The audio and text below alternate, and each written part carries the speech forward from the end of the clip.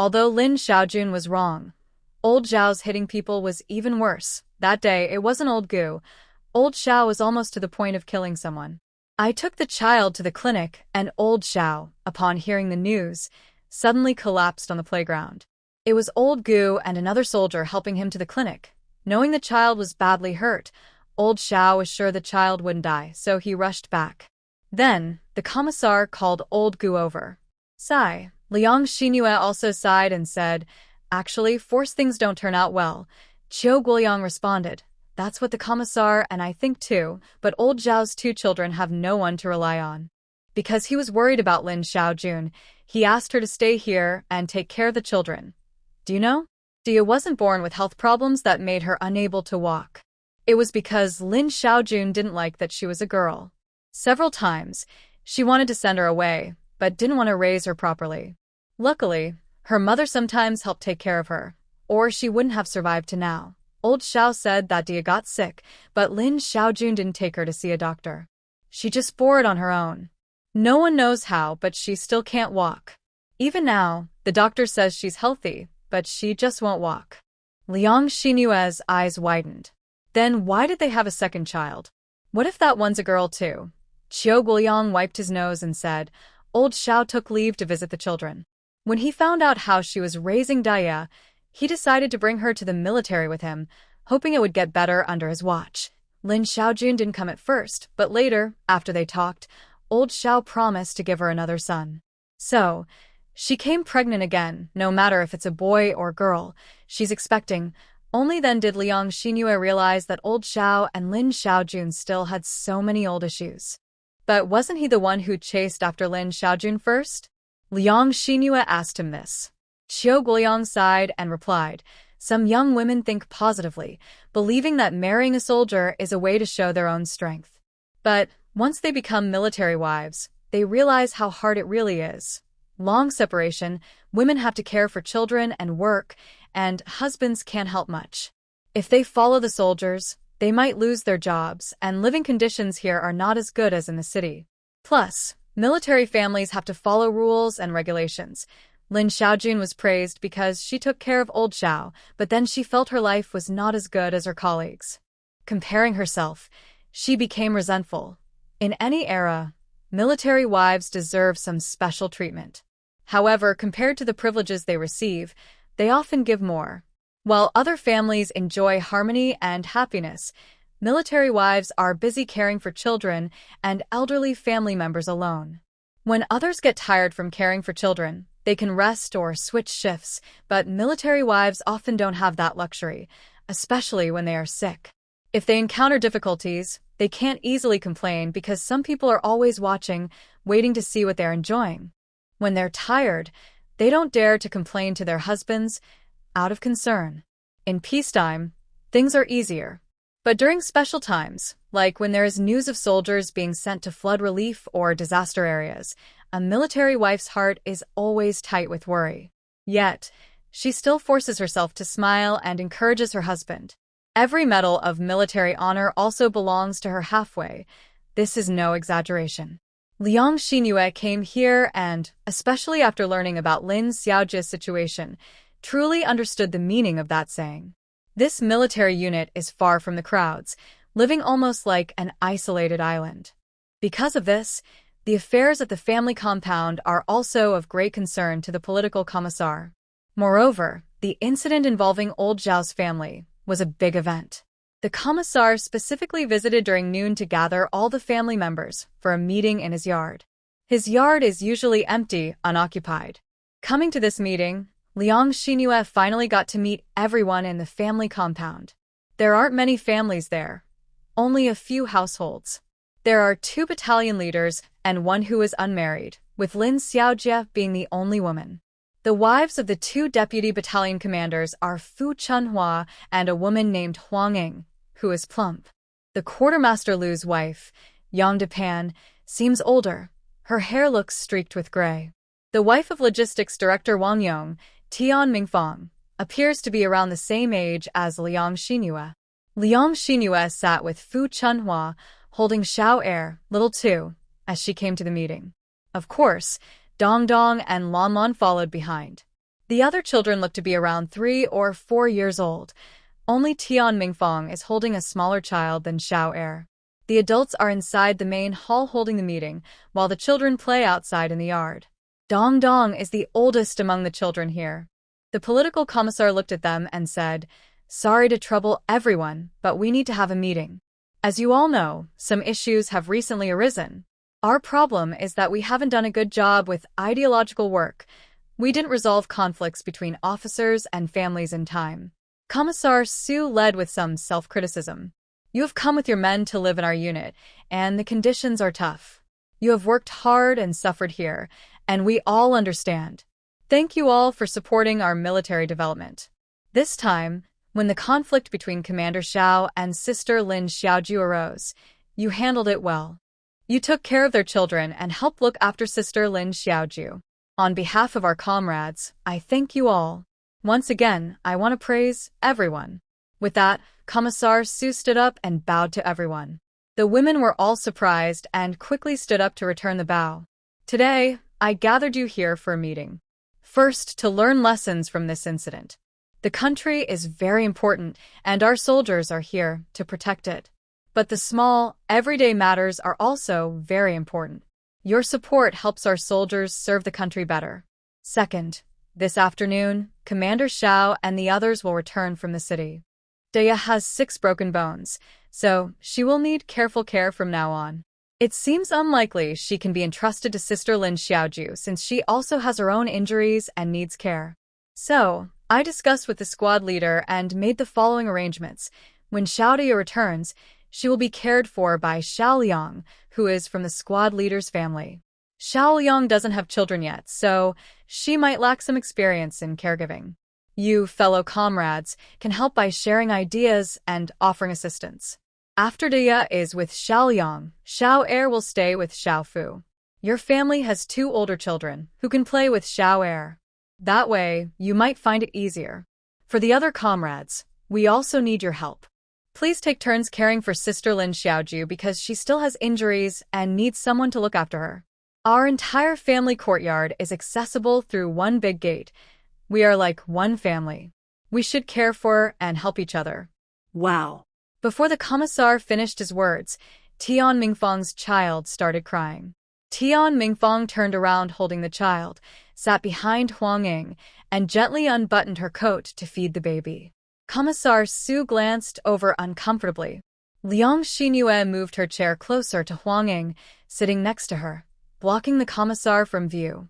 Su cleared his throat and continued speaking. "Does everyone have any opinions about this arrangement? In the coming days, Commander Gu and I will take extra shifts, and we'll ask the men from your families to come home more often to help with the children." Huang Ying chuckled cheerfully and said confidently, "Commissar, don't worry. These are small matters, and we can handle them. We all spend our days mostly taking care of the children, and there's not much else to do. It's easy to take care of 1 or 2 people. Women usually don't have much to do. Also, the families here came to support the army, but have little to do themselves. They stay in their own yards, watching their children. The children are young and come from different places, so they don't recognize each other. That's why they rarely gather like this. This explains why Liang Xinyue has been here for almost a month and still only recognizes Fu Chunhua and Lin Xiaoju. If it weren't for Lin Xiaoju's situation, everyone probably wouldn't have gathered like this." With a shared understanding, Liang Xinyue quickly tidied up the bed again before going back. Originally, the bed was pushed against the wall on one side. Liang Xinyue thought it would be easier to take care of the children if she asked Fu Chunhua for help and moved the bed into the middle of the room. Now, the bed has one side against the wall, with the other 3 sides open. This way, since the child can't move now, I'll put her in the middle. Sometimes I help her on the left, and I can stand on that side to do things, which makes it easier." Fu Chunhua nodded and said, "That's true. It makes caring for her easier. But our family can't do that. If the bed isn't against the wall, my little boy would flip over and fall underneath it in no time." Liang Xinyue sighed and said, "Sister Fu, with 3 children, you'll be very busy." Fu Chunhua laughed and replied, "In our hometown, every family has 4 or 5 children. It's just about feeding the kids, making sure they don't go hungry, keeping them warm so they don't freeze. That's all. The older children look after the younger ones. The adults aren't too tired either. In my past memories, every family's children seemed as precious as little emperors. But from the memories of my previous self, as Fu's sister said, the children grew up among dirt and mud by the fields, messy and dirty. As long as they had something to eat, it was enough.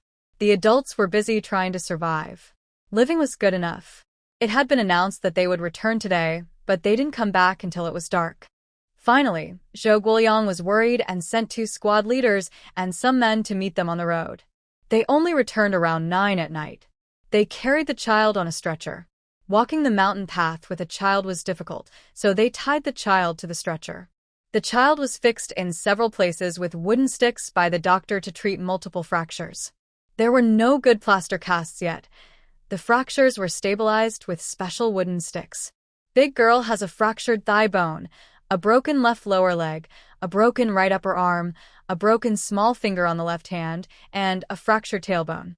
All the fractures are in active areas, so they need to be bound with wooden boards for a long time. She can't move until her bones heal.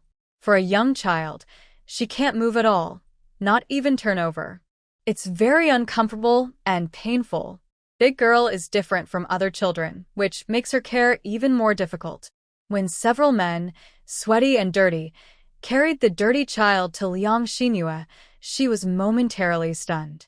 Xiao Shun looked very tired and said cautiously, "Sister-in-law, I'll go back and bring her some clothes. I'll give her a bath." On the way, she had an accident. We couldn't do anything, worried about hurting her. Xiao Shun choked up at the end. These 2 days taking the girl to see a doctor, Xiao Shun, a big man with a beard, had cried so many times. The doctor set her bones, but the child's screams of pain pierced his heart. The girl can't move, and they can't even lift her. They're afraid of hurting her. Seeing her alone and helpless, he could only cry and comfort her. They didn't have clothes for the girl, but another hospitalized girl in the hospital shared some clothes with her, or she would smell even worse. Little Wei, clever, said, "Older sister, I'll boil some water to warm up." The doctor said I can wipe her with it, but the areas with medicine shouldn't be washed yet. When they change the medicine after 2 days, then she can be washed. Little Wei quickly went into the kitchen and started boiling water. Liang Xinhua immediately called out, "Little Wei, I still have steamed buns and porridge in the pot. Everyone can eat some first. I'll take care of it. Old Xiao, you go back and bring over her clothes and things." Liang Xinhua told them to first carry the girl to the room prepared for her to sleep, but she would stay put for now. She quickly went to boil hot water. Meanwhile, Zhou Guoliang helped bring out the prepared food so they could eat. Since the girl couldn't be moved easily, after the hot water was ready, she prepared an old cloth, ready to clean the areas that could be wiped. The task of wiping the girl was done by Liang Xinhua. Honestly, after cleaning the girl, she was very dirty and smelly. Moreover, it seemed that Lin Xiaojia hadn't bathed her before, and some places on her body were starting to rot.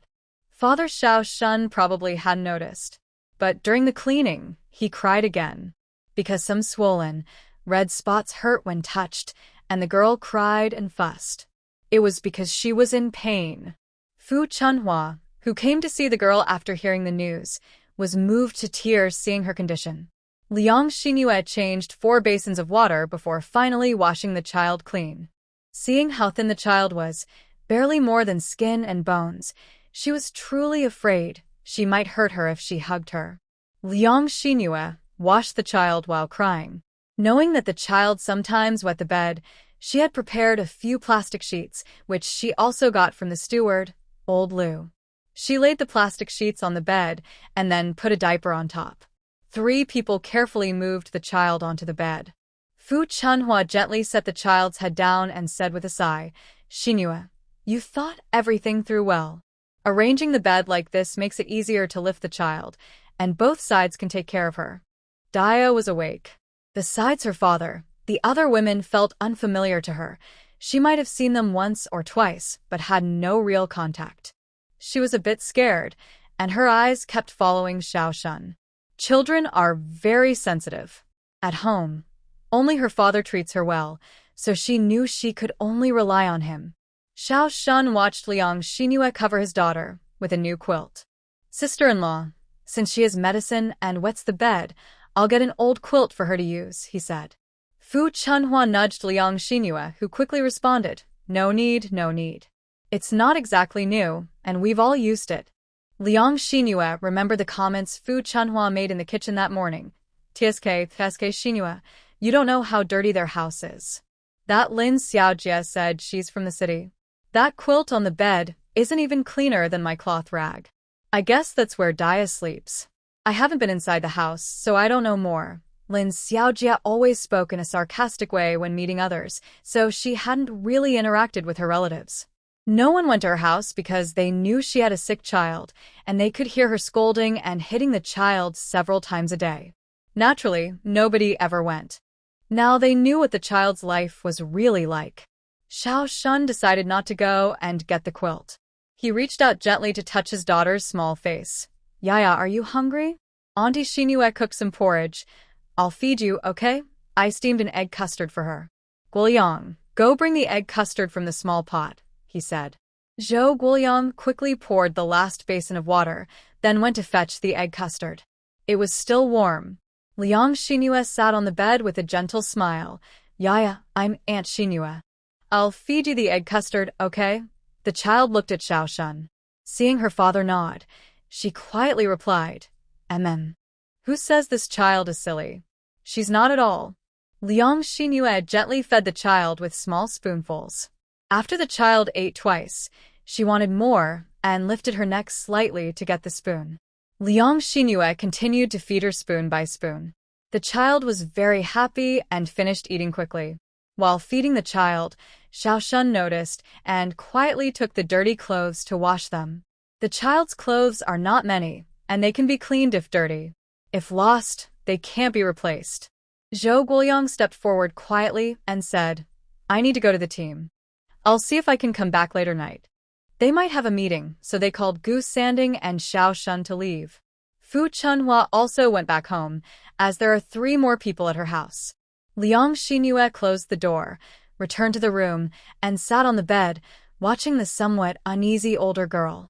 She gently reached out and held her small hand, like a chicken's claw, and slowly massaged each finger. Yaya, do you still want to eat steamed eggs? The older girl looked at Liang Xingyue's gentle smile and felt that this aunt was very kind. She just nodded slightly. Remember, from now on, if you're in pain, tell me. Say, Auntie, I am in pain. If you need to pee, don't go now, tell me first. Auntie, I need to pee. If you do well, I will steam eggs for you again tomorrow. The older girl stared blankly at Liang Xingyue.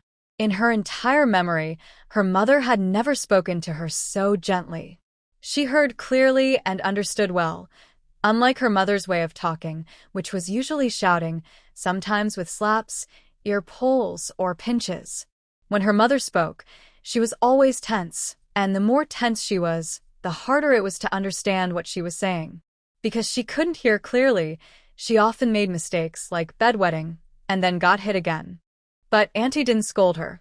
She spoke slowly and kindly. Gradually, the older girl understood. After understanding, she stared at Liang Xingyue blankly, thinking she hadn't understood before. Liang Xingyue tried to repeat herself more slowly, but the girl finally spoke. Just one, And Liang Xingyue smiled happily, reaching out and touching the girl's face. Do you know what to call it? When you need to pee, say pee-pee. When you want to eat, tell Andy. Do you understand? Again, she responded with a Liang Xingyue knew that this was rare. As she knew, this child had been physically beaten and scolded by Lin Xiaojin, losing her sense of self and becoming unable to communicate properly. Xiao Shun once said that he only talked to his younger brother and himself at home, usually just a word or two, rarely a long sentence. He tried to comfort the child, but his time was limited, and by the time he returned in the evening, the children should already be asleep. Sometimes the child had accidents and was scolded or punished. In any case, there was never a peaceful moment in that house. Liang Xingyue, who time-traveled from decades later, often saw online that children who had been abused might have quick defensive reactions, refuse to communicate, or become depressed. But now, it seemed this child still had reactions. Liang Xinhua thought that this might be thanks to Lao Xiao occasionally giving the child some warmth, which kept the child still hopeful about the world. She smiled and gently kissed the child's forehead, saying, "All right, yeah, be good. You can lie down and rest for a while. If you want to sleep, just sleep.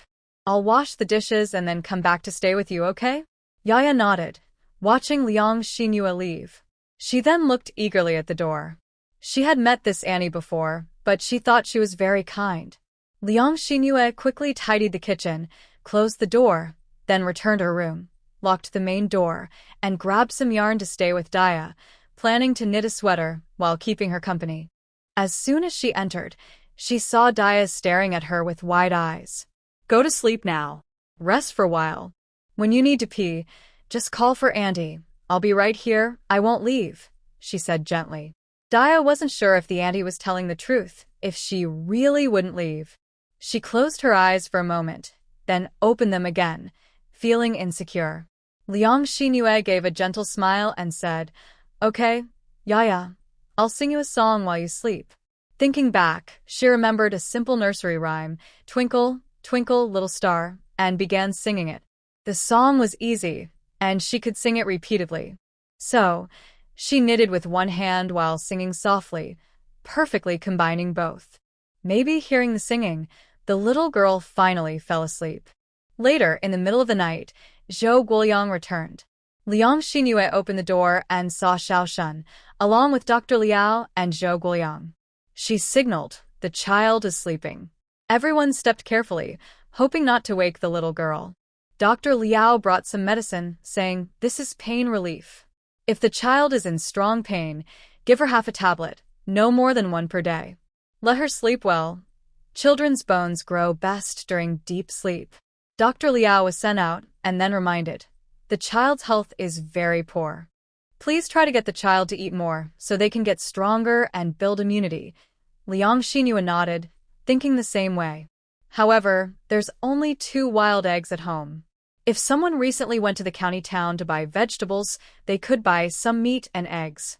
Xiao Shun's host stayed beside the child, with swollen eyes, seeing Liang Xinhua come back. "Sister-in-law, I don't know how to thank you." He straightened up and saluted Liang Xinhua. Liang Xinhua was startled and took a step aside. "Captain Xiao, don't do that. It's not just because of the brotherhood with old Zhou from our family. Even regular neighbors would help in such a situation. You've been tired these days. Rest well tonight, because tomorrow will have its own tasks." She thought for a moment and looked at Zhou Guoyang. "Does Captain Xiao plan to stay at home tonight or stay here with us?" Xiao Shun's host shook his head. "Lao Su told me not to go back yet. I'll stay in the company's duty room. Sorry for the trouble." He turned and left. Zhou Guoyang saw him off, closed the door, washed his face and feet. After closing the main hall door, he turned around and hugged Liang Xinhua. "Xinhua, how about you? You've been busy these days. How is your health?" Liang Xinhua blushed a little, resting her head on Zhou Guoyang's chest softly. "I'm fine now." Hearing this, Zhou Guoyang held her tighter and whispered into her ear, "Can I still ask for more?" Liang Xinhua's ears blushed even more. They are a married couple, sharing the bed for about a month now. They've done what lovers do. But she still felt a little shy. However, thinking of the sick child still sleeping in the other room, Liang Xinhua sighed and said, "Captain Zhou, we can only endure this. That girl just arrived here, and I sang for a long time to get her to sleep. I'm even worried she might wet the bed, so I need to stand guard." Zhou Guoyang felt some regret, kissed her on the forehead, and his hand slipped inside her clothes. Since he couldn't have more now, he could only satisfy his longing. Fortunately, Captain Zhou's willpower was strong. He accompanied his wife to check on the older girl. Seeing Liang Xinhua leaning against her, asleep, he reluctantly returned to their room to sleep. Not long after Liang Xinhua fell asleep, she sensed the older girl moving. Although she was all tied up with wooden blocks, Liang Xinhua still felt her trying to move. Liang Xinhua reached out to turn on the light and said gently, "Yeah, do you need to pee? If you need to pee, you should tell Auntie." Auntie will sleep with you. Uncle, pee. When she heard that the little girl really needed to pee, Liang Xinyue quickly stood up, placed the prepared basin carefully, and picked up Yaya. It was a bit hard to hold her because the child's hands and legs were straight and tied. She couldn't bend her waist. Liang Xinyue moved Yaya to the edge of the bed, then gently lifted her to bring her lower body level with the bed. She placed the basin in front of her, so Yaya could pee naturally.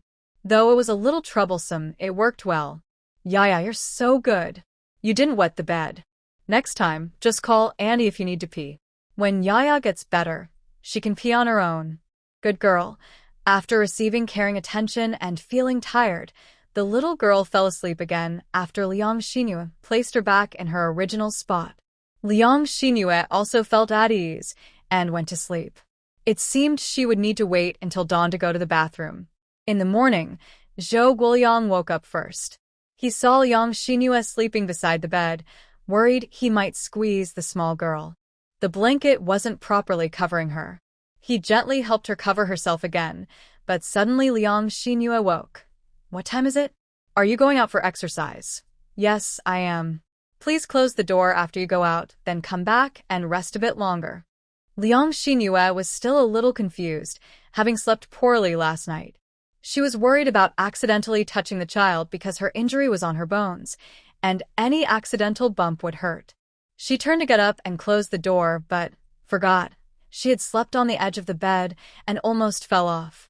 Luckily, Zhou Guoliang moved quickly and caught her. Be careful. Liang Xinyue smiled slightly, then followed Zhou Guoliang to close and latch the door. She returned and lay down again. When she woke again, it was already bright outside. She opened her eyes and saw Yaya also awake. Oh, you're awake? Why didn't you wake me? Are you hungry? I'll go cook for you.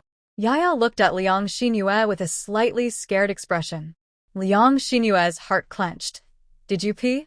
Yaya's mouth twitched, and she was about to cry.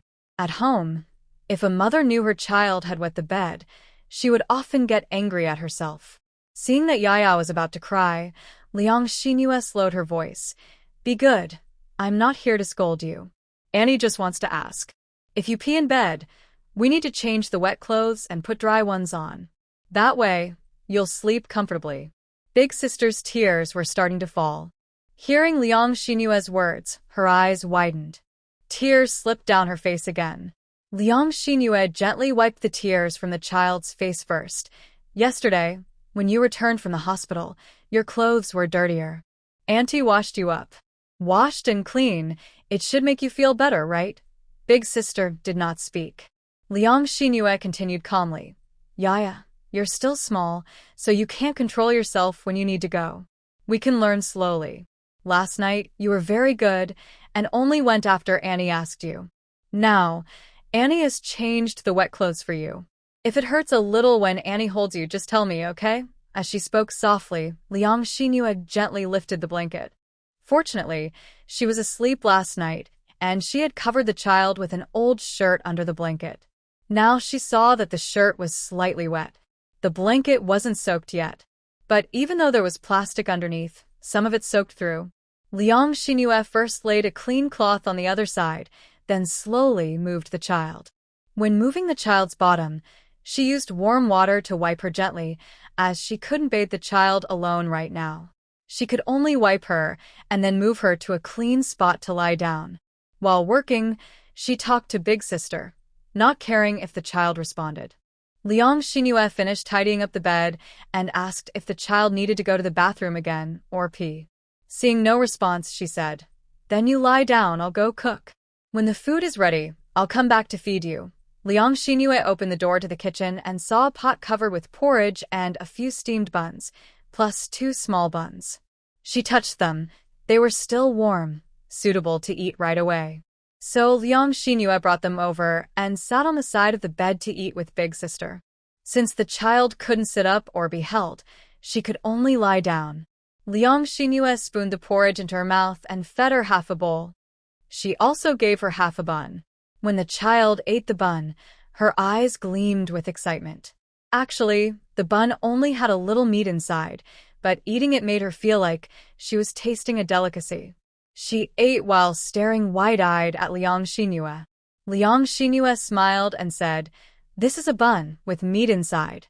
When someone goes to the county town, I'll ask them to buy some meat for you and later I'll make you more buns." Liang Xinhua chatted casually with the child. After finishing, she washed the dishes. After helping the children with activities, Dr. Liao also arrived. He checked little sister again and said, "Not bad, very clean."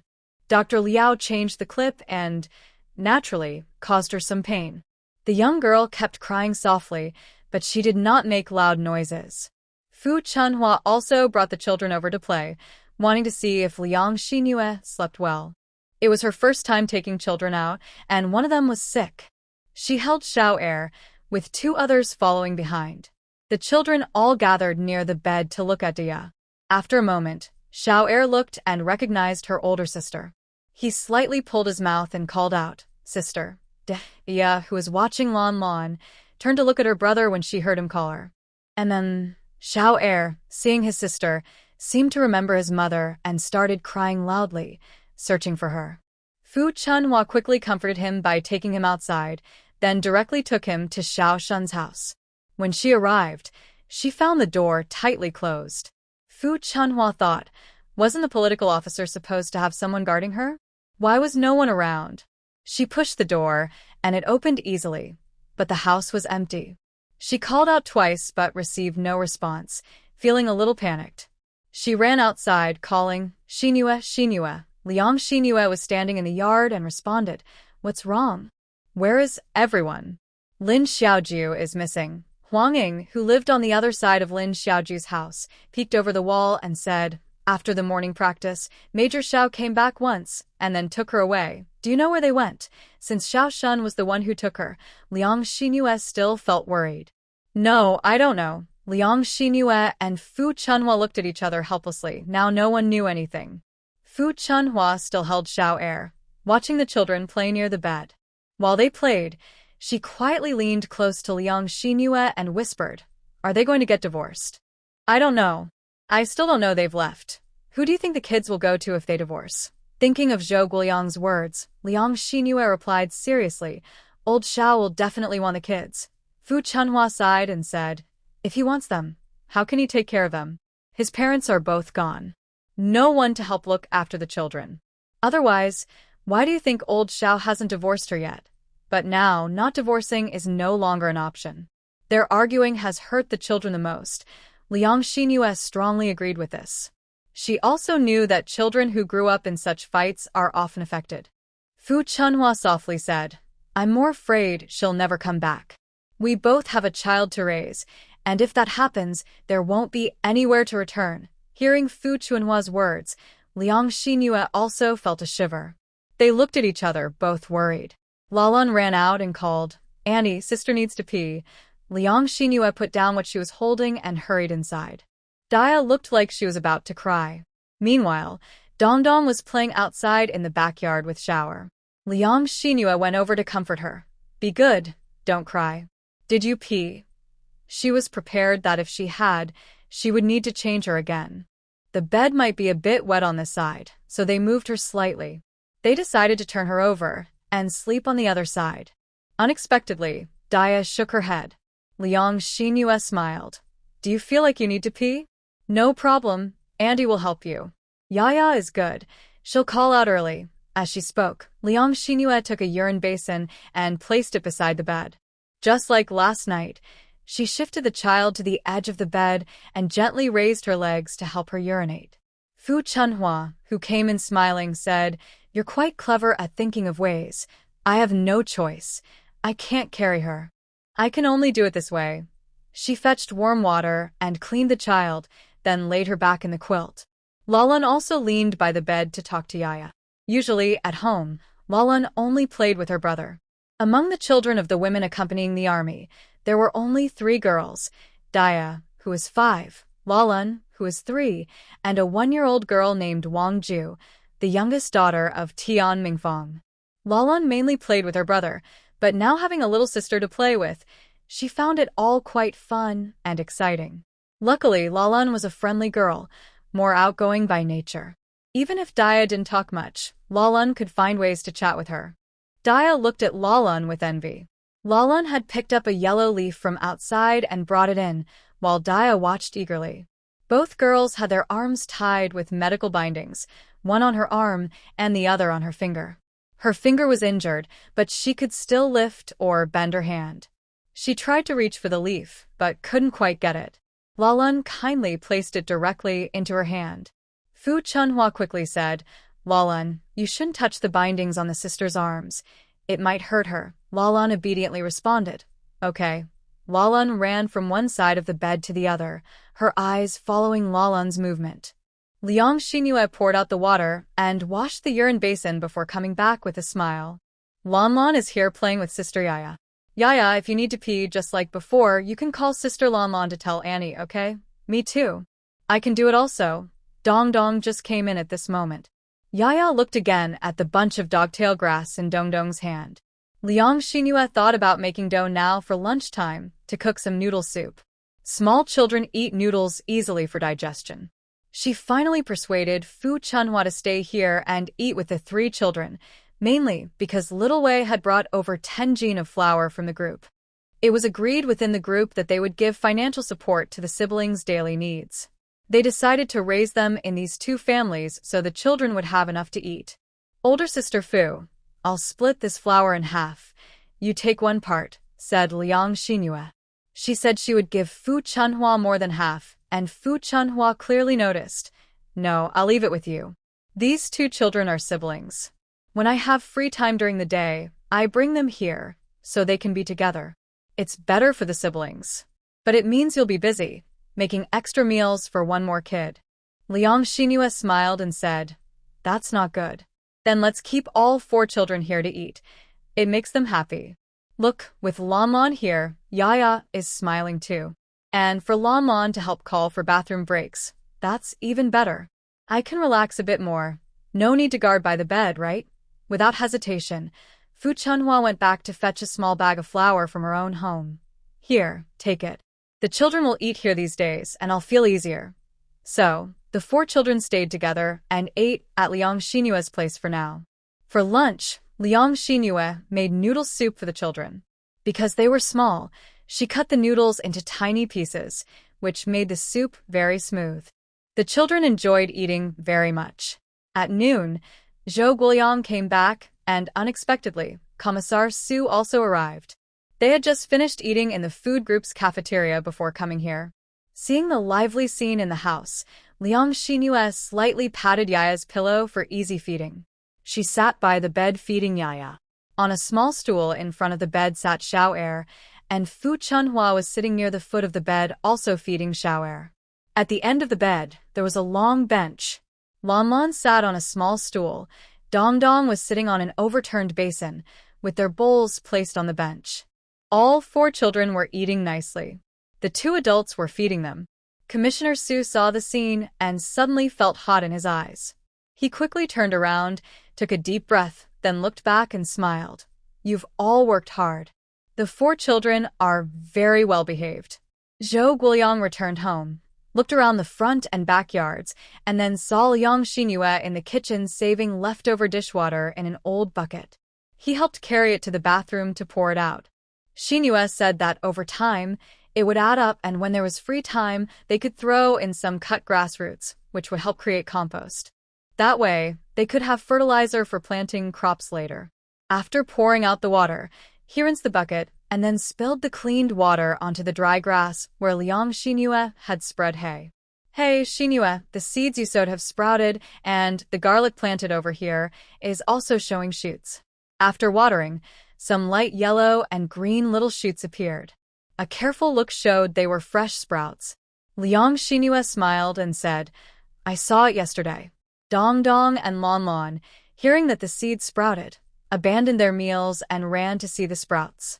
Fu Chunhua immediately called out, Dong Dong, watch your sister. Don't pull out the sprouts that just appeared. If you pull them, there will be no vegetables to eat. Those are Auntie's seeds. Lon Lon obediently replied, I just want to look. Zhou Guoliang then took the 2 children to see. Meanwhile, Yaya also looked toward the backyard. Liang Xinhua laughed and said, "Yeah, in a few days, you can go see it. Once you're better, Andy will help you plant seeds too. We'll grow our own and watch them sprout." Yaya's eyes lit up and she smiled. After feeding the children and tidying up the dishes, she went into the kitchen. Commissioner Su and Zhou Guoliang sat outside in the yard, talking with Fu Chunhua and Liang Xinhua. Old Xiao took Lin Xiaojie to the county town. Lin Xiaojie said she wants to see a doctor, so it looks like you'll need to take care of the kids for a few more days. We'll see how Lin Xiaojie's checkup goes when she returns. It turns out she went to the county for a checkup. Liang Xinhua and Fu Chunhua looked at each other, and both sighed in relief. They agreed that taking care of the kids for a few days was no problem. At that moment, Wei burst in. "Commissioner, Commander, sister-in-law Lin ran away." Everyone looked at Wei. Panting, Wei explained again. "Just now, Captain Gu received a call from Captain Xiao from the County Armed Forces Department. They said someone is missing. He and other armed forces colleagues have searched everywhere, but found no one." Wei paused and continued. "Commander, Captain Xiao told you to check their home. The locked drawer in that room contains a notebook with some quotations. Inside, there's still the original 40 yuan he saved and 10 jin of grain coupons." After Xiao Wei finished speaking, Zhou Guoliang immediately jumped over the 1-meter-high wall and entered Old Zhao's courtyard. Commissioner Su and Xiao Wei also climbed over the wall. After Liang Xinhua and Fu Chunhua were shocked, they quickly ran out the gate and into Captain Zhao's house. This was Liang Xinhua's first time visiting their home, and she could really smell a strong foul odor. The smell was on the clothes everywhere. On the children and adults, some looked worn, others seemed washed. When they entered, Zhou Guoliang and the others were already going through the quote books. "There's nothing here," said Zhou Guoliang and Commissioner Su with a serious face. Zhou Guoliang quickly said, "I'll go to the county right now." Commissioner Su hurriedly replied, "Another car isn't fixed yet, and the one Xiao Lao drove away." "How will you go? There's a bicycle, another bicycle," Zhou Guoliang insisted. Commissioner Su grabbed Zhou Guoliang as he was about to leave. "Your leg isn't fully healed yet. It might take 2 or 3 hours to ride to the county. And even if you go, it might not help. I'll call the armed forces and ask them to send someone to bring Xiao Lao back. Then we can discuss it. I'll also send a telegram to Lin Xiaojue's former unit to see if they've returned." Zhou Guoliang clenched his fists and angrily hit the drawer, which cracked open on the surface. Liang Xinhua instinctively reached out and held his fist. "Guoliang, you." Zhou Guoliang let out a long sigh. "Take care of the children and the political officer. Let's call the group and check the situation. Make sure they watch over Xiao Lao." I'm worried Xiao Lao might do something wrong out of anger. Lately, Liang Xinhua could sense that Zhou Guoliang's feelings for Xiao Xuanhe and Gu Sanding were different. He was very upset about Xiao Lao's situation. Commissioner Su nodded and looked at Xiao Lao's home with a heavy expression before returning to the group with Zhou Guoliang and Xiao Wei. Liang Xinhua and Fu Chunhua exchanged glances again. Then they stepped outside and closed the door behind them. Back inside, they saw the 4 children happily playing with dog-tail grass. Liang Xinhua didn't know what to say. Fu Chunhua softly sighed. "How can this be? How can it be? It's flesh that was once part of their own bodies. How could they bear to leave it behind?" Even though Liang Xinhua had never had children herself, she couldn't imagine what kind of mother would leave such small children behind. Watching Yaya and Dong Dong smile faintly while playing, Liang Xinhua felt like crying. Several people from Zhou Guoliang's team returned, and Gu Sanding came out of the office looking anxious. "Lao Zhou, I'll go to the county. I'll bring Lao Xiao back." Zhou Guoliang frowned and didn't say anything. He quickly walked to his desk, picked up the phone, and started dialing. "Hello, this is the Iron Steel Regiment of the military station. Please connect me to the Armed Department in Shihui County." After being transferred, someone from the Armed Department answered. "Hello, I am Captain Xiao from your team." Then Lao Xiao answered the phone. "Old Zhou." When he called, Lao Xiao choked up and couldn't speak clearly. He looked upset. But he felt even worse. Everyone in the office heard him call Old Zhou, and their eyes turned red. Gu Sanding turned around and punched the wall twice. White marks appeared where he hit. He felt sorry for his brother. Zhou Guoyang also had tears in his eyes. He took a deep breath and asked, "How are things on your side now? Any news?" "Yes, just now a soldier at the station reported she got on a bus heading to the city. I wasn't allowed to leave the county. I plan to return to the team immediately." Commander Su let out a long sigh. He was worried Lao Xiao would act impulsively and leave Shihui County to find her, which would break military rules. As long as he's back and confirms Lin Ziaj is heading to the city, that's enough. Zhou Guoyang shared the same thought. "I checked. Her money and food stamps are gone. She probably planned this. Please ask a leader from the armed department to answer the phone." Xiao Shun handed the phone to Minister Li standing beside him. "Old Zhou, I'm very sorry. We found out and went to look for her right away. We just got new information. Someone described as being very similar to her got on a bus to the city, and I hear she also inquired about the route to Nanshire. I've already called Nanshire. They'll send someone to verify. As long as she left willingly, we can't hold her. If we can't persuade her to stay, we'll have to find a way to send someone to her family." "Okay, thank you. Your arrangements make me feel relieved. I also worry about a girl traveling alone such a long way and making mistakes. Keep us updated if you hear anything about her." By the way, her original workplace was the Supply and Marketing Cooperative in Nanshire. After confirming she has returned, we'll contact her workplace. Good. Captain Xiao is fine. Everyone can rest assured. He will return to the group soon. After hanging up the phone, the people in the room didn't know what to say. Old Xiao was quite hurt this time. Lin Ziajui's secret departure not only hurt Old Xiao but also raised a bigger problem. What about the two children? Also, that day Old Xiao impulsively hit her.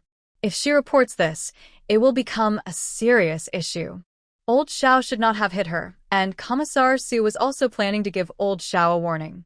But with all these events happening one after another, there wasn't enough time. Although she is his wife, she is also a civilian. Some people might understand when they hear about this, but others might use it as an excuse to criticize severely.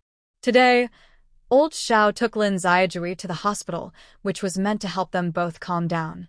Of course, he also wanted Lin Ziajui to recover quickly and come back, so he could take care of his children himself. Last night, Old Xiao hardly slept. Before he left, the commissar specifically told him to be extra careful and to treat her well. No matter what, she is the mother of his child. Once her injury heals and the child's wounds are treated, if she agrees to return to the city, she can bring the children back. Old Xiao saw no other way and agreed to all of this. Learning that Lin Ziajui abandoned her daughter made Old Xiao realize he really shouldn't have forced her to stay. But unexpectedly, Lin Ziajui left the home alone and walked away. In the evening, Xiao Shun returned. As soon as he reached the gate of the group, he saw Commissar Su, Zhou Guoyang, Gu Sanding, and Little Wei standing behind them. Xiao Shun's eyes filled with tears. As soon as he parked his car, Gu Sanding came forward, opened the car door, and pulled him out. He punched him in the chest, then they bumped shoulders, and Gu Sanding patted his back. These were typical gestures among brothers. Old Xiao. Zhou Guoyang also came over. The three embraced each other, their heads pressed together, staring at their feet. Without saying a word, Xiao Shun started to cry loudly. Zhou Guoyang patted him firmly twice. "Stop crying. Be a man. Hold your head high." Commissioner Su also came over and said, "Let's go to the office to talk." This is at the gate of the camp. Of course, the camp entrance wasn't a market. It was a quiet place, with only 2 sentries on duty. Zhou Guoyang also remembered this and softly scolded him. "Stop crying. Come on, let's go back to the group." "No, I want to see the children." Old Xiao turned and headed towards the family quarters. The others looked at each other briefly. Commissar Su waved his hand and said, "Old Zhou, go check. Third Ding is on duty tonight." Zhou Guoyang followed Xiao Shun back to the family quarters. Meanwhile, Gu Sanding jumped into his car and drove back to the group. Zhou Guoyang quickened his pace and stopped Xiao Shun on the way, asking, "Tell me what's going on?"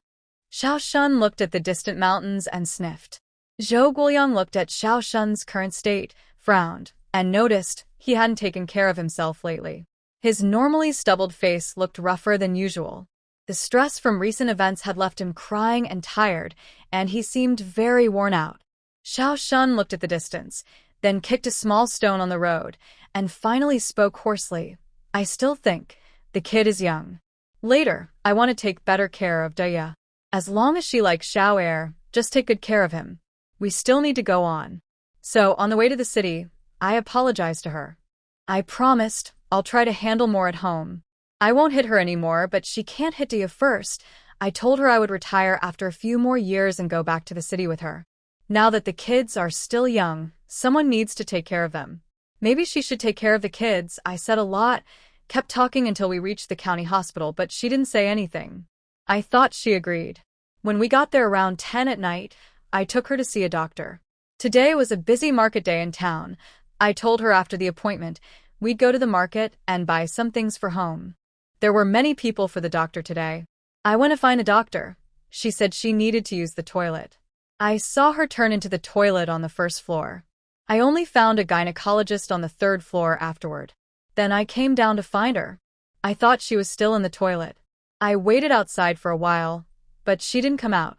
Later, a hospital doctor came out and asked, "Comrade, are you waiting for someone? The toilet inside is empty now." At that moment, I didn't think she had left. I thought maybe we got separated. The hospital building has staircases on both sides. I checked each floor, went up and down 3 times, but she was gone. I couldn't imagine she left us on purpose. I thought something had happened to her. I then talked to the hospital security. Once they heard I was a soldier, they immediately helped me search, confirming she wasn't in the hospital. I was panicking, old Joe. Do you know? I suddenly felt very anxious inside. I guess she had definitely left, but I didn't want to admit it. The security staff at the hospital saw I looked lost and called the Armed Forces Department. Old Lee from the department heard it was me and drove over to understand the situation. His colleagues also went to help search. Then they found her at the train station. According to a ticket clerk, she took the 11 o'clock bus to the city. Before buying her ticket, she asked about the bus to South City. Old Lee then sent someone immediately to the city and called the people there. That's when you all called me. Old Xiao talked about today's events and kept choking up. He really didn't expect Lin Xiaojin to leave them 3 behind. His family is broken now. Zhou Guoyang patted him and said, "It's okay. We're here for you. The kids are good now." Today, Daya smiled happily. Dong Dong and Lon Lon from Old Chen's family have been with us, playing with their siblings. Old Xiao looked toward the nearby hillside, lifting his head slightly, trying not to let tears fall. Zhou Guoyang added, "She might really be unhappy here. Besides your wife, all our wives are from the countryside. They usually talk about chopping wood and farming. Your wife probably can't find anyone to talk to. We understand her difficulties, especially since she has to take care of 2 kids.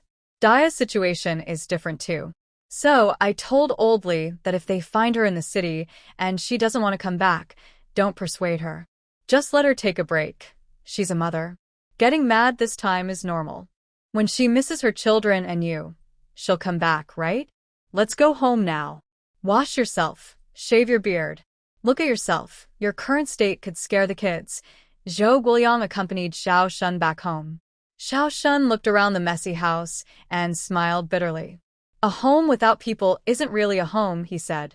Zhou Guoyang helped pick up some clothes and straighten the uneven table and chairs. "Don't think too much.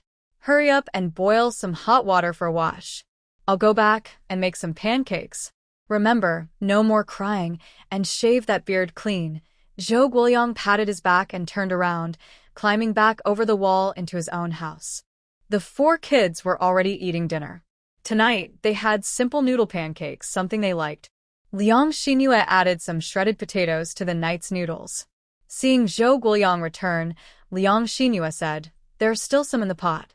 I kept them for you, and I also fried 2 potato pancakes. You can eat them." Zhou Guoyang responded with a nod and looked at everyone, saying, "Old Xiao is back." The waiter didn't seem to hear, but Daya looked at Zhou Guoyang. She understood and knew who Lao Xiao was. Liang Xingyue and Fu Chunhua glanced at each other. Where is he? Word is he left, but we're not sure yet. When Lao Xiao comes to see the kids later, I will fry 2 more pancakes. Zhou Guoliang turned around to check the pot. There were still 6 or 7 pancakes in it, probably enough without frying more. He chopped some pickled vegetables that the steward had brought a few days ago, then stir-fried them in the pan without oil.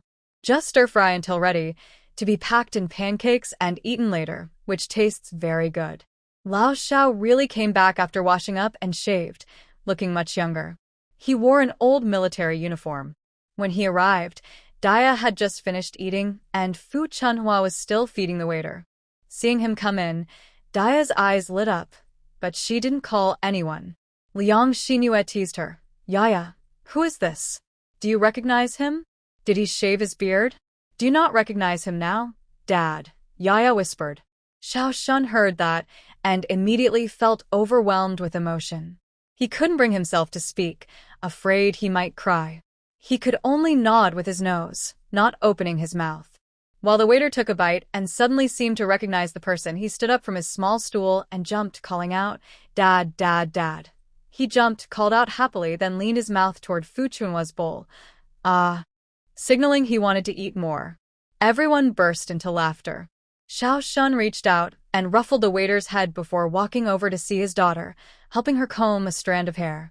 Be good, have you eaten? Yaya smiled softly, glanced at Liang Xingyue and said, very tasty. Xiao Shun leaned his head on his daughter's shoulder, gave a little rub. He wanted to hold her but couldn't. Liang Xingyue gave a simple introduction. Yaya is very good. This afternoon, she didn't get soaked anymore and called for us. She isn't afraid of pain anymore. She's very brave, setting a good example for her brother. Hearing such praise, Yaya understood it well, and Xiao Shun smiled happily. Yes, our girl is really capable. It only means her Annie has worked hard. Liang Xingyue smiled and said, It's really not hard. I just cook some food for her, and during the day, Sister Fu helps watch everything. Plus, with these 3 playing with her, Yaya is no longer afraid of pain. Dr. Liao has come a few times and said she's doing well. In a few days, some of the wooden boards can be taken down. The children are recovering quickly. Since Yaya's fractures are all in the bones, only her little finger is broken. As long as she is well cared for, she will heal quickly. Zhou Guoliang came in and said, Old Xiao, come eat. Your sister-in-law made some pancakes and a soup with flat noodles. It'll do. Zhou Guoliang also brought in a stool and 2 bowls of soup, then carried a basket with pancakes over. They each took a bowl of soup, added some pickles to their pancakes, and either stood or squatted as they ate. Their young son saw that his father was eating differently, so he ran over and took a bite of his father's pancake. Shun said while eating, 2 sisters-in-law, thank you so much. Otherwise, I wouldn't know what to do. Fu Chunhua sighed and said, Cutting bamboo can still encounter festive days. Life always has challenges. When there's a problem, we all lend a helping hand. That's nothing big. Besides, the children are very well behaved. I have 2 myself, and Xingyue is fine for now. We just help where we can. If I have problems someday, I'll definitely need your help too. Liang Xingyue also added. Exactly. We all came here with the army, living in this courtyard. Closing the gate makes us like one big family. Helping each other out is what we do.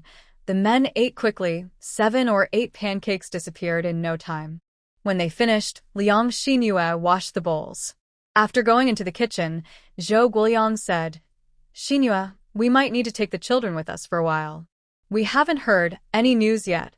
Lin Xiaoju has really gone back to Nanshi. Old Zhou sent a telegram to her workplace in Nanshi, but no reply has come back. Liang Xingyue said nothing. She frowned and thought. Helping once is one thing, but constantly helping changes the situation. The children are pitiful, but Lin Xiaoju has been irresponsible. Xingyue. Seeing that Liang Xingyue did not answer, Zhou Guoliang asked again, a little worried. Liang Xingyue nodded and said, It's okay. Sister Fu already said I have nothing else to do for now. Just keep the children with us. They're well behaved. After cleaning up the kitchen, Zhou Guoliang saw that the water in the basin was almost used up, so he hurried out to fetch 2 buckets of water. Shun sat on a small stool at his daughter's bedside, watching his young son, and Lon run around and play. He also saw the proud look in his daughter's eyes. Yaya, don't worry. Once you're better and learn to walk again, you'll be able to run with them. The doctor said you can learn to walk. Daddy believes you are so wonderful. You will surely succeed. Yaya responded with a small sound and a slight smile. When Liang Xinyu came in, she happened to see the scene. Shun was softly talking to his daughter, and Yaya was gently smiling at her father. She thought if only there was a phone, I could record this moment and show Yaya later. She captured this scene in her mind, but she didn't expect it to be a lasting memory. Just as Zhou Guoyang put down the bucket, Gu Sanding ran over. Captain, Zhou Guoyang looked up at Gu Sanding. Usually, he called himself Old Zhou. Calling him captain meant something was important. Gu Sanding crouched slightly and whispered, "We have a mission. Our superiors require all 3 of us to go." As for Old Xiao, Zhou Guoyang frowned. Hadn't he just been out once? Was there any instruction for a mission? Gu Sanding leaned in closer and whispered again. Zhou Guoyang's brow furrowed tighter. Old Xiao hasn't rested well these days. His health might be a little bad. Just then, Shun was about to go home to get some clothes for the kids. When he came out, he saw them whispering, "What are you 2 secretly doing?" "No secrets," Gu Sanding instinctively responded. Zhou Guoyang thought for a moment and explained the situation. Then Old Xiao stood straight and declared, "Shun is rejoining the team." Zhou Guoyang still frowned and said, "I'll talk to the higher-ups. You shouldn't go for now. No news has come from Nanshur yet, and we don't know what's next. Besides, the kids." Shun looked at him directly. "Who among us can be spared?"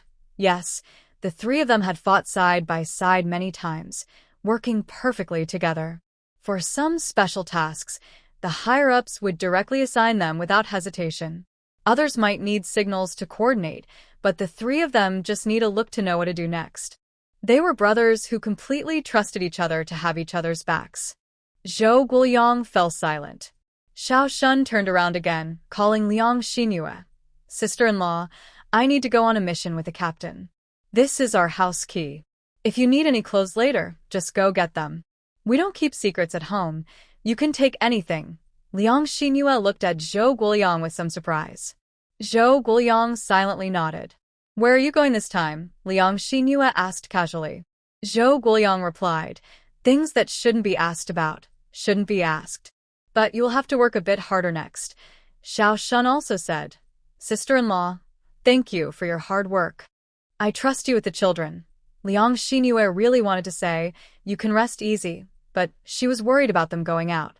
If it's something that shouldn't be asked about, then it might be even more dangerous. Liang Xinyu looked at Zhou Guoyang with concern. Zhou Guoyang didn't care about Gu Sanding and the others. He reached out and pulled Liang Xinyu back to their room. "You've worked hard. We might not be gone long this time. If Lin Xiaoju is persuaded to come back, Yaya shouldn't be with her for now. Take good care of the child, and when Old Xiao returns, we'll decide. In a few days, the salary will be ready. I'll have Xiaowei bring it for you. If there's no food, tell Xiaowei to buy some in the county town." After saying that, he hugged Liang Xinyu tightly. "Even when I'm not here, take care of your health. If anything happens, contact Xiaowei and Commissar Su. I will be back soon." Before she could reply, he hugged her again and kissed her heavily, then let her go and left. When Liang Xinyu adjusted her clothes and chased after him, the 3 of them were already gone. After the children played for a while and got tired, Xiao'er and Lan naturally started to doze off. Fu Chunhua held hands with Lan, and Dong Dong also held Lan's other hand, and they headed back. They all left, and Liang Xinyu boiled some water to wash up, then wiped the children down again. "All right, now everyone's clean and comfortable. Do you want to pee? Once you pee, Yaya can go to sleep too. Annie, what about Dad?" Yaya asked about Old Xiao. Liang Xinyu smiled and said, "Dad wanted the team to work. Don't worry, when he comes back he'll see Yaya." Yaya gave a faint smile. Liang Xinyu helped her pee once more, then let her sleep. Liang Xinyu sat down again. knitting a sweater while humming a song. Tonight, Yaya fell asleep very quickly, probably because she was familiar with it and feeling much more comfortable. Liang Xinhua hummed from children's songs to popular songs, then suddenly smiled to herself. If she sang these popular songs, would she become famous early? But thinking of their current time, where people still have trouble eating who would appreciate those dance moves, she could only amuse herself. But the temperature was dropping more and more. Sitting in this room at night, she already started to feel cold feet. Liang Xinhua feels she needs to finish knitting her sweaters soon. She talked with Sister Fu these past days, and she also has her own way of making cotton clothes, so she can learn to do it herself. Thinking ahead, tomorrow Sister Fu will bring the kids over, so she decides to take out fabric and cut it for the cotton clothes, then start sewing. Looking at the sweater on her hands, measuring the size, she decides to stay late tonight to finish knitting the body part of the sweater for Zhou Guoliang. Tomorrow, she can begin making the sleeves.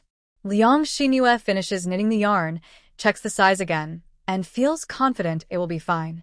She also takes out one of Zhou Guoliang's clothes from the wardrobe and tidies up the ends. Before sleep, she checks on Yaya's diaper again, worried she might wet herself during the night. Only then does she go to bed. Since Lao Zhou is not here, she eats breakfast with Yaya in the morning. This means she can wake up a bit later.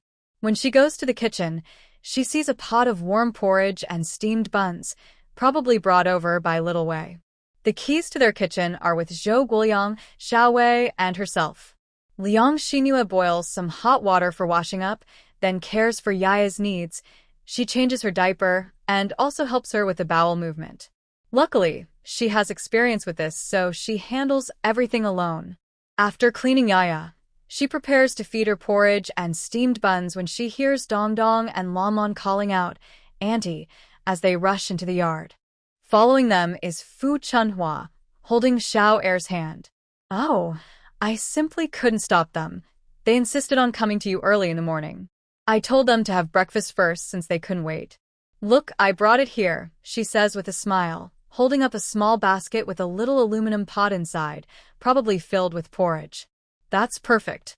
Xiao Wei brought some steamed buns. I was expecting you, and there are so many buns. Come, eat buns and porridge." "We haven't eaten yet either," Fu Chunhua added. Dong Dong and Lon had already run into the house looking for Yaya. Yesterday, Fu Chunhua had a chat with Liang Xinhua. Actually, each family in this neighborhood comes from different places, so we don't know each other well. Usually, the men are mostly in the communal activities and only come home to sleep. Even on days off, they don't stay inside the house. So, we rarely see each other. Of course, Lin Xiaojin is even less known. No one dares visit his house. I mostly just walk with Huangying, and their child is 3 or 4 years old and plays with us. Tian Minjing's kid is very young, still nursing, so she rarely takes her out. Everyone stays in their own yards. Just like they said that day, once the fence around the yard was built, it naturally kept people at a distance. If everyone didn't have their own yard, the children running around might make the whole family compound more lively. Of course, now there are only a few family members here. Fu Chunhua said she and Huangming arrived a bit earlier, while Tian Mingfang only came after her confinement period, so it's only been a few months. With a nursing baby, she didn't go out much. Lin Xiaoju was part of the second group to arrive, also bringing her second child, so it's been 3 years. Chief Lu's sister Yang was here around the same time as Tian Minjing, just a few months ago. The children eating together were very happy, even competing to see who could eat more and faster. Around 10 o'clock, Dr. Liao Jun came again. Seeing the smiling Yaya, he sighed and said, "This girl, after all these years, is the first time I've seen her smile. And she's looked much better these past 2 days. Eating on time is the best way for her to recover. Sister-in-law, you're taking good care of her." Dr. Liao saw when he checked her that the child was clean and lively. That's what a healthy child should be. In the past, Xiao Shun had brought the child to see him many times, even sending her to the clinic in the middle of the night. Over the years, she survived thanks to being close by. After taking care of the children, Liang Xinhua thought about making cotton clothes. "Sister Fu, this weather is getting colder. I bought fabric and cotton filling but haven't made any coats. I'm not very good at this, so I'd like your guidance. Ha ha ha, there's no need for guidance. My sewing is rough, so I worry you might not like it. Do you know how to cut clothes? Liang Xinhua liked Fu Chunhua's straightforward personality, always smiling as she spoke. I can cut simple things, but making a cotton coat is my first try. You'll have to teach me. Fu Chunhua paused and said, Wait a moment. I'll go home and bring mine so you can see if you like the style. Then she hurriedly went back home and soon brought a thick cotton coat and pants.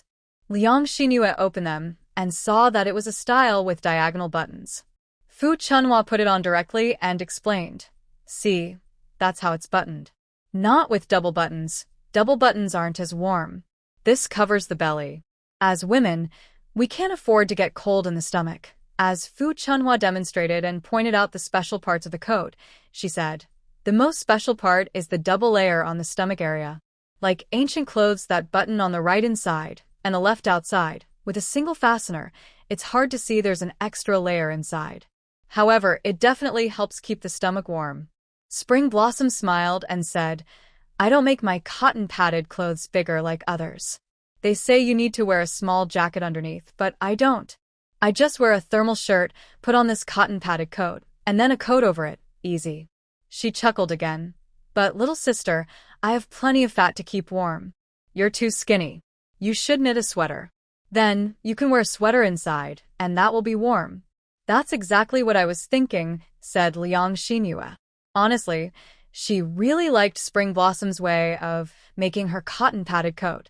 In her previous life, she learned how to cut clothes with a video from a certain website, but the cut wasn't good. The top was too small, and the hem flared out like a skirt. Liang Xinhua smiled and said, Come here, Sister Spring. Measure my size for me. Help me cut it. How should I do it? She wiped the table again, and then took out the fabric she just bought. This is the fabric I plan to use for the cotton coat. I might also make a pair of cotton pants. The fabric seller said there's enough. Sister, take a look. Spring Blossom was very skilled at sewing and tailoring clothes for her family, so she didn't even need a measuring tape. She simply raised Liang Xinhua's arm and used her hand to measure, fixing with her thumb, stretching her palm. Her thumb to middle finger was the width of one hand span. While measuring, Spring Blossom read out loud, and in no time, she measured the arm length, shoulder width, waist circumference, and leg length.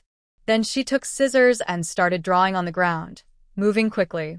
Soon, she stood up smiling and said, Sister, you're just too skinny.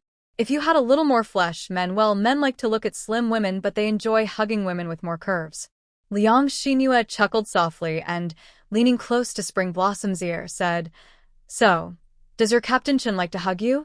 Spring Blossom raised an eyebrow and smiled. Of course. Both couldn't help but laugh at this. While talking and joking, Spring Blossom showed Liang Xinhua how to fold the fabric before cutting, explaining which part was which on the body. This type of clothing differs from the front button style, which has front and back panels, 2 sleeves, and sometimes a collar or a placket with buttons. This one has the entire back, sleeves, and front all connected in one piece. Sewing was done under the armpits, with the entire front and back pieces of the shoulder connected. Liang Xinhua listened carefully and practiced. Although these clothes would be outdated soon, and after a few decades, when people wore vintage styles again, their cutting method would be brought back up. Mastering this now means learning a new skill. Liang Xinhua asked questions about how to allocate the sizes of the front and back pieces and carefully learned from Fu Chunhua. In her previous life, she had learned from a book that her measurements were not quite right, that she didn't proportion the front and back pieces well. Fu Chunhua didn't hide anything and patiently taught Liang Xinhua. All morning, except when she took Yaya to the bathroom, the 4 kids played happily. They also finished cutting the outer layer of the down jacket. After lunch, the 2 of them took out fabric and started working. To make the down jacket, there must also be an inner lining. To see if her new student had learned well, Fu Chunhua let Liang Xinhua cut the lining herself. If the lining was cut wrong, it could be repaired, but it had to be the same as the outer fabric. Liang Xinhua was not very good at measuring with her hands, so she used a ruler to compare her measurements with the ones she and Fu Chunhua had taken. Just as she finished cutting the lining and was about to cut the pants' dimensions, Xiao Wei arrived. Elder sister, Sister Fu. Xiao Wei didn't come empty-handed. She was carrying 2 bags. Elder sister, this is what the squad leader asked the canteen to bring back for you today. 1 bag has rice, the other has flour, some meat, and vegetables.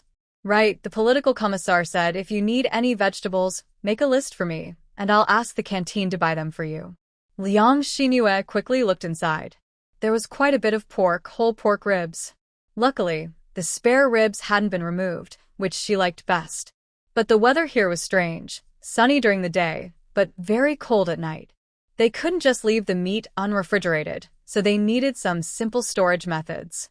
Liang Xinyu rushed to divide the meat and put it on the ice bucket. She also packed the newly bought rice, flour, and other ingredients separately. Looking at the potatoes they had bought earlier, there weren't many left, and only 2 heads of cabbage remained.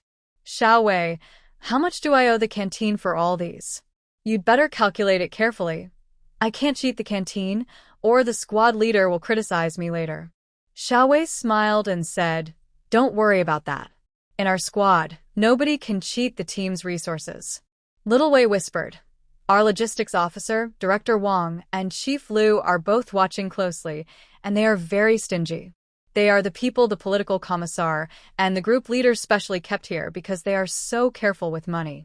Fu Chunhua also smiled and said, don't worry, if you don't give the money, old Liu will come looking for you to ask for it. Liang Xinyu nodded and said, that's right. When I just arrived here, Zhou Guoyang mentioned it several times.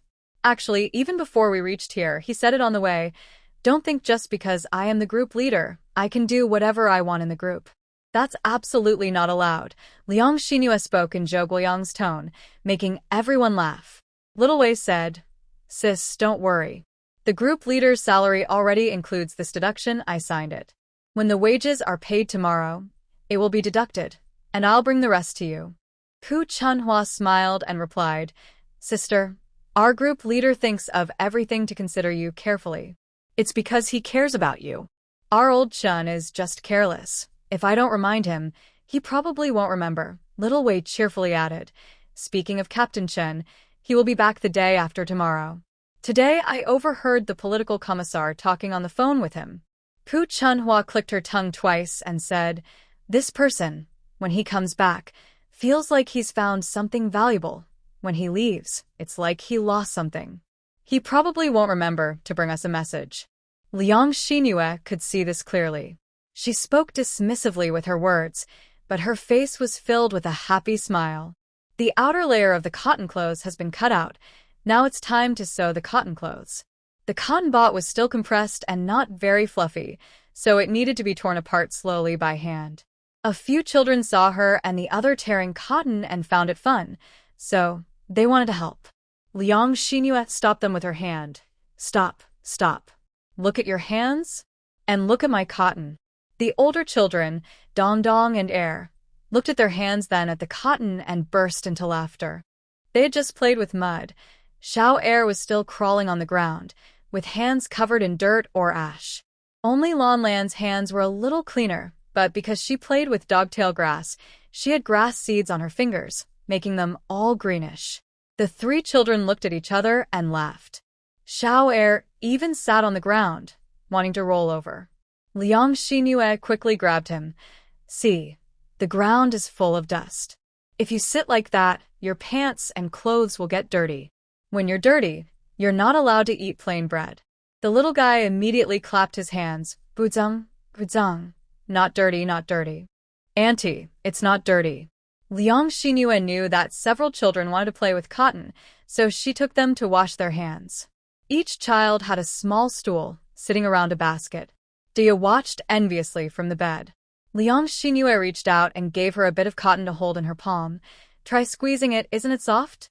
Dia was very happy. At Auntie's place, she always explained things in a way that she could understand, and even knew what she wanted to do. That made her very happy. She thought Xiao Air wouldn't sit for long, but surprisingly, Lan Lan was the first to run away. Lan Lan tugged a little and then ran to the side of the bed, lying down, and went back to playing with grass. Dong Dong pulled for a while and then said he wanted to find ants. He took a stick and went to the backyard to dig in a place without seeds. Because it hadn't rained for a while, the ground was hard. He dug for a long time until he made a small hole about the size of his finger. But he loved doing it. Little Air, aren't you going to help Brother Dong Dong dig for ants? No, I'm pulling cotton. The little one pretended to be serious and pulled cotton for a while. Once they finished, it was about time to prepare dinner.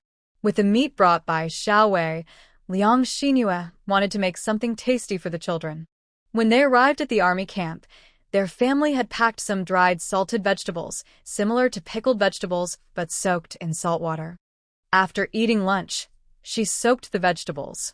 Once the dough was ready, she went to take care of Daya for a moment, then started making dumplings with Fu Chunhua. Lon Lon saw they made dumplings with meat. Forgetting that the meat was still raw, she kept watching the filling bowl, swallowing saliva. Fu Chunhua scolded her with a mixture of anger and amusement. Look at this kid drooling. She almost wants to eat all the raw meat. Liang Xinhua smiled and teased Lon Lon. How many do you want to eat, Lon Lon? 3, 4, 6, 7. What's 3, 4, 6, 7? Fu Chunhua laughed so hard on the side. Teach her to count, but she won't say 5. 3, 4, 6, 7. See, that's counting. Liang Xinhua also smiled. Okay, then in a little while, you can eat 3, 4, 6, 7. The dumplings aren't cooked yet. When they're ready, I'll call you. You go play nicely with Sister Yi now, okay? Oh, she obediently ran off. At dinner that night, the children really ate very happily and quickly. Liang Xinhua cooked a bit more, and Xiao Wei came over to eat a bowl, then took another bowl to the political commissar. Children have limited energy. After dark, they naturally get tired and want to sleep. When Fu Chunhua was about to take the children home, Liang Xinhua smiled and said, Tomorrow, your old Uncle Chun is coming back. Why don't you leave little Second here with me? He can sleep in the same bed as his sister. I think it doesn't matter if I watch one or both. Fu Chunhua blushed and replied, Let's decide tomorrow when he comes back. Tonight, I will take him over. With someone taking good care of her, Dia's body recovered quickly. Now she can try to move her arm a little. Although it is still tied with a wooden board, her shoulder joint is fine. At night, Liang Xinhua didn't sew a cotton-padded coat, but started knitting sweaters with wool yarn again. The next morning, Little Wei bought porridge and steamed buns and also handed all of Zhou Liang's remaining wages to Liang Xinhua. Sis, you can hold these. The day after tomorrow, the car will go to town. Do you need to buy anything? Since Dia stays here, Liang Xinhua realized that her 2 sets of bed linens were a bit few. It's not easy to wash and change them all. There's no washing machine now, so she depends on the weather. She wanted to buy another set of linens, but didn't have time to go to the city herself. If she went, she wondered what to do with the children. I'll ask Fu Jie tomorrow if she wants to go. If she goes, I'll ask her to bring things for me. I want to go. Sis, I will drive to the county 2 days later. Since Guo Liang and others were not around, and even the local officials need to take soldiers for drills, usually every 10 days, someone would drive the family members into town. This time, they weren't here, so only Little Wei would go. Liang Xinhua pointed at the bedding at home and said, With bedding like this, buy me 2 more sets. In winter, washing them all wouldn't dry. Liang Xinhua went inside to get money and handed it to Little Wei. Also, please bring some vegetables like radishes if possible and ginger. Liang Xinhua suddenly realized she still needed to buy many things. Sis, think about it first. I'll come in the afternoon. You tell me, and I'll write it down. Liang Xinhua hesitated. Yes, she had to remember it all, but she feared others might think she was illiterate. Oh, and buy me a few pencils, a pen, and some writing paper. I want to write a letter. Sure enough, Little Wei looked at Liang Xinhua in surprise and asked, Sis, are you literate? Liang Xinhua felt a bit shy and replied, Not much. All right, I'll bring some paper and pens later. If you want something later, just write it down. If you can't write, draw a picture instead. Little Wei was trying to comfort Liang Xinhua. Because in this era rural women have very little education, this is also why Lin Xiaoju looks down on the military wives here. She is from the city and has only finished middle school, but most of the military wives here don't have jobs outside the military except for the political commissar's family, who works in an office. The other military wives mostly come from the countryside, and very few can read or write. Liang Xinyue naturally finds it hard to explain, so she simply nods in response. This morning, Fu Chunhua didn't come early with the children. Liang Xinyue guesses she's busy tidying up at home, since the men will be returning soon. After tidying up Day starts looking forward to them coming over to play. Liang Xinyue thinks for a moment and says, Yaya, do you want Lon Lon and the brothers to come and play? Yeah, Yaya replies. Then you should tell me what you want to do in the future. If you say it, I'll know. Liang Xinyue also encourages Yaya to talk more and learn to express what she wants. To prevent Yaya from feeling bored. Wait a moment, I'll go pick them up. Liang Xinyue runs to Fu Chunhua's house. Hello, Sister Fu. Sure enough, Fu Chunhua is washing clothes, sleeves rolled up and pants pulled high. Old Chen is coming back soon, and the kids' dirty clothes need washing. If I don't, it'll look messy when he returns. Liang Xinyue enters the house. Although it's similar to her small home with few pieces of furniture, Fu Chunhua keeps it very tidy. Seeing her still washing, Liang Xinyue smiles and says, Then I'll take the children away. Yaya wants to play with them. Fu Chunhua looks around the room and calls out, Lon Lon, bring Shower out. Lon Lon and Shower come out and stand at the door, probably having been playing happily. Both are slightly red and smiling softly. Follow Auntie and go play with Yaya, Fu Chunhua says. Dong Dong, who is obedient, responds with an okay, then puts down the stick in his hand and runs over to help his mother hang the clothes from the basin. Their house has a clothesline in the backyard, so the clothes are hung outside. Liang Xinyue is worried about Yaya still lying inside the house. Annie Fu, I'll take the little ones away. Liang Xinyue leads Lon Lon and Shower back home. A few children together talk and play noisily. Fight, sister, fight. Shower waves both hands, asking Lon Lon to join him in a fight. Lon Lon is a girl. At home, she might play fight with her brother, but with Yaya present, she wants to play with dog-tail grass instead. They tie the grass into knots and string them together, then each pull one end, trying to see who breaks it first. The loser is the one who pulls it apart. Lon Lon doesn't play with Xiao Er, so Xiao Er ends up playing alone and can't win. Seeing them play with grass, he starts to cause trouble. He also sometimes makes funny sounds, imitating soldiers' training noises, and does strange actions. Children move their hands and feet quickly. One careless moment, after spinning around, Xiao Er's small hand swings onto the bed and bumps Yaya's finger that's tied with a wooden stick. Yaya screams loudly and starts to cry. Liang Xinyue quickly steps forward to comfort her. Be good, don't cry. Come, Auntie will look at your hand. Dr. Liao said that the small finger is too tiny and hard to bandage, so they used a chopstick to tie it. The little one isn't heavy, but the bandage just presses on the injured finger. Liang Xinyue really doesn't dare to touch it herself. She doesn't know how the bones inside are arranged. She's so worried that she starts to sweat. Xiao Er is also frightened and feels he has caused trouble. He takes a step back, leans against the wall, and cries out loud. Lon Lon looks around and then at Liang Xinyue, who has a serious face. She becomes nervous and also starts to cry, but her voice is quiet. Suddenly, the house is full of crying and noise. Liang Xinyue, who has never been a mother before, was just with Fu Chunhua and others taking care of the children. The kids were happily playing, and Yaya is a calm girl. She didn't think it was hard. But before she knew it, everything suddenly went wrong, and all three children started crying. Liang Xinyue takes a deep breath, then gently hugs the two younger ones. Stop crying. Let's see if Yaya's hand is hurt. I don't know how to check. We need to call Dr. Liao. The two children stop crying a little after being hugged. But how do they find Dr. Liao? Liang Xinyue looks at Yaya, who is gradually calming down. Yaya, lie down first. Auntie will call Dr. Liao to look at you. I will be right back. Lon Lon, watch over Yaya. Don't touch her injured hand, okay? Fortunately, their home isn't far from the gate post. Liang Xinyue picks up Xiao Er and runs to the door, speaking to a young soldier. Comrade. Miss, my name is Party 18, he responds promptly, standing at attention. Party? Liang Xinyue didn't ask many questions. Comrade, could you please go to the group to invite Dr. Liao? Tell him that Captain Zhao's daughter's finger got hit. Party member 18 smiled as he listened to Liang Xinyue and then paused. Captain Zhao's daughter just hit her finger. Does she need Dr. Liao? He casually asked.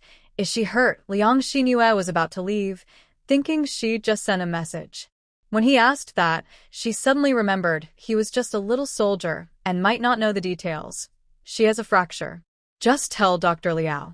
The child was already hurt, it's a fracture, and she just hit it again accidentally. Ah. Okay, I will go right now. He immediately ran toward the camp entrance. He delivered the message to the guards there, and soon someone notified Dr. Liao. Liang Xinyue then carried little Second back home. The two girls looked at her eagerly. Yun was still crying. Annie, I didn't hurt Sister Ya. Good, good. At this moment, Liang Xinyue thought about buying some candies, probably to cheer her up more easily. Soon, Dr. Liao arrived. After a careful check, Yun cried a little again. No problem. Maybe it just hurt from the pressure. Her little finger is hard because of the chopsticks, but luckily, it's covered by a soft blanket. Liang Xinyue breathed a long sigh of relief. She was worried that if the finger broke again, it would be painful for the children and troublesome for the group, and they would have to go to the hospital again. After seeing off Dr. Liao, Liang Xinyue comforted the still crying Yun. That's good, that's good. Yun, don't cry. Maybe it hurt a little just now and it scared you. Be good. There are leftover dumplings from yesterday. Later, Andy will make dumplings for lunch, okay? I want to eat. I want to eat too. When Little Second said that, Lon Lon immediately chimed in. Okay, everyone will have some, but you need to be good. Don't press on your sister's injury. It still hurts her. Little Second nodded sensibly. Recently, the two children hadn't mentioned their mother at all. They only asked their father last night before bed why she hadn't come back yet. When Fu Chunhua finished tidying up the house and heard about this, she felt guilty. Oh dear, it's all my fault for dawdling over there. If I had come earlier, it would have been fine. There wasn't much filling for the dumplings. She gave some to the children, but they only ate the wrappers.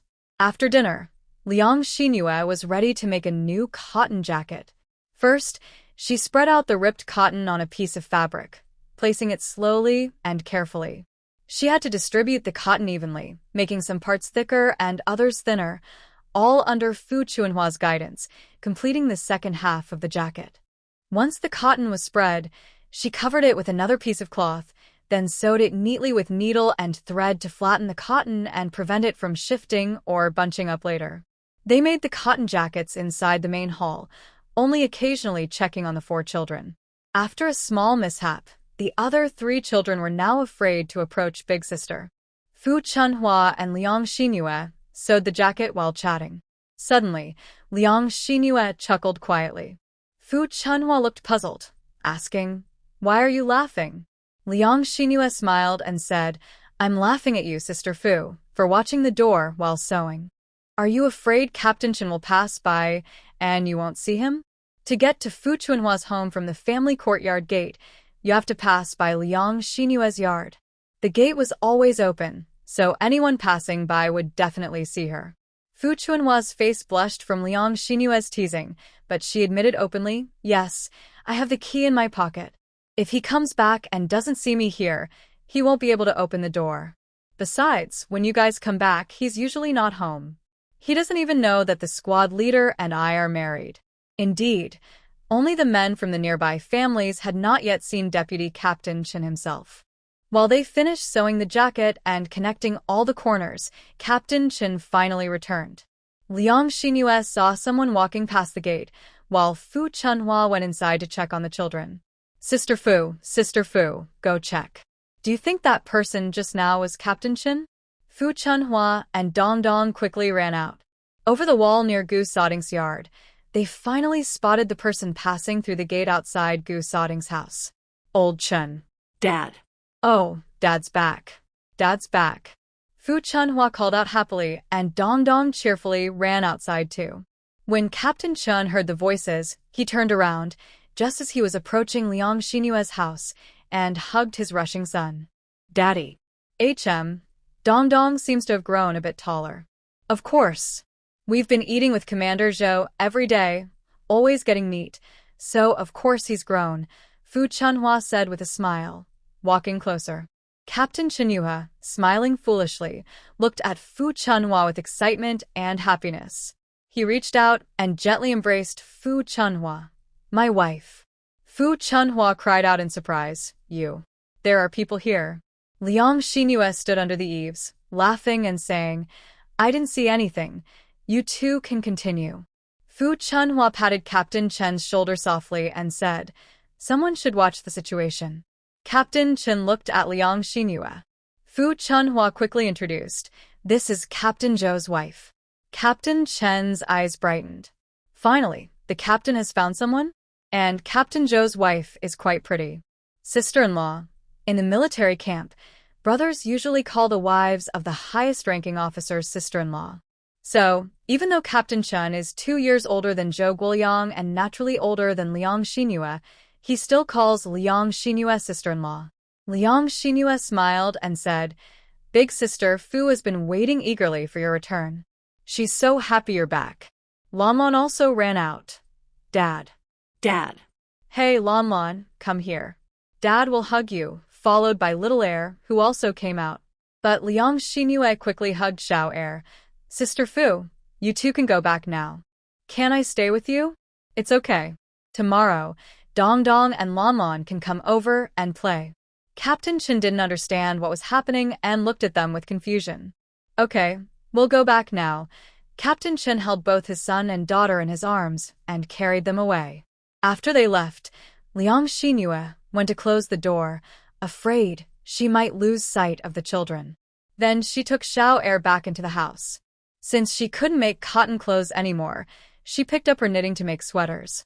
Maybe because she heard Dong Dong and Lanlan call her dad, Liang Xinyue sat down and Yaya asked, Where's Dad? That's Dong Dong and Lanlan's dad returning. Your dad isn't back yet. They're outside on a mission. The two children played for a while, but it seemed less fun now. In the past, when Lin Xiaoju was around, she often scolded Yaya and protected Xiao Air, so the two kids weren't very close. Lately, when all 4 children played together, their bond seemed to improve a lot. But with one unable to move and the other still young, they couldn't play much. Finally, Liang Xinyue put down her knitting and played with them. Xiaowei came twice every day, once bringing breakfast and the other time, after dinner, he followed Dr. Liao to check on the children. During the day, Dong Dong and Lanlan came over to play with the 2 children, and at night, Liang Xinyue took care of them. 1 week had gone by, and Zhou Guoliang and the others still hadn't returned. Liang Xinyue was starting to feel worried. When Xiaowei came over, she asked softly, Xiaowei, has the squad leader called or sent any letters? Xiaowei looked around and replied quietly, Sis, the squad leader is on a secret mission, so he can't call or write. Once the mission is done, he'll be back. They often do this, so don't worry. It should be a few days and he'll be home. That meant she shouldn't ask any more for now. Liang Xinyue decided not to press further. However, her vegetables planted in the backyard were growing quite well. The little Chinese cabbage had 4 leaves already. They could be cooked with noodles or other dishes. The garlic sprouts were also coming up. Fu Chunhua came over and saw Liang Xinyue's garlic sprouts, and she was very interested. Why are your garlic sprouts so healthy and plump? I planted some too, but they're so thin I'm worried they won't grow well. Liang Xinyue smiled and said, Next time, you can plant them like I do. Since it's warm here and dry weather, you need to cover them with some weeds to protect from the sun. The sun can dry out the moisture in the soil. With water and soft soil, the plants can root well and grow better. Fu Chunhua laughed. I water mine every day too, but they're still not growing as well as yours. Can I cover them now? Yes, but only the leaves that are green should be exposed. Don't cover those because they need sunlight for photosynthesis to grow stronger. Photosynthesis? What's that? Liang Xinyue thought for a moment and couldn't clearly explain the term. But she could say this. It says in the classics that all things grow thanks to the sun. These vegetables are like babies, just sprouted and not yet a month old, so they shouldn't get too much sun. That's why covering them is good. Once the leaves grow bigger, they should get more sun. Fu Chunhua was first surprised, then she smiled and said, "Now I understand what you mean.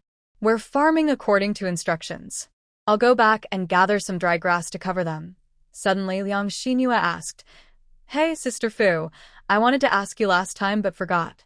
The mountain valley where we looked for wild vegetables, does it have an owner? Who is responsible for planting there?" Su Chunhua looked around at the mountains, her smile fading from her face. Such a pity.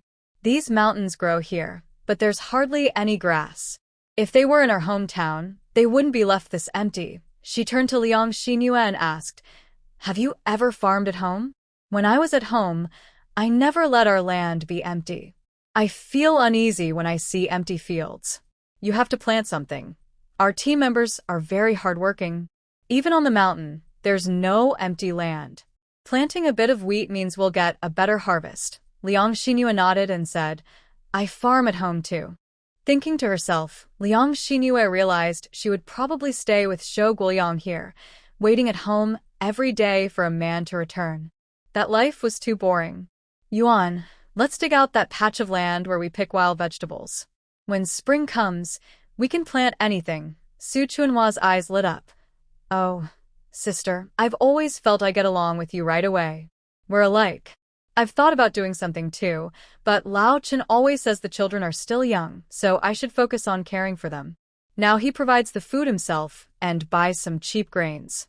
It's enough to eat without starving, but not enough for fullness. But I think if people don't work, their bones get soft. I often feel uncomfortable. I used to work daily on the mountain, in the fields, at home, all over. I was full of energy. Now I feel like a soft shrimp." She moved closer and said, "Tell me, when do you want to dig? But now I need to take care of Yaya." Liang Xinhua pulled out all the sprouts from the weeds and let them dry in the sun. That small piece of barren land suddenly looked green and pleasant. "Don't worry. We still need to buy a hoe and a sickle. We should cut the weeds there first, chop them up, and turn them into fertilizer." Su Chunhua didn't understand what Liang Xinhua was talking about. Are all rural people farming differently? Composting fertilizer? Liang Xinhua took her to see her own toilet and pointed inside the pit. "That's where the fertilizer is made. I mix weeds and leaves in there. After a few months, it rots and becomes fertilizer." Su Chunhua looked and said, "You two have only been here for a month or two, and you've already pulled out so much."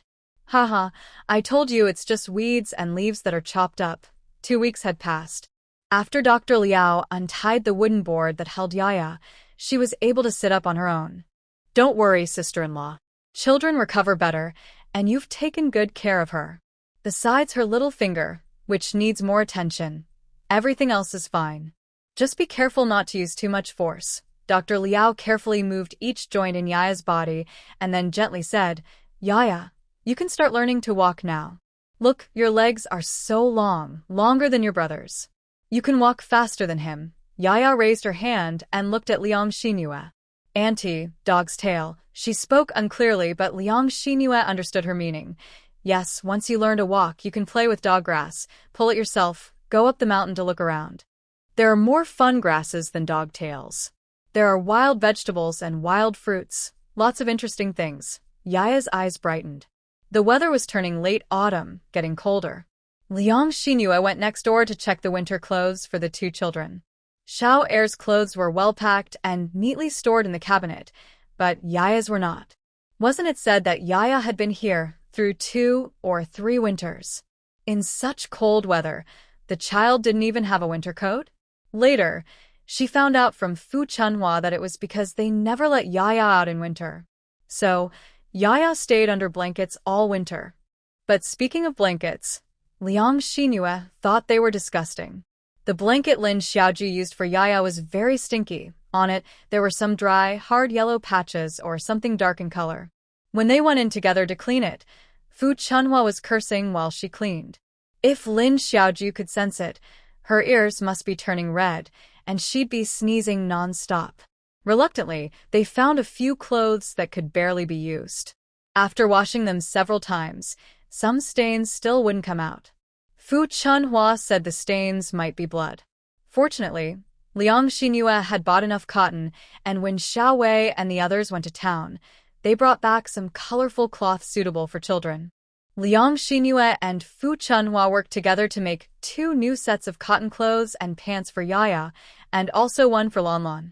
Originally, they planned to make 2 sets, but Fu Chunhua stopped them. Lanlan is growing taller, so last year's clothes can still be worn this year. We will make the new set a little longer so she can switch between the old and new each year. Next year, the old ones might not fit anymore. Liang Xinhua nodded. Yaya not only got new cotton clothes, but also new other clothes. The little girl finally started to dress like a young girl. However, learning to walk was still a bit difficult for her. Yaya was afraid. The older she got, the more she worried about falling, especially after her mother accidentally dropped her hard last time. Maybe that incident left her with a fear. During the day, Liang Xinhua put 4 benches in the yard, then carried Ya out and helped her hold onto the benches to stand. First, she practiced moving step by step, not necessarily forward. Side to side was fine. Dong Dong, Lan Lan, and Xiao Er all came together to teach her how to walk. Even Su Dazhuang from Huang Ying's family came to play in the yard these days. In the past, the children from their families played separately in their own yards. But this year, because Liang Xinhua and Fu Chunhua had become a couple, the 4 kids played happily together. Sometimes, you could hear their laughter all around the neighborhood. Su's family only had 1 child, Su Dazhuang. Although they took good care of him, he was still a child and always wanted to go out and play. So Huang Ying took Su Dazhuang here to play. After a few days of playing, Huang Ying started coming over every evening for dinner just to see her son. Because as soon as Su Dazhuang woke up, he looked for Dong Dong. He was now like a little follower of Dong Dong's older brother. The neighborhood finally felt more lively. But after more than 20 days, Zhou Guoyang and his group still hadn't returned. Instead, a few days ago, Xiao Wei brought some news, confirmed that Lin Xiaoju had returned to her original home in Nan City. She was now working at her old company again. It was said she was still using the title of army spouse, and her former workplace seemed to be taking extra care of her. However, Xiao Wei seemed quite annoyed when talking about it. She's nothing but an army spouse, and she gave up her child and her family. That person has no shame. Liang Xinhua warned Xiao Wei to be careful not to talk too much in front of the children or around the neighborhood. Yue was slow to learn to walk because she lacked confidence. Her legs hadn't touched the ground before, not out of pampering, but according to Dr. Liao and Xiao Shun before she was over 2, Yue was just like normal children. She learned to walk at 1 year old. Then, around she was over 2, she got sick, and after that, her legs became weak. At that time, Lin Xiaoju still had some hopes for her daughter and the man. Her grandmother was also taking care of her, so although Lin Xiaoju didn't like her daughter very much, she still received some care.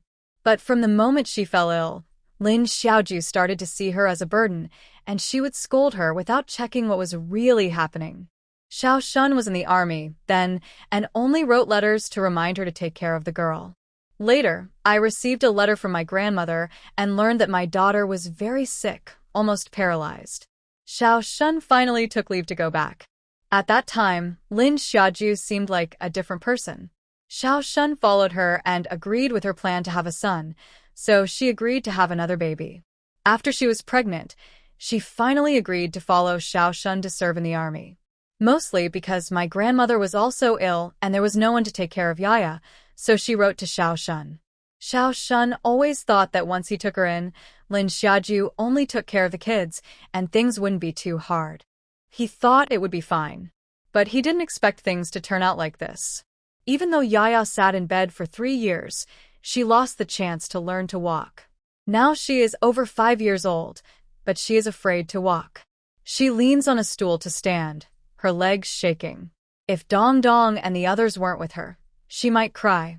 At first, Liang Xinhua also didn't dare let her stand for long. Every day they practiced, hoping her legs would get stronger. After a little practice, Liang Xinhua carried her on her back. Fu Chunhua carried Xiao Er, while Lan Lan and Dong Dong held her hands. They went to clear the land. The soldiers on guard at the family compound knew they went out every morning to dig for an hour, then came back with the children, and in the afternoon they dug for 2 hours. The work was tough, but as long as you were willing to do it, starting was not scary. The girls only dug during that time, about 1 jong a day, and after 10 days, they had a large piece of land cleared. Every day when they arrived, they let the children play on the cleared grass. Dong Dong, you're the big brother. You're responsible for watching all the brothers and sisters. If there's a problem, you must call us loudly. Liang Xinyue also assigned Yaya a task. Yaya, you're the big sister. You have to be very careful. Look, I drew lines with a hoe here, and no one can go outside the circle. If someone tries to go out, you must shout loudly at me. Yaya had never felt so useful before. When she was given a task, her eyes lit up. She could look after her brothers and sisters and Dong Dong, too. She was very happy. They called it a circle, but the area wasn't small. The children played and rolled around inside, having fun. To help Yaya strengthen her legs quickly, Liang Xinyue said, Yaya, if you want to play with them, you can crawl over by yourself. You have to move on your own, and not let them pull your grass out, understand? Sister-in-law, new clothes. Yaya was worried about dirtying her new clothes, so she didn't dare to crawl. It's okay, we'll just go back and wash them. We'll come out again in the afternoon, and wear old clothes instead. Today, Liang Xinyue and Fu Chunhua were still working seriously on the land. There was quite a lot of weeds here. They needed to remove the roots. Well-grown grass shows good water and soil here. As long as we take good care of it, future weeds can be cleaned easily. The crops will grow well naturally. Liang Xinyue was quite happy with this land. Compared to the rocky terrain on the mountain, this place had some mud. Next year, shall we plant some corn? And also sweet potatoes. No matter how much we harvest, we'll have food to eat. Fu Chunhua was diligent and quick in her work, planting while also making plans. The future always looked good. As long as they worked hard, they believed harvests would come. Thinking of the possible harvests, they smiled at each other.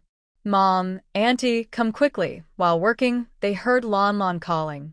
Remembering how a snake almost bit Lon Lon last time, they were still scared even though the cold weather had driven away the snakes. They dropped their hoes and rushed over. They saw Yaya standing in the middle, smiling at them.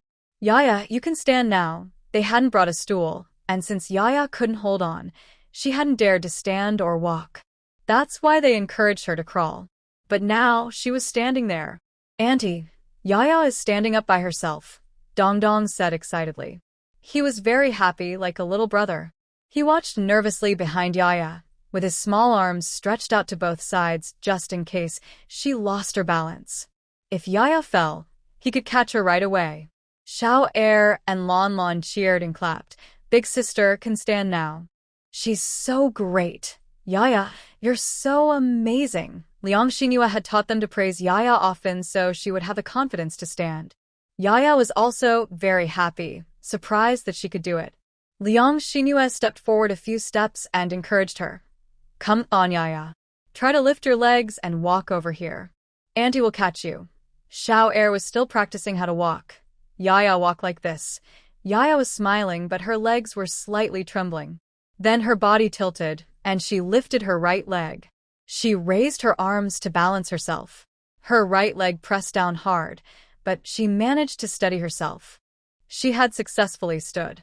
Then she tried to walk with her left foot, then her right, then her left again. Liang Xinyue carefully kept her distance, ready to catch her at any moment, but also stepped back slightly. Everyone else stopped talking and watched Yaya stumble and wobble her way toward Liang Xinyue. Sometimes she was light, sometimes heavy, and sometimes she wobbled a little. But she was walking. After about 10 steps, she wobbled even more, and looked like she might fall toward Liang Xinyue. Liang Xinyue quickly reached out and caught her. Haha, our Yaya can walk now. You did such a great job. Liang Xinyue laughed happily from the bottom of her heart, feeling very excited. She had been caring for this child for nearly a month. Every day, the child improved, and Liang Xinyue developed feelings for her. Even though she wasn't a mother yet, seeing Yaya walk made her feel the same joy as watching her own child learn to walk. Yaya was also very happy. She was actually quite nervous. Just a few steps made her sweat. Liang Xinhua held her, kissed her forehead, and said, Yaya, you did really well. They decided not to dig the ground anymore and carried Yaya back into the courtyard. In a smoother area, they let her walk again. Now Yaya was more confident, but she still had to raise her hands to keep her balance. Once she learned to walk, Yaya improved every day, walking faster, better, and more steadily. Her learning ability was also good. After a few days, she could get up, dress herself, and even help her brother button his clothes. Liang Xinhua thought that since their family was special, she tried to let the children do as much as they could by themselves. At least, Yaya, who needed to learn how to take care of herself. But Liang Xinhua was becoming more worried. It had been nearly a month, and Zhou Guoliang and the others still hadn't sent any news. She wasn't allowed to ask. After learning to make cotton-padded clothes, Yaya also learned to make cotton shoes with Fu Chunhua. Fu Chunhua whispered to Liang Xinhua, "The cotton shoes I wear in winter are all from Lao Chen. They give us a pair every year. They're very warm." Liang Xinhua looked at Fu Chunhua's feet, which were not very tall and had chubby toes.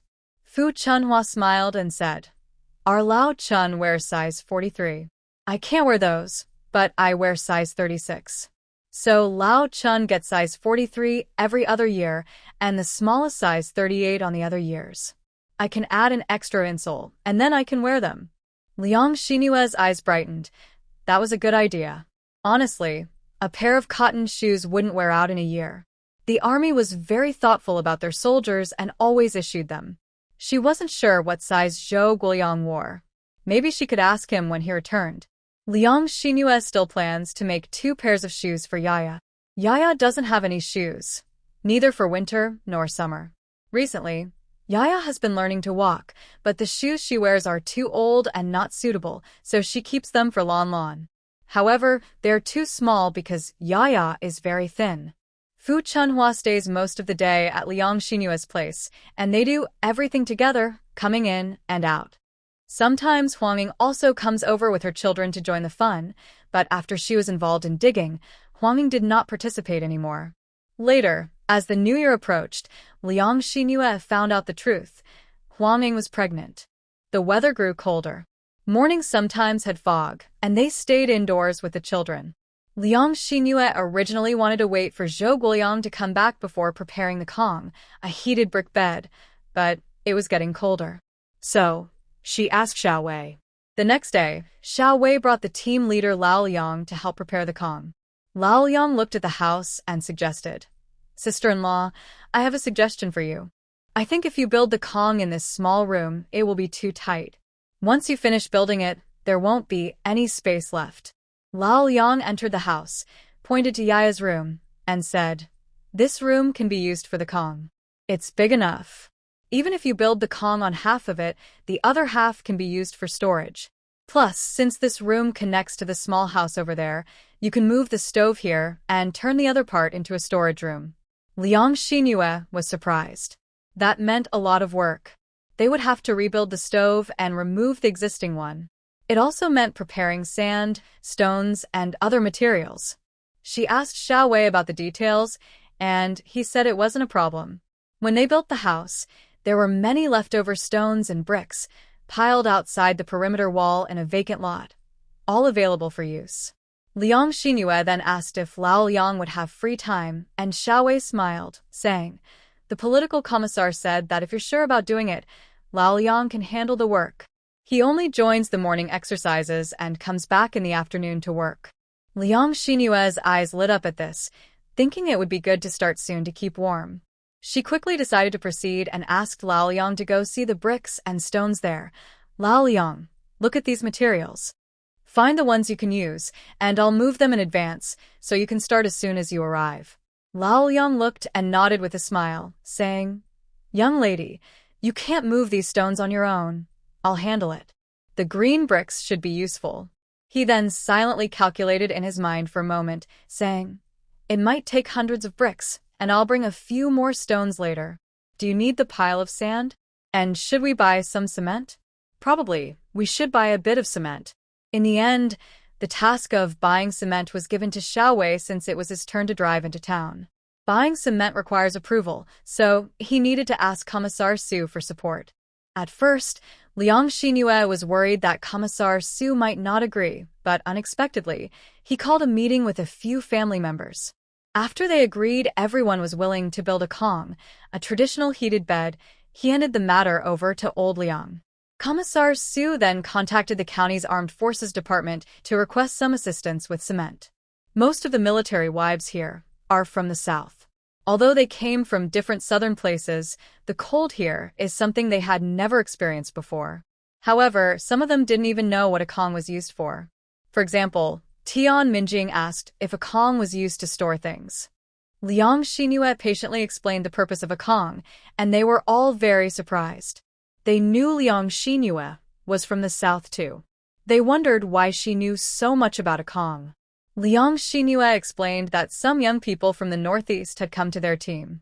Since everyone was going to build a kong, they all decided to help carry bricks. Currently, 6 families live here, but Lin Xiaojue is not here now, so that's 5 families.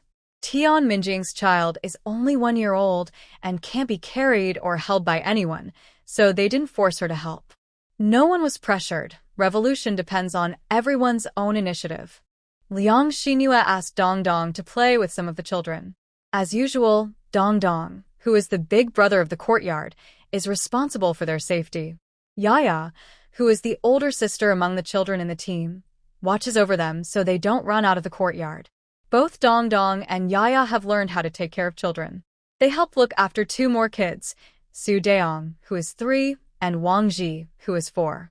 Liang Xingyue and Fu Chunhua became the main workers for carrying bricks.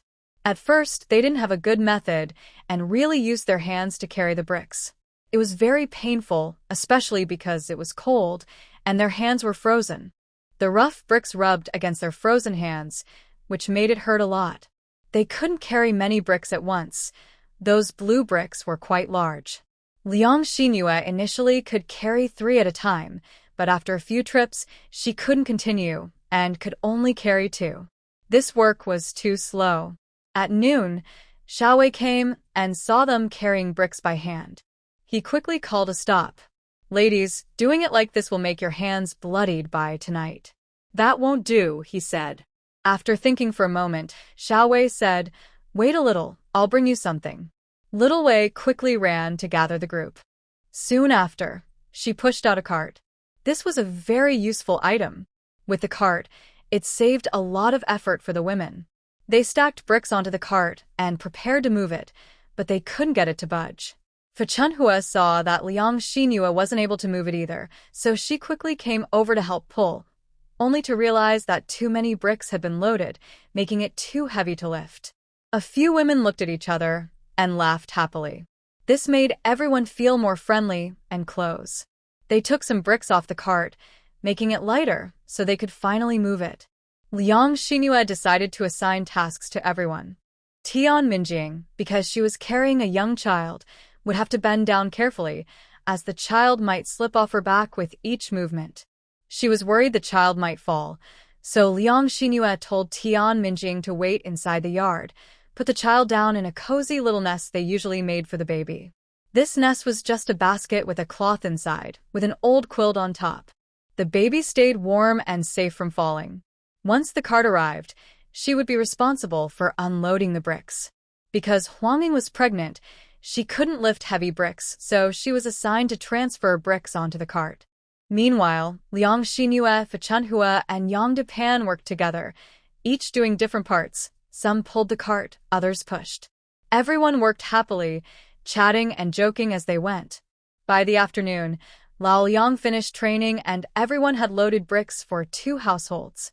Each house had the same layout, so once Lao Liang planned for one, the others knew what to do. The only space left was in Liang Xingyue's house, which was mostly empty except for a bed, moved aside to another corner to give space. Lao Liang first marked some outlines on Liang Xingyue's house with lime. Then he told the other sisters-in-law, "Look, just leave the same amount of space in your homes as here.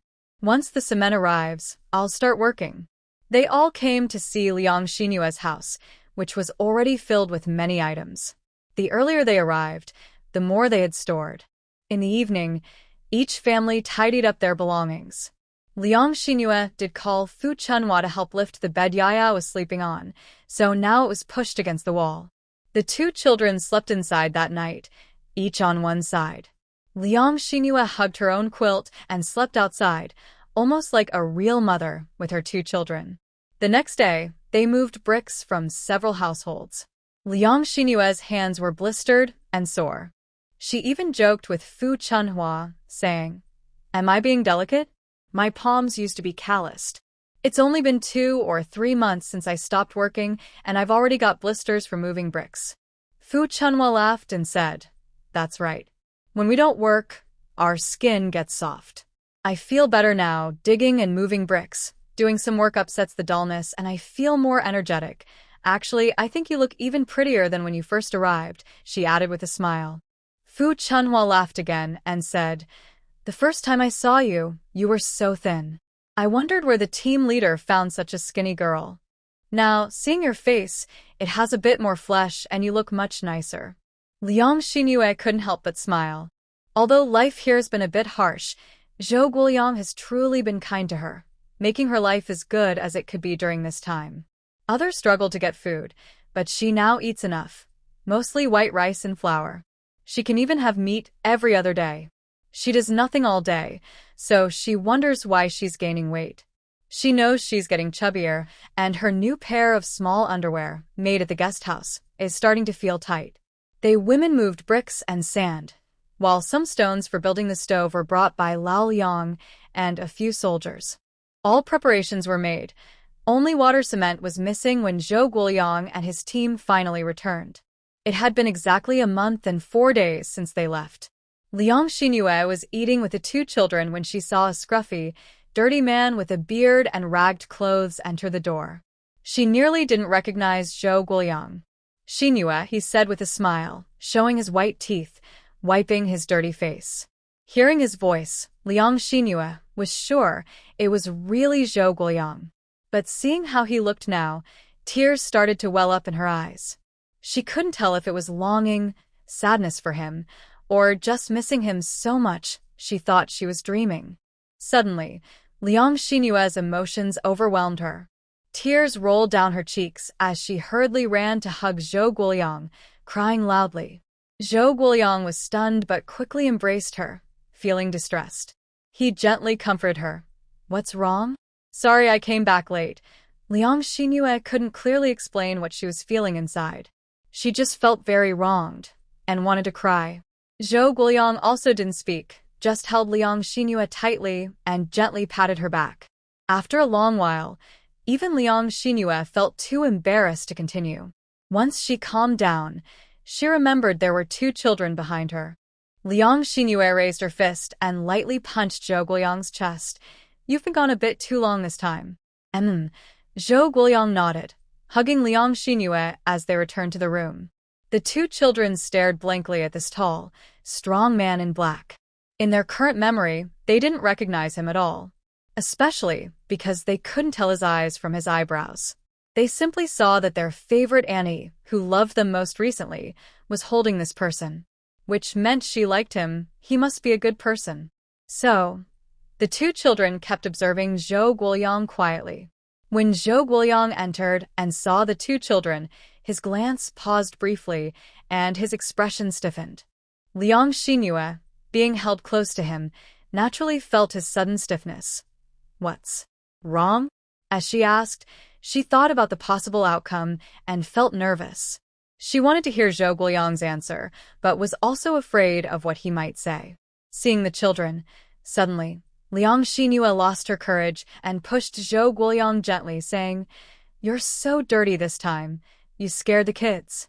I'll go boil some water for you, let you take a shower, and change your clothes." Zhou Guoliang hesitated for a moment and then nodded. He took off a bag from his body and placed it in their room. Then, he looked at the two children again. "Eat quickly. The noodles are getting cold." Yaya shyly smiled and started eating, bowing her head. Little Air also began to eat. Liang Xinhua tried to light the stove in the kitchen, but just couldn't get it to start. Zhou Guoliang came over and reached out to take the lighter. "I'll do it. You go eat. Wait until it cools down." Liang Xinyu stood up. Although the water was already in the pot, she still opened the lid to check and then covered it again. Her mind felt a little chaotic. After calming herself, she asked, "What time did you arrive?" Just now. San Ding went to the squad, so I came back first. Then. Captain Xiao. Liang Xinyu finally asked. In the past, whenever she heard about military wives or firefighters' wives worrying about their husbands on duty, she thought it was a bit exaggerated. Now, having experienced it herself, she realized it wasn't at all exaggerated. Although she still spent her days moving bricks, clearing land, and taking care of the children, she kept herself very busy every day. The yarn she bought was all knitted up. She finished it. Not only did she knit for Zhou Guoyang and herself, but she also finished Wei's. She even asked Wei to buy more yarn so she could make each of the children a set. From the moment she woke up until she went to bed, she was constantly busy. This way, she didn't have to think about anything else. But her continued deception about the results only made her more afraid of what might happen. And when Zhou Guoyang finally returned, she cried. Her wait had ended. Maybe this was just her first time waiting as a military wife. There might be many more in the future. But as long as he came back, it was the best outcome. However, the two children were also waiting. Especially Yaya, who kept asking every now and then. Suppose he came back, he would surely rush to see the kids first. But Liang Xinyu asked around but dared not look at Zhou Guoyang or go into the kitchen. She was afraid of hearing harsh words from him. Zhou Guoyang paused and then said, "Lao Xiao is in the hospital." In the hospital? Zhou Guoyang's voice was low and serious. He stepped on a landmine to save me. That leg is lost. After saying this, Zhou Guoyang started crying softly. Only in this family, only in front of Liang Xinyu, did he show his weak side. Liang Xinyu quickly went over and stood beside him. At this moment, it was Zhou Guoyang's turn to cry, and she comforted him. To avoid exposing our location, I stepped on the landmine. But I had to take action. He was covering for me. He stepped on it first so I could take his place and carry out the mission. When Wei and Sanding finished their task, he chose to set off the explosion. That leg might be lost forever. Xiao Shun was taken to a nearby army hospital by the soldiers from their side. Zhou Guoyang and Gu Sanding couldn't reveal their identities, so they could only return as arranged by the organization. They didn't know how Xiao Shun was doing now, only that he had lost his leg. When they saw him, his left calf was completely gone. For soldiers, especially those in special units like theirs, losing a leg meant a huge loss. They all understood. Plus, Xiao Shun's injuries weren't only to his leg. When the people came to pick them up, they couldn't even show their faces. They just watched those people carry Xiao Shun away to the hospital. The only thing they knew was from the people who arranged their return. They knew Xiao Shun was now at the army hospital. He was alive. After the water heated up, Zhou Guoyang went to take a shower. Liang Xinyu confirmed that Xiao Shun was still alive, though possibly disabled, but at least there was an explanation for the children. Liang Xinyu went to get a change of clothes for Zhou Guoyang, and also took the newly knitted sweater to him. When Zhou Guoyang finished washing and came out, it was so cold that he only wore a short-sleeved shirt. Liang Xinyu hurried over. "I brought you warm clothes. Don't catch cold." Now she had to wear cotton clothes every morning and evening. "It's okay, I'm not afraid of the cold. My hair is too long. Can you help me trim it?" Yes, his hair covered his ears now. Seeing Zhou Guoyang with wet hair, Liang Xinyu suddenly swallowed hard. In the future, this moment would definitely be remembered. After saying that, Zhou Guoyang noticed Liang Xinyu was stunned and not moving, so he looked up. They just happened to see Liang Xinyu swallowing hard. Her gaze toward him made him feel a sudden warmth all over. He had not seen her for so long. He missed Xinyu very, very much. His eyes changed, and he decided to act. He stood up directly, scooped Liang Xinyu into his arms like a prince, and carried her back to the room. He closed the door with his foot, then tossed her onto the bed and pounced on her. Liang Xinyu was a bit stunned. This was not right. There were still children outside. The door wasn't even locked. It was broad daylight. But Zhou Guoyang didn't care now. He felt like a tiger. Xiao yawning in front of him was just a little lamb. How could he not want to play with it? He quickly unbuckled his belt and pulled out his shirt. He pressed down on Liang Xingyue, starting to undo his buttons. Liang Xingyue reached up and touched his strong abdominal muscles. Her touch was like lighting a fuse. Zhou Guoyang growled like a wild beast. Just as he leaned down, they heard a voice outside. "Captain, Captain." The call sounded closer, footsteps coming in. Zhou Guoyang cursed softly. This bastard. His eyes reddened, but he forced himself to restrain his feelings. He quickly pulled himself away from Liang Xingyue and covered her with a blanket, over the clothes he had just undone. "I'll go deal with that idiot." He straightened his clothes and stepped out, glaring at Xiao Wei, who rushed in happily. Xiao Wei was confused by the stare, but still happily ran over. "Captain, you're back." Zhou Guoyang's hair was still damp. He reached up and shook off the water. He snorted and said, "Nonsense. Who is in front of you? If I didn't come back," Xiao Wei happily responded. "It's good you're back.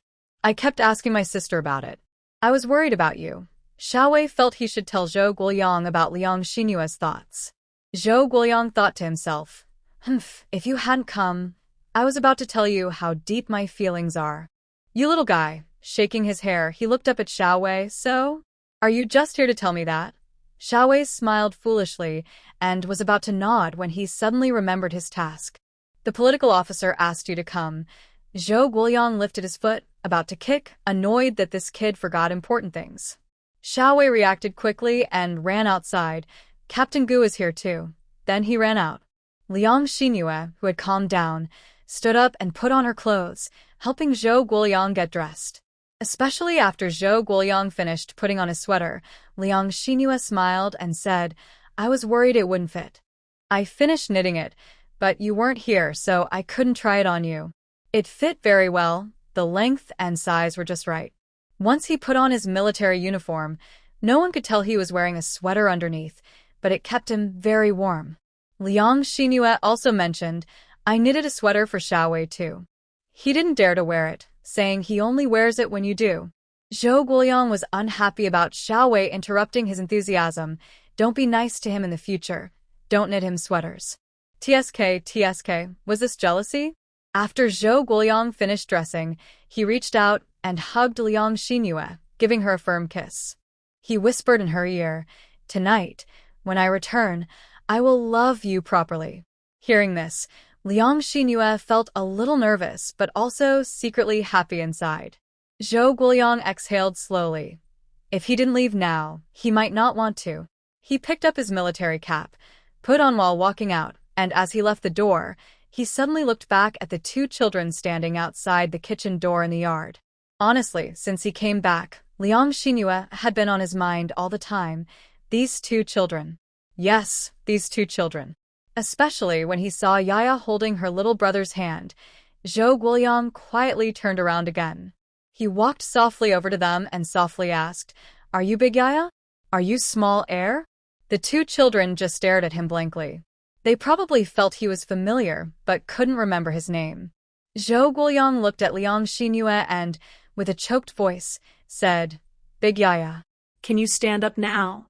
Liang Xingyue nodded and said, "Daya is great. Not only can she stand now, but she can also walk." Zhou Guoyang knelt down, reached out, and hugged the two children into his arms. He felt very guilty inside. The injury to Xiao Shun had always been a scar in his heart. The two children turned to look at Liang Xingyue. She came over and said, "Call Uncle Zhou." Xiao Er quickly called out, "Uncle Zhou," then reached out and hooked his finger around Zhou Guoyang's belt. "Where's your gun?" "Uncle Zhou, are you a soldier?" "Yes, I am a soldier." Zhou Guoyang looked at the innocent and clear eyes of the little children, feeling at a loss for what to say. Saying sorry might be too heavy for children to understand. Seeing Zhou Guoyang's expression, Liang Xingyue knew he was feeling guilty again, so she hurriedly said, "Yaya not only can stand now but can also walk." Zhou Guoyang looked back at Yaya. She seemed to have thought of something and softly asked, "Where's my dad?" Zhou Guoyang almost couldn't hold back his tears, his eyes turning red. He choked and couldn't speak. He felt he couldn't give an answer.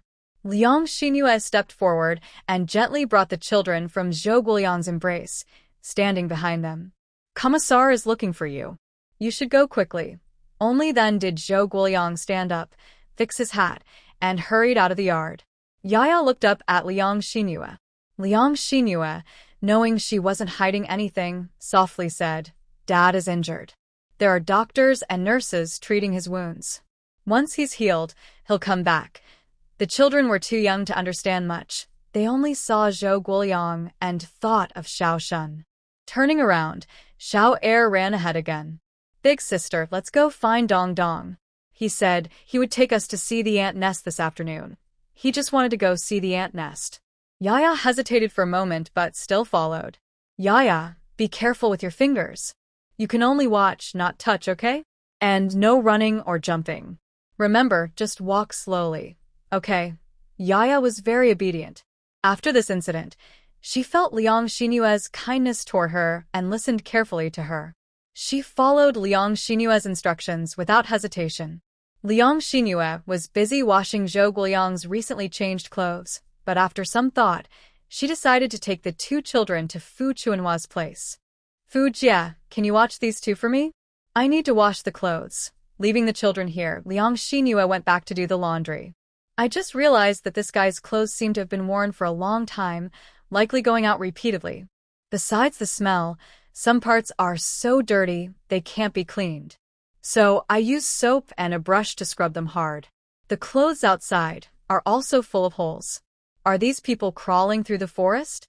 Thinking about the hardships they've faced outside, Liang Xinyue feels a wave of sympathy. When Zhou Guoliang returns in the evening, Liang Xinyue has prepared 2 or 3 dishes. Seeing him, she asks, "Where's Captain Gu?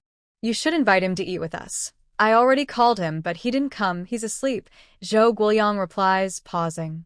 "We've been rushing back all this time, not sleeping for 3 days, he adds. Liang Xinyue is speechless. She quickly says, "Wash your hands and eat, then rest early." She hurriedly goes to the kitchen to bring out the dishes.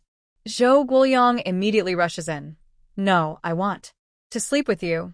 Liang Xinyue feels awkward and glares at him. "Hurry up and eat," he chuckles foolishly and helps to set the dishes and rice on the table. Both kids are sitting properly now, but they keep glancing at Zhou Guoliang. After sitting down, Liang Xinyue serves food to the two children, who eat on their own. However, they're still not very skilled with chopsticks, so they use wooden spoons. Liang Xinyue occasionally helps them pick out dishes or mixes their food and rice so they can eat by themselves. After dinner, Liang Xinyue clears the dishes. Zhou Guoliang seems glued to her side, following her everywhere.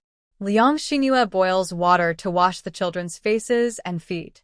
He's willing to work, but just stays behind her. Night falls completely, and he goes to close the yard gate. Liang Xinyue tucks the children into bed, covers them with blankets, and then Zhou Guoliang, after closing the door, comes over to watch by their beds. After a few words, the children fall asleep peacefully. Zhou Guoliang sees Liang Xinyue put down her knitting and simply carries her into their room. After placing her on the bed and closing the door, he lies down directly and says, "Now no one will bother us. I gave that boy a task. Tonight, he is to stand guard." Liang Xinyue chuckles softly, thinking he's probably taking it out on him. Poor Wei. Zhou Guoliang quickly undresses himself, exposing his bare arms, but suddenly notices, "You're hurt." He has a wound on his lower back, pale pink in color, still fresh. Zhou Guoliang gently grabbed Liang Xinyue's injured hand and leaned down to kiss it. "That won't affect me. Focus on what you're doing. I'm kissing you now. Xinyue, I miss you so much." "It hurts," he said, holding her hand to remind her of where he was hurt. Liang Xinyue's clothes slowly slipped off, revealing her fair skin tinged faintly pink. Zhou Guoliang first kissed her forehead, then along her eyebrows, eyes, small nose, and finally her soft, red lips that he thought about constantly. "Turn off the light," Liang Xinyue almost whispered in impatience before realizing the light was still on. "No, I want to watch you." "I want to see you," he replied. That night, unfortunately, the blanket was kicked onto the floor. The night was full of passion, until someone finally fell asleep satisfied, and it was already past midnight. The next morning, Zhou Guoyang left without Liang Xinyue knowing exactly when. Until he returned from morning exercises with breakfast, she was still in bed. He looked at the children. Yaya was awake, but lying very still, and Xiao Er was still fast asleep. He checked their clothes, which they had taken off and placed aside. "Big girl, do you want me to help you put your clothes on?" Yaya looked at him anxiously, her mouth pressed into a pout, tears in her eyes as she asked, "Is Annie gone? Does she not want me anymore?" Zhou Guoyang hurried to comfort her. No, Annie is still sleeping over there. She's just not feeling well, and hasn't gotten up. If you want to get up, I can help. If not, stay warm in your blanket." Yaya looked a little uncertain. Really? Annie taught me how to put on clothes. "I can do it myself," she said confidently. Zhou Guoyang wasn't particularly attentive. He simply placed their clothes on the bed. "Which one is yours? Which one is your brother's? Find yours and put them on. If you can't, just call me." Yaya climbed out of her blanket while saying, "I can." Andy said, "You have to say what you mean, eat your food, and do things on your own." Liang Xinyue had been repeating these words every day, so Yaya naturally knew them. Zhou Guoyang chuckled and said, "Yes, listen to Auntie." Yaya, a bit clumsy, tried to put on her pants, but struggled to tuck her clothes inside. Zhou Guoyang helped her with a gentle hand. Yaya just learned how to walk and knows she can't run or jump yet. After getting dressed, she slides off the bed and runs straight to Liang Xinyue's room. Sure enough, Liang Xinyue is still sleeping. She smiles a little and then comes out to tell Zhou Guoyang, "Be quiet, don't call her auntie." Zhou Guoyang makes some hot water for her to wash her face.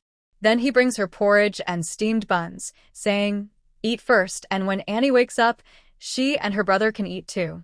Oh, Yaya is already dressed? Though Liang Xinyue feels sore all over, she still gets out of bed. Yaya looks at Liang Xinyue and smiles, saying, "Auntie, I dress myself." Good job, Yaya. Eat quickly before it gets cold. Liang Xinyue also goes to wash up. When she comes back, Zhou Guoyang has also brought her some porridge, saying, "Old Liang said we will lay our bed first today."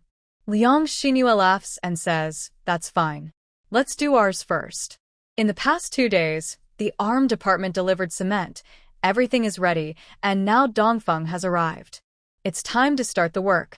I'll go wake Xiao Er and cover that bed over there, so it doesn't get covered in dust. Liang Xinyue quickly eats a bun, and then goes to wake Xiao Er. Xiao Er doesn't know how to dress himself yet, and needs help. But Liang Xinyue is happy because ever since Yaya can walk, she hasn't wet the bed. She can hold it and even walk to the bathroom while leaning on the wall. Xiao Er also hasn't wet the bed. He sleeps very soundly until dawn, then wakes up and urinates a big splash. She spends a couple of days at Fu Jie's place, and Fu Jie says this child is easy to take care of. At first, they thought he was spoiled because his mother often held him, but he turns out to be quite tough and easy to manage. "Auntie, I want a bun." He sees his sister holding a bun and calls out eagerly, "Wait, you need to put on your clothes first. Go pee, wash your face and hands, brush your mouth." At that time, there was no children's toothpaste, so Liang Xinyue only let the kids rinse with warm water every morning. Then you can eat the bun. "Don't worry, Uncle Zhou bought a lot and kept some hot in the pot for you." She tries to comfort him while helping him get dressed. In recent days, taking care of the children has given her more experience. Zhou Guoyang feels he can't really help much. Fortunately, right after the children finish eating, Dong Dong arrives with Lon Lon. Since today they need to lay the bed, Liang Xinyue says to Dong Dong, "Take your younger brother and sister to play at your house. I need to lay the bed today. Is that okay?" Okay. Dong Dong listens obediently, gathers the 3 children, and they run off happily. Soon, Fu Chunhua came over and saw Zhou Guoyang also there. "Captain Zhou." "Yes, Sister Fu." Fu Chunhua looked at Liang Xinyue, who was tidying up the bed. "Xinyue, how long will it take to finish the setup?" Liang Xinyue smiled. "I don't know exactly." Xiao Wei said he asked Old Liang, and Old Liang said it would be very simple. "But as for the cement and other materials drying, I think it will take some days, right?" "No problem. The 2 kids can stay at my place for a few days. Just focus on your work here first." Fu Chunhua helped Liang Xinyue fold the blankets on the bed, then turn the mat over and cover the blankets to keep out dust, and also close the mosquito net. Old Liang and the others came out after practicing drills. For people arrived, all following old Liang's instructions. At this point, Liang Xinyue couldn't help much, so she simply went to the backyard to take care of her small greens and garlic shoots. Looking around, Liang Xinyue arrived last, but her vegetables were the best. Some seeds were sown too densely in certain areas, and others more sparsely. Where it was dense, Liang Xinyue pulled out the biggest plants because they could be eaten. She gathered the vegetables she pulled and filled a basket to send over to Fu Chunhua. I still have plenty in my place, enough for us. The 2 kids are with you, so later, you can prepare some food for them too. Fu Chunhua smiled. If you're offering, I'll take it. But come over and join us for a meal later. Since you're busy over there, you might not want to cook. I won't need to. Old Zhou said he would fetch food from the canteen for lunch. Being a family member here has its benefits. If one doesn't feel like cooking, they can just go to the canteen and get food. Although some ration tickets or money are usually needed, it's much cheaper than outside. That's why Zhou Guoyang always brought back breakfast from the canteen. After lunch, Huangming came to check how the bed was set up, and Yang Depan also came to take a look before heading back to tidy up the room. In the afternoon, Liang Xinyue didn't have much to do and suddenly came up with an idea. She carried an axe out of the family courtyard and went to the shrubs behind the backyard to cut some taller branches. After cutting, she tidied up the branches and leaves, then bundled 2 bunches to bring back, but they turned out to be a bit heavy. She could only drag 1 bundle home first. At the entrance of the family courtyard, she bumped into Zhou Guoyang, who was also coming back to check. He quickly reached out to help. Did you go chop firewood? Don't worry about this one in my hand. You go over there. I still have another bundle in the small woods. I can't carry it all at once. Just come help me fetch it. Guoyang is busy running to fetch the bundle, saying as he runs, set this bundle down first, I'll come to get it later. Does Liang Xinyue think she can't move it back just because it's 2 steps away? She keeps walking home with the bundle.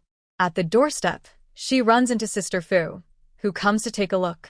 Sister Fu helps lift. Why are you cutting such thin branches? These aren't fireproof. I need to build a small shelter for the vegetables, or they'll freeze and spoil overnight. Fu Chunhua finds it a bit funny. After farming all her life, she's never heard of building a shelter over the crops. But Liang Xinyue understands why she's doing this. The temperature here is pretty low. Even now, early winter, it's as cold as southern winter. At night, the temperature almost feels like 0 degrees. If they don't come up with a plan soon, these vegetables can't survive the winter. Liang Xinyue makes some preparations, planning to see who goes to town and whether they can help buy some plastic sheeting. Still, she doesn't know if there's plastic film available right now. Old Liang guides a few people to build a brick bed according to his drawing. With many hands, they work faster. By evening, most of the base is built. Old Liang personally leads the installation of the flue. Since they need to move the stove to a small room next door, they also have to modify the existing flue. Before it gets dark, he secures the stove's position for tomorrow's work. Tomorrow they will start building the stove. They need to work even faster. Old Liang estimates that at this pace, it will take at least 3 days for each household. With several households doing this, it could take over half a month. That night, the 2 children are still brought back to live with Liang Xinyue. Maybe because they played so wildly during the day, after washing up at night, they fall asleep right away without needing anyone to coax them, their heads on pillows. Before sleeping, Liang Xinyue sets a worn basin with some water in the corner and teaches Yaya how to go to the bathroom at night. If she doesn't know, she just needs to call out loudly. Yaya nods. She didn't get up last night, but tonight might be different. Sister Fu warned her that the noodles and soup they ate might have made her thirsty, so she drank a lot of water. Little Air went to bed and peed a big puddle before bed, and even jumped around happily afterward. The children are young, carefree, and have completely forgotten about their home and parents. From having no one to play with him before, to now always having older brothers and sisters around, he's totally immersed in the fun. Yaya needs to be a bit bigger. She is born more from a young age, which has made her heart calmer. But sometimes she still thinks of her father. She has never asked her mother about it. She finished tidying up the children, and Zhou Guoyang checked his posts again before returning home. First, she went to wash up, then checked on the two children, and closed the backyard door. Only then did she return to the house. It's cold outside, so Liang Xinyu arranged everything early and sat in bed knitting a sweater. When Zhou Guoyang came back, he took her yarn. "You're busy every day, rushing around, right? It's evening now, you should rest." He also took off his clothes and got into bed, hugging Liang Xinyu and holding her cold hands in his arms. It's cold now. When hands get cold, don't knit sweaters. The cold wind here is different from at home. It blows hard and many people get cut and frostbite. After a while, he let go of her hands, gently stroked them and sighed. "You used to do so much at home. Your hands are so calloused." Liang Xinyu had no good answer to this. She hadn't done much herself, but her original self had done a lot. "Xinyu, I received a letter from home. My father had someone write it." Liang Xinyu said nothing. She didn't miss that family at all, and her feelings were full of hatred and resentment. She followed Zhou Guoyang here because she wanted to leave that place, but in this era, leaving there just brought her here. Life is still hard. The general situation was that everyone could only pray to eat enough. What could she do? Luckily, Zhou Guoyang gave her a lot of freedom here and protected her well. Unfortunately, her original self never saw this day. But she couldn't accept the way her family had treated her original self. Seeing Liang Xinyu silent, Zhou Guoyang thought she probably resented that family. He sighed and said again, "They haven't been home in 10 years. They wrote asking if I would come back for the new year." Liang Xinyu sneered. Was that really a question about whether to go home for New Year? It's just asking for money for the new year. Even if they were asking if she wanted to go back, her answer would definitely be no. She didn't want to go back to that family. If Zhou Guoyang believes otherwise, that's his business. She absolutely wouldn't. Don't use the excuse of being a good daughter-in-law or family member to try to make her feel guilty. She is not her original self. Zhou Guoyang saw Liang Xinyu still silent and continued. "Every year, I and Sanding, Lao Su, and the others take turns arranging leave and shifts. Now, Xiaoshun has encountered some trouble again, so I won't be resting this year. I just wanted to inform you, whether you plan to give some gifts to Liang's parents or not, if you decide to send something, you'll need to figure it out because after heavy snowfalls, the mountain roads will be closed." Talking about the Liang family, Liang Xinyu thought for a moment and said, "In a couple of days, I will go to the county town with the car. It's a good opportunity for me to buy some plastic sheeting too." Regarding her own family matters, Zhou Guoyang probably knew it was a sore spot in Liang Xinyu's heart. Forget it. She decided not to mention that place anymore. The one that almost pushed her to the brink. As she was thinking, her hand started to feel around again. "Are you still coming? My back still aches." Zhou Guoyang chuckled. "I've tasted that delicious thing in my life. How could I not want more?" Liang Xinyu playfully smacked Zhou Guoyang's arm and said, "You are so bad." After eating his fill, Zhou Guoyang said, "Xinyu, don't feel bad about eating. If you can't find meat in the county, tell me, and I'll ask them to bring some back. I bought some already. It's just that we can't eat meat every day," Liang Xinyu replied with a smile. But Zhou Guoyang seriously said, "We should eat more so you can grow taller." It was another intimate night. When Zhou Guoyang left at dawn, Liang Xinyu knew it. She didn't understand why after a whole night of fussing and him doing so much, she was exhausted while he looked so refreshed. It almost made her angry. When Zhou Guoyang returned with steamed buns, Liang Xinyu had already gotten up. She had cleaned the house and the inner and outer courtyards. She also tidied up the place where they planned to build a stove. When Zhou Guoyang got back, old Liang and the others had already arrived early today. They had agreed with the group that they could only do morning exercises each day, and then went to work. They worked for 3 days and the Kong, heated bed, and stove at Liang Xinyu's home were finished. But they still needed to buy a large mat to spread on top.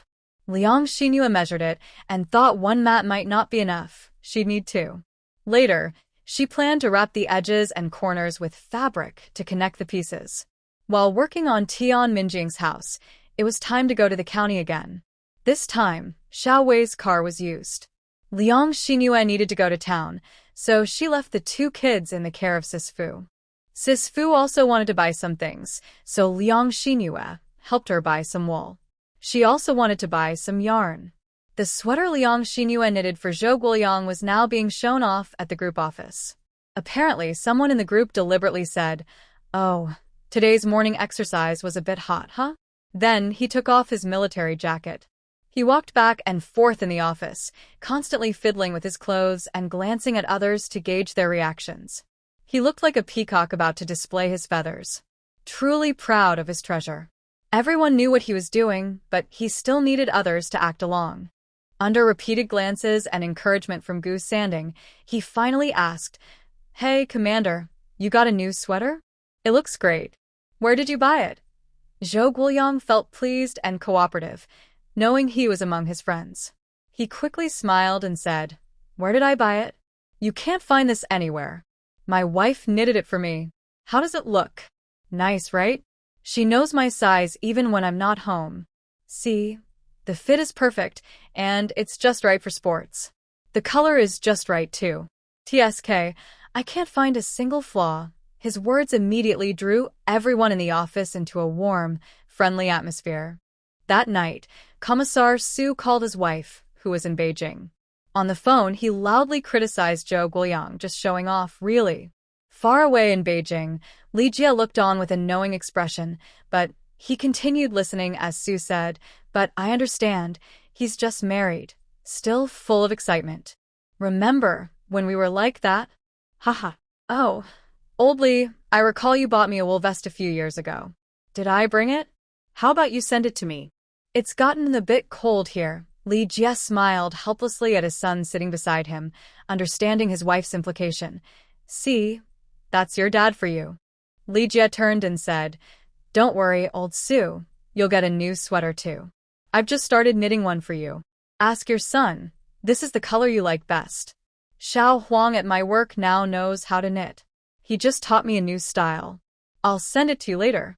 It's a secret, so don't tell old Zhou and the others until you get it." His words reassured Su completely. After hanging up, he snorted toward Zhou Guoliang, who had just come in checking his post. "Your wife said she knitted a new sweater for me." "Humph. It's not only your wife who knits." Zhou Guoliang's assistant, Chen, and Gu Sanding, following behind, looked awkward. Gu Sanding turned to leave because he thought such topics were not for a single man like him. Chen, looking steady and unmoved, just stood still. When she got home, Fu Chunhua said to him, "Sister Hua, it's really cold during night shifts. I wish I had a sweater." Since Fu Chunhua was older, he called her Sister Hua since they were young. After they got married, he didn't call her that outside, but in bed, he still liked to call her Sister Hua. When Captain Zhou sent out this security patrol, everyone started to move. "One sweater. My wife knitted." Captain Zhou said it was a Love Wife brand.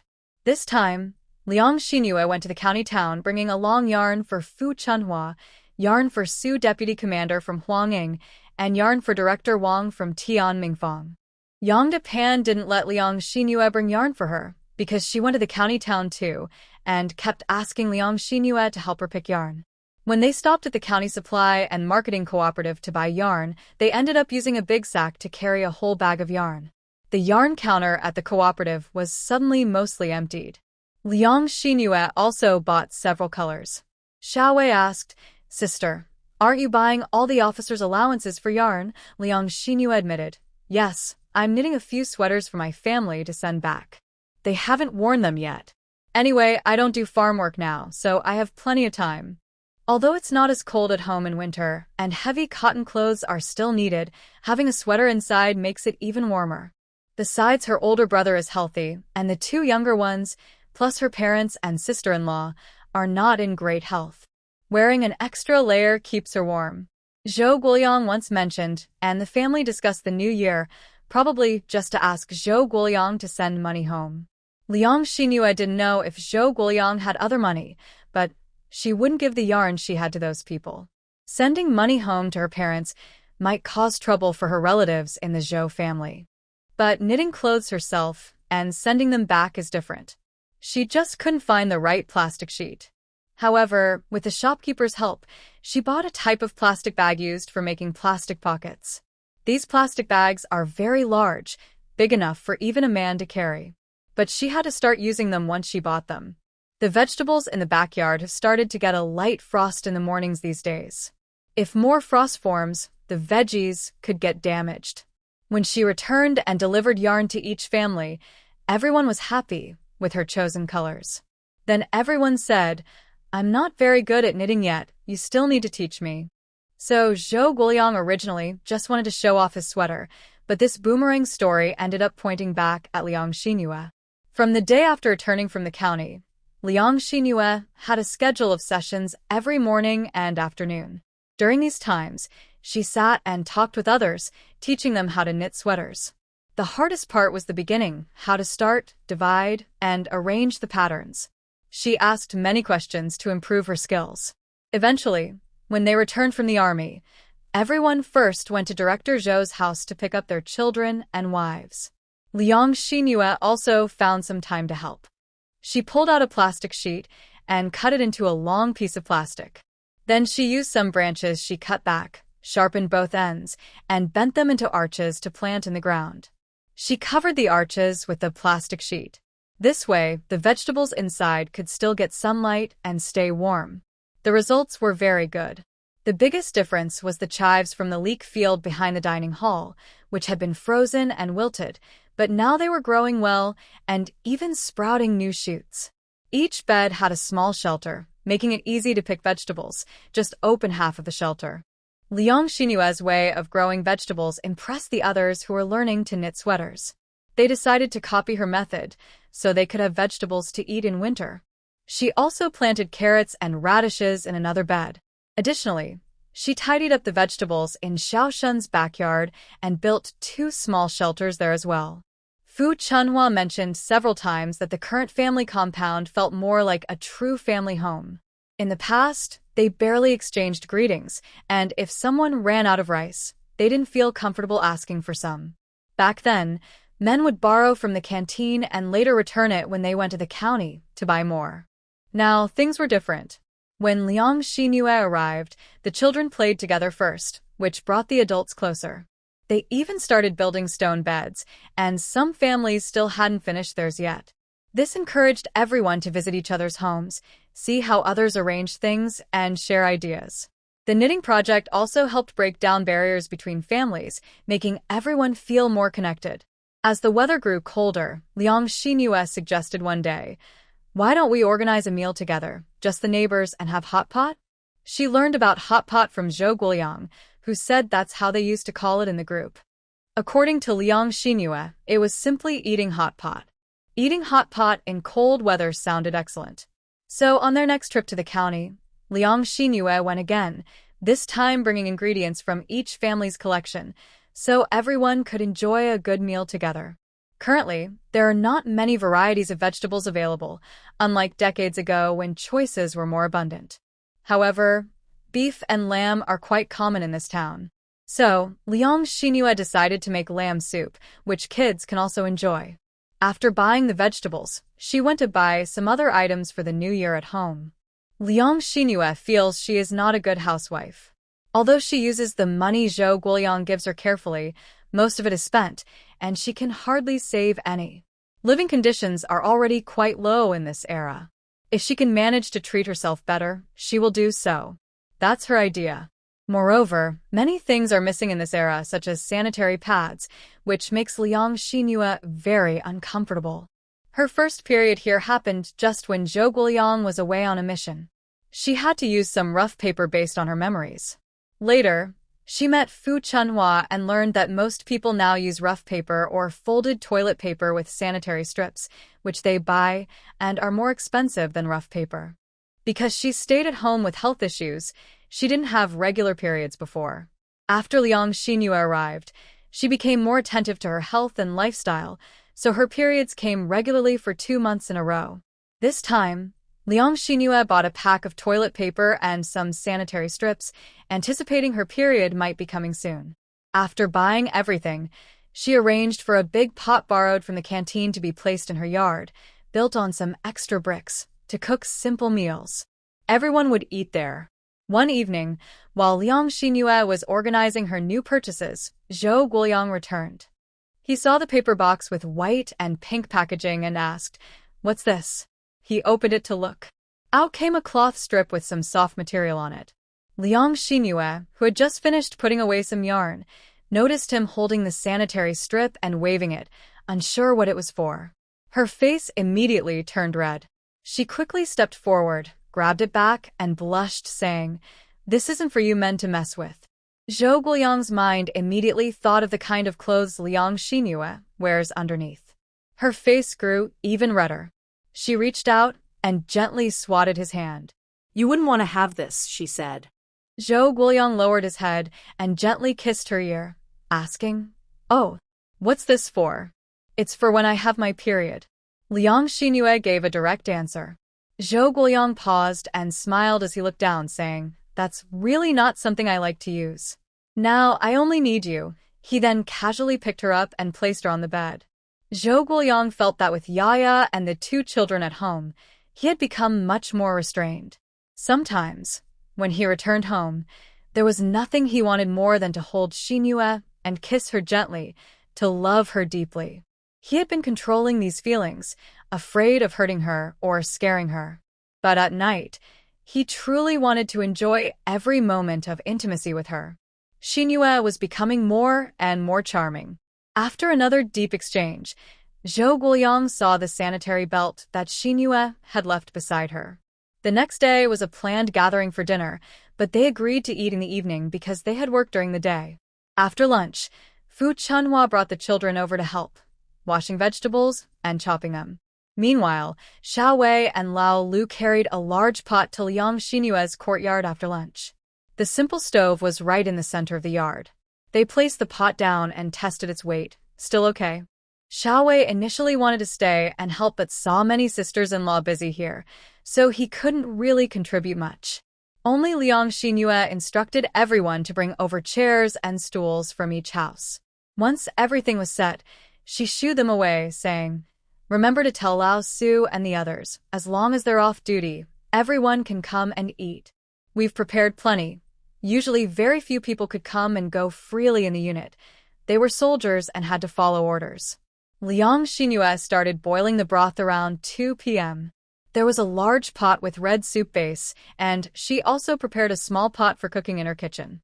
Now, with the new kitchen in use, one side was cooking the broth, while the other side kept the stove warm. The small pot contained a white broth without spice, mainly for the children, but adults might also eat it.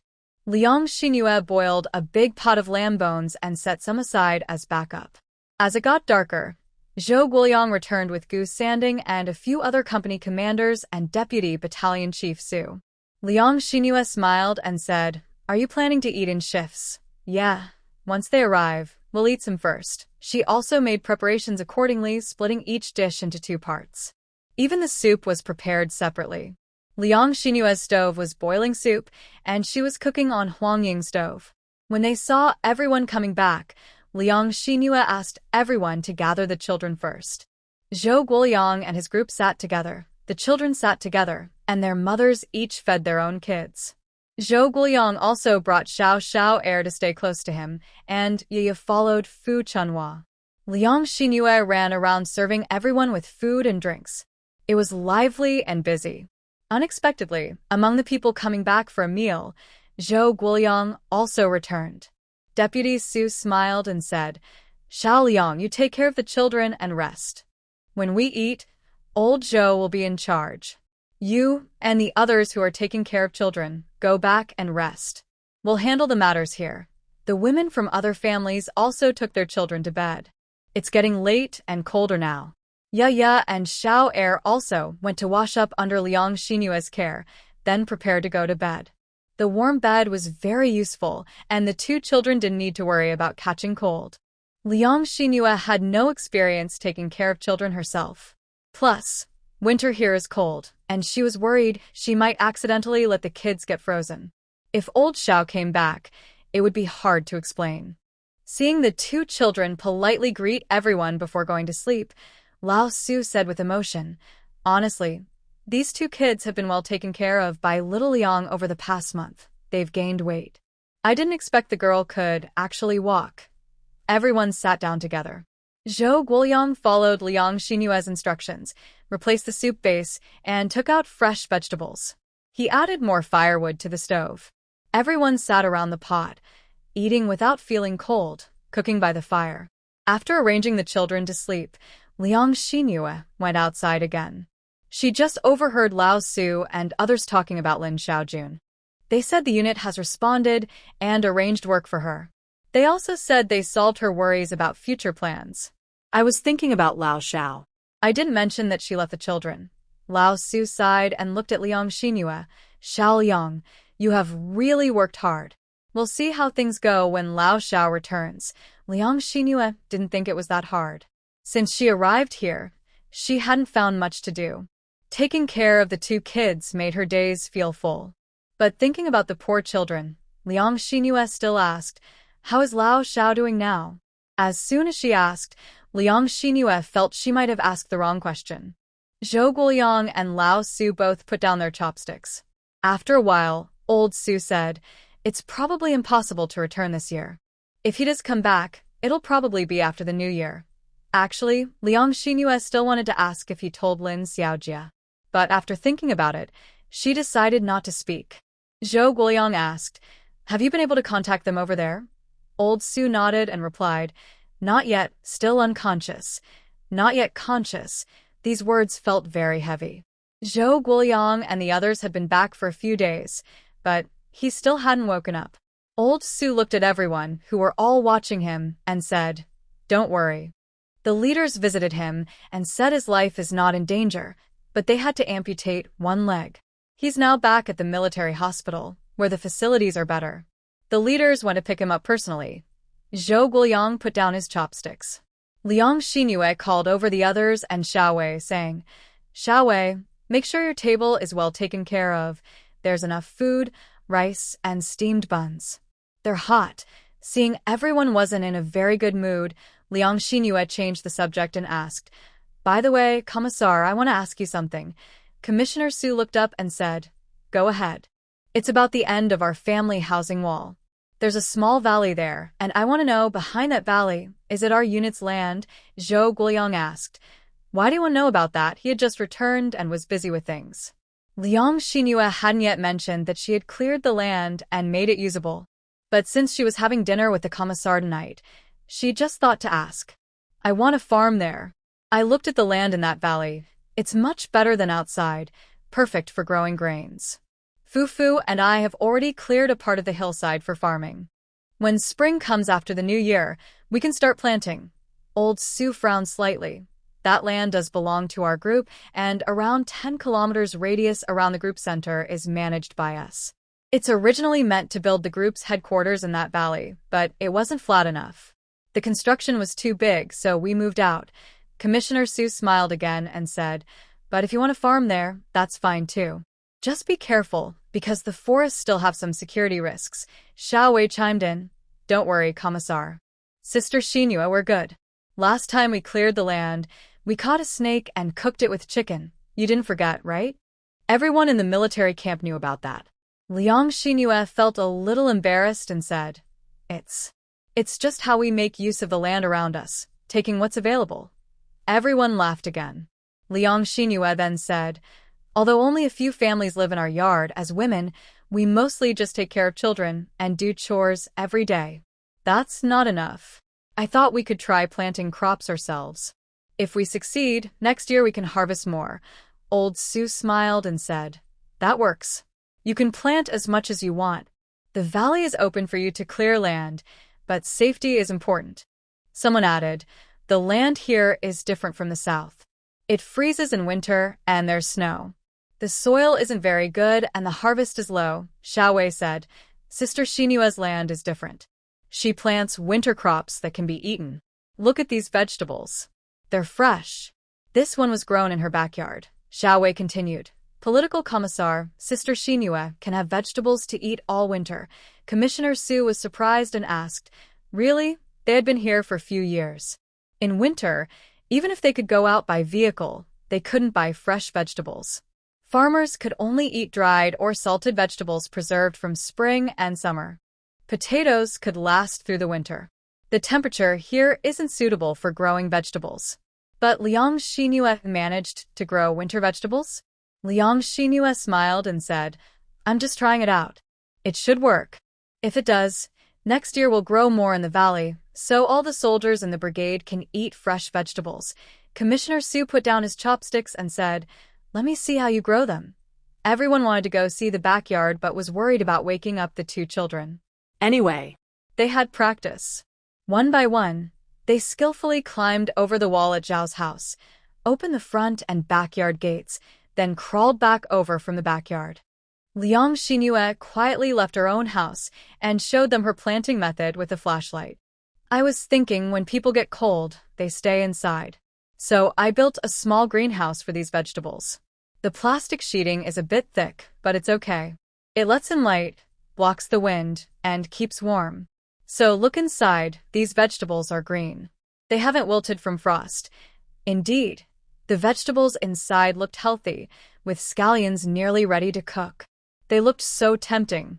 Commissioner Su looked around and finally smiled. Little Liang, if you really can grow vegetables like this, next winter, all the vegetables for our brigade will be handed over to you. Liang Xinyu straightened up and looked at Commissar Su, asking, Commissar, is that true? Commissar Su nodded seriously. Of course. Most of us here are from the south. Winter is the hardest season for us. 1, it's cold. 2, we're used to eating certain foods. During winter, we almost can't get vegetables. Potatoes and cabbage are all we have. For several long months, those are the only dishes. Everyone listening to the commissar fell silent, as they had all experienced these hardships. Liang Xinyu, however, was excited and said, Commissar, why not let me lease the valley behind us?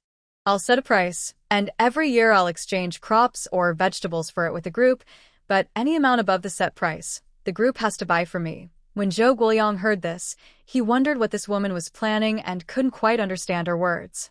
Xinyu, what are you talking about? Liang Xinyu gently pressed Zhou Guoyang's arm and smiled as she explained to Commissar Su, I'm from the countryside. I don't know much else, but I can farm the land. It's not just me. Our Aunt Fu, Aunt Yang, Sister Tian, and Sister Huang are the same. Of course, Sister Huang is pregnant now, but when she gives birth, we'll all be farmers. Commissar Su sensed something. Are you saying that you and the women plan to farm the valley? Liang Xinyu nodded. Yes. We can clear some land in the back valley during our free time. How much we cultivate depends on our ability. The great man said, the bolder people are, the more land they can farm. Commissar Su, you have to trust us. We can do it. Elder Lu, the caretaker, looked approvingly at Liang Xinyu. Ha ha ha, Xiaoliang, that's a good idea. Come on, let's go back and sit by the fire. Tell me more. I want to hear carefully. Then the group headed back to Lao Zhao's house, climbing over the front yard wall again. This time, as they crossed the wall, Commissar Su also said, I also think this wall has caused some trouble. Chief Steward Lu chuckled. Yeah, those walls only make things more complicated. The kids are young. If we tear down these walls, the yard will be much brighter. The kids can run around freely and it won't matter. However, Zhou Guoyang sensed that Liang Xinyu was planning to work with these women on something. He wasn't opposed to Liang Xinyu doing anything. He understood that she was here because she was bored, and having something to do was better for her. However, he was worried that Liang Xinyu, being just a small girl from the countryside, might overestimate herself and get into trouble. But Liang Xinyu saw this as a chance to be recognized and acknowledged. So, after sitting down, she took out paper and pen. Commissioner Su, my main conditions are these. First, the entire valley of the rear mountain will be leased to me. Our village's Laozhou is located here, and I will lease the whole area. Second, I will decide what to plant, and I will also assign the work. Third, we will prioritize providing needed supplies for the group.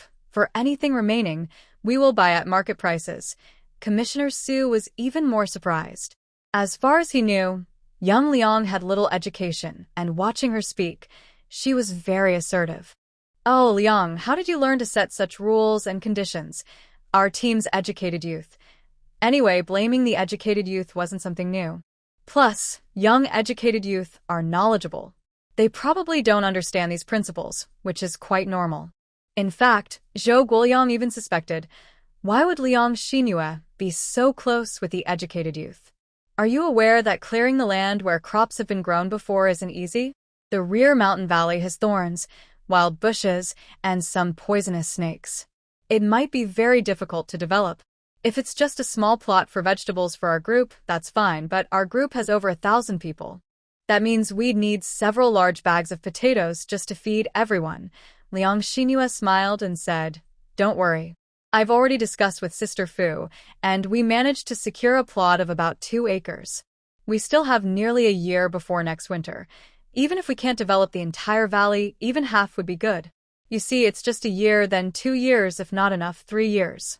The great leader once said we should learn from the spirit of Yugong moving mountains. One day, we'll clear it all. Good, you're ambitious. Commissioner Su applauded. Zhou Guoyang chuckled and said, Xinhua, are you sure you don't want me to help? Commissioner Su laughed and replied, helping isn't unusual, is it? When you're not doing drills, you can help whenever you have free time. Whether it was Zhou Guoyang asking or Commissioner Su answering, both signaled that everyone would help. But Liang Xinhua responded seriously, do your own thing, I'll do mine. Don't worry, we'll do our best with what we have. Oh, this means she doesn't need assistance. Zhou Guoyang chuckled and said, all right. Anyway, in the group, I listened to our political officer. When I come back, I'll listen to you. Zhou Guoyang's words made everyone burst into laughter. Eating hot pot by the fire always makes everyone full. It wasn't until nearly 10 o'clock that they finished and left. If it weren't for the political officer reminding everyone to go out for morning exercises tomorrow, no one would want to leave yet. Before leaving, political officer Su said, Little Liang, let me think about it at home. What's the name of that kind of bag you mentioned? An outsourcing contract. Right, an outsourcing contract. I'll think it over carefully. If it works out, I'll come to your place to sign it. Okay? Liang Xinhua was in no hurry. After all, the contract isn't going anywhere. If she doesn't give it to her women, who else could she outsource to? She takes responsibility for this task, but when it comes to farming, she's not afraid. Liang Xinhua is confident in herself. Xiao Wei stayed behind to help clean up, along with 2 little soldiers who usually patrol the staff courtyard. The 3 young men worked skillfully and neatly. Most of the tables and chairs were borrowed from various homes. Xiao Wei was the one who managed everything and knew whose furniture belonged to whom. They arranged everything neatly in the yard. Big sister, you can't move these.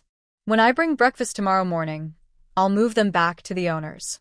All right, I'll listen to you. Although Liang Xinhua was excited about signing the contract, she was also a bit tired. After tidying up, all that remained was to clean tomorrow. As she lay down, she saw Zhou Guoyang coming closer, so she quickly said, I'm tired today. I don't want to play tonight. Zhou Guoyang replied, half annoyed and amused, so you're just playing me? Huh?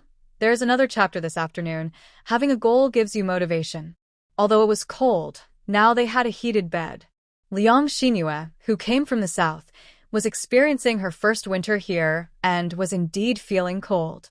Every day, except when cooking, eating, or using the bathroom, she just wanted to stay buried in her bed.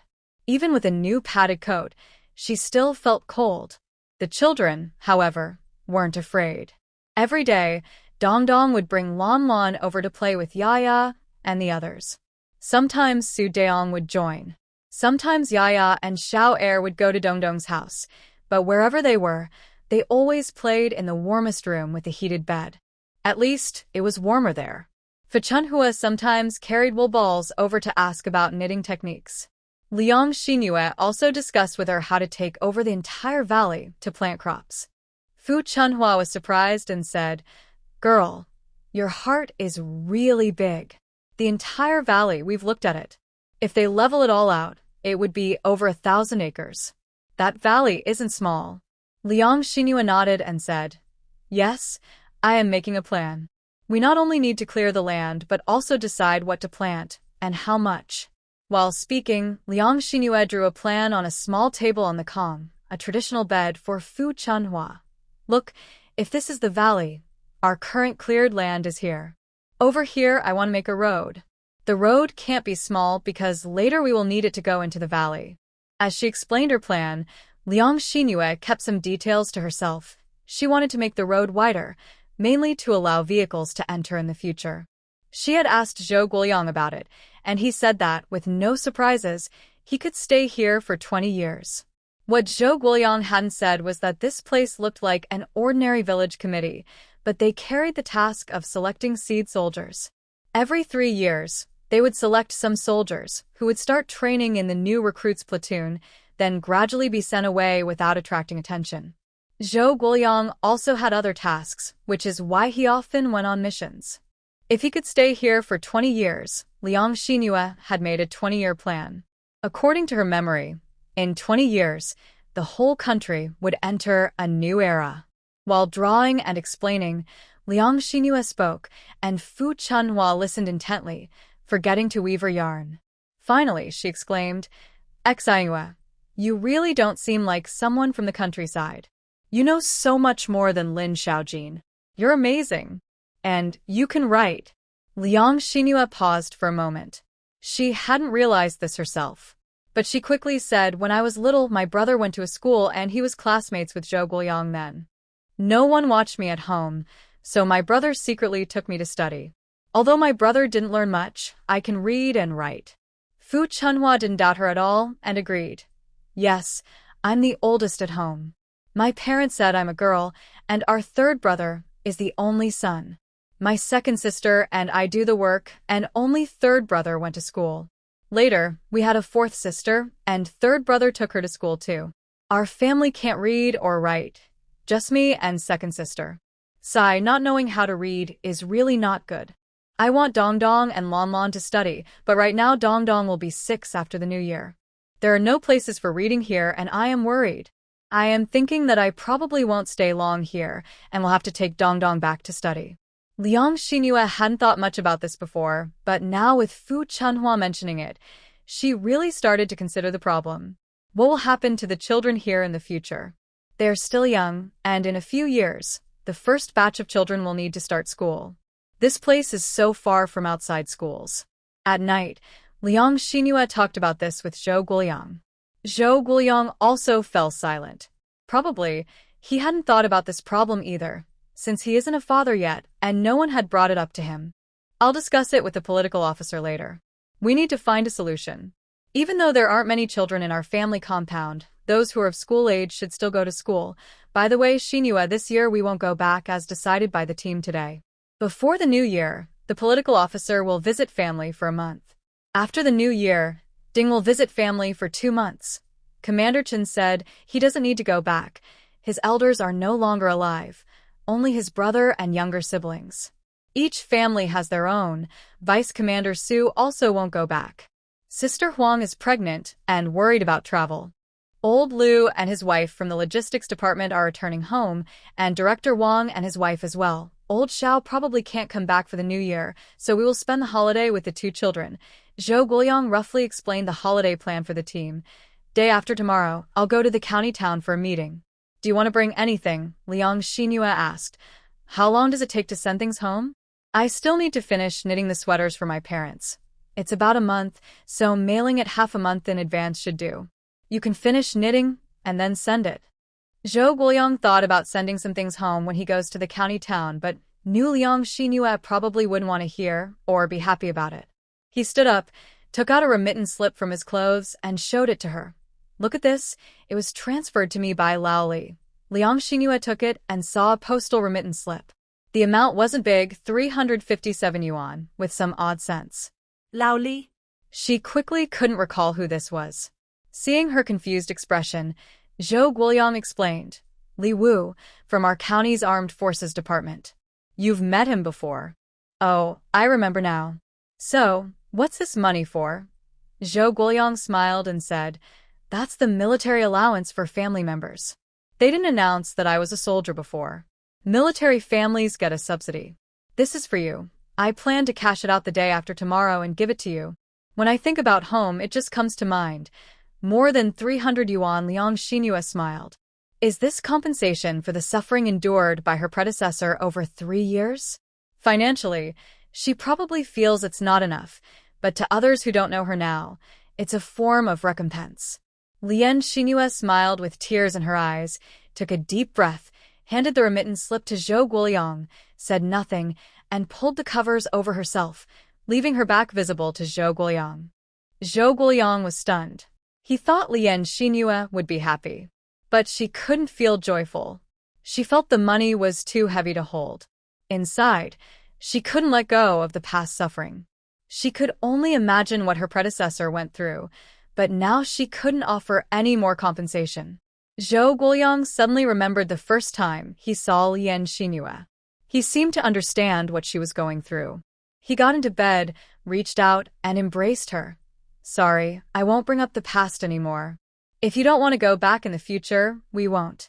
At most, I'll write some letters. When I was away before, I didn't take good care of you, but from now on, I'll look after you properly. To Zhou Guoliang, the harm caused by those years at home to Liang Xinhua left her with shadows. Fortunately, he took her away from that place. And during these days of being together, he liked her more and more. When he first decided to bring her along with the army, he had wanted to apologize and make up for his family's mistakes. Now, he felt more grateful for his decision. He was very satisfied with his wife. The more he liked Liang Xinhua, the more guilty he felt. He told himself he must take good care of her. After they arrived here, she was actually the one taking care of him. Helping with the children was also for him. Though it brought her trouble, she never complained. Just as he was thinking about how long it would take to send things home, Zhou Guoliang unexpectedly returned from the county with a package. It was a piece of cured meat and some dried vegetables sent from the Liang family. They wrote in the letter that their work points for the year looked good, and there was some extra money, so they bought 2 pieces of meat to cure, thinking of her hardships here, and sent one to her. When Liang Xinhua saw this letter, she burst into tears immediately. That family, so poor they often had no food, bought 2 pieces of meat and sent her one. Liang Xinhua felt even more guilty toward her parents-in-law. Zhou Guoliang was deeply touched as well. He still had another letter he hadn't shown to Liang Xinhua. It was from his family. The letter was written in his mother's voice. In addition to mentioning that they received some compensation money for his military family members, she also brought up another matter: the Liang family requesting their address. His mother repeatedly instructed the letter sender not to send money to the Liang family. She thought that since the Liang family wanted their address, it was to ask him to send money. Don't think that just because you took the Liang family's daughter away, you owe them anything. Send your mother the money you get each month, and she will keep it for you. Don't give any money to that Liang girl, and don't worry about the Liang family. This was his mother's words. Looking at that piece of meat, that was Liang Xinhua's parents. Zhou Guoliang felt a sense of superiority in his heart. He had initially planned to send some things to his family, but now he decided not to send anything. Zhou knew that the family compensation was meant for his parents. Fortunately, he had told Li Wu earlier that the money for Liang Xinhua was kept separate. So, he sent it directly to her. He didn't care about the money. With this money, his parents' lives at home would be comfortable. He only sent a letter to tell them to take care of their health, nothing more. But Liang Xinhua carefully wrote a letter to the Liang family, sharing everything about her life here. She told them she had a new sweater, a new cotton coat, and that she had made friends with other family members. Zhou was very kind to her, and she wrote all these things to her family. She asked Zhou Guoliang to send the letter.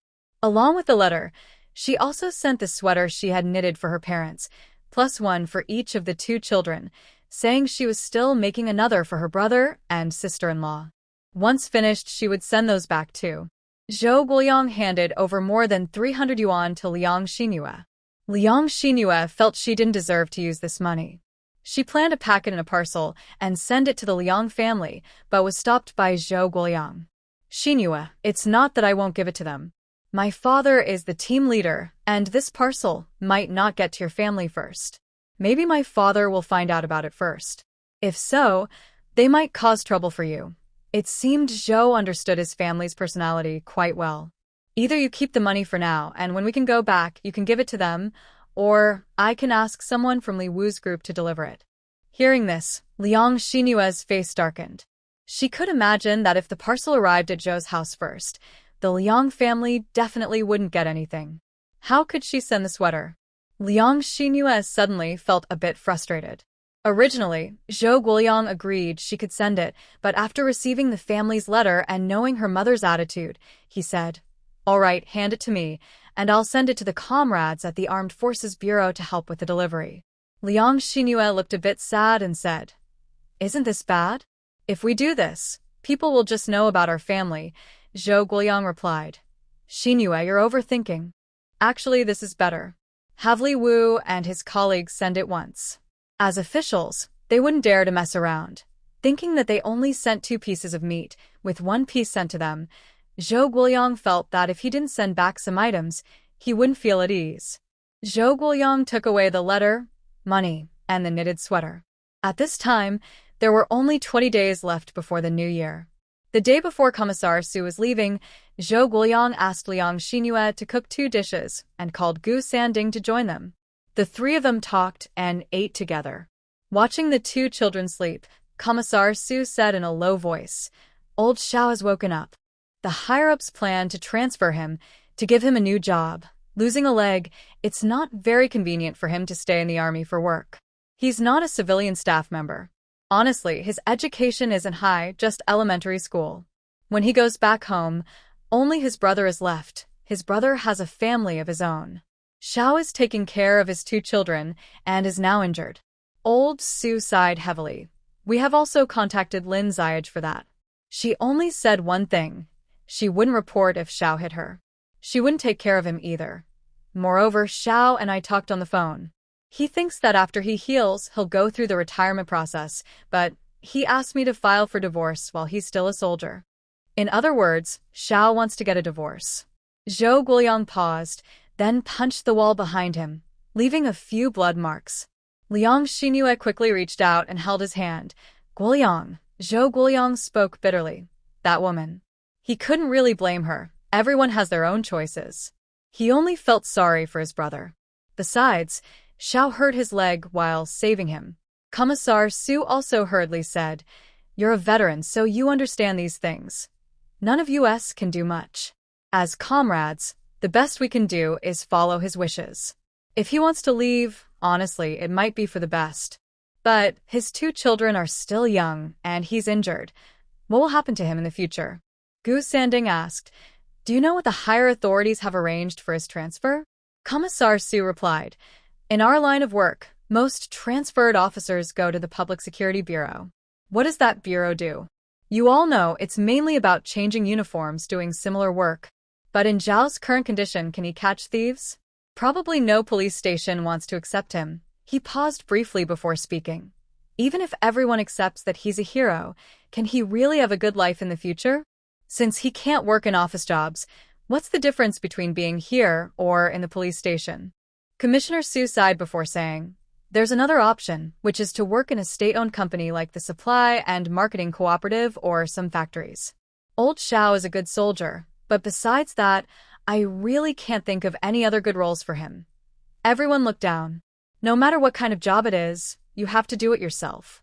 What about those 2 children? If he gets discharged and can't stay here, naturally Liang Xinyue won't need to take care of the kids anymore. The 2 children are now very obedient, especially Yaya, who is active now. She helps sweep the yard every day, front and back. Shower also helps out by picking up leaves blown into the yard. Yaya even tries to take care of her little brother. When Liang Xinyue cooks, she helps by lighting the fire. Liang Xinyue intentionally involves her in chores. Since they've formed this family, she believes they must be strong and independent. Although Yaya is only 5, she can do many simple tasks suitable for her age. It's very cold now, but by spring, Liang Xinyue plans to teach her how to wash clothes and other chores. However, after hearing about old Zhao's situation, everyone fell silent. Behind the glamorous hero, only he truly understands the hardships faced. Liang Xinyue quietly asked, When do you think old Zhao's injury will heal enough for him to come back?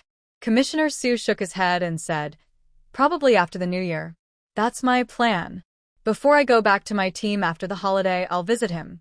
If he can come with me, I'll bring him back. Old Su, I'll go. I'll bring him back, Gu Sanding said. He could rest for 2 months starting from the 5th day of the new year. Commissioner Su stared at him and said, take care of your own affairs first. Don't forget, that's why I asked for 2 months leave for you. You haven't gone back in 5 years.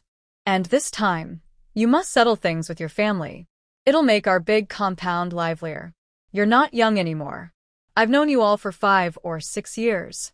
Old Tong and Old Xiao are already married, and it's only you left. If you don't get married soon, you'll become an old man. Gu Sanding was silenced by the pressure. Liang Xinhua asked again, Commissioner Su, do you think old Zhao's proposal can work? And Lin Xiaoju won't ask to split the children or property, right? Gu Sanding replied, with his family, what property is there to split? Liang Xinhua quietly said, allowances. Old Zhao's injury should be covered by the state. The three of them exchanged glances, and it was indeed possible. Commissioner Su said, yes, but probably not much. When he comes back, he can be awarded military merits. Liang Xinhua didn't understand this well, but knowing he could earn military merits, the allowances might be better in the future. Finally, Commissioner Su said, I'm leaving now. Everything here, I'll leave it to you. Old Zhou, if anything comes up, you can contact my family at any time. And, Xiao Liang, you'll need to work a little harder for a while. The 2 children are being taught very well by you. He paused briefly and added, we also held a small meeting about planting in the back mountain valley. We mostly agreed, but once I return, I'll seek approval from higher authorities. Until I get official permission, you can start clearing land and planting some vegetables. Liang Xinhua nodded. 3 days after Commissioner Su was sent off, it started snowing heavily and continued all day.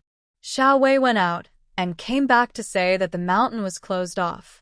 Fortunately, that day Xiao Wei drove Commissioner Su away and brought back some meat and potatoes for Liang Xinhua.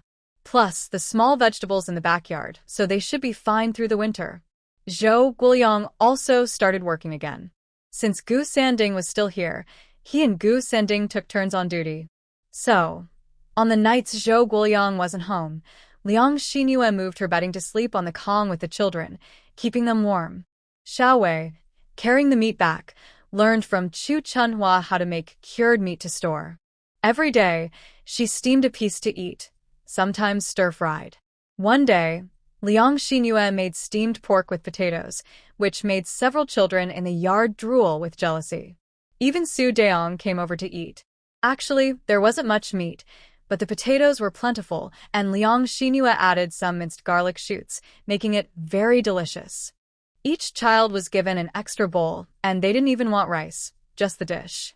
After Xiao Wei finished eating, she also took some to the kitchen staff to let them know that eating potatoes this way is tastier. Knowing Gu Sanding was on duty, Xiao Wei also brought a lunchbox for him. She also asked Yaya to deliver a bowl of hot food to the 2 soldiers on watch today, because standing outside in the cold is very tough. Hot food makes it warmer. Yaya and Dong Dong each delivered a portion. The 2 soldiers didn't dare to eat at that moment, since it was their watch time. Just then, Zhou Guoliang returned. They definitely wouldn't dare to eat now. Zhou Guoliang looked and ordered, eat these in 10 minutes. I'll stand guard for you for 10 minutes. Zhou Guoliang stood to the side, while Dong Dong ran to stand on the other side by himself. 2 little soldiers quickly carried their bowls and moved to a shady spot behind the door to eat. As they ate, one little soldier started to cry. In my family during the New Year, my mother used to do the same. It was missing her mother. Zhou Guoliang heard this, but didn't speak. Sometimes comforting too much can make someone cry more. After the little soldiers finished eating, Zhou Guoliang led Yaya and Dong Dong back home. The children stayed for a while, their faces turning red from the cold. It was almost New Year. Liang Xinhua, with the 2 kids, cut out a few paper window decorations and made some small lanterns, hanging them outside the door. In the snowy scene, a splash of red added a festive feel. Dong Dong came over to play and saw this, insisting that Fu Chunhua also make some. In the end, they made 2 strings of decorations and that was finished. Now Xiao Er was dressed more warmly, like a ball. Over there, Liang Xinhua took Yaya to tidy up. Of course, Fu Chunhua helped too. They sorted some clothes that had been tossed around, those that could be washed and those that should be discarded. Some clothes were so dirty, they couldn't be washed. They were too filthy even to use as cleaning rags. Instead, they found a cotton-padded coat for Xiao Er, so he wouldn't worry about having no warm clothes in winter. Fu Chunhua once said that most children only have one cotton coat in winter. One would be enough, but after wearing it through the season, the coat would really be worn out. On the 26th day of the 12th lunar month, Zhou Guoliang returned and said that the pork at the military logistics section's pig farm would be slaughtered for the New Year feast. He asked Liang Xinhua if she wanted to eat any specific meat. Liang Xinua's eyes lit up. Don't say it, I've really been craving something recently. What? As long as we can get it, I'll prepare it for you. Pork intestines. The big pig intestines. Thinking of braised pork intestines made Liang Xinua's mouth water. Look at you, just wanting some intestines. Isn't that stinky? Just craving it, and now you're drooling. Zhou Guoliang chuckled as he wiped Liang Xinua's mouth, and she was suddenly embarrassed. Liang Xinhua blushed and ran back to her room. She was so humiliated. Even mentioning food made her drool. She used to love that flavor in her past life, but it didn't make her drool that much. However, when Zhou Guoliang returned in the evening, he brought a big bucket. He carried in a full bucket of pork intestines and loudly called out, "Wife, wife." On a cold winter night, everyone else had closed their doors and turned off the lights to sleep, but he was calling out loudly. Liang Xinhua, who was already in bed, had to put on her clothes and open the window to look outside. "Why are you shouting? Aren't you on duty?" Zhou Guoliang didn't say he wanted to come inside. He was still on duty. "I brought back a bucket of pork large intestines. We just killed 3 pigs. Once we finish killing, we'll have Xiao Wei bring more." They said, "Besides intestines, if you want, I can also give you pig stomach, pig heart, and pig tongue. These things, once cooked, aren't enough to share in the group. It's just us and old Chun and old Sue's families. So if you want, you can have all of them." "They don't want these." After saying this, Zhou Guoliang also looked a bit puzzled and added, "Darling, you don't crave good meat, so why are you craving these 2 things? Liang Xinhua rolled her eyes but knew those were really good stuff. "Don't worry about it. If they don't want them, just bring them to me. The backyard door isn't locked. I'll sleep on the Kong, a raised bed. You can set aside the stuff you bring back and lock it up in the small kitchen first. Tomorrow morning I'll boil water and clean them then. Okay. You go to sleep now, don't catch a cold." Zhou Guoliang even leaned over the window to kiss her. Liang Xinhua didn't want much meat. She just wanted to prepare a few pieces for New Year's stewed pork. The group was large, and once everyone took some meat, there wouldn't be many pieces left. Fu Chunhua heard about getting 1 pig's trotter and a pig's head. They said in her hometown, during New Year, they would offer a pig's head to the heavens as a sign of giving thanks. Huang Ying, who was pregnant, specially gave her a pig's fat and 5 jin, around 2.5 kilograms, of pork. But Liang Xinhua only wanted the things others didn't want. However, Liang Xinhua was eager to get them because Zhou Guoliang had said they would send more once the pigs were slaughtered. But she never expected that when she woke in the morning to cook, the kitchen was filled with white pig intestines and pig stomachs and red pig hearts and tongues. There were 3 buckets full and the pot was also full. Even the basin used for washing vegetables was packed with pig hearts. Because the weather was cold, there was no smell, but everything was frozen solid. Liang Xinhua was speechless. Besides taking care of the 2 kids' meals, she and Fu Chunhua, who had come to visit, spent the whole morning washing all the stuff, but hadn't finished. Fortunately, they had cleaned the pigs during slaughter. "I say, girl, what are you planning to do with all these intestines?" Liang Xinhua also felt helpless. "Ask me what I want. I just want to eat fattest intestines."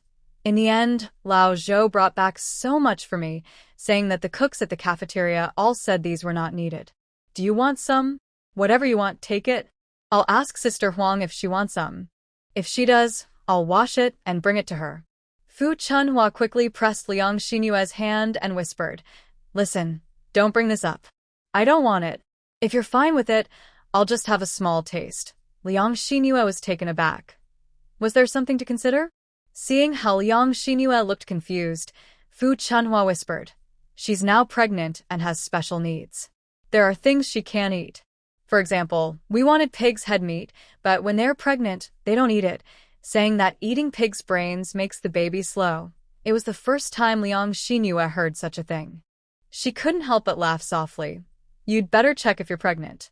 I didn't want pig's head because it's too hairy and hard to clean. Haha. Fu Chunhua also laughed. I don't have it now. Lao Chen said it's not urgent.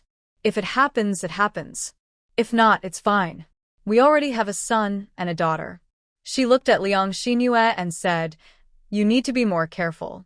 We don't usually mind eating pig's head, but there are some things you shouldn't eat randomly. Liang Xinhua chuckled. I wouldn't do that, Suddenly, Liang Xinhua paused, and her smile faded. Her period seemed to have not come this month. Liang Xinhua quickly checked her days and figured out the safe period. Fu Chunhua and the others didn't understand this, but she knew. By calculating, she realized that Lao Zhou had just come back during her ovulation period.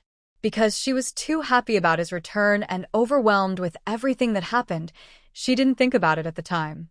Moreover, Lao Zhou enjoyed this kind of thing when he wasn't on duty, often teasing his wife at home. Of course, she didn't want to admit she was happy too. But the possibility that she might be pregnant made Liang Xinhua feel nervous. She had thought about the possibility before. She knew it could happen. But she felt that after living this second life, whether it was fate or something else, she wanted to seriously live this life properly. First, she was married, gradually getting close to her spouse. They started as just trying to get by together, but now they had feelings and relied on each other, caring for each other. Having a child seemed like an inevitable part of their future. But even though she had thought about it, she never expected the child to come so soon. She had no experience with pregnancy in her past life, but fortunately, she had some involvement. In college, her roommate was married, and they watched her baby grow from a tiny embryo to a newborn. Also, everyone in their dorm agreed to be the child's honorary aunt. But she didn't expect to find herself in this situation now. Fu Chunhua was staring blankly when she suddenly thought, Sister, could you be pregnant? Liang Xinhua trembled slightly as she gently touched her stomach and shook her head softly, saying, I don't know. I just missed my period by a few days this month. It hasn't come yet. Fu Chunhua's face lit up with hope. Then it must be a yes. Liang Xinhua shook her head again. Not necessarily, sister.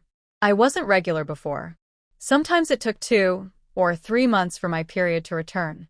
It only became regular these past 2 months here. Maybe this time, it might be irregular again. Besides, she didn't have any other symptoms. Of course, she's not very familiar with early pregnancy signs. They only became concerned when their roommate's belly started to move with the baby. Brother, I'm not sure. Only Dr. Liao is here to check. Maybe he can't tell either, she said. Regarding pregnancy, Fu Chunhua, who had 2 children, was more experienced. Even though only she and Liang Xinhua were in a room, she whispered, Be careful. If you are pregnant, this part here might get a little bigger. She tapped her chest twice as she spoke. She was already a bit overweight, and even with her thick clothes, the tapping caused some movement. Liang Xinhua remembered, last night, she was craving greasy intestines. Thinking back, when I was pregnant with Dong Dong, that year old Chen's father died. When the army received the telegram, they approved his 10-day leave immediately. At that time, his unit wasn't even stationed in these mountains. She hurried back home, arranged her father's funeral, and looked at me with my belly growing. Then, she had to leave again. Our old mother was still paralyzed, so I would have to take care of everything in the future. That night at midnight, he hugged me and cried, saying he was sorry. He asked what I wanted, promising that once he had money, he would buy it for me. Fu Chunhua recalled the simple days of the past. Although it was hard, her heart was still sweet. She smiled as she spoke. Girl, guess what I wanted to eat back then? Liang Xinhua, who was worried about her own health, shook her head. Fu Chunhua explained, I just wanted to eat some dried tofu. Someone in our area sold it by going door to door. Not necessarily every day. But Lao Chen listened to me. The next morning, I woke up and saw he had gone. By almost midnight, he came back. He hadn't eaten all day, and he went around several villages to find the seller of the dried tofu. When he heard where they were, he went straight there. At last, he found them. I saw him covered in sweat, too tired to stand, leaning against the wall and smiling with closed eyes. I cried then just because I wanted to eat 2 pieces of dried tofu. Girl, it wasn't much money. He only spent a few cents and bought the last 6 pieces left. Thinking about these old stories, Fu Chunhua cried and laughed at the same time. Then she said, "This woman, Kaizi's fate. When she meets a good man, she blossoms. If she meets a bad one, that's it. No flowers will bloom." She proudly added, "Our Lao Chun is that kind of man. You're lucky, and Captain Joe is a good man, too." After hearing Fu Jie's romantic words, I was moved but also wondered if my craving for pork intestines only came because I was pregnant.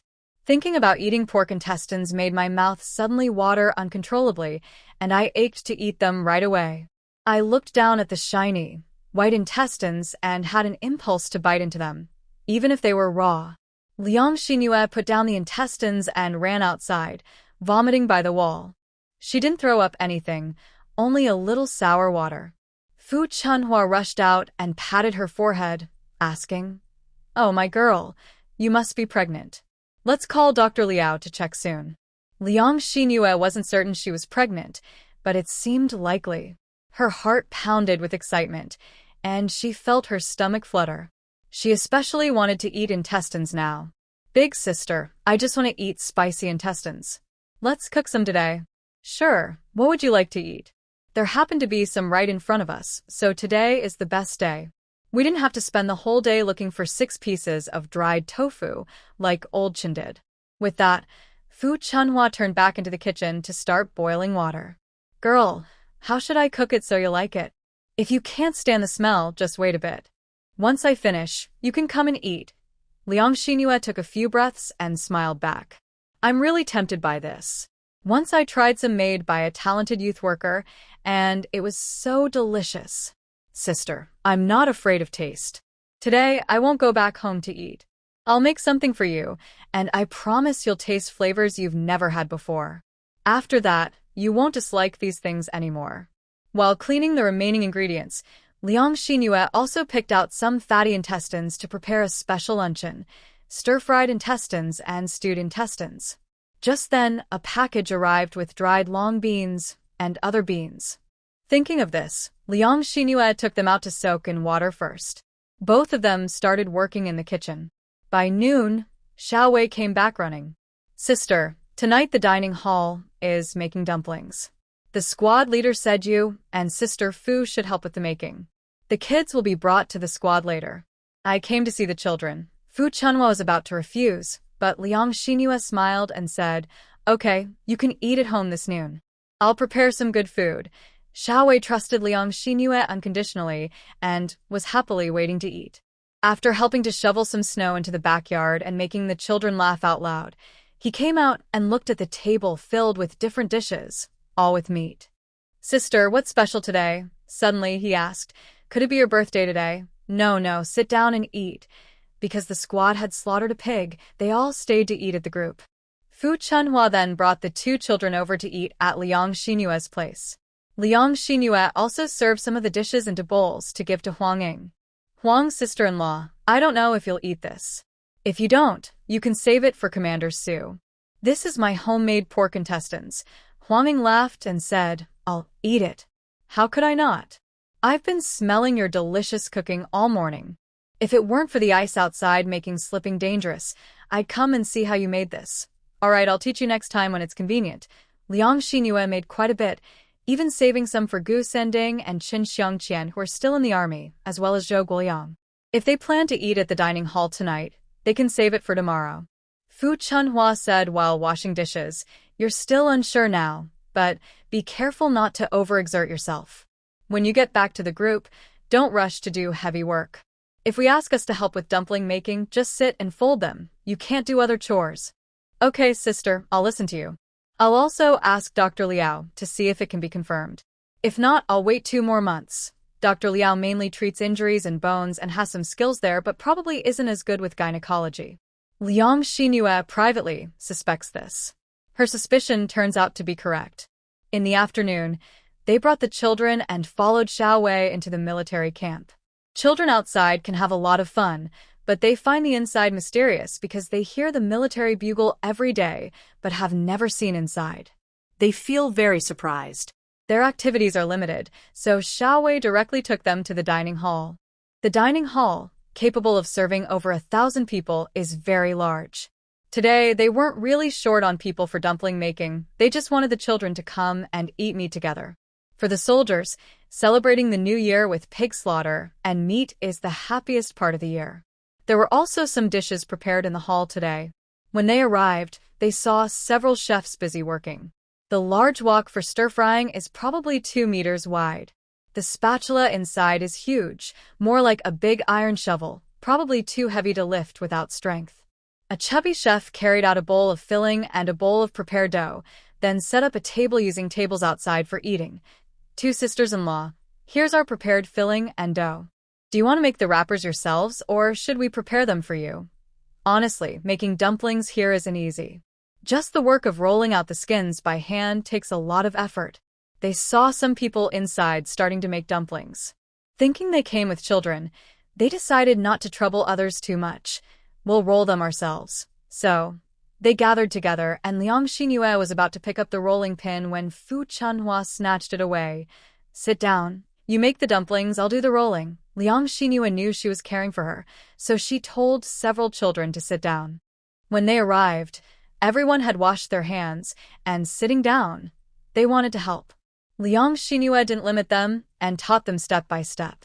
Dong Dong and Yaya pick up quickly. After making 2, they can do it well, but the younger 2 struggle. Their hands are small, and they either reveal their mistakes or squish the filling out when shaping the dumplings. Since they are too young and can't sit still, Xiao Wei was nearby, so I asked him to take the younger 2 to play for a while. Liang Xinhua was very fast and made very good dumplings. Seeing Fu Chunhua still struggling with rolling dough, she stood up and said, "Senior sister Fu, I'll show you a trick. You can make several wrappers at once." She took 7 or 8 small dough balls and stacked them, then rolled along the edges. After quickly turning around the edge, the 7 or 8 wrappers were ready. Wow, that's a pretty good method. The chubby chef standing behind her saw her move and was very surprised. He then tried her method himself. Although not perfect, he managed to roll out the wrappers. He chuckled and called out to the kitchen staff, "Someone who knows how to roll wrappers, come here." Soon, 5 or 6 people came out. The chubby chef said happily, "Learn a trick from our sister-in-law on how to make wrappers." Liang Xinhua demonstrated again and explained the key points.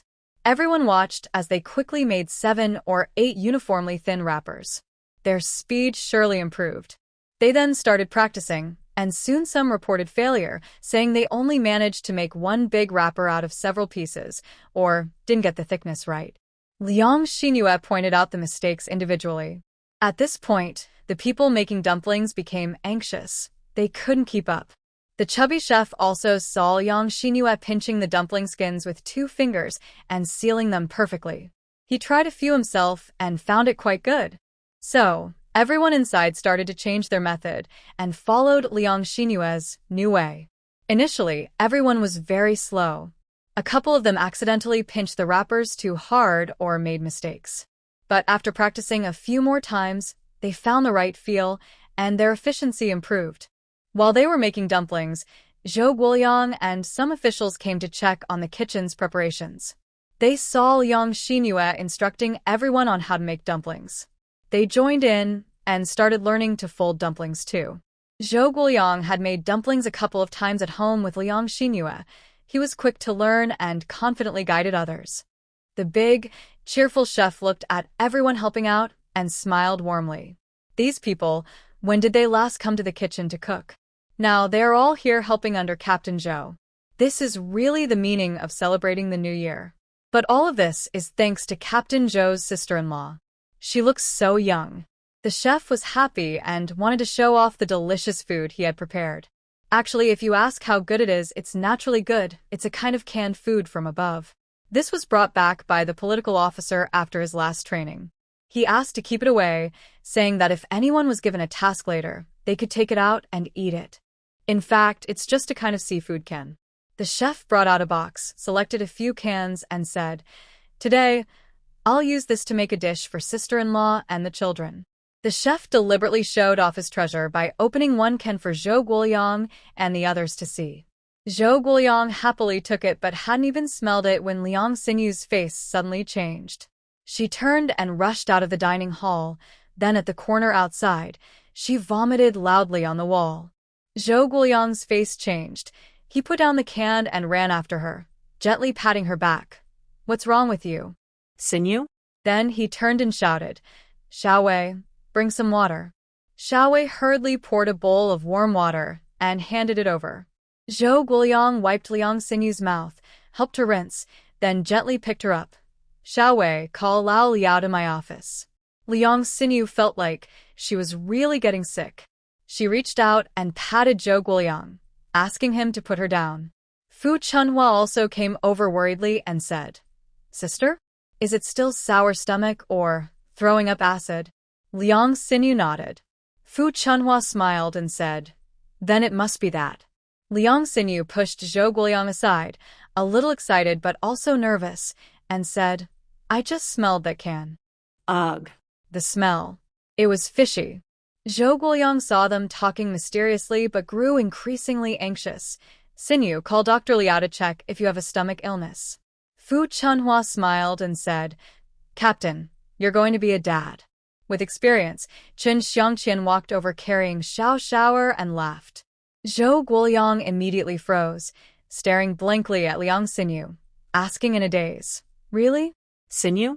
Liang Xinyu took another sip of water and smiled. "Not sure yet, but maybe." Zhou Guoyang was so excited, he jumped 3 feet high. "Oh, I'm going to be a dad." Zhou Guoyang excitedly took a few steps back and suddenly said, "So, you can't smell that can food?" Fu Chunhua smiled and replied, "Captain, everyone is different. Some people can't smell the fumes from cooking oil, while others like to. Every woman pregnant has her own feelings." Then Xinyue just doesn't like the smell of that can, he said, and immediately told Xiaowei to ask the cook to put away the can. Just then, Liao Junyi arrived. Zhou Guoyang asked him to check Xinyue's pulse. Liao Junyi, who could both set bones and take pulses, surprised her. Could he be an acupuncturist? After feeling her pulse, he smiled and said, "Congratulations, Captain, and congratulations to your wife. Your wife is pregnant." It was confirmed. Yes, she was pregnant. Zhou Guoyang was overjoyed. He suddenly protected Xinyue like a delicate porcelain doll, worried she might fall while walking or get burned while eating. Seeing this, Fu Chunhua took Yaya and Xiao Er to stay near her. They made dumplings, and during dinner, Xinyue realized how many people there were in the regiment. Standing there, the dining hall felt crowded with people. Fortunately, they set up over a dozen stations for food. After a while, everyone had eaten. Because they were worried Xinyue couldn't smell the food, they arranged for her and Fu Chunhua to sit in a small meeting room with the children. The 4 kids ate happily because they finished quickly. Brother Xiaowei planned to take them out to play afterward. Zhou Guoyang first took some dumplings to them from the dining hall and then shared some with the soldiers. Since it was the New Year celebration, it was natural for the soldiers and officers to enjoy some time together. After the festivities, he returned to the small meeting room. The children had finished eating, and Xiaowei took them out. Fu Chunhua tidied up the dishes and headed back to the dining hall. Xinyue sat quietly in the room, gently touching her stomach, which felt completely flat. She couldn't see anything through her cotton clothes and pants. When Zhou Guoyang came in, she grinned foolishly and asked, "Tell me, do you think I'm really pregnant? I only vomited a little today, and I don't feel any different."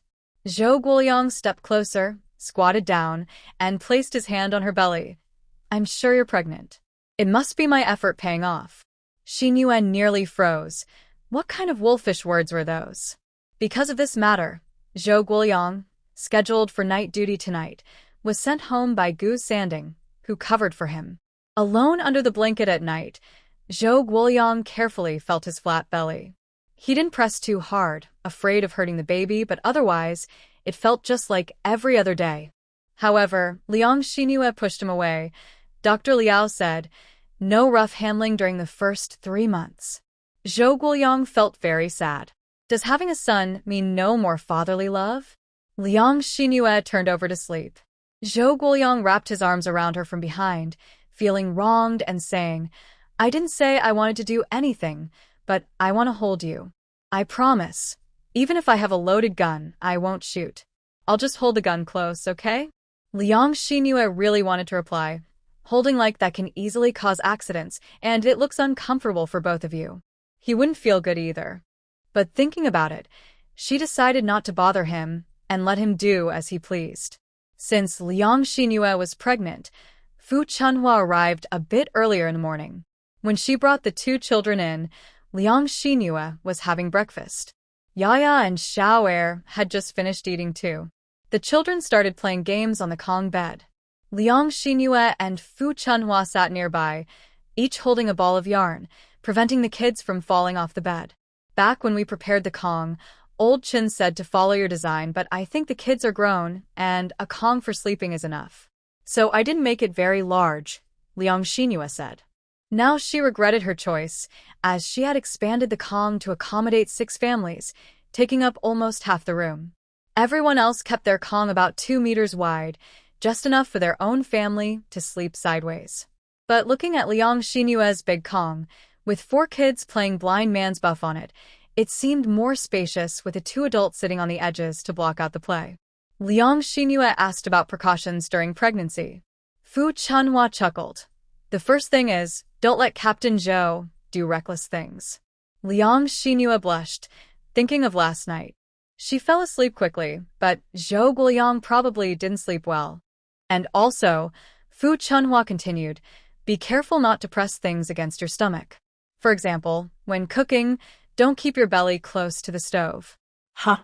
Isn't that a bit delicate?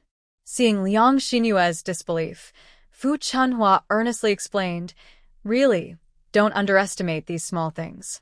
When pregnant, you should be extra cautious. At least in the first 3 months, before the baby fully develops, you need to be careful." Seeing Fu Chunhua's serious expression, Liang Xinhue thought about something deeper.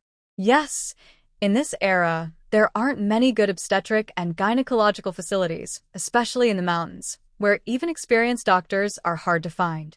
Besides protecting oneself carefully, it's important to listen to these experienced people. "Okay, Sister Fu, I don't understand everything, so please remind me." Fu Chunhua smiled and said, "Don't worry, I will look after you." Since the group had gathered for the year-end, and with Liang Xinhue and Huanging both pregnant, only Fu Chunhua was busier. She decided to prepare a delicious meal, so everyone could enjoy the new year together. She first asked Huanging what she wanted or didn't want to eat, and then asked Liang Xinhue. Liang Xinhue just couldn't stand the fishy smell. Everything else was fine. She's not lazy. She takes her responsibilities seriously and works carefully when doing anything she can. During the new year, she decorated with paper-cut window flowers and made her home lively. They celebrated at Deputy Battalion Chief Chen's house for the new year, and the children played happily together. Zhou Guoyang raised his glass and said, "Let's drink, everyone. The year is over and many things have happened around us. I hope next year will bring only good things." For him, this year was truly joyful. He could go home, got married, and now had a child. His life was complete in an instant. Gu Sanding finished his New Year's dinner but had to return to his shift. In a few days, he would go home, so he decided to help cover the shift if possible. Since he couldn't do much, and the weather was very cold, Zhou Guoyang moved into bed with Liang Xinhue. Of course, he was the only one sleeping there. After many years in the army, he knew very well, when a person lies down and learns to enjoy it, they tend to lose many things. If he hadn't been worried about Liang Xinhue being cold, he wouldn't have joined her on the bed. The bed was very comfortable. Ever since Liang Xinhue found out she was pregnant, Zhou Guoyang became even more careful. He didn't just ask Battalion Chief Chin, who had been a father twice, how to handle things, but also consulted Medical Officer Liao. Later, when Commissar Su returned, Liang Xinhua learned that Zhou Guoyang trusted my Leo's words more and had even used the second day of the new year as a chance to visit him personally, asking how to proceed. Anyone who interacted with Zhou Guoyang would see him happily explaining, "I'm going to be a dad." Liang Xinhua, meanwhile, was at home, gently touching her still flat belly, feeling confused. It's only been a few months since I arrived here, yet my identity has changed so quickly. From a widow to being with a man, then following him into the army, becoming a young wife, and now I have a child. In my previous life, I swore I would only think about love after I turned 30. But here, I've skipped over that completely. As for love, Commander Zhou doesn't understand much about it. He went directly from being single to married. Luckily, he has the morals of a real man and knows to care for his wife. Whenever he comes home, no matter the chores, he always helps out. He doesn't sit around waiting for his wife to take care of him. Because of this, Liang Xinhua has become closer to him and has slowly started to accept him. But now Liang Xinhua is a bit worried. The environment here is very harsh, and having a child feels like risking everything. What should she do? The army doesn't give several days off for the new year. But even on New Year's Day, the training still begins as usual. Listen up, everyone. Just because today is the first day of the new year, don't think you can skip training. That's impossible. Early in the morning, Zhou Guoyang personally blew the assembly horn at the military camp. All the soldiers still asleep hurriedly gathered. We are soldiers. We are here to defend our country. The enemy won't hold back just because it's New Year's Day. So we can't skip training either. Ask around, every veteran who hasn't taken leave is training every day at the camp. On the first day of the new year, Zhou Guoyang gave the soldiers a strict lecture. But by midday, everyone enjoyed a big meal. Yesterday, they ate a lot of pork in the dumplings. Today, they made a pot of seaweed soup with pork ribs and bones, plus braised pork ribs, and each table had a dish of braised pork with preserved vegetables. It was a feast. Zhou Guoyang specially arranged for extra braised pork to be prepared in the cafeteria, and he paid extra to bring it back himself. When Liang Xinhua saw the braised pork, her eyes lit up. In her previous life and this one, she's always been conscious of her figure, and she usually avoids fatty meats. But today, seeing that braised pork, her mouth started watering.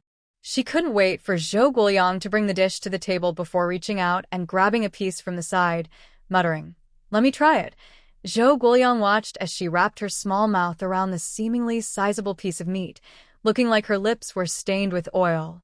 Zhou Guoyang couldn't hold back and gently hugged Liang Xinhua, leaning down to kiss her lips. Then he chuckled softly and said, "It tastes good." Liang Xinhua smiled and playfully hit him.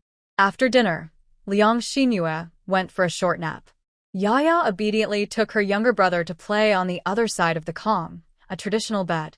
It wasn't until Fu Chunhua came over with Dong Dong and Lon Lon, bringing red envelopes wrapped in red paper for Yaya and Xiaoer, that Liang Xinhua remembered it was New Year. During the holiday, elders give red envelopes to younger family members, but she hadn't prepared anything yet. She realized she was not experienced as a parent. She didn't understand many things. "Oh, dear Sister Fu, I forgot about this. Wait a moment, I'll get some small gifts for Dong Dong and Lon Lon." Liang Xinhua stood up to go back to her room to get things, but Fu Chunhua pressed her down and said, "Just sit on the Kong and relax. If you forget this year, it's okay, but next year, you must prepare." Ha ha. "Next year, your little boy can come to wish us a happy new year too." Liang Xinhua laughed and said, "It might be a boy or a girl, not certain yet. I hope it's a girl. You see, Yaya is older, more obedient, and she'll take care of her brother." Fu Chunhua smiled and said, "I don't recognize the characters for many, but I know that one boy and one girl make a good pair. Old Chin wanted me to learn that character specially, so I'd understand. I hope you can have 2 good children, 2 boys or 2 girls, so your family will be lively." Liang Xinhua chuckled again and said, "Sister Fu, do you think I'm a sow? Giving birth to so many." Fu Chunhua grinned and said, It's best if you can have children. Once you have them, just keep having more. Children are debts from our past lives, and debts must be paid. Just keep having them. Ha ha. The two adults stitched sweaters and laughed, while the children quietly played on the Kong.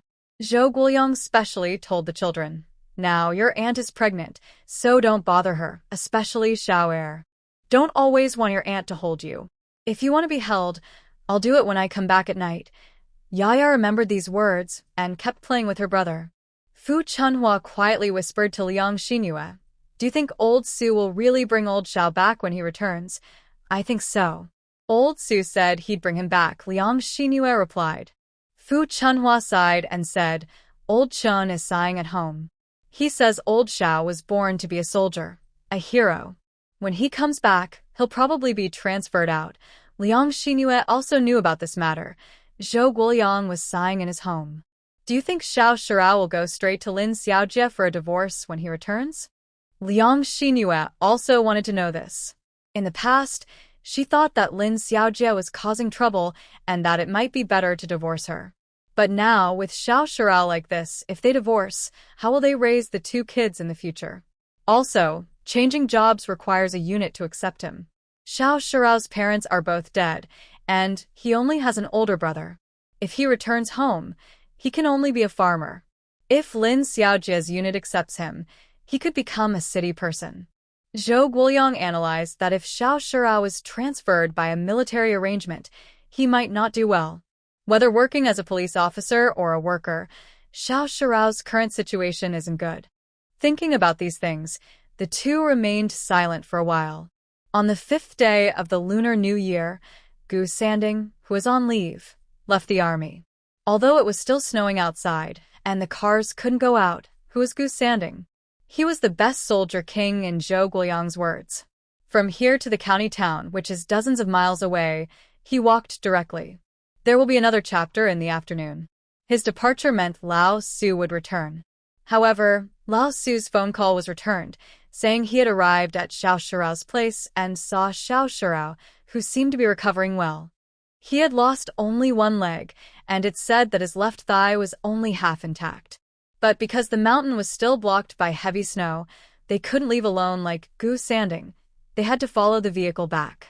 So, after receiving Lao Su's call, Zhou Guoyang started organizing the team to shovel snow and clear the way. Their tools were limited, so they could only do it by hand. They began shoveling snow on the 6th day of the lunar month, and that night fell heavy snow again. This wave of snow was very heavy, even crushing the pigsty of their group's pig farm. The two sows they kept, meant for breeding this year, were damaged. One was killed, and the other had a broken back leg. They had to slaughter both pigs. Liang Xinyue's vegetable shed was also collapsed. Since Gu Sanding left, only Zhou Guoyang and two deputy battalion chiefs remained in leadership. Zhou Guoyang had to stay on duty with the group. On the night of the 6th day, Deputy Battalion Chief Chen watched over things in the first half of the night. He accompanied Liang Xinyue and the children to sleep before he got up to return to the group. He also wanted to stay a little longer with Liang Xinyue. Liang Xinyue had come here, and although she had gained a little weight, in his eyes, she still looked too fragile. Now that she is pregnant and has to take care of old Zhao's two children, he feels very concerned for her. So, early on the 7th day, he went to work in the pigsty. After asking Xiao Wei to bring back breakfast, Xiao Wei also left. When Liang Xinyue went to the backyard to use the toilet, she discovered that the vegetable shed had collapsed. Liang Xinyue was heartbroken. The vegetables in that shed are now their family's food supply. Without these vegetables, the children would only have dried or pickled vegetables to eat. So Liang Xinyue didn't care about her own body. She hurriedly grabbed a shovel to clear the snow. The garlic seedlings they planted were originally growing well, and Fu Chunhua was talking about waiting to eat stir-fried garlic shoots with pork. Now, everything was crushed. Thankfully, the seedlings were buried in the snow as if frozen in place. Fu Chunhua came over to check on the situation and saw Liang Xinyue shoveling snow, quickly stepping in to help. "Girl, let me do it. This snow is freezing." "It's okay. The work keeps me warm." Seeing the crushed garlic seedlings, Fu Chunhua also kept saying she felt sorry. Can we just pull them out? Liang Xinhua hurriedly said, wait a moment, sister. Let's use scissors to cut them. Cut from here, and see if they can still grow. After cleaning up, I'll cover them again with plastic wrap.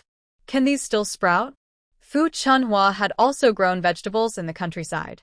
When they harvested, they usually pulled out the garlic scallions or flowers with the garlic bulbs. She never thought these could still regrow, but since Liang Xinhua suggested it, she decided to try. So, the two of them cut all the sprouted garlic seedlings.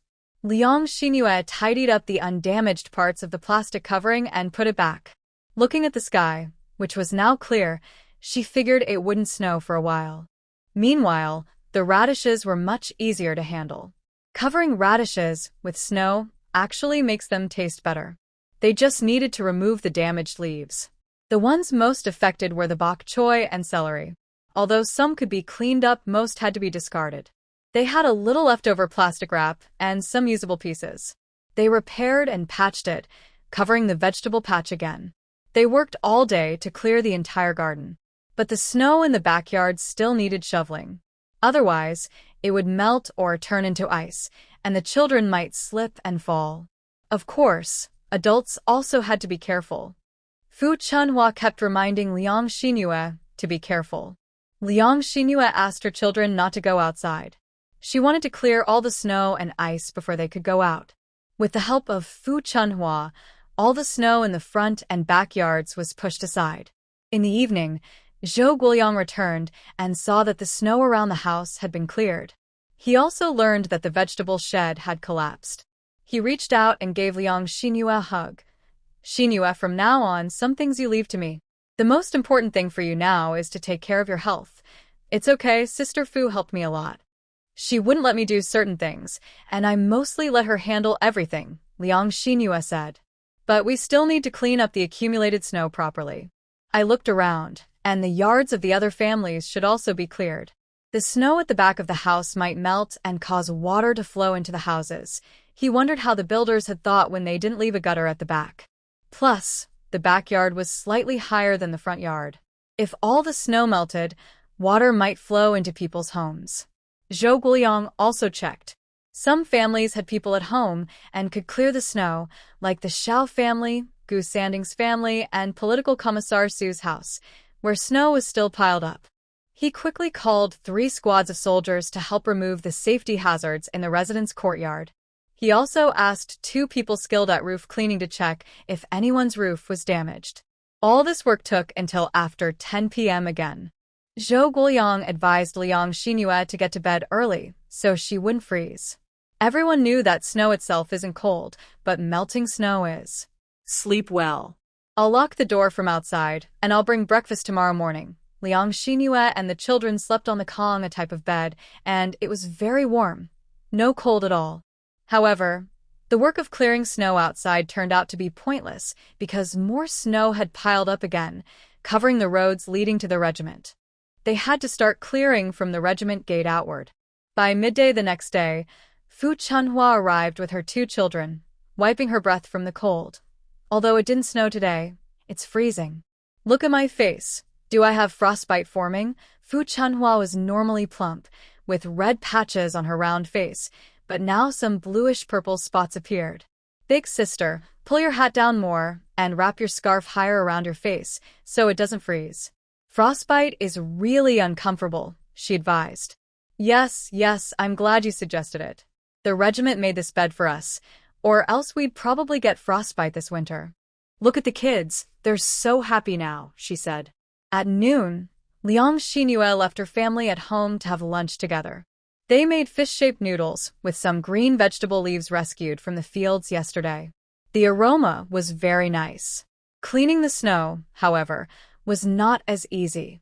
Even if there were many people working, some roads bordered the mountains. Snow on the mountain could collapse again and might also bury someone. Because of this, progress was very slow. Luckily, after the 6th day of the lunar month, there was no heavy snowfall. But the snow on the surface was ice underneath, making it harder to clean. Shovels alone couldn't do the job, so they used all kinds of tools. Zhou Guoliang also took the hoe that Liang Xingyue bought for digging the fields. Despite the difficulties, they cleared the whole road enough for cars to pass, nearing the Lantern Festival. They already knew old Xiao would come back, so Liang Xingyue and Fu Chunhua cleaned up Zhao's family house ahead of time. They washed the clothes of the children, even the dirty ones. They also washed their quilts. The family cleaned the floors thoroughly. While cleaning, little Second was running around, but Yaya didn't want to go near. She was scared. She didn't say she was afraid, but she didn't want to go there. Dong Dong and Lan Fan stayed with her at Liang Xinyue's place to play. Little Second suddenly ran back to his own house, climbed onto the bed, and hugged a cloth doll. Mom. He seemed to be calling for his mother for the first time in over 2 months. He only whispered it, seeming to forget what his mother looked like, looking confused. Soon he was jumping and calling again. They also arranged the Kong beds here. Zhou Guoliang specially asked Lao Liang team leader and others to make the remaining empty houses for family members ready. Liang Xinyue had planned to help old Zhao's family gather firewood, but Little Wei took on that task instead. During such times, Liang Xinyue wasn't allowed to go up the mountain to chop firewood. After finishing the cleaning in the morning, 3 trucks arrived in the afternoon. The first was from the armed forces, bringing old Su and old Xiao back home. Old Xiao was not fully recovered, but could return to rest. A county doctor also came along, bringing some medicines and equipment. The trucks parked at the gate of the family courtyard. Zhou Guoliang, Vice Commander Chen, Vice Commander Su, several company commanders, Dr. Liao, and Little Wei all waited outside to welcome them. Old Xiao was still being carried out. One leg was gone, and his other leg was injured and not fully healed. Xiao Wei and Lao Chun hurried forward to carry the stretcher. Everyone respectfully saluted Lao Xiao with a military salute. Lao Xiao looked noticeably thinner, but it was clear he had taken care of himself. He no longer had a rough, unkempt beard. Old Xiao, Old Zhou. When they met, no need for many words. Their voices were choked with emotion, and their eyes were moist. Zhou Guoliang also greeted the comrades from the Armed Forces Department who had come with him, then together they took Lao Xiao back to his home. In his yard, Fu Chunhua held Dong Dong and Lan Lan, Liang Xinyue held Yaya and Shower, and Huangming held Su Deong. They watched as Lao Xiao was brought in. Xiao Shun saw Yaya standing and was surprised. He turned his body slightly. Liang Xinyue gently nudged Yaya. Hurry and call Dad. Don't you miss Dad a lot? Tears streaming down Yaya's face, she ran over shyly and called softly. Dad. Xiao Shun was truly surprised that his daughter could walk now. He looked at Yaya with wide eyes, then at Liang Xinyue holding Shower, then at Zhou Guoliang, and then back at Yaya. Yaya, you can walk now? Yaya nodded while sobbing. Dad, I can walk now, but I can't run hard yet. Uncle Yao said once the snow melts and spring comes, I'll be able to run. Xiao Shun cupped his face with one hand and cried, then looked at Zhou Guoliang. Old Zhou, Yaya isn't silly. She can walk and talk now. Lately, he had been worried that Yaya wouldn't move, which would make taking care of her very troublesome. These past 2 months had made Liang Xinyue's life much harder. But he hadn't expected they had taken such good care of Yaya. Liang Xinyue led Shower over. Shower called Dad. This is Dad, Shower happily called out. Dad. Old Xiao looked at the 2 adorable children. Both were dressed in clean, brand new clothes. Xiao Shun, turning his head, choked up and said to Liang Xinyue, Sister-in-law, I don't know what to say. You've taken such good care of the kids. Old Xiao really doesn't know what to say. Zhou Guoliang stepped forward, picked up Shower, and said, Say what you want when you're better. Let's go inside first. It's cold outside, and we've already heated the Kong, heated bed/stoved. Yaya still held Liang Xinyue's hand, feeling very close to her now.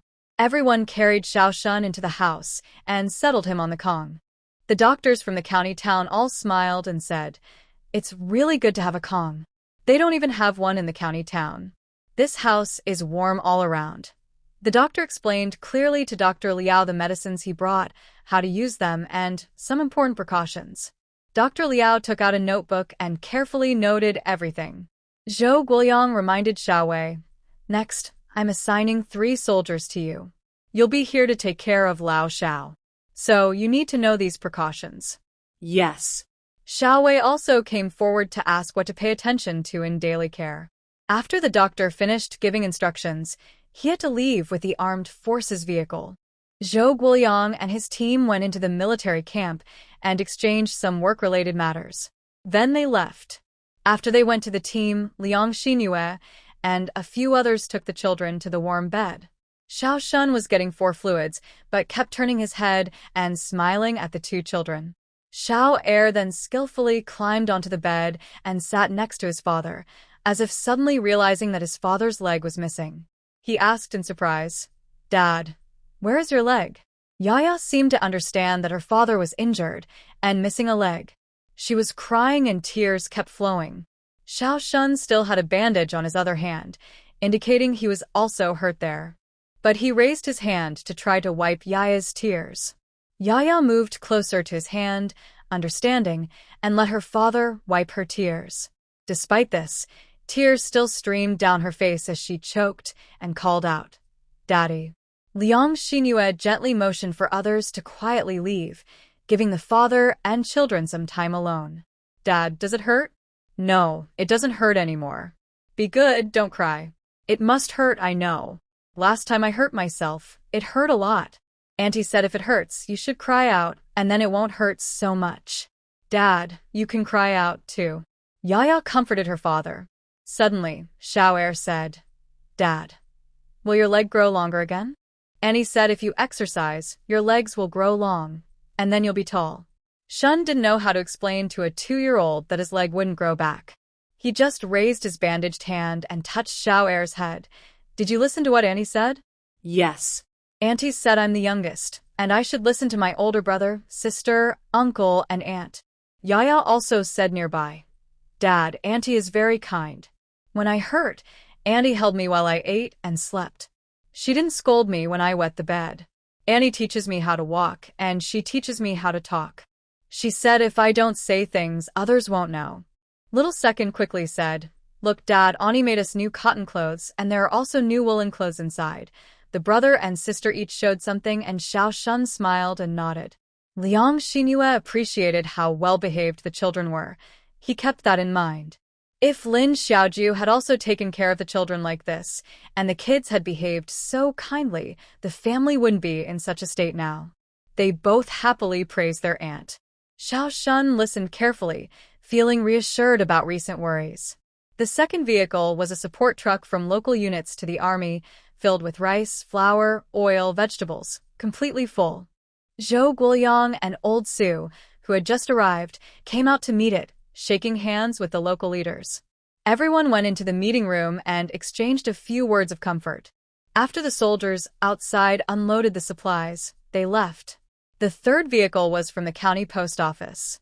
Because roads had been blocked, all the letters and packages for the soldiers were delivered at once. These were all from families caring about their loved ones in the army. Because of the new year, families sent presents to their children abroad, and those able to write sent letters. Liang Xinyue also received many letters, more than one. Some were for her, and others were for Zhou Guoliang. Zhou Guoliang didn't care about these matters. Old Su had returned and brought back many updates, so he was busy with that. Thus, Liang Xinyue took her family's letters and parcels home. Even though Xiao Xiao was back, the 2 children still stayed with Liang Xinyue every day. Sometimes, Liang Xinyue made something tasty and brought a bowl to Xiao Xiao. Now, Ya dares to deliver things on her own. When Liang Xinyue wasn't cooking, Xiao Wei would bring food from the canteen for Xiao Xiao.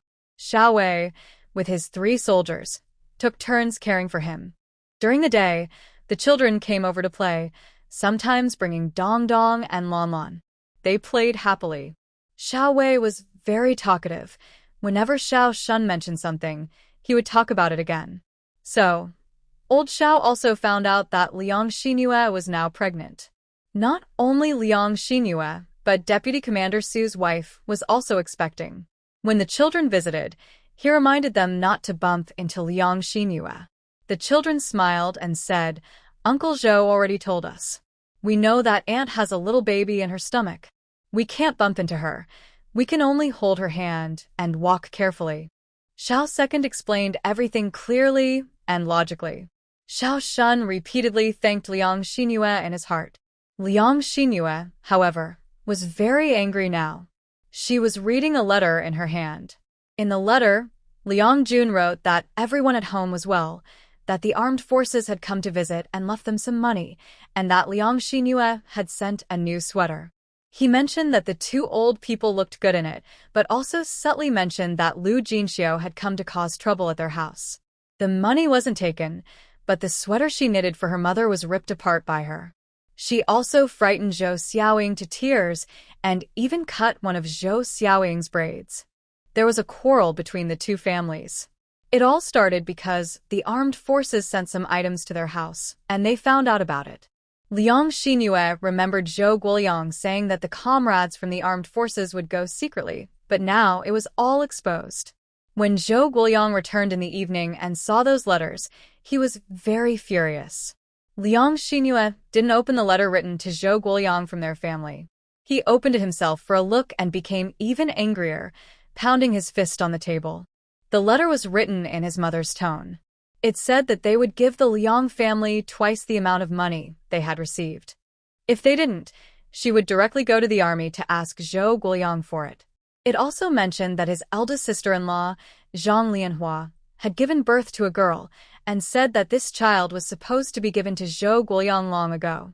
So, the money for raising the child should be paid by Zhou Guoliang. Zhou Guoliang was extremely angry. He didn't know when his mother had started acting like this. So, he wrote a very stern letter to his father and elder brother, asking them to control his mother. If she caused trouble at Liang's house again, he would become a son-in-law of the Liang family and request all family benefits to be given to Liang's family, not Zhou's.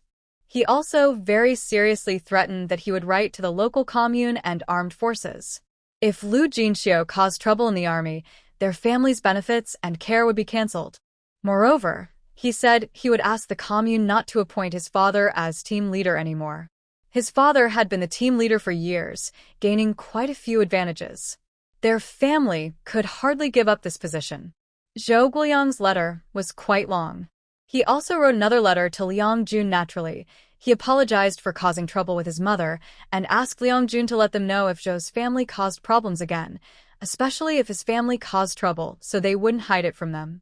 He also told Liang Jun that Liang Xinyue was now pregnant, nearly 2 months along. He assured them he would take good care of Liang Xinyue. Additionally, Liang's family sent some gifts, various dried vegetables. Once transportation was available, Liang Xinyue made a special trip into the city with Fu Chunhua for the second time. She mainly wanted to get checked to see if the baby she was carrying was healthy. However, when they arrived at the county hospital, Liang Xinyue was a bit surprised. She didn't expect medical care in this era to be so poor. The hospital had only 3 floors, with the first floor serving as the outpatient clinic.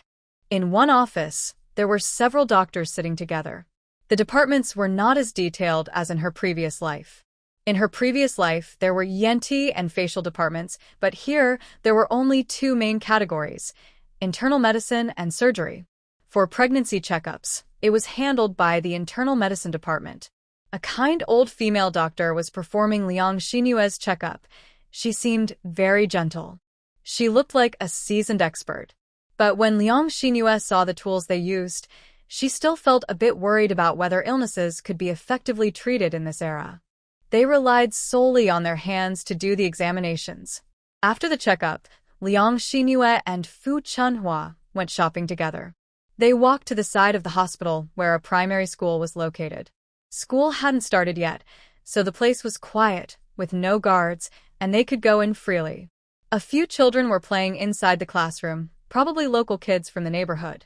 Fu Chunhua touched the very simple desks and said, "I wonder if Dong Dong will be studying here next time. If not, I'll have to take him back to study elsewhere." Liang Xinyue smiled and replied, "Don't worry, it will be settled for sure." In this era, children start first grade at age 7. So, Dong Dong still had over a year, almost 2 years, before that. What would happen 2 years from now is uncertain. Things could change a lot. On the way, Liang Xinyue also talked with Fu Chunhua about family conflicts. After hearing about Zhou Guoliang's mother, Fu Chunhua only sighed. I'm doing okay. Although I am a child bride, my mother-in-law and father-in-law really loved me. It's just that they didn't live long enough to see better days. Spring has come with the new year, so during this trip to the city, besides doing health checks, they mainly visited the supply and marketing cooperative's farm supply store. Liang Xinyue was planning to start plowing again once the snow melted and the ground thawed. This year, they planned to use the better land to grow vegetables first, selling the produce to the local collective to solve their food issue and earn some income as soon as possible. Growing grains takes longer, about half a year before you see any profits. If there's no income for a long time, it can make people less motivated to work. On the unused land, it is a bit poor, so I suggest planting soybeans first. Growing soybeans can help fertilize the soil. If you plant them for 2 straight years, the land will become much better. A resourceful person cannot cook without rice. When they asked, the other people simply ignored them and replied, "Have you farmed land before? Where can we buy seeds?" Whose seeds are not kept by the farmers themselves. The cooperative supply station does not sell seeds. If you only meet farmers selling seeds in the county town, there are not many. You have to encounter them by chance. Liang Xinyue hit her forehead. In this era, there are no dedicated seed breeding centers. Thinking back to her previous memories, whether it was the Liang family or the Zhou family, they all kept their own seeds. For example, with radishes, they would leave 2 plants in the ground to grow and flower naturally, then finally harvest the seeds and tie them up to hang under the eaves. Next year, when planting again, they would take the seeds from the eaves and sow them directly into the soil. Now, Liang Xinyue was in trouble. The few vegetable seeds she bought last year were also exchanged from farmers for some salt or money. Now, for such a wide reach of land, where could she buy seeds? This matter kept Liang Xinyue worried at home. During dinner, Zhou Guoliang noticed Liang Xinyue seemed preoccupied and asked what was wrong. Liang Xinyue briefly explained her current problem. She had a lease agreement with Lao Su. The contract was almost entirely based on Liang Xinyue's ideas. Lao Su said that since the land was vacant anyway, if they could grow something, it would be a credit to these military wives. It was called a lease, but the group almost didn't charge rent. Lao Su said it was a capitalist approach, and they didn't do that. If you wanted to farm, you could. Signing the agreement was just to give you peace of mind. Liang Xinyue promised that whatever they grew, grain or vegetables, first would be supplied to the group. Lao Su agreed, but Liang Xinyue could tell he didn't really take it seriously. Maybe he thought they were just looking for something to do. Anyway, he had agreed.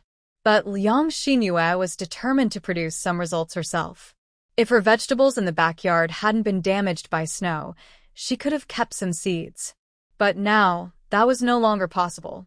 Zhou Guoliang thought for a moment and said, "If the cooperative supply station doesn't have seeds, then only farmers hold them. But the farmers outside the mountain are over 20 miles away, and even if we go by seeds, we might not find many." That's not necessarily to say how much you can buy, but you also need to be careful not to get beaten or scammed. Liang Xinyue feels a bit regretful. If she had known earlier that seeds couldn't be bought in large amounts, she would have used the backyard and the other garden for breeding last year. Having these 2 plots of land should be enough for breeding in the first year. Zhou Guoliang had an idea and said, "How about this? I'll write a letter to Liang Jun and ask him to help you buy some seeds from home and send them here. Since it's still cold here, and planting is not possible yet, waiting for him to send the seeds is fine." Liang Xinyue's eyes brightened. Yes, it's better to let her older brother do the exchange, and hidden deals are not good to make public. "I'll write the letter." Liang Xinyue was happy. She immediately took out paper to start writing. Zhou Guoliang looked a bit suspicious and asked, "Can you really write a letter?" TSK, who underestimated whom? Liang Xinyue, feeling proud, suddenly looked a bit embarrassed and smiled after seeing Zhou Guoliang's curious gaze. "Of course I can write. When my brother and you were studying back then, he secretly went out, and I also learned to read." Her unreasonable words made Zhou Guoliang think of when he was studying, and Liang Jun was always carrying a thin little kid on his back. That was this girl in front of him. Thinking of this, Zhou Guoyang couldn't help but smile. Are you sure that the one spilling saliva while sleeping on Liang Jun's back isn't you? Haha. Are you still learning to read in your sleep from the teacher? It's rare for Zhou Guoyang to joke around with Liang Xinhue like this. Liang Xinhue was so angry she raised her hand to hit Zhou Guoyang.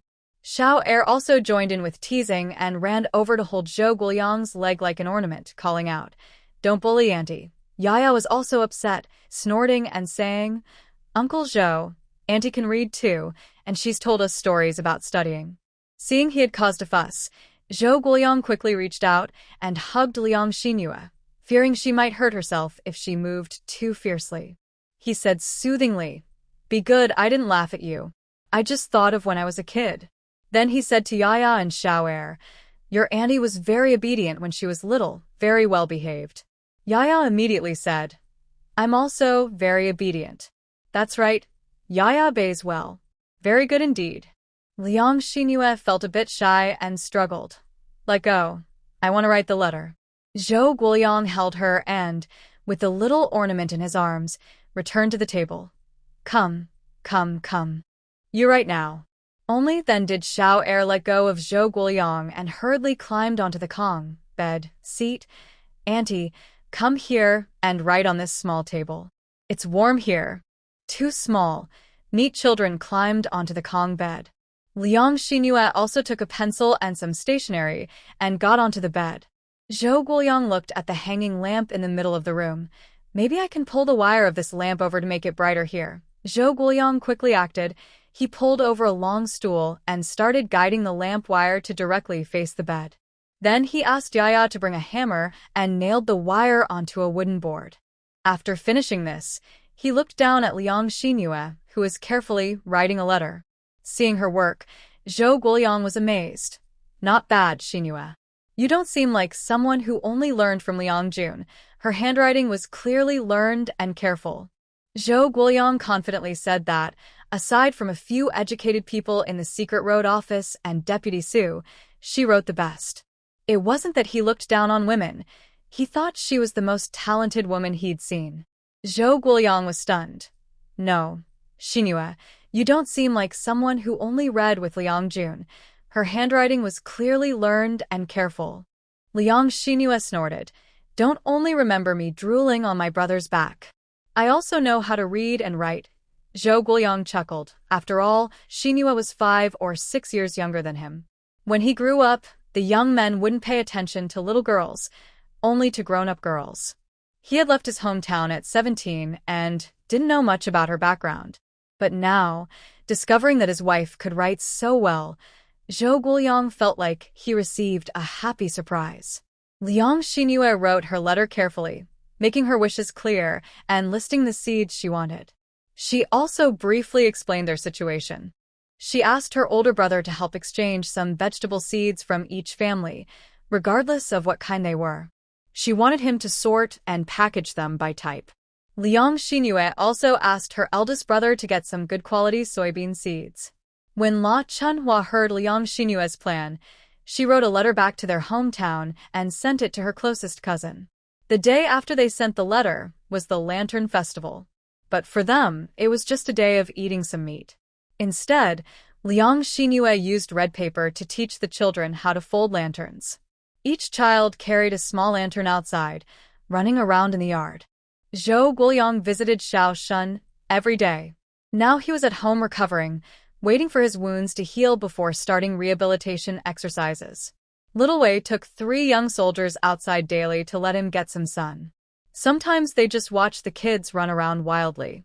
He smiles happily every time he sees the children running around joyfully, completely unbothered by worries about losing a leg.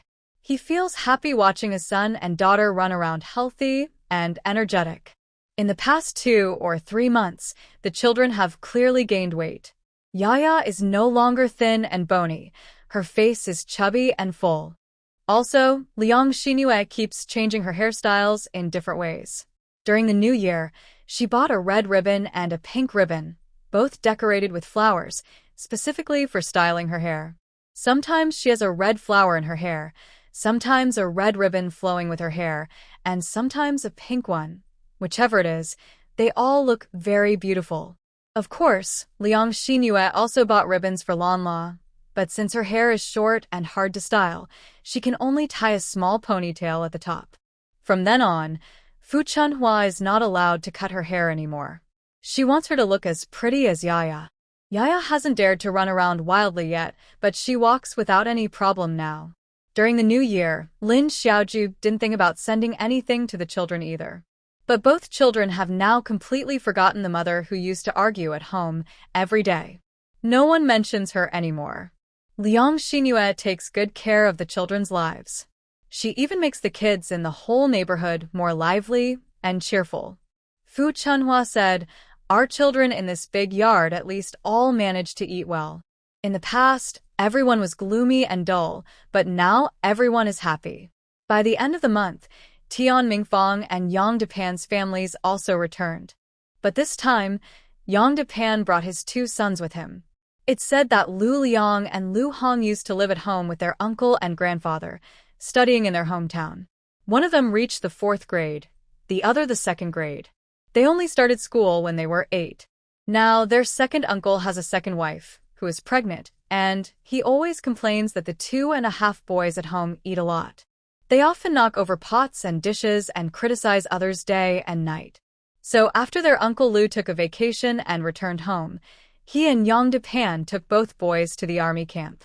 On the 2nd day at the camp, Su Ziyuan took him and the 2 children out of the training area. They went to ask if the village school outside the mountain could accept the 2 children. If accepted, the children would have to walk over 20 miles of mountain roads every day to go to school. However, due to special circumstances this year, the teachers are no longer available and the village cannot run the school anymore. Most children in the village have decided not to study, and only a few who still want to go to school are taking classes in the town. From the army to the town, it takes 30 miles to travel. It is said that both children are doing well in school and also want to continue studying. In the end, old Su made the decision to rent a house in town for them. Yang Daping lives there, taking care of the 2 children and sending them to school. She only returns to the family compound on weekends and holidays. This way, old Lu's family still lives apart, but closer. When they returned, everyone gathered at old Lu's courtyard. Yang Daping heard that her new house was ready, and today was Saturday, so they would move to town tomorrow. The children would be able to start school the day after tomorrow. Yang Daping also wiped away tears. If she had known it would be like this, she would have stayed home to teach the children and tend the small farm. There might still be some harvest, right? Renting a house costs money, and cooking separately also costs money. When they lived in the family compound, they still received help from the army. Old Lu and she are both frugal. Old Lu could eat at the army mess, and he could also buy a share for her. Yang Daping is very careful with money. She calculated that it is cheaper to buy food from the army, so when she lived here, old Lu would usually buy 6 or 7 steamed buns in the morning, which was her daily food. She would only occasionally cook something for herself. The ration coupons she saved were actually given back home to her brothers, thinking of her 2 sons at home. But now, she has to shoulder everything herself.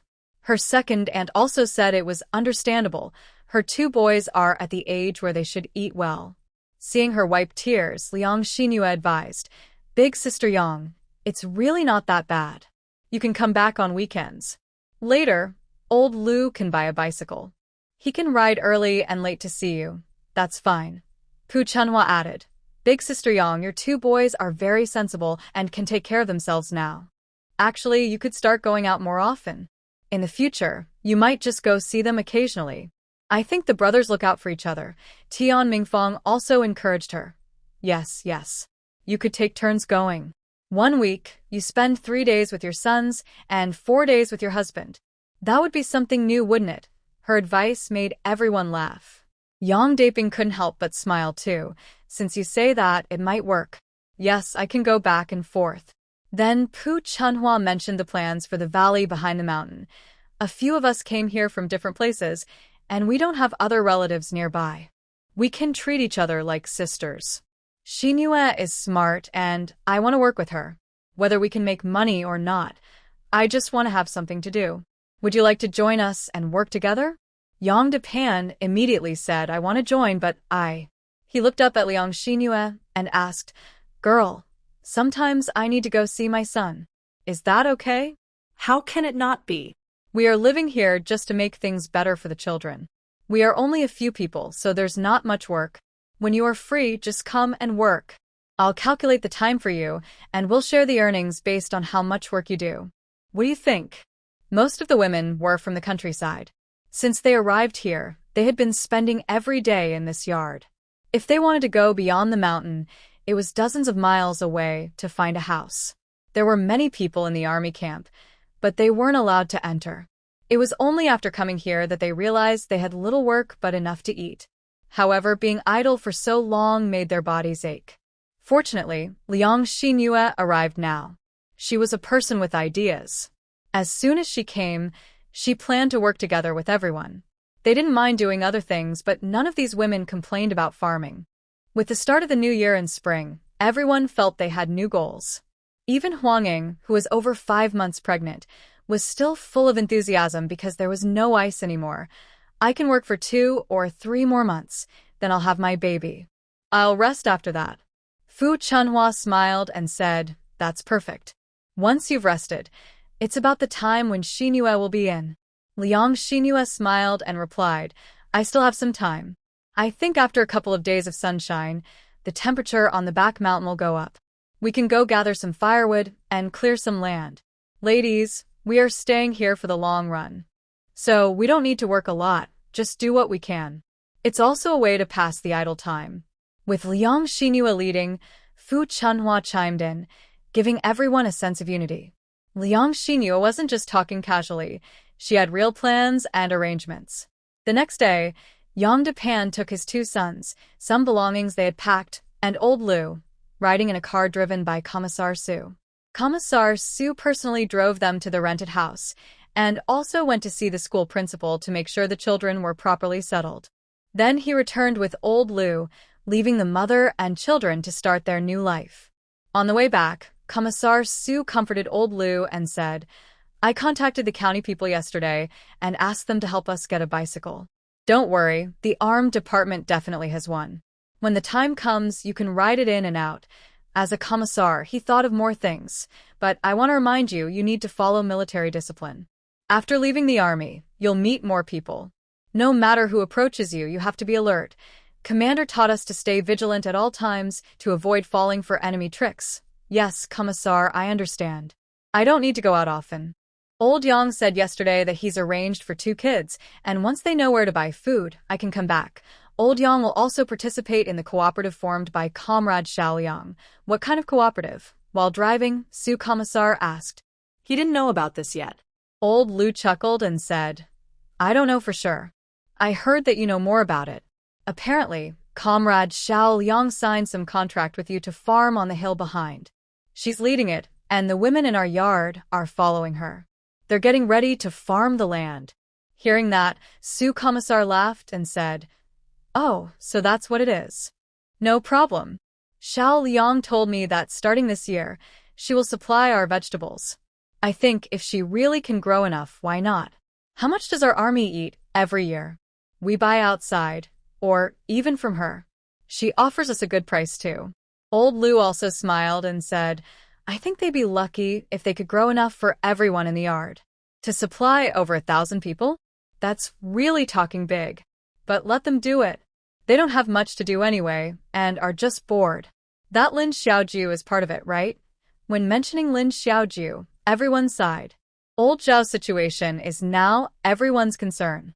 But old Xiao seems to be recovering comfortably, not mentioning how to handle Lin Xiaoju.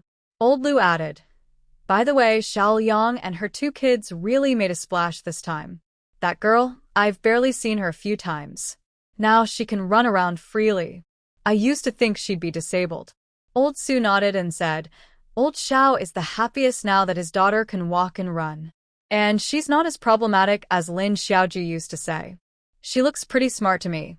Is she stupid? Yesterday, my 2 sons came home and are too scared to come out of their room. Several children went in and pulled someone out. Later, Lu Liang said that Yaya was still holding her younger brother, telling him not to eat random things. Old Lu lit a cigarette and said slowly, "So, you can tell just by looking if a woman can take care of children. Lin Xiaojun takes care of her own children, but they seem a bit slow. Look at Xiao Liang, just by his example, he sent the children to be smart." Old Su nodded silently.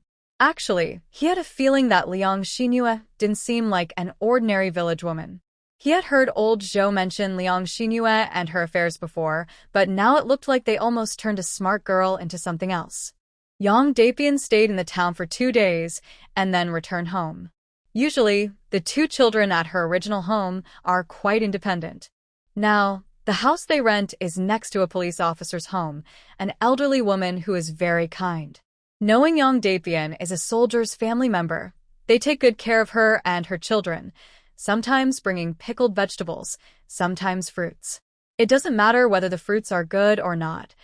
They just want to show kindness. What's more, their family also has 2 children just like hers, and they are in the same class. The only difference is that their younger one is a girl.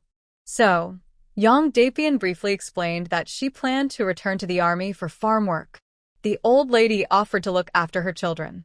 Yang Dapian agreed with her 2 sons that she would come back on Saturday. When her children finished school that afternoon, the 3 of them would walk back to the military family yard together. She arrived at the family yard around 10 a.m., and it was very quiet. Before she could ask, a soldier at the door told her, "Yang Sazi, the other sisters-in-law have gone to the back mountain. They took the children with them." Yang Dapian made a small sound and laughed. "Well, they didn't wait for me. I'll go back to get a handy tool too." She went home, changed into a different outfit, put on an old yellow rubber shoe, took an axe for chopping wood, and a hoe, then headed directly to the back mountain. She could hear the children's laughter from afar. As she approached, she saw Liang Xinhua and others chopping trees with axes, while some children were pulling weeds nearby. "I think I came back a bit late." "Haha, not at all. We just started working when you returned. Perfect timing." Because Huang Ying's belly was a bit bigger, she wasn't asked to chop wood. Instead, she was digging the ground with a hoe. Swinging the hoe was really no problem for her. She is pregnant again, but she has been pregnant before. Working in her hometown while pregnant, she kept working to earn her work points, working until the day she gave birth. Someone else gave birth prematurely on the mountain before she could, right there on the hilltop. "Big Sister Yang, we just came out." Sister Xiao Liang said that the work doesn't have to be done early. It's better for the children to sleep longer in the morning. Yang Dapian put down her hoe and took her axe, walking toward the trees being cut. "Leave the tree cutting to me, I'll handle it." Liang Xianyu and Fu Chunhua, laughing, looked up from cutting a large, thick tree. "Okay, you be strong. You do it." Yang Dapian has experience in felling trees. She looked at the cut marks made by Liang Xianyu and the others and smiled, saying, "Don't cut the tree on the left and then on the right randomly. First, predict which way the tree will fall, then aim your cut there. Also, you can't cut randomly. You should cut from the top down on one side and from the bottom up on the other to make a pointed end. Then, kick the tree in that direction. Once pushed, the tree will fall." While talking and cutting, Yang Dapian quickly cut down the tree. Hearing the tree fall, the children on that side screamed in excitement. Next, Liang Xianyu and Yang Dapian went to fell 2 more trees on the platform. Fu Chunhua and Tian Mingfang went to remove the branches from the just-felled tree. Although there was still snow on the mountaintop, and the ground was a bit frozen, working like this no one felt cold. They even unbuttoned their jackets and after a few more swings, some might even take off their cotton-padded coats. After the trees fell, Dong Dong came over to help gather some small branches and place them in an open space. Yaya watched the little ones, especially Tian Mingfang's little daughter, who was just over a year old. The child was sitting in a basket beside them. Yaya gathered the children around the basket, playing with them while watching over them. Suddenly, the little 2-year-old needed to pee and loudly exclaimed, "Auntie, Auntie, I need to pee. I need to pee." He was wearing thick cotton trousers, so he wouldn't take them off or put them on himself. Hearing this, Liang Xianyu quickly put down her axe, ran over, squatted down, and gently took the little boy onto her lap, half leaning against her. "Hold on, don't pee yet. Your cotton trousers are the only pair left unwashed.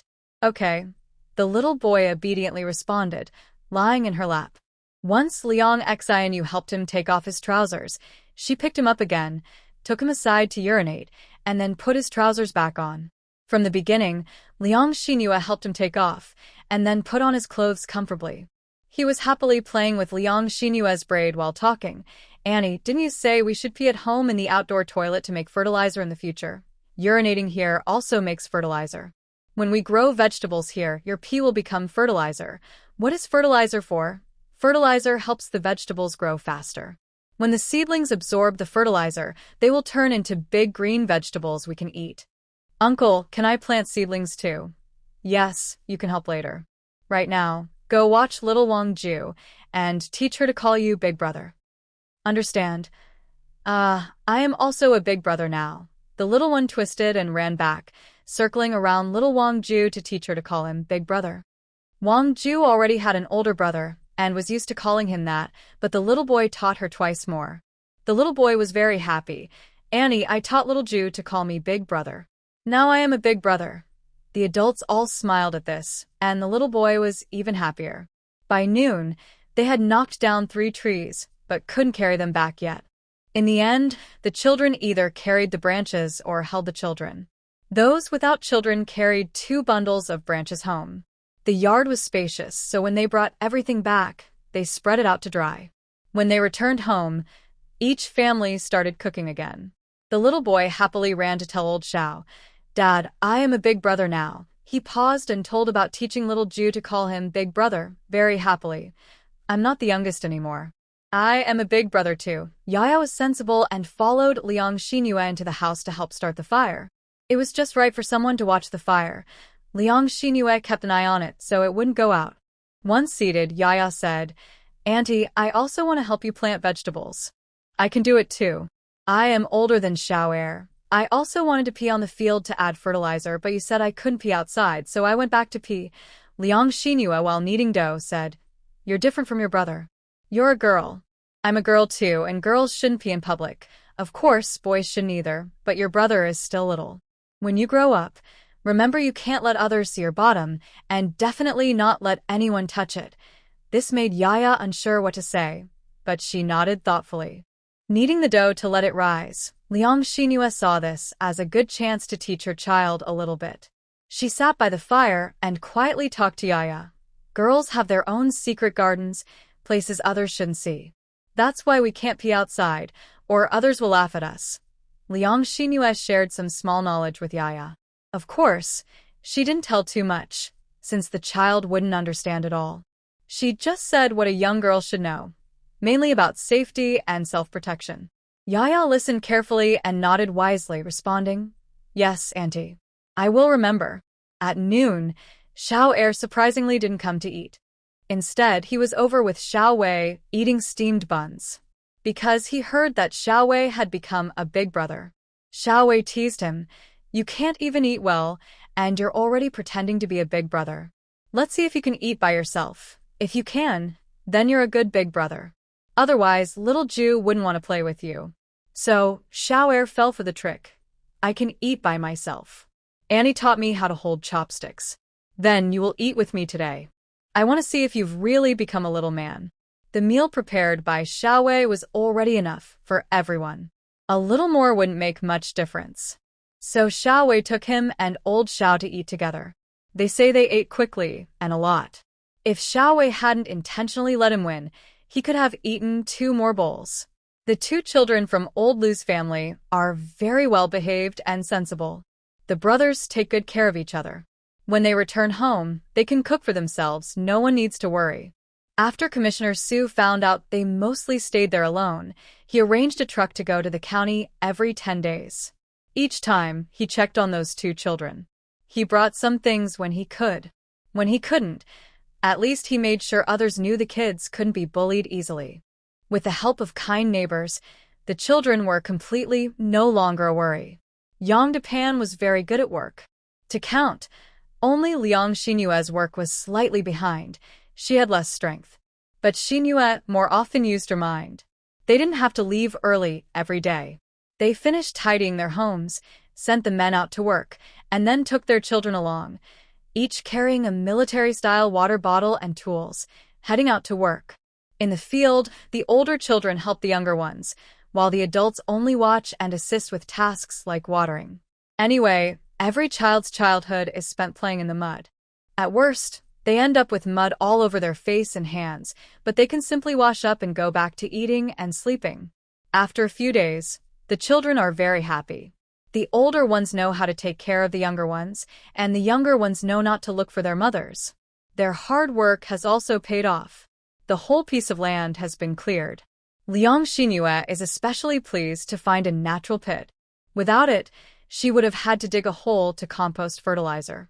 Having a composting spot means irrigation in this area will not be a problem in the future. She tested the spot. It seems there are stones underneath, which make water drain slowly, so there's still some standing water and fallen leaves inside.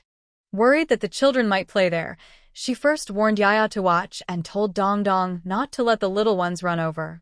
Not entirely reassured, she and Fu Chunhua surrounded part of the pit with some snapped branches, making a simple barrier. Fortunately, the children are well-behaved, and for some reason, both big and small listen to Yaya. As long as Yaya is in charge of her, they all behave. At noon, they left their tools aside and went home with the children to cook. The men from each family also come back and help with the chores. They wash clothes, prepare meals, and after eating, the children can take a nap. The adults tidy up the house and the vegetable patch behind it. With the warm sun shining daily, the snow melts quickly. Spring breezes gradually turn the small grass patches green. Liang Xinyue also bought potatoes from Xiao Wei's truck.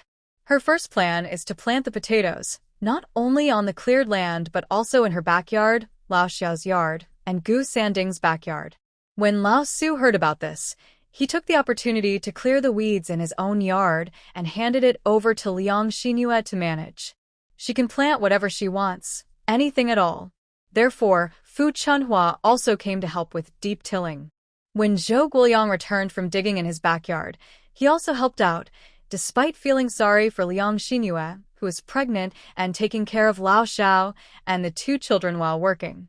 Whenever he had free time, he tried to help as much as he could. But Liang Xinyue is very clear. Nobody is allowed to help with the land on the back mountain, or they might get in trouble later. Their farming cooperative's rules and regulations are very detailed.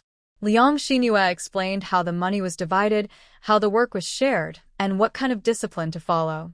She read these rules aloud to everyone. At first, old Su thought they were just having fun, but over time, he grew to accept Liang Xinyue's way of managing things.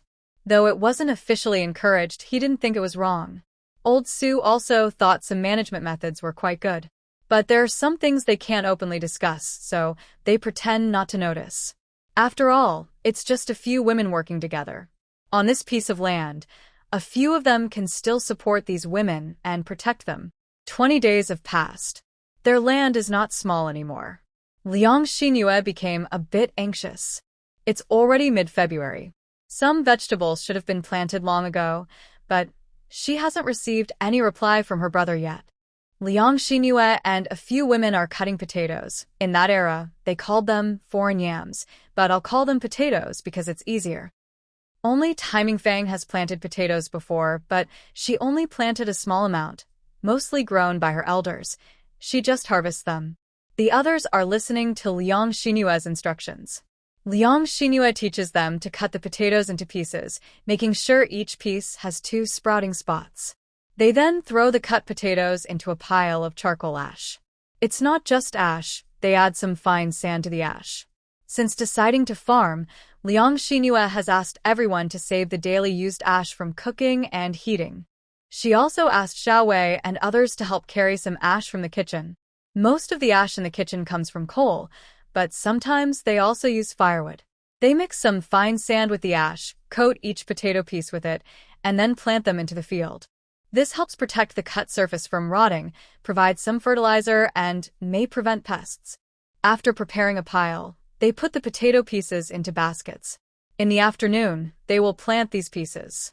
In the morning, they cut the potatoes. In the afternoon, they carry 2 baskets of cut potatoes to the field. The land has already been divided into ridges. Liang Xinhua points out how to plant. Planting potatoes is simple. We've already prepared the land. Watch me. Take a potato and place it with the cut side down with the sprouting part up. Gently press it into the soil. Don't cover it too thick, just enough. Once pressed in, you can move your fingers and the soil will cover the rest. Look at the size of the potato pieces. If some are too small, plant two together. Then remember to press the second piece after 1.5 feet. Liang Xinhua demonstrated while speaking. It's so simple that everyone will understand. Fu Chunhua directly said, both you and Huangming shouldn't do this anymore. Neither of you can bend your backs. We'll handle it and you do other tasks. Huangming is 6 months pregnant, and even without her cotton clothes, her big belly is visible. In contrast, Liang Xinhua is only 3 months pregnant, and since she is tall and thin, there's no visible change yet. I'm fine. I'll take care of my health. Sister Huang, you don't need to work in the fields anymore. Liang Xinhua feels her body is doing well now. Carrying this baby feels no different from before. The only change is that she eats more, and she no longer has her regular monthly period. While they were busy planting potatoes, Xiao Wei ran over loudly shouting, Big sister, sister, Xinhua's sister. Hurry, your parcel has arrived. Liang Xinhua straightened up, surprised for a moment, then heard Xiao Wei say again, It's a big package. Liang Xinhua suddenly remembered what it was, probably seeds sent from home. She dusted off the dirt on her hands and said, Fu Jia, watch the children. I'll go back to see. Maybe my brother sent me some seeds. Liang Xinhua also instructed Ye to watch over the young ones, then followed Xiao Wei back home. When she saw the 2 baskets placed at the door, she was still a bit stunned. 2 baskets full of seeds. That must be a lot. The baskets were covered with coarse cloth bags tied on top. Xiao Wei and another little soldier helped Liang Xinhua carry the baskets into the yard, and she finally opened them for a look. Seeing the 2 full baskets of items, Liang Xinhua smiled. She kept smiling but then started to cry. Before leaving, she already knew the situation back home. Zhou's family could barely eat well, mainly relying on sweet potatoes, corn, and flour to survive. But Liang's family ate coarse flour with bran, and the thick, rough bread made from such flour was hard for children to swallow. Despite their lack of enough food, they had gathered various things, filling 2 baskets, offering them in exchange for food from others. Seeing the letter in the basket, Liang Jun said these were seeds he had asked for from each household, noting down a list for Liang Xinhua. Upon careful inspection, each small paper packet had the name of the person who wanted the seeds, clearly written. Liang Xinhua sorted the seeds by type and name, then gathered all the record notes together. These people were those who had helped her before. I organized everything and found various seeds. The most plentiful ones are soybeans, followed by wheat, and then beans, peas, and rapeseed. There are also white radishes, red radishes, carrots, winter melons, pumpkins, bitter melons, loofahs, and cucumbers. Additionally, there are celery, Chinese cabbage, bok choy, small chili peppers, big green peppers, eggplants, yard-long beans, and 4-season beans. Even herbs like cilantro and osmanthus, used as seasonings, have been packed away. There are many seeds in total.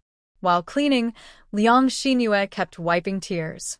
When everything was sorted out, she separated the ones needed for the current season.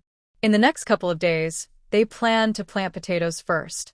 After planting the potatoes, they will clear more land and plant some soybeans and 4-season beans.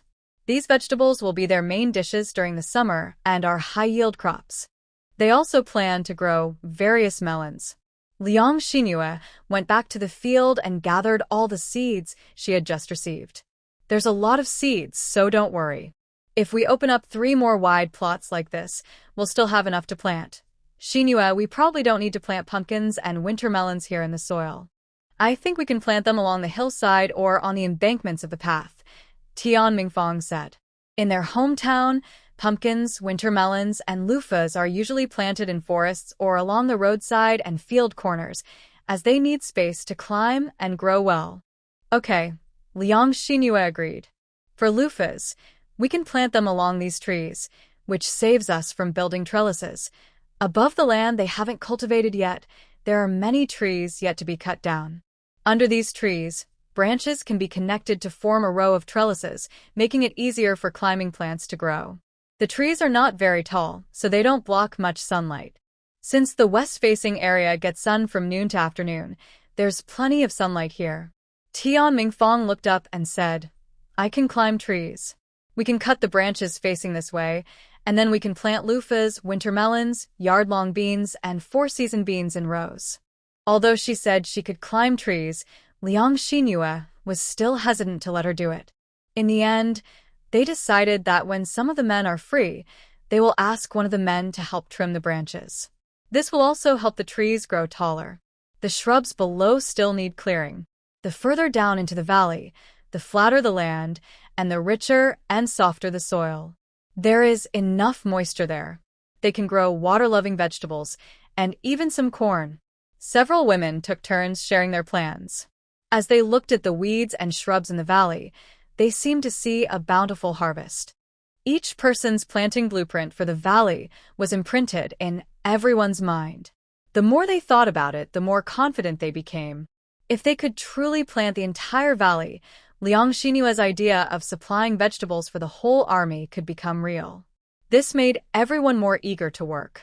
Today, to finish planting 2 baskets of potatoes, everyone worked overtime until Zhou Guoyang and Lao Wang arrived in the field.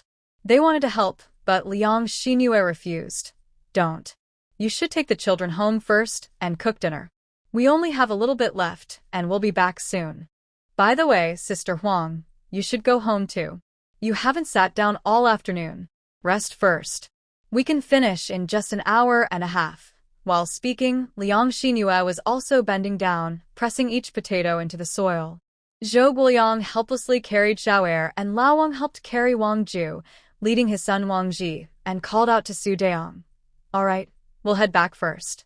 You all be careful.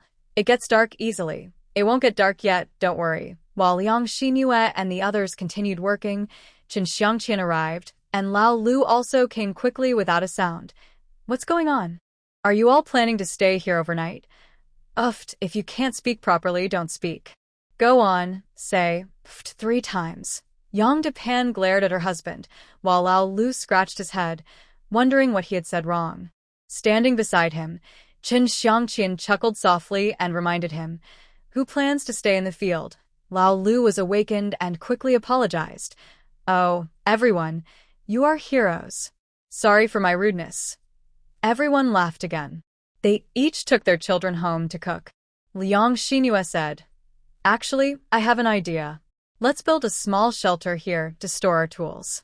After all, this mountain is deep, and we have the army watching over us. No one dares to take our stuff, and it will also protect the metal so it doesn't rust. Sounds good. Later, we'll cut some branches and build it.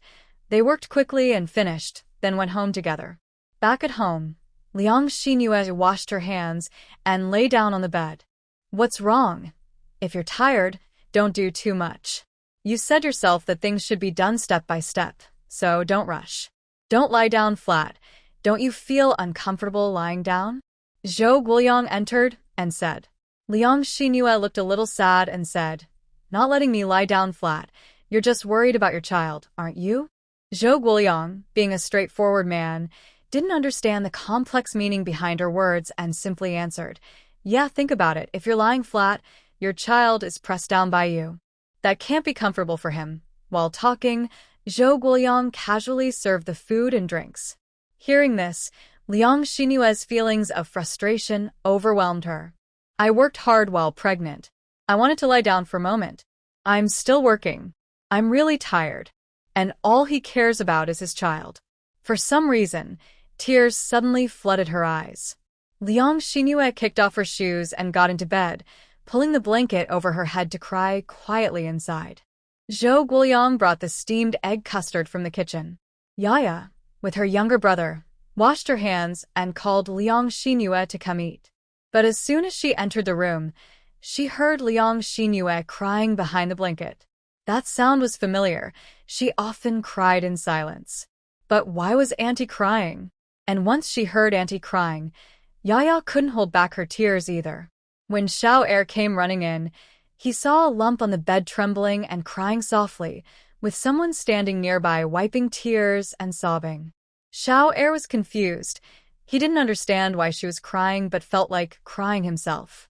He turned around and ran out quickly, just as Zhou Guoliang was bringing over the steamed egg custard, using a cloth to steady himself. Seeing Xiao Er come running with red eyes, Zhou Guoliang quickly steadied himself, afraid he might accidentally hurt the child.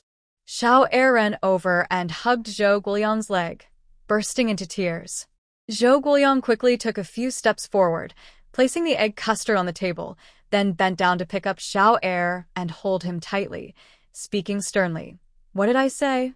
We're men. We don't cry blood. Why are you crying now?" Xiao Er stopped crying after being picked up. He was just affected by the environment, rubbing his eyes and speaking softly. "I'm not crying. Sister and auntie made me cry. They are crying inside." He was confused. Zhou Guoliang thought he had heard wrong and looked at Xiao Er. Xiao Er nodded confidently and reached out, wrapping his arms around Zhou Guoliang's neck. Sister is crying while standing, auntie is crying while sleeping. Guoliang Zhou stepped into the dorm room in 2 quick steps. Seeing the lump covered by a blanket and Yaya standing silently at the bed, tears streaming down her face, he was stunned. "What's going on? I just turned around and you all started crying like this?" Guoliang Zhou put the little one down and reached out to pat Yaya gently. "Why are you crying? Did your mother-in-law scold you?" Then he sat on the edge of the bed and patted Liang Xinyue's back. "What's wrong? Did you scold someone, and now you're crying?" As he spoke, he pulled back Liang Xinyue's quilt. Liang Xinyue curled up, facing away from Zhou Guoliang, lowly growling. "Go away. I wasn't squeezing your kid or anything." Zhou Guoliang's hand paused awkwardly, suddenly understanding. He realized he had said the wrong thing. He felt both annoyed and amused. With a big hand, he gently picked up the curled-up person on the bed and hugged her close to his chest, holding her tightly. He held her carefully, then gently brushed her messy hair. A few tears left wet marks on her nose bridge. Zhou Guoliang chuckled softly and said, "You're still angry with me? I said the wrong thing." But I didn't mean it like that. "I wasn't afraid you'd hurt the baby. It's just that the baby is inside you. If anything happened, wouldn't you be hurt too?" And He reached out to press gently on Liang Xinyue's belly. "This little guy must be uncomfortable pressing on your waist. Lying down is more comfortable than sitting. I might not be good with words, but you know I am straightforward. come on, you look tired. Let me hold you and comfort you for a while, okay?" He really held Liang Xinyue and gently swayed her. Liang Xinyue pushed his hand away from her stomach, looked embarrassed, and turned her face to press against his chest, murmuring, "The kids are still here." This mood changed quickly, coming and going just as fast. TSK, you still remember the kids are here, huh? Look, both of them are crying from being scared. Liang Xinyue glanced awkwardly at the kids. Yaya was still sniffling but no longer crying, and when she saw Liang Xinyue looking, she managed a small smile. "Auntie, I saw you cry, so I wanted to cry too." Xiao Er hurried over without realizing it was uncle and auntie. He treated them like his own parents, and said, "I saw my sister crying, so I cried too. Now I'm not crying anymore. These 2 children really are heartbreaking." Once Liang Xinyue's mood settled, her slight sadness turned into tenderness. She pushed Zhou Guoliang's hand away and struggled to stand. "Come on, let's go eat." Then she pulled each of the kids by the hand and went out to have dinner. Looking at the empty embrace, Zhou Guoliang was surprised and a bit lost. It seemed that only he was at fault. Reluctantly, Zhou Guoliang smiled and stood up, thinking to himself, "Do pregnant women also have mood swings? Maybe I should talk to Secretary Sue tomorrow." No, Secretary Sue is also a workaholic. Except for the night he spent helping, he is rarely at home.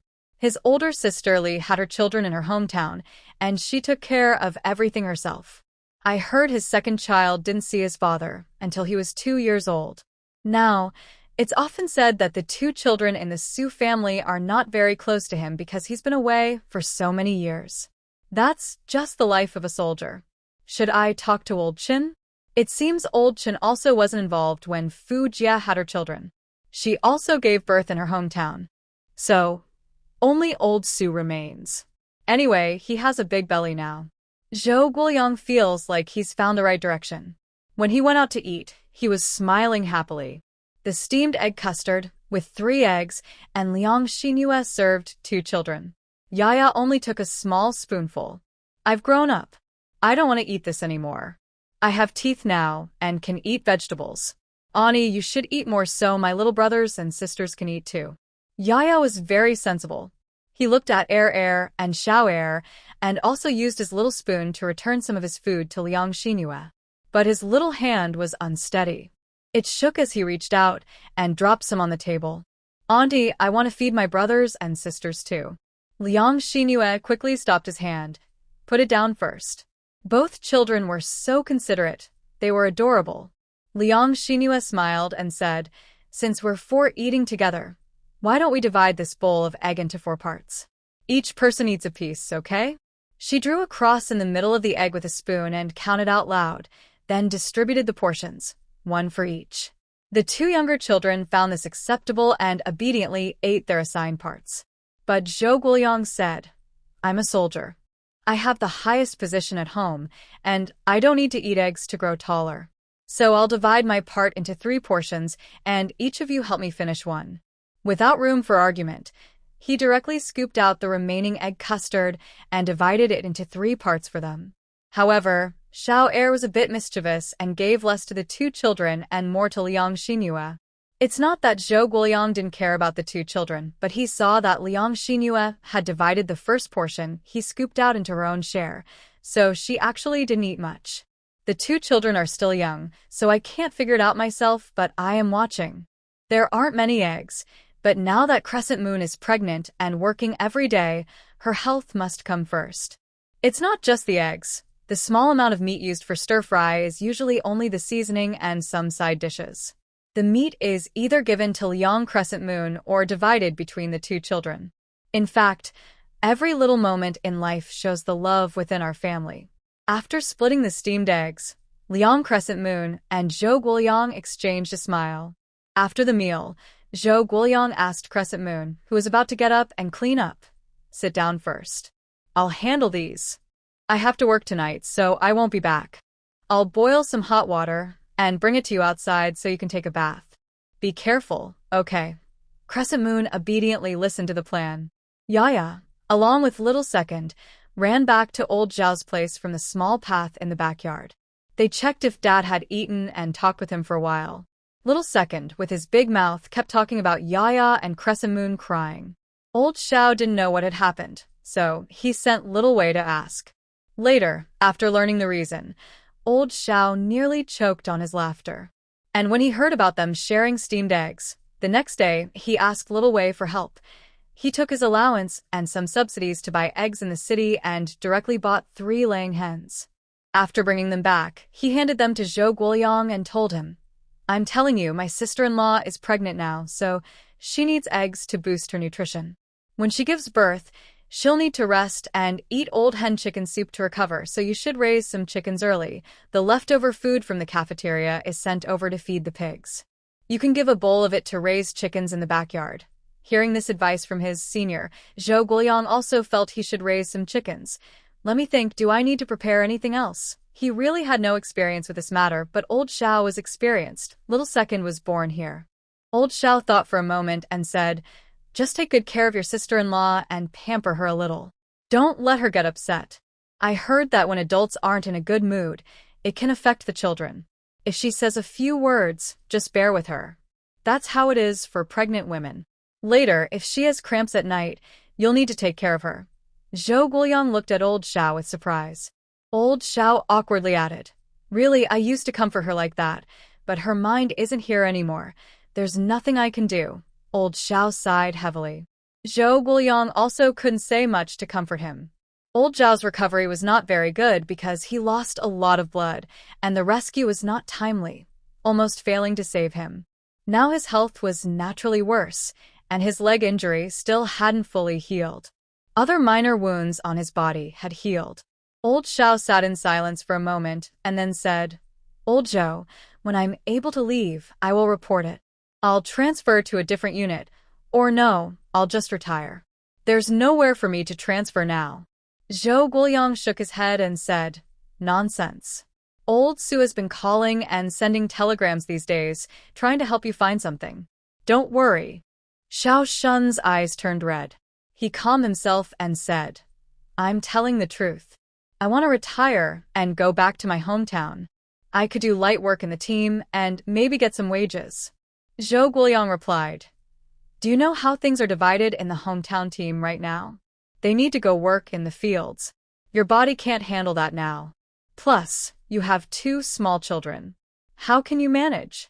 Yaya and Xiao Er are well behaved. If you take them back to the countryside, they won't be able to go to school. Zhou Guoyang said solemnly. Old Su is looking for higher authorities and some organizations, trying to see if they can arrange a good placement for you. You are our hero, and you shouldn't spend the rest of your life like this. He suddenly stopped, unable to continue. He paused and then said, Don't think too much. Just focus on healing your wounds first. While Zhou Guoyang was talking to Xiao Shun, Wei came in holding a letter and handed it to Xiao Shun. Captain Xiao, this is your letter. As he handed it over, Zhou Guoyang glanced at it. It was stamped from Nanshur City. Zhou Guoyang patted Xiao Shun's shoulder and said, You read the letter yourself. I'm going back now. He needed to make a chicken coop and raise chickens. Old Xiao had asked someone to buy chickens. If he refused, Xiao would be anxious. He accepted the chickens. Usually, they considered each other like brothers and didn't care who contributed more or less. He helped himself realize something. He hadn't thought of this matter before. Zhou Guoyang made a fence out of the tree branches Liang Xinyue used to build the shed last time. He wove them together and formed a simple fence. He built it along the backyard wall, then wrapped the edges with tree branches, tying them with strips of wood. Then he covered it with a plastic sheet, creating a simple chicken coop. Worried the chickens might run around, Zhou Guoyang also clipped their wing feathers before freeing their legs from the bindings.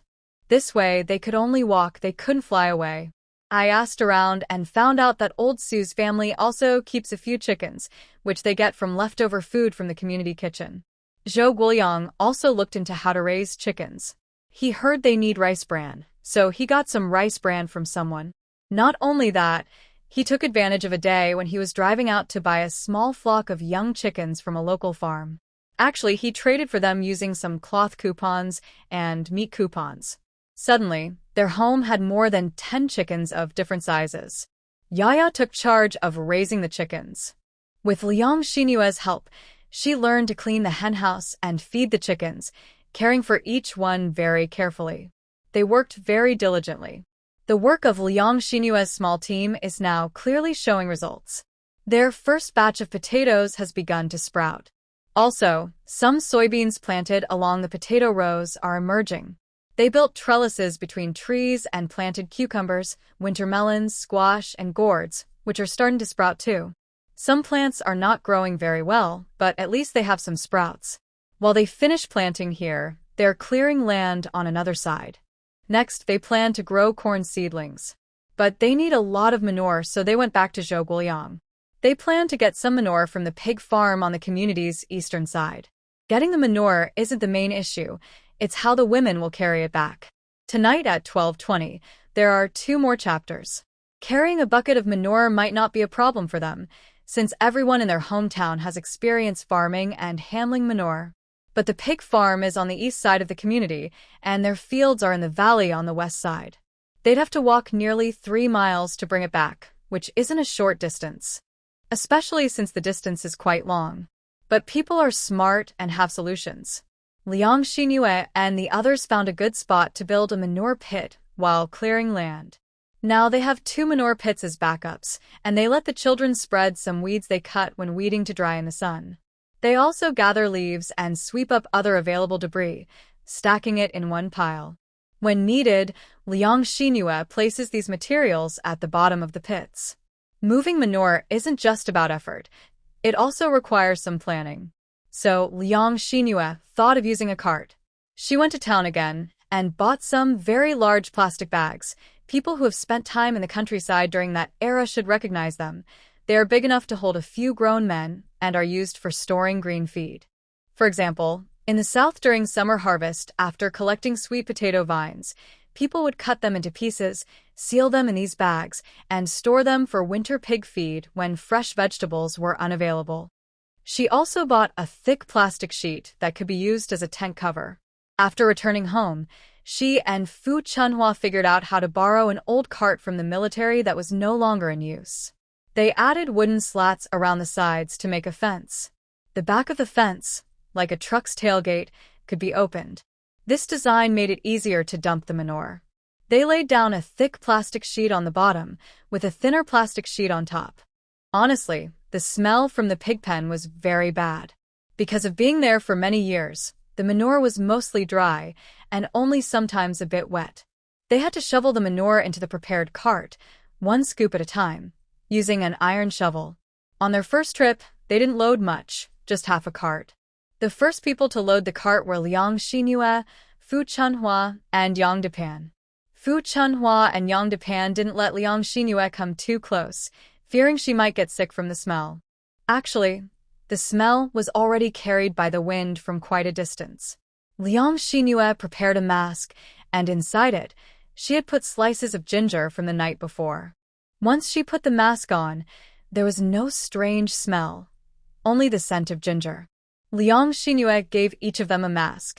Fu Chunhua smiled and said, "Why do you have so many good ideas?" When Liang Xingyue suggested the manure transportation method, they all praised it highly. It was a good idea. One cart could carry several loads, saving effort and time. After they finished loading, some new soldiers from the pig farm helped push the cart out of the troop headquarters. Once outside, Yang Depan pulled the cart, and Liang Xingyue and Fu Chunhua each pushed from one side, walking easily without feeling tired. Liang Xingyue had already leveled the road surface beforehand, filling in with small stones where needed and digging out mud to fill holes. They pushed the cart all the way to the edge of the pit, then turned it around, positioning the back of the cart next to the pit. Liang Xingyue and Fu Chunhua unfastened the wooden locks on each side, and the entire back panel of the cart swung open. This allowed the plastic sheet to be pulled down and lie along the edge of the pit. The thicker surface had a layer of thinner plastic on top. However, they didn't expect it to be so dry that it wouldn't slide down easily when opened. "I just want to fetch some water," enough to make the dirty pig manure slide into the pit, covering it with dry leaves and rotting grass. Then I added a layer of leaves and grass, followed by more manure, and finally poured in some leftover kitchen water. Nothing was wasted, all used to make fertilizer. After 2 days, they managed to fill both pits. They also carried several loads of manure to pile up in the nearby woods. This time, for making corn seed balls, they needed dry manure. Even Commander Su came to see how Liang Xingyue and her family were collecting manure. He later told Zhou Guoliang, "Your wife is very capable. She keeps coming up with new ideas. If she were in the city, she would definitely have greater opportunities." Zhou Guoliang was pleased to hear the praise, but when he thought of going to the city, he remembered Lin Xiaojie. "Commander, you can't encourage her to go to the city. Look at Lin Xiaojie. She thinks living in the city makes her more special." Sigh. People's hearts can change. Old Su didn't speak. His wife was from the city, but she was not like Lin Xiaojie. Talking about Lin Xiaojie, he sighed and took a piece of paper from his desk, handing it to Zhou Guoliang. "Look at this. Yesterday, Xiao Lu asked to see me. I went, and he just told me what to write for him. I was still thinking about it, but haven't sent it out yet. A divorce request?" Zhou Guoliang immediately saw the big characters on the top. Xiao Lu wanted a divorce. After carefully reading the paper, Zhou Guoliang sat heavily at old Su's desk and sighed heavily. We hoped he could be accepted by Lin Xiaojie's family, but now. Looking at the letter in his hand, Zhou Guoliang felt very heavy-hearted. The report was simple, just explaining the reason for their marriage starting and ending, mainly incompatible personalities, so they decided to divorce. Their family didn't have property, and Lin Xiaojie voluntarily gave up custody of the 2 children. So, she was leaving with nothing. Old Su and Zhou Guoliang had been trying to mediate, but all behind Xiao Lu's back. Unexpectedly, old Su sighed and said, I asked a retired comrade to find out. He went back to work and became a city person. I also heard he has new goals now. It's my fault, too. I even wrote her a letter about Xiao Lu, the children, and my plan to ask her unit to accept Xiao Lu. This way, they could be together, someone to take care of Xiao Lu, and they'd look after the kids too. Such a good plan. However, others do not think the same. A few days ago, Lao Xiao received a letter from Lin Xiaoju. Lao Xiao didn't show me the letter, but I guess the content roughly. Lin Xiaoju seems to think that my letter was written on Lao Xiao's behalf and might have criticized him in the letter. She also mentioned that Lao Xiao should no longer appear in her life or see their child. She wants to erase all memories of her past. Now Lao Xiao is planning to divorce and has told me not to help him change jobs. He plans to retire and return to farming. Zhou Guoliang angrily slammed his fist on Lao Su's desk and handed him the divorce papers, saying, Keep this for now. Don't act on it yet. I will think of a way. That evening, after settling the two young children, Zhou Guoliang told Liang Xinhua about the divorce papers he had seen that day, lying in bed. Liang Xinhua sighed. I've heard that Lao Zhao's family has nothing left. When he goes back, he won't have even a house. What's going to happen? After Xiao Shun went to join the army, he married a city girl named Lin Xiaoju. To the people in the countryside, this meant he didn't have to return home and could live a city life. As a result, Xiao Shun's older brother naturally considered all the family's property as his own. After their parents died, Xiao Shun almost lost contact with them. Some people even looked down on him, thinking city folks like him looked down on rural folks. This also hurt Xiao Shun's reputation back home. With these problems, being injured in the army, getting divorced, and returning with two young children, it was hard for him to have a good life. His wife and he, after raising their children for a few months, both felt reluctant to part. Suddenly, Liang Xinhua sat up and looked at Zhou Guoliang, asking, Can Lao Xiao stay? Can he stay here and help us farm this whole valley? He only lost a leg, but physically he's stronger than we women. She added, If he stays, can he still live in this housing compound? Zhou Guoliang quickly pulled Liang Xinhua back and covered her with a blanket, saying, You and a few others can farm a little land, but if Lao Xiao stays, it's a lifelong thing, especially with the children's future. Liang Xinhua wasn't satisfied and sat up again. You underestimate the land we farm? Zhou Guoliang, I tell you, in less than 3 years, I will turn this entire valley into a grain store. Do you believe that? She had some knowledge of her profession in her previous life. Now, she treats the entire valley as her testing ground. The valley is big enough, and with the army as a strong support, she has plenty of space to develop her ideas. There are no pesticides or chemical fertilizers now. The crops she grows are pure, natural grains and vegetables. Zhou Guoliang immediately got defensive, fearing he had said something wrong again. He hurriedly apologized. Okay, I was wrong. I admit it. But this isn't something new, and I can decide alone. The army has rules, and I still need to discuss it with Lao Su. Besides, Lao Xiao went from being a company commander to staying here and farming. Seeing that he can't do much at the military camp, I don't think he can accept this. Seeing Liang Xinhua ready to say more, Zhou Guoliang quickly said, It's getting late. Go to bed early. We'll talk about this again tomorrow. I'll discuss it with others and give you an answer then. He didn't expect his wife suddenly to have such an idea. Even he thought such a proposal was unlikely. Liang Xinhua shot him a look, knowing he was just giving a superficial answer. But deep inside, she had a clear plan. Tomorrow, she must talk to Lao Xiao. If Lao Xiao agrees, she will then ask Lao Su and others for some favors. The couple went to sleep without further discussion. The next day, Zhou Guoliang truly hadn't told Lao Su about this. He thought that if Lao Xiao became a farmer, he might as well go back to his hometown. It's hard, but those are his roots. Staying here as a farmer would be too much for Lao Xiao to handle. He kept seeing soldiers who could do nothing. He couldn't stand it. Anyway, he felt it was unbearable. It's better to be far away so he wouldn't see or think about it. Zhou Guoliang forgot about this, but Liang Xinhua didn't. Liang Xingyue and Fu Chunhua went to the fields, spoke to a few more sisters, and shared her ideas. Unexpectedly, they all agreed unanimously. Fu Chunhua said directly, Xingyue, listen, Lao Xiao really can't go back. It's fine for him to stay here as a farmer. Our family's Lao Chen even said that when they open up the land, if he's transferred away, I might not be able to farm anymore. But if Lao Xiao stays here, he won't have to leave no matter what. The hard rule that soldiers are always moving applied. They could follow their husband's assignments. But if Lao Xiao stayed and became an indigenous here, he wouldn't have to leave. Liang Xingyue indeed held this thought. If they left, the cultivated fields would still be watched over by someone. It's a way to provide Xiao Shun with an income. Liang Xingyue is confident that she can help plant and care for the valley. Yang Depan sighed and said, if we could really stay, it would be good. At least for old Xiao, we're still here, and since the kids are young, we can also help out. Tian Mingfang had no objections, and Chuanhua's words touched her. It's possible that everyone might leave the military camp, but Lao Xiao could stay here.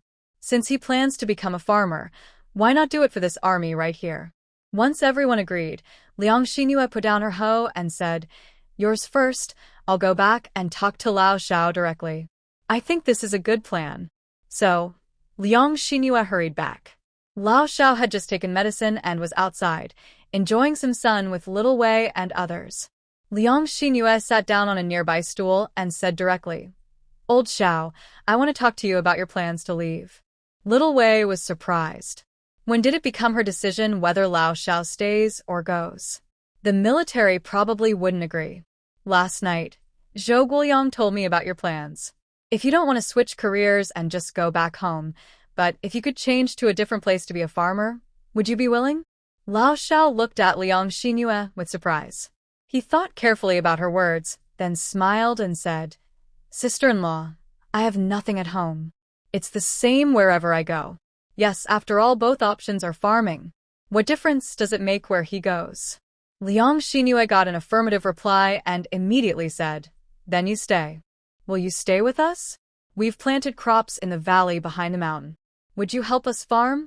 Heir. Xiao Shun didn't expect this proposal. Staying here means working on land owned by the military. If he stays as a farmer, there's no collective organization here. That means no group to depend on for work credits or future life plans. And there are 2 kids too. Xiao Shun was clearly stunned by this idea. Even Little Wei was surprised and didn't say anything. Sister Xinyue's words were quite bold. Liang Xingyue continued, let me tell you the benefits of staying. First, we can help take care of the kids. Second, you'll be close to old Zhou and the others. Just these 2 reasons. Do you think that's enough to stay? There is one more thing. On our farm, only a few women work with us. If you join, it will add a strong helping hand. Xiao Shun pointed to his leg and said, sister-in-law, I've lost my leg. I am not a strong worker anymore. Liang Xingyue waved her hand casually. Old Xiao, since you've been in the army, you've endured a lot. Losing a leg is just another test for you. There are difficulties, but there are always more solutions than problems. Great people teach us. Face challenges bravely. Do you think losing a leg means you can't stand anymore? Xiao Shun was silent. Recently, he spent his days making the children laugh and playing around, but at night, he couldn't sleep. He didn't know what his future held. He knew he would have to make a choice sooner or later. Resting and healing, someday, things would get better. But when that day actually came, he felt scared inside. He made the smartest choice, but it still hurt him deep down. Divorcing Lin Xiaoju was something he had thought about for a long time. He just thought their children were still too young, and he could delay. Now Lin Xiaoju had gone back on her own, leaving the children. What wasn't clear about that? But that wasn't what hurt him most. What hurt him most was having to leave his comrades and the army. He would take his children to a place he didn't know what the future would be like. Losing his leg would make life very difficult, but he believed he could get through it. Now Liang Xingyue told him that even without a leg, a person can still stand. Her words seemed to light a lamp for him, illuminating his eyes. The path ahead was no longer all darkness. Liang Xingyue continued, What we're doing now may not seem much, but it's just the beginning. Do you know why we want to keep you here? She pointed toward the military camp. Steel's strong defenses can hold soldiers temporarily, but someday, Zhou might be transferred somewhere else, Su could retire, and Chun and others might be promoted. Everyone has a chance to leave one day. And once we develop and harvest the land behind the mountain, it's so wide, we need people to manage it. We can all leave if we want, but you could stay and farm for our camp. Come on, I'll take you to see the land we've planted. Xiao Shun could walk now with one leg and a crutch, but he couldn't go far. Little Wei stepped forward. Commander Xiao, if you want to go, I'll carry you. Liang Xingyue took a cane from the side and said, Don't carry him, Xiao Wei. Can you carry him every day in the future? He can walk now, starting slowly, but he'll be faster later. Liang Xingyue handed the cane to Xiao Shun. Xiao Shun hesitated for a moment, then took the cane.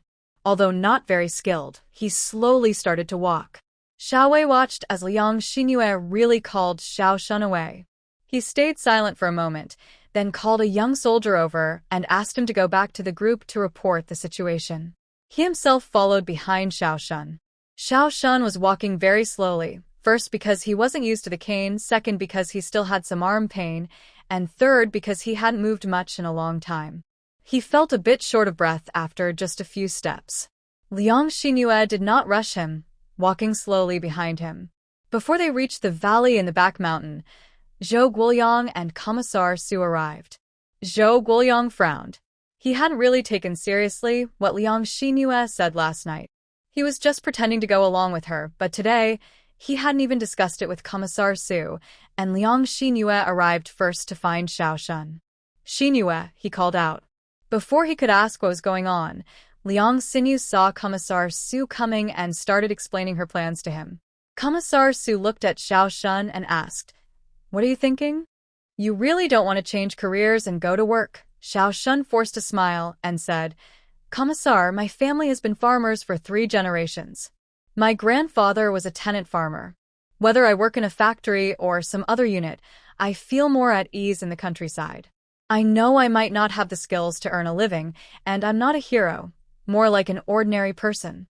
If I claimed to be a hero, I'd be embarrassing our soldiers' reputation.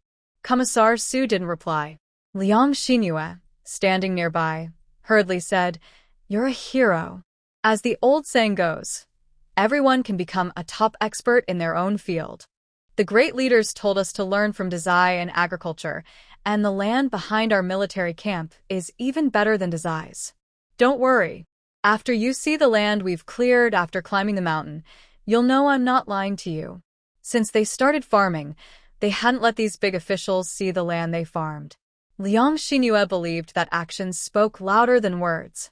Commissar Su didn't reply. Zhou Guoyang looked at Liang Xingyue, noting that she had been full of ideas lately. Xiao Shun smiled and said, My sister-in-law's words make sense.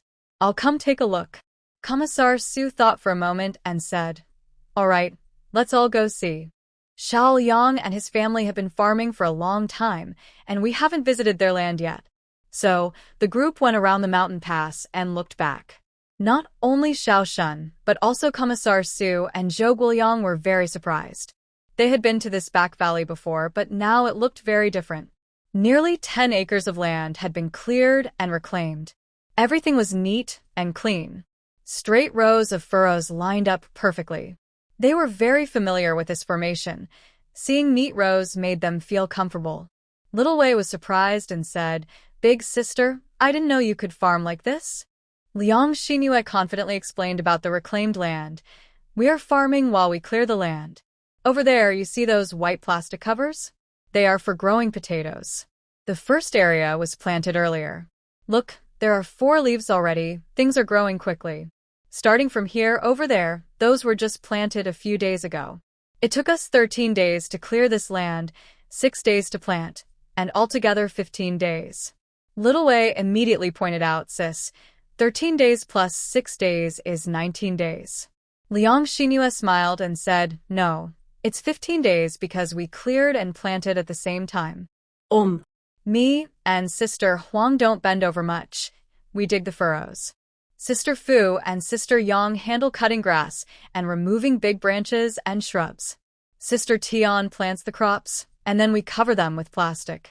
Commissioner Su asked, "Why do you cover the plants with plastic?" Liang Xinhua smiled and explained, "Our hometown has a youth farmer who is an expert in farming techniques. He once said that when it's too cold, seeds don't sprout easily. You should treat seeds like children. They shouldn't be frozen. Covering with plastic prevents the frost." As she spoke, Liang Xinhua jumped into the field, poked a hole in the plastic with her finger, and gently dug out a seedling. "Look, this rose seedlings are sprouting too." Letting the seedlings get some sun helps them grow faster, while keeping the roots warm. Seeing her jump in, Zhou Guoyang hurriedly followed. "Xinhua, how can you jump like that?" Liang Xinhua then remembered she was pregnant, though it wasn't very high here. She playfully stuck out her tongue. "Don't worry. I know my own body. The ground here is soft." Zhou Guoyang glared at her twice, and then looked down at the seedlings under the plastic film. He understood why they bought large bags of plastic sheeting. It was for this purpose. Commissioner Su also went into the field to examine the growing seedlings carefully. He said excitedly, "Comrade Xiao Liang, I underestimated you. It's true that women can hold up half the sky." He looked up at Zhou Guoyang and said, "A few days ago, I went to the county and passed through the village. They were still digging the land and hadn't planted seeds yet. I asked an old farmer, and he said it was too early to plant. If they do, it won't sprout. They are waiting for the weather to warm up. But I didn't expect Comrade Xiaoliang to be able to plant in such weather." Xiaoliang Moon also took the chance to introduce the surrounding crops, watermelons, soybeans, and various vegetables. "So, Political Commissar, I told you we are serious about taking over the whole valley. We can grow enough vegetables to supply our team this autumn and winter. Do you believe me now?" Then she turned to Xiao Shun and said, "Look, you see? We really need more people here. Sister Huang is now 6 months pregnant, and it will be inconvenient for her to work in the coming months. Plus, she's resting after childbirth, so she probably won't be able to work for the next half year. When that time comes, I'll also be more clumsy. We need you here. Would you like to stay?" Xiao Shun looked up at the sky, not because there was anything in the sky, but because he didn't want tears to fall. He knew his sister-in-law was doing this to save face, saying they needed him, but really, they wanted to help him. Zhou Guoyang, who was initially opposed, didn't say a word now. Like Commissioner Su, he didn't really care about whether the women planted vegetables or not. He trusted that Xiao Liangmoon managed the allowance money. He knew she bought things with it. In fact, he was a bit worried about her buying useless things sometimes. But now it seemed these things weren't useless at all. They were very useful. Xiao Shun lowered his head again, eyes reddening, looking at Xiao Liangmoon and choked out, "Thank you, sister-in-law." Then he turned to the commissioner and said, "Commissar, I'll stay here to farm. Farming here is the same as farming back home. I can stay close to everyone. But if the higher-ups don't approve, or if it causes trouble for the troops, please don't worry about me. I can go back to my hometown instead." He wants to stay here, farm the land, and live in the military family's courtyard, but according to the rules, he cannot do that. He cannot allow Political Commissar and Lao Zhou to take responsibility for his situation. Now, Political Commissar Su is really in a difficult position. There are no previous cases like this. Aside from this issue, even the case of Liang Xinhua planting crops is unprecedented here. Fortunately, her farmland was officially allocated to the army map. Planting vegetables isn't a problem, but if Xiao Shun stays, that's a different matter. Political Commissar Su thoughtfully considered and said, "Neither the battalion leader nor I dare to make this decision, but we will try to ask higher authorities for approval." Su saw how Liang Xinhua was farming and decided to make this move. He looked at Zhou Guoyang, who nodded, and then looked at Xiao Shun. "I think it's okay. You can stay. If some of the women encounter issues, you can help too." The fellow army wives working in the farmland also approached, urging Xiao Shun to stay. In the afternoon, Commissar Su prepared a report and sent it directly to the higher authorities. He requested permission for Xiao Shun to retire from the military, but not leave this area, to temporarily stay on as a farmer. If Xiao Shun stays, he will need to transfer his household registration to Shihui County, which means some communication with the local government will be necessary. Xiao Shun's situation is special. Besides this application, his divorce request has also been formally submitted. He will wait for approval before informing Lin Ziage and the local officials there. 3 days after the report was sent, a senior officer personally called to ask about the army wives planting crops and said that some people would come to investigate in a few days. Su Commissar frowned slightly. He was a bit worried and discussed the situation with Zhou Guoliang. We technically don't have the authority to lease out military land. I had thought about letting Xiao Liang's group do it casually, but now it's become official. Lao Zhou, go back and discuss with Xiao Liang to get a unified statement. Zhou Guoliang nodded, feeling that this might cause trouble for Lao Su. Honestly, he and Lao Su initially didn't pay much attention to the leasing plan proposed by Xinhua. But now, seeing the scale of what she had done, it's clear it's more than just vegetable farming. The few women in just 2 or 3 months managed to clear a large area.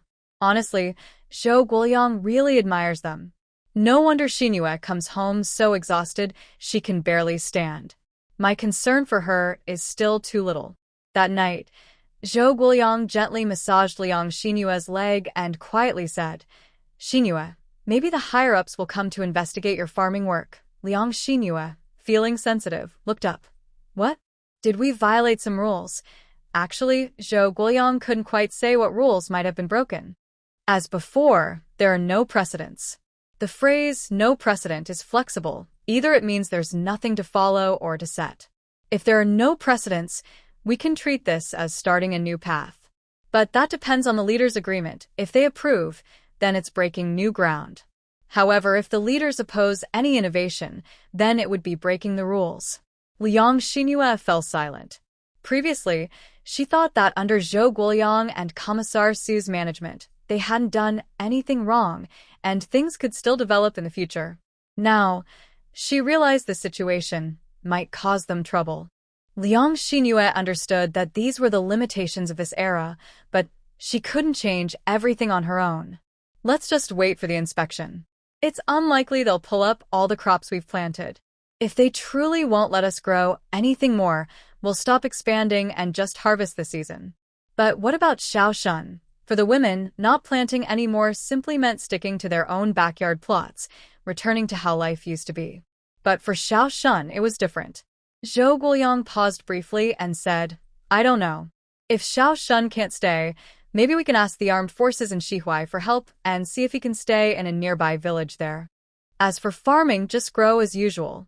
While we are here, we can help him as much as we can." Then, worried Liang Xinhua might have other ideas, he added, "Xinhua, thank you for taking care of Yaya and Xiao Er. I'll never be able to repay old Xiao for his kindness. He lost a leg but saved my life." After Commissar Su and Zhou Guoliang personally visited the fields she and her friends had planted, they both had thoughts. They believed Liang Xinhua's suggestion was right.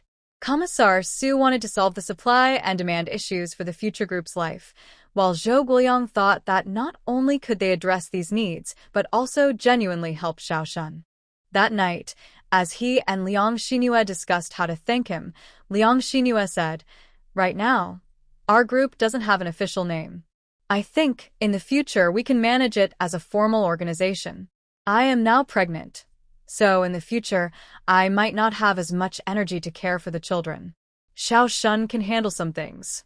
As long as I am willing to recognize him as our leader, then the other sisters-in-law won't have any problems.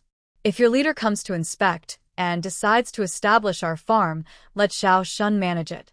Since it's set up in the name of the military, they will probably still need to pay him salary. If in the future, some soldiers retire and don't know where to go, and are willing to stay here to farm, this place can also be considered a refuge." While saying this, Liang Xinhua got out of bed to find paper and a pen to show Zhou Guoliang her plans. Zhou Guoliang hurriedly made her lie down. "Stay resting first. I'll get the paper and pen." Soon, Zhou Guoliang returned with a pencil and a notebook and said, "I didn't expect your handwriting to be pretty good." Because he saw some planning sketches Liang Xinhua had drawn in her notebook. She drew an outline of the whole valley on one sheet of paper, based on the sunlight exposure at different directions, and thought about what to plant in each area. Zhou Guoyang handed the paper to Liang Xingyue. She started explaining her drawings step by step to Zhou Guoyang. She described which parts of the hillside could be used for planting, what kinds of crops could grow there, and where different plants could be matched. On the mountain, she planned to plant some fruit trees. Below the fruit trees, chickens and ducks could be raised for food. In the middle of the valley, there was a pond that seemed suitable for raising fish.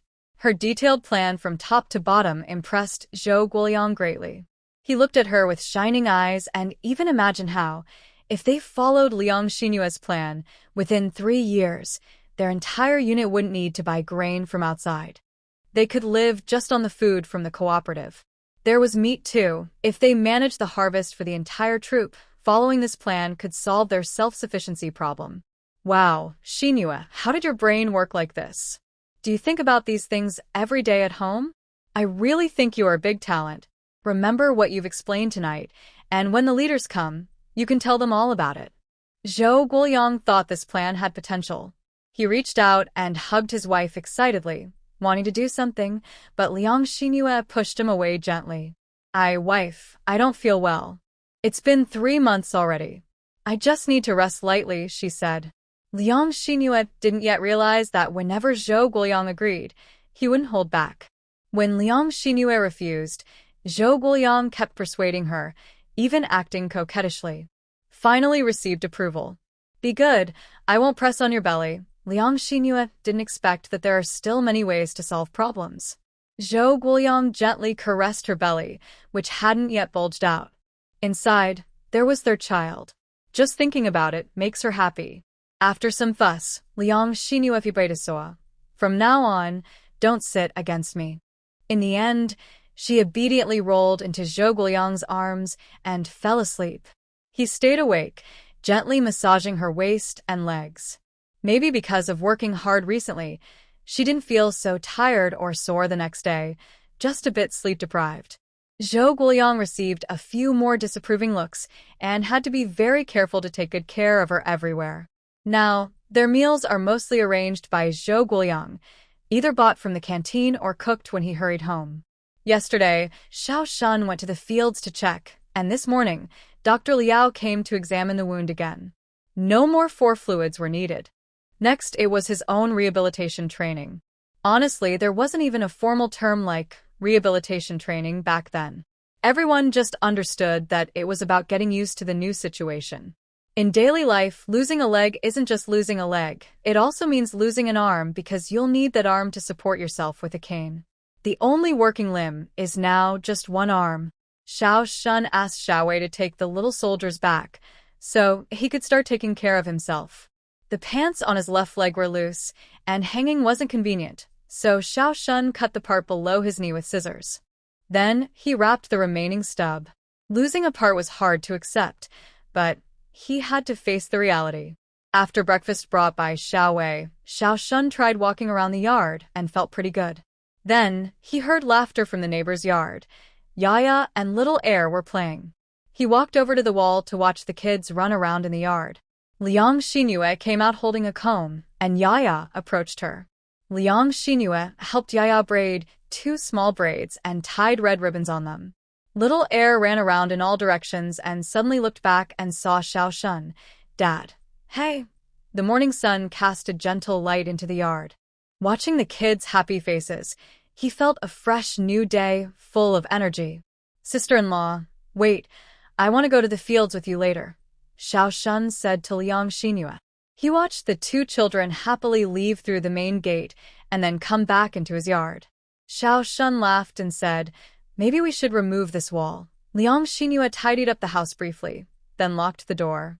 Just then, Fu Chunhua arrived with her 2 children, and they all headed to the fields. Seeing Xiao Shun want to go, Dong Dong waited nearby. Uncle Xiao, I can help you. No need. I'll walk slowly on my own. You just take care of the little ones and make sure they don't fall. Xiao Shun slowly leaned on his cane as he followed them to the fields. When he arrived, Liang Xingyue and the others had already started working. Even Huang Ying was busy working today. They needed to use a cart to carry soft, Find mud back to the yard. Huang Ying was helping load the mud, saying she still felt energetic when working. She preferred working over lying around at home. Being pregnant and resting too much isn't good for her. After loading the mud, Yang Depan and Fu Chunhua each carried a bag of well-prepared manure. They all returned to Liang Xinyue's yard together. Xiao Shun, who was a bit slower to return, watched them. He saw some ashes, mud, and dry pig manure being mixed together. First, they stirred everything with a shovel or hoe, then put on rubber boots and stomped on the mixture to knead it all together. Only then did they move on to the next step. The women each carried a small stool, gathered around the somewhat smelly mixture. Then everyone took a handful, pinched and rolled it in their hands, shaping it into a small ball slightly larger than a ping-pong ball. After shaping, they pressed 1 or 2 corn seeds into each ball. They gently covered the seeds with more soil and placed the balls into a prepared basket nearby. Xiao Shun watched curiously. "Aunties, what are you making?" "Seedlings for corn," Fu Chunhua explained while working. "Your sister Xinyue taught us this. These seedlings grow better this way." After filling the basket, they carried it to the backyard, where the planting spot was already prepared. Liang Xinyue's vegetable patch had been cleared. Now there were only a few green onions left, but no other vegetables. In rural terms, this is the season of yellow withered plants. Xiao Shun also found a stool and sat down. "Let me learn from the aunties." He rolled up his shirt sleeves. Although his small finger bone injury hadn't fully healed, it didn't affect his work. "No, Commander Xiao, your hands are too big for this," they said. "You need to do it like this, smaller." Commander Xiao pressed the corn seeds lightly. "Don't press too hard, or it will be hard for the seeds to sprout."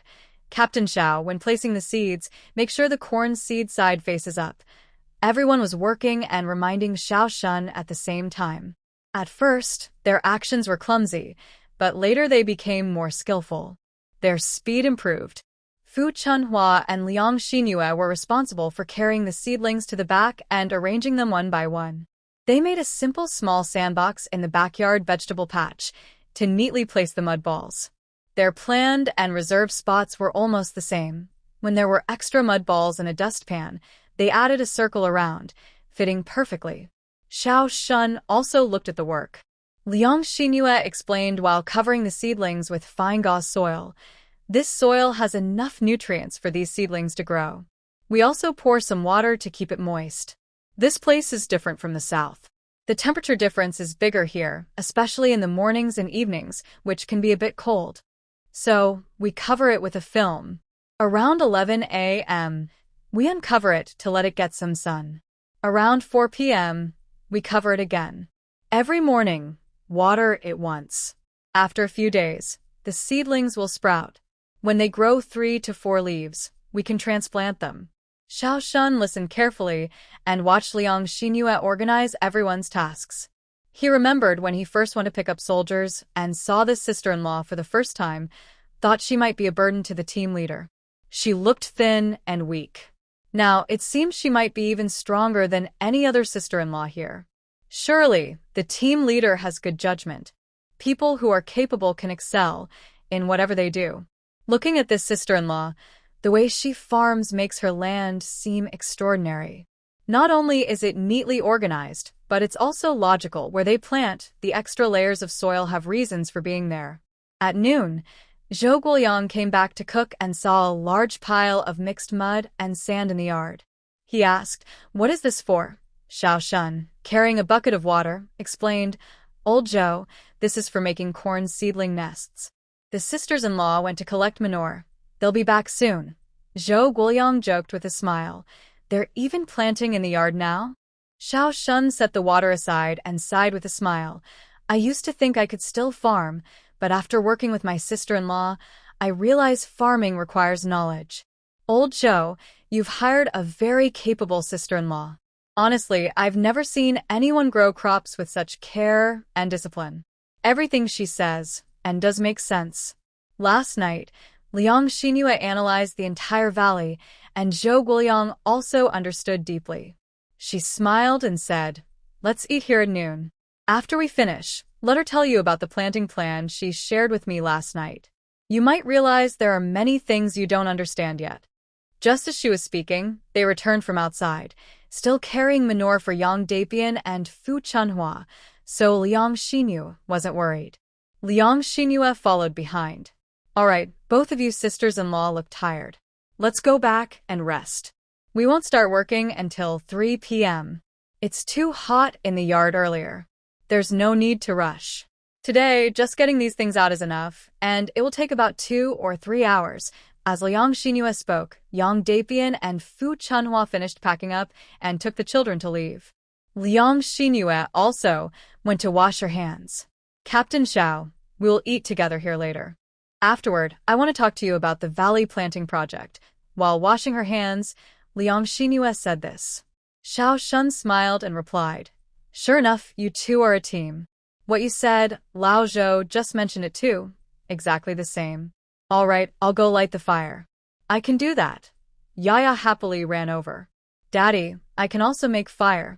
Every auntie cooks, I help light the fire. Good, Yaya, you're really capable. Xiao immediately showed off. I can help carry wood. Sister sometimes asks me to bring firewood. Dad, you make the fire, I'll help you. Good idea, the 3 of us will all make the fire. We'll burn it brightly so Uncle Zhou can cook delicious food. Yaya seriously said, No, Auntie, fire should be used according to needs. When we need a big fire, add more wood. When we need a small fire, add less. We should save wood. Yes, exactly. Chopping wood is tiring, so we need to be economical. The 2 little ones also took turns giving Xiao Shun advice, making him laugh heartily. Their change over the past 2 or 3 months was truly dramatic, completely different from their past, when they would cry loudly at the slightest provocation. Xiao Shun knew in his heart that all this was thanks to the careful care of Nurse Xinu. After eating, the 2 kids went to play with mud, but they knew what was okay to play with and what was not. Liang Xinyu still took out her notebook and explained the plan to Xiao Shun, step by step, layer by layer, from what to plant, to seasonal changes, and then to long-term planning. After she finished, Liang Xinyu smiled and said, I want you to manage this area in the future. You will be our manager. I might need to focus more on raising the children. Old Xiao, work hard. Your contribution to the army definitely isn't less than that of the soldiers inside. After hearing Liang Xinyue's overall explanation, Xiao Shun was stunned. He had never thought there was so much to learn about farming. It's just digging the land, planting seeds, and farming according to the seasons, right? Why has farming become so complicated now? But hearing this, he felt a surge of passion.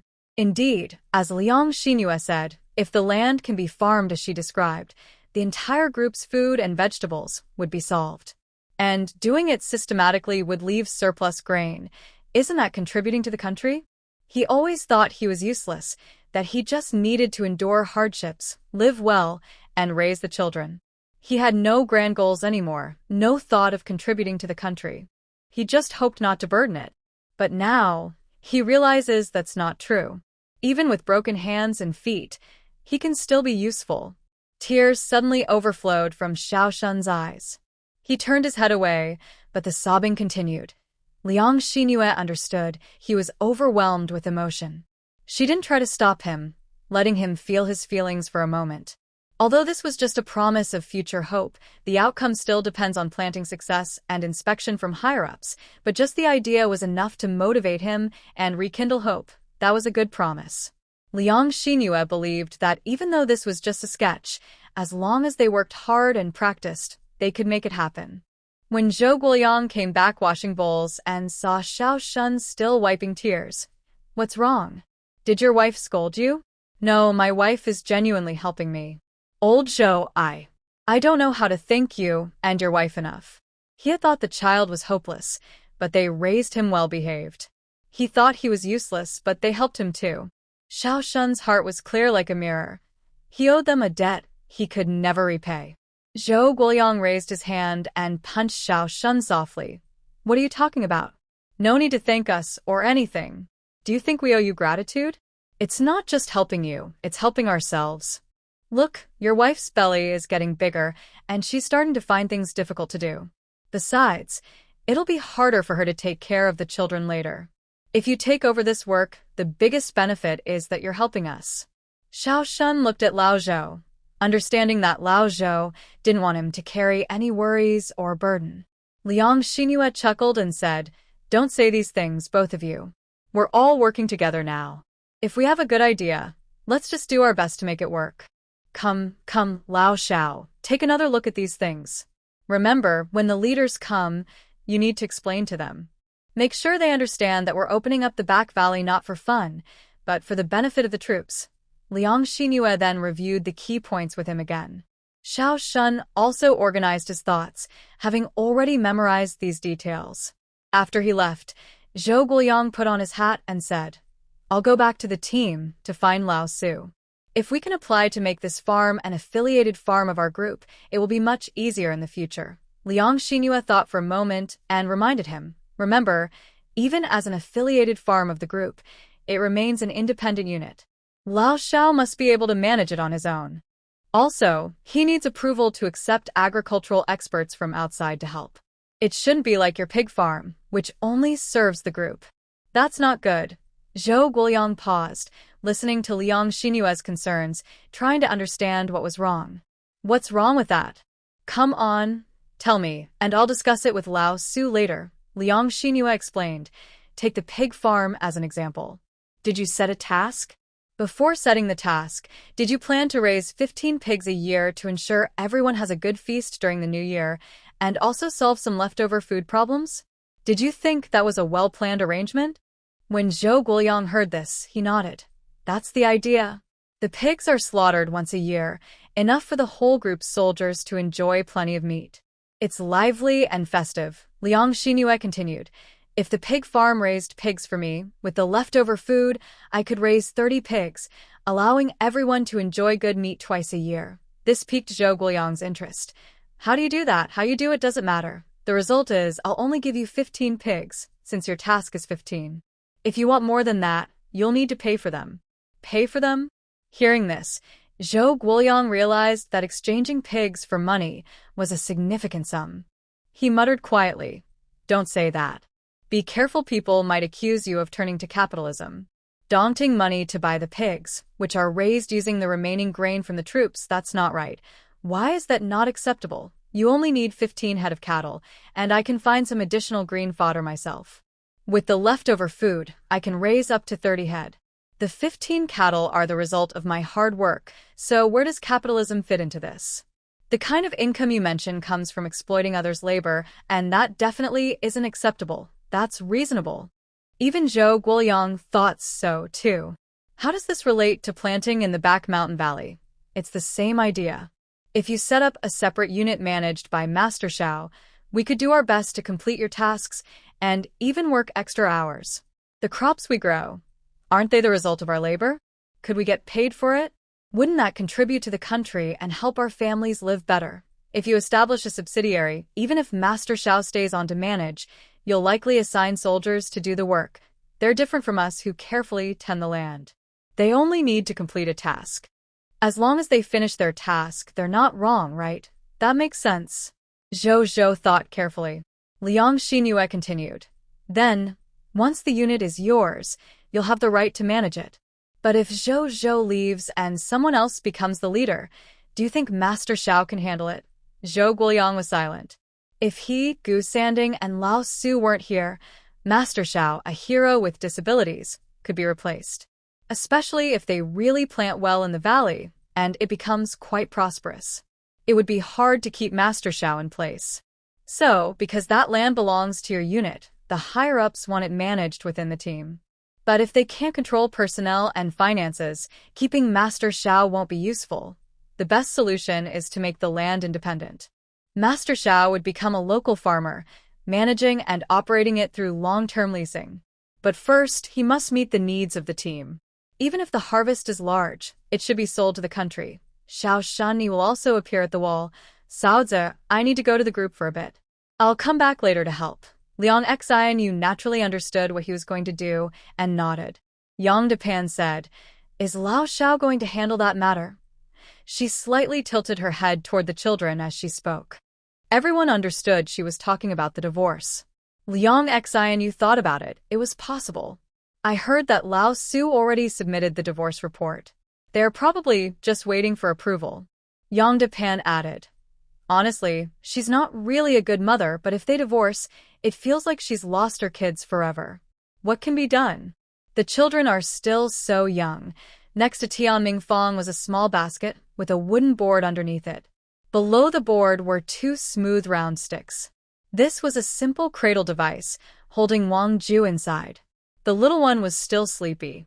Tian Mingfang sat nearby, munching corn balls, occasionally gently pushing the cradle with her foot. The wooden sticks underneath the board rolled a few times before returning, swaying back and forth, rocking little Wang Ju to sleep soundly. Tian Mingfang heard Yang Depan say, I feel like when she's here, she doesn't treat the children as children.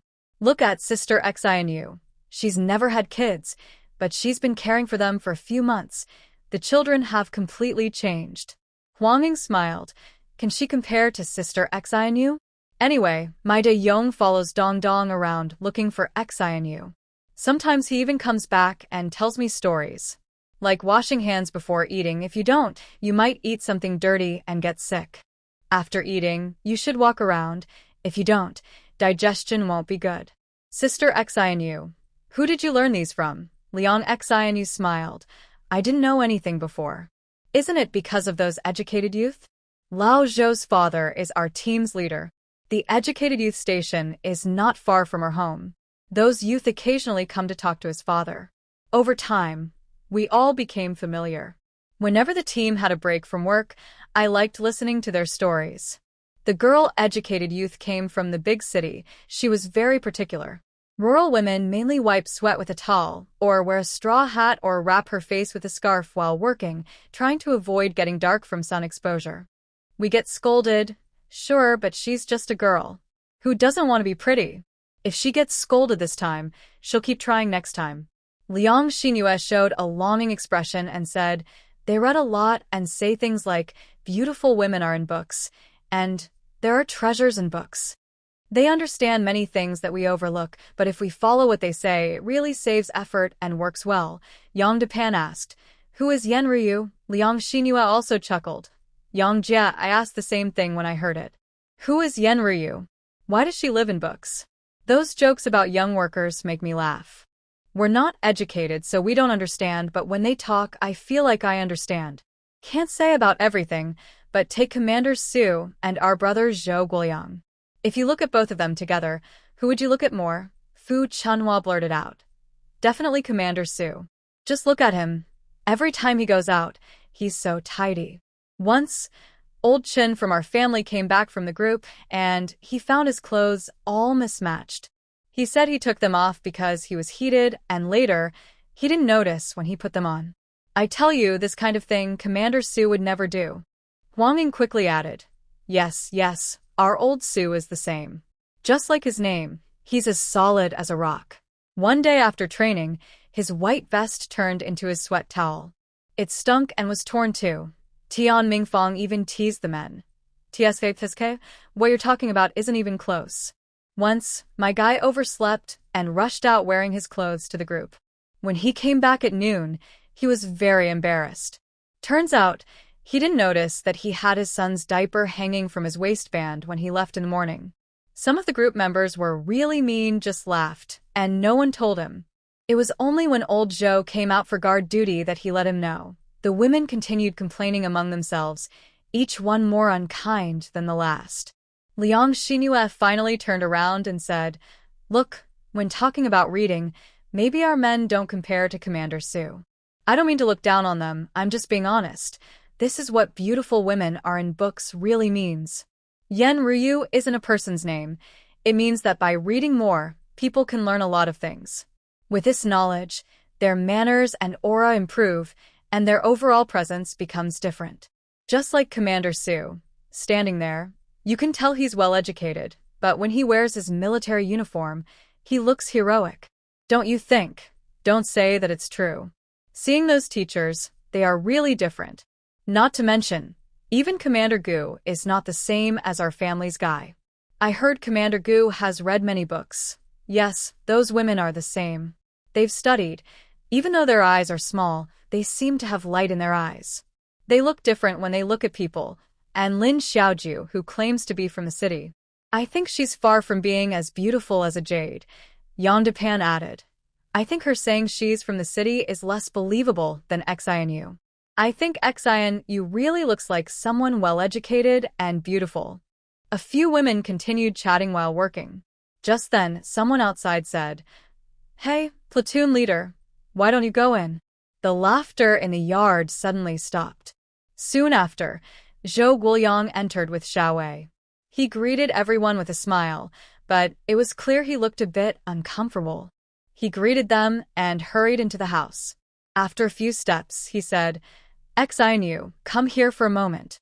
The women looked at each other and all smiled.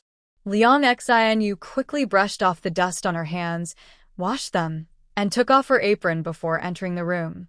Zhou Guoyang was waiting inside. As soon as she stepped in, he pulled her into an embrace and pressed her against the wall, then suddenly closed the door with his hand behind him. Is Lao Su better looking than me? Huh? Liang Xianyu was stunned but soon realized, does he envy? She couldn't help but smile. Commander Zhou quickly caught that smile and pressed her against the wall in a wall bang. Lately, I've been holding back because you're pregnant. And you're doing well, even commenting on men. Am I not good enough? Zhou Guoyang whispered hoarsely in her ear. Liang Xianyu laughed and said, "We're just chatting." Who made a comment? "We're talking about how Zhang Ruyu in the story is beautiful. Lao Su is just like Ruyu." Ruyu? Zhou Guoyang was confused, not quite understanding what that meant. But He shouldn't ask. Liang Xianyu pushed Zhou Guoyang away. "What's wrong with you? Why are you back? There are so many people outside. If we stay here, won't we be laughed at? What's so funny about me being with my wife?" After muttering, he took out 2 keys from his pocket. "These are keys to Lao Zhao's house. He's coming back tomorrow, and I heard he's bringing a woman. Probably from his family. You and Sister Fu can help tidy up the place later." Liang Xinyue opened her eyes wide and smiled, saying, "Really? Commander Gu is getting married too? Just earlier, we were saying he's as handsome as a jade." After Zhou Guoyang left, Liang Xinyue laughed and came out of the house, while Fu Chunhua pinched her eyebrows and made a teasing face. Is Captain Zhou missing his wife so much that he came back to see her? Luckily, we didn't try to take his wife away. The others all laughed loudly, even waking Xiaowang Ju. Tian Mingfang had to stop her work, wash her hands, and feed the children. Liang Xinyue's face turned a little red, but she said confidently, "Don't just say me. Soon, none of you will escape. Old Zhou will definitely tell on us." Yang Dapian asked, "Tell on what?" "That we've been discussing their men here. This guy, earlier I said I'd stand next to Lao Su and see who looked at whom. He was standing outside and listening. That's why he heard everything you said." Yang Dapian heard this and chuckled. "Go ahead, tell. Our husband still wants to stand next to Lao Su and let everyone compare? He's dreaming. If he had any self-awareness, he'd pretend he didn't hear anything." They all joked and chatted, but their work didn't stop. Soon, they finished making and covering all the corn cakes with cling film. After the others left, Liang Xinyue called Fu Chunhua. "Brother Fu, later we'll clean old Gu's yard. I heard he's coming back tomorrow." Zhou Guoyang just said so after he returned. "He's given me the key." right. Since it was still early, and the children were still playing together, she wasn't in a hurry to go home and cook. She carried a bucket of water to Gu Sanding's yard. Liang Xinyue opened the door, and it was truly empty inside. It reminded her of when she first arrived and opened Zhou Guoyang's door. Nothing but a bed to sleep on, nothing else. The layout was the same as everyone's home. The new bed hadn't been used yet. They just lit the stove to warm it up. But she had to say, Gu Sanding's bed and wardrobe were very tidy. Seeing old Zhao's house, it was a completely different scene. They didn't need to do much, just sweep away the dust. After cleaning, they opened all the windows to air it out so it wouldn't feel so cold and gloomy when they moved in. Liang Xinyue planned to cook, but Xiao Wei returned and said, "The captain said you don't need to cook. Tonight, they will bring rice and dishes to eat. Commissar Su and Captain Xiao will also join us.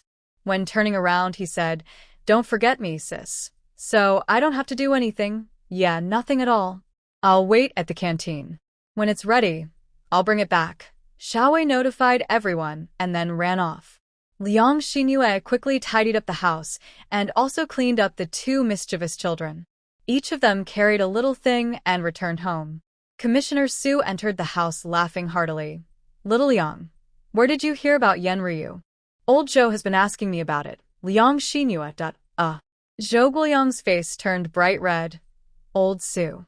Liang Xinyue laughed loudly, unashamed. She also shared a summary of what was said earlier that afternoon with Old Su, who, along with Xiao Shun and Xiao Wei, burst into laughter. Zhou Guoliang, laughing, pointed at Old Su. You're being unfair." Commissioner Su laughed loudly, saying, "I now think Xinyue is right.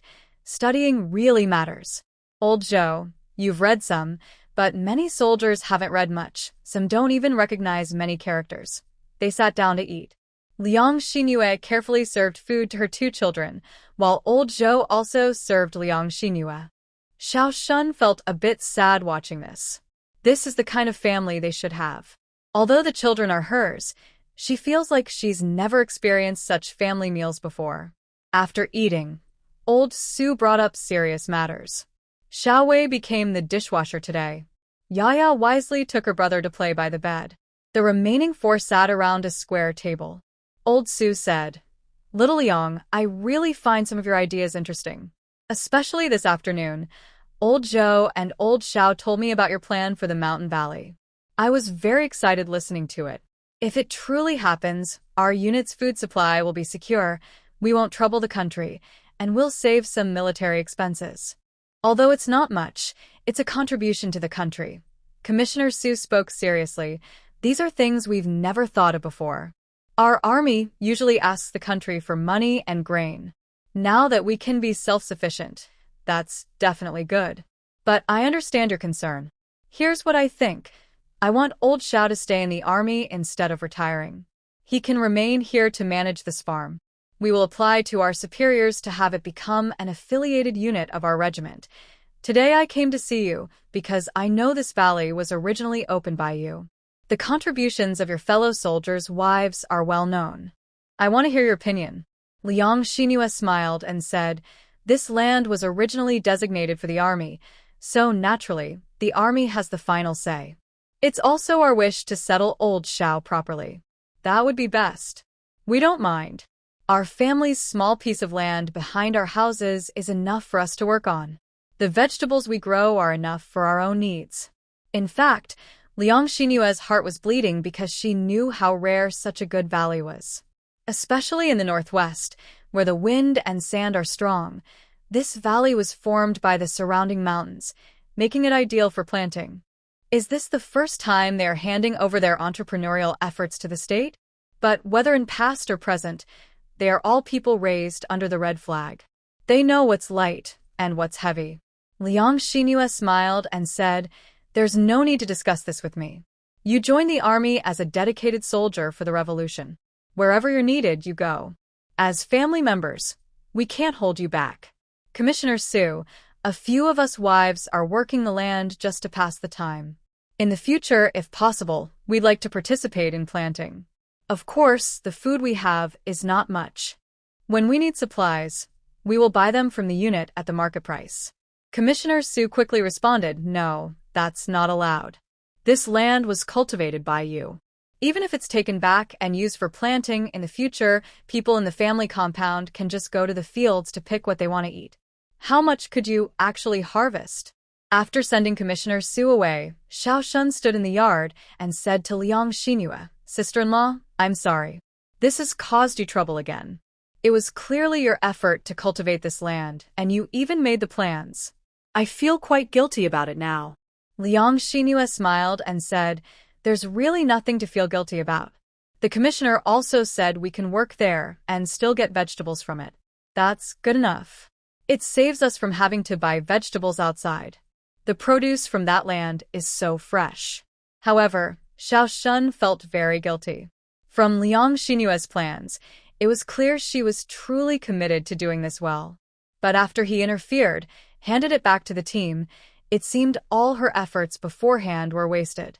Zhou Guoyang understood what Xiao Shun was thinking. This afternoon, he went to the team and explained the valley planting plan to Commissar Su. "Commissar, look, my sister-in-law worked hard on this plan. She's put a lot of thought into it. Could you help us by letting her manage the entire valley? As for me, please also help. I want to settle here with my 2 children, just to help with the farm. If we can't stay in the housing area, I will build a simple shelter outside the red line to live with my children. I'll come in daily to help with planting. I think my sister-in-law's plan is good. She's taking it step by step, and it's better than us taking over officially." Xiao Shun wanted to fight to keep Liang Xingyue here, but Zhou Guoyang and Commissar Su considered that neither of them could stay long-term and the future was uncertain. So, they decided it was best to leave this matter to the army. After some discussion, they went to talk to Liang Xingyue about her thoughts. Unexpectedly, she didn't need much persuasion. She was a strong supporter of the army. That evening, Zhou Guoyang held Liang Xingyue inside. "Xingyue, now I really understand what it means to be as beautiful as a jade. You are my jade." Liang Xingyue smiled. The next morning, Zhou Guoyang got up early and went to the team, which was his habit. Liang Xingyue also woke up and didn't sleep in. She wanted to water the corn seeds she planted yesterday before the sun came out. Carefully, she opened the film covering each patch and gently watered the soil. The water shouldn't be poured too harshly, just enough to keep the soil moist. After watering everything, Zhou Guoyang bought breakfast and came back. After eating breakfast with the 2 children, Zhou Guoyang drove himself to the county seat to pick up Gu Sanding and his friends. Yang Depan said he planned to visit his 2 sons today since tomorrow was Sunday. The boys would definitely come back in the afternoon. So, Yang Depan rode in Zhou Guoyang's car. Meanwhile, Liang Xingyue and the kids went to the valley. As long as they didn't speak of leaving, the land still needed to be cultivated. While working on clearing the land, Liang Xingyue explained the situation so everyone would understand what was happening. She talked openly because everyone knew the reasons and they understood.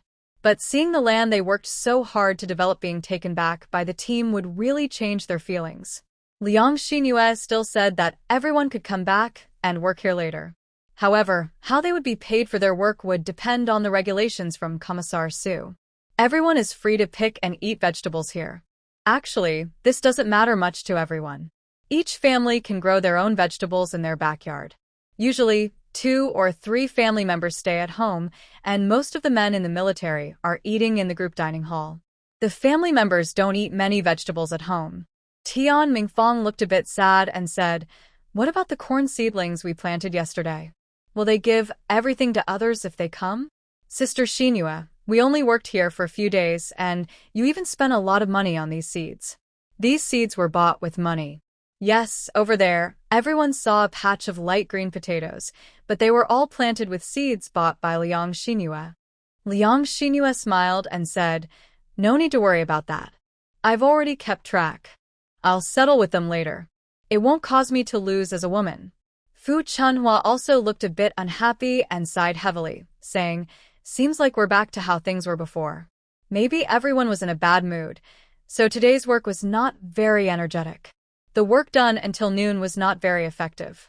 Liang Xingyue still told everyone, "Today, Gu Sanding is coming back. I heard he's bringing a girl with him. I don't know if she's his wife." Now that's the gossip that's more interesting. Tian Mingfang laughed and said, "He's not young anymore. Before, he always said the group leader wasn't married yet. Now the group leader is going to be a dad. It's only him." At noon, Liang Xingyue prepared the meal, but Zhou Guoyang didn't come back. Xiao Shun came over again to share a meal. While eating, he said, "Sister-in-law, I can do things with my hands now. I want to slowly start my fire in the stove at home. If the group keeps me, I still need you to watch the children during the day. But from now on, I'll try to bring them back at night, so I don't trouble you anymore. You work again and take care of them too. Your body can't handle it. If I don't do a good job, I'll come find you. I want to stand up slowly. I remember your words, sister-in-law. I only have one leg, but I want to stand. Liang Xinhua thought for a moment and said, "Okay, we live right next door. There's no need to hide anything from me.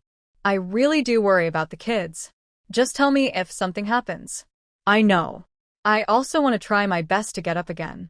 Liang Xinhua didn't plan to always help with the kids, but since they're next door, she can always lend a hand. If Xiao Shun wants to stand up, he needs support. The children might bring some trouble into his life, but because of the children, he can become more stable. Because everyone is waiting for the notice, they will temporarily stop working in the afternoon. I will take some time to pack things for the two children and go over to help them prepare. If the children make mistakes, don't get impatient or scold them. Speak kindly. The children are obedient. Liang Xinhua, who was well educated in her past life, understood very well the saying, "It's better to teach someone how to fish than to give them fish." Helping a friend, the best way is to make him independent. She could not always take care of the children for him. Whether it's old Xiao or the children, they all need to learn to grow up. Old Xiao was very calm. A person trained in the army isn't easily defeated. Perhaps, when he had his leg amputated, he quietly cried under the blankets. Maybe yesterday, when he returned to the unit and stood in the office watching the soldiers training on the field, his eyes turned red. He can no longer run freely on the field. From now on, he must walk his own path. Commissioner Su told him that the divorce papers had already been submitted, and the higher-ups might ask him about it later. He also wrote a letter to Lin Xiaojia, telling her that he agreed to the divorce and had submitted the papers for approval. He didn't tell her about his injury. Maybe she didn't want to know, because now he was even more of a burden. After eating, Liang Xinhua called Ye and Xiao Er over. She gently explained that they would live with their father from now on. Yaya, don't worry. Auntie is right here. See, the wall is very low. When you call, I can hear you clearly. And you can find the small path in the backyard too. You're always welcome to come over. Do you understand? Ye silently cried, and Xiao Er tightly pressed against Liang Xinhua. Auntie, I want you to be my mom. Xiao Shun stood nearby, feeling a pang in his heart, but quickly scolded, Xiao Er, don't talk nonsense. But Liang Xinhua hugged the children and said, All right, you kneel down and kowtow at me. From now on, you can call me Mom Xinhua. I will be your stand-in mom. Is that okay? Yaya immediately knelt down. Xiao Er looked at his sister, seemed to understand a little, and followed her to kneel and kowtow to Liang Xinhua. Liang Xinhua burst out laughing. Good. From now on, you are my son and daughter. Be good. I'll be listening to see if you behave well. Yeah, you should learn to take care of your little brother and dad.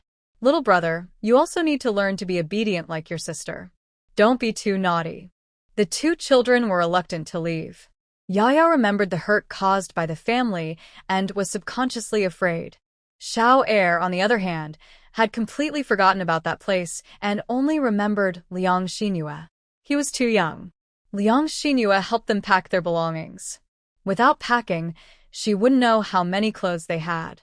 Yaya's clothes were almost all new, bought or knitted by Liang Xinhua, including new cotton-padded clothes.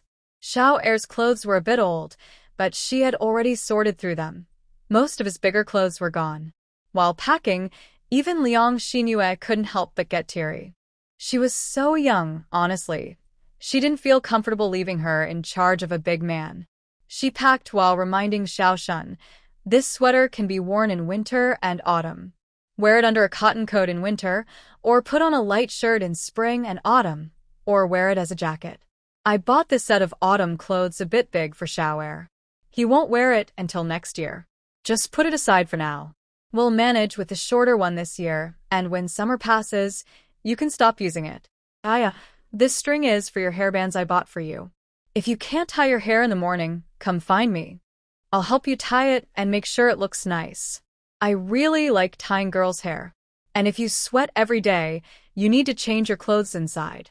You should take a bath at least once a week. By the way, I'll help you two take baths. You can't wash yourselves and catch a cold. Usually, it didn't feel like much until the thought of the children leaving made Liang Xinhua feel like she hadn't finished saying everything. As she spoke, she choked up herself. Oh, look at you. I told you, you shouldn't cry when you're pregnant. Be careful, or you might give birth to a crying little one, which is really troublesome. The speaker was Fu Chunhua, who had brought the two children after dinner.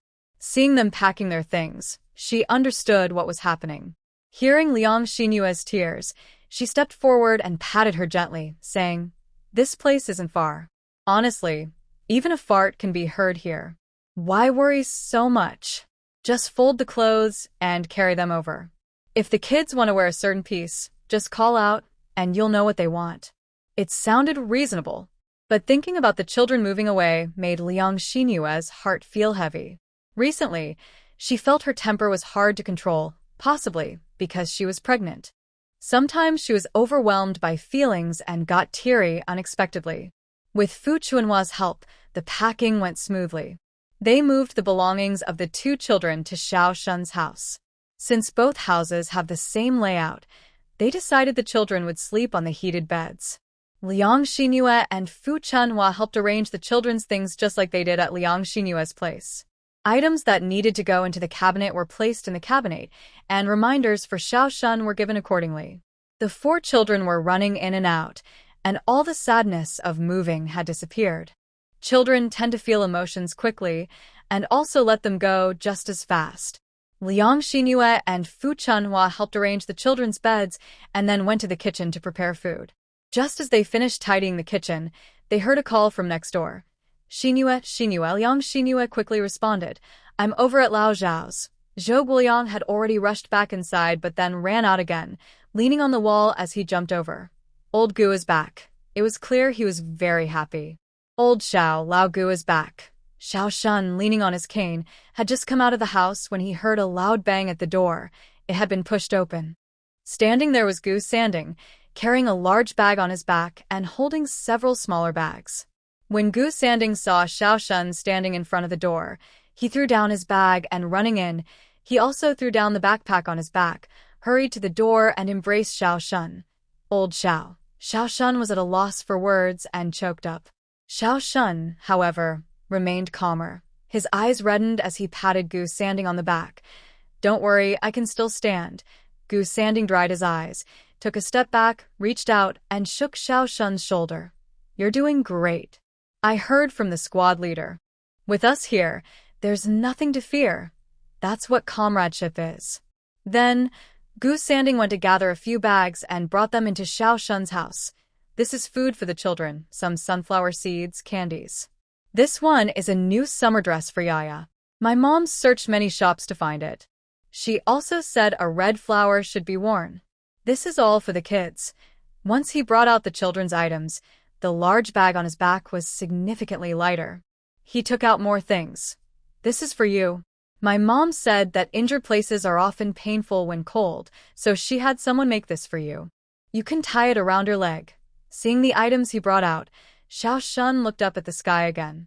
Did this guy really go back on a leave to visit family and come back with all this? Liang Xinyue remembered that Gu Sanding was supposed to bring people back. Sure enough, a girl with neat schoolboy hair was standing at the door, smiling. She didn't come in or speak. Liang Xinyue quickly stepped forward to greet her. "Come in quickly. My name is Liang Xinyue. My husband is Zhou Guoliang. Everyone calls him Lao Zhou. Please don't be angry with old Gu. He's just one person, and our family only has Lao Zhou.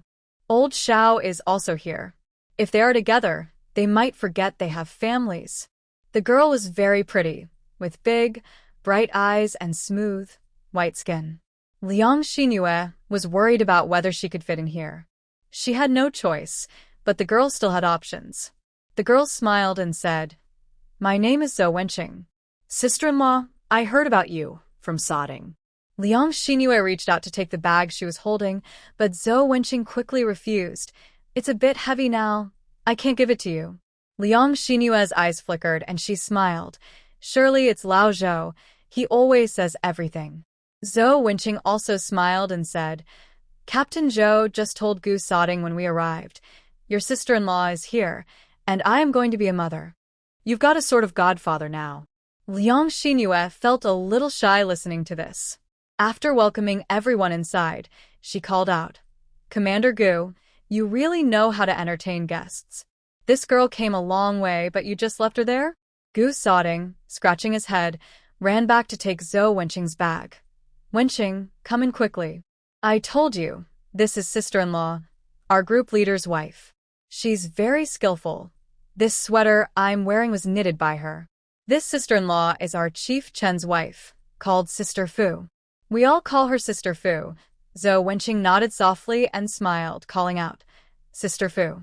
Fu Chunhua was moved watching Gu Sodding and old Zhao's friendship.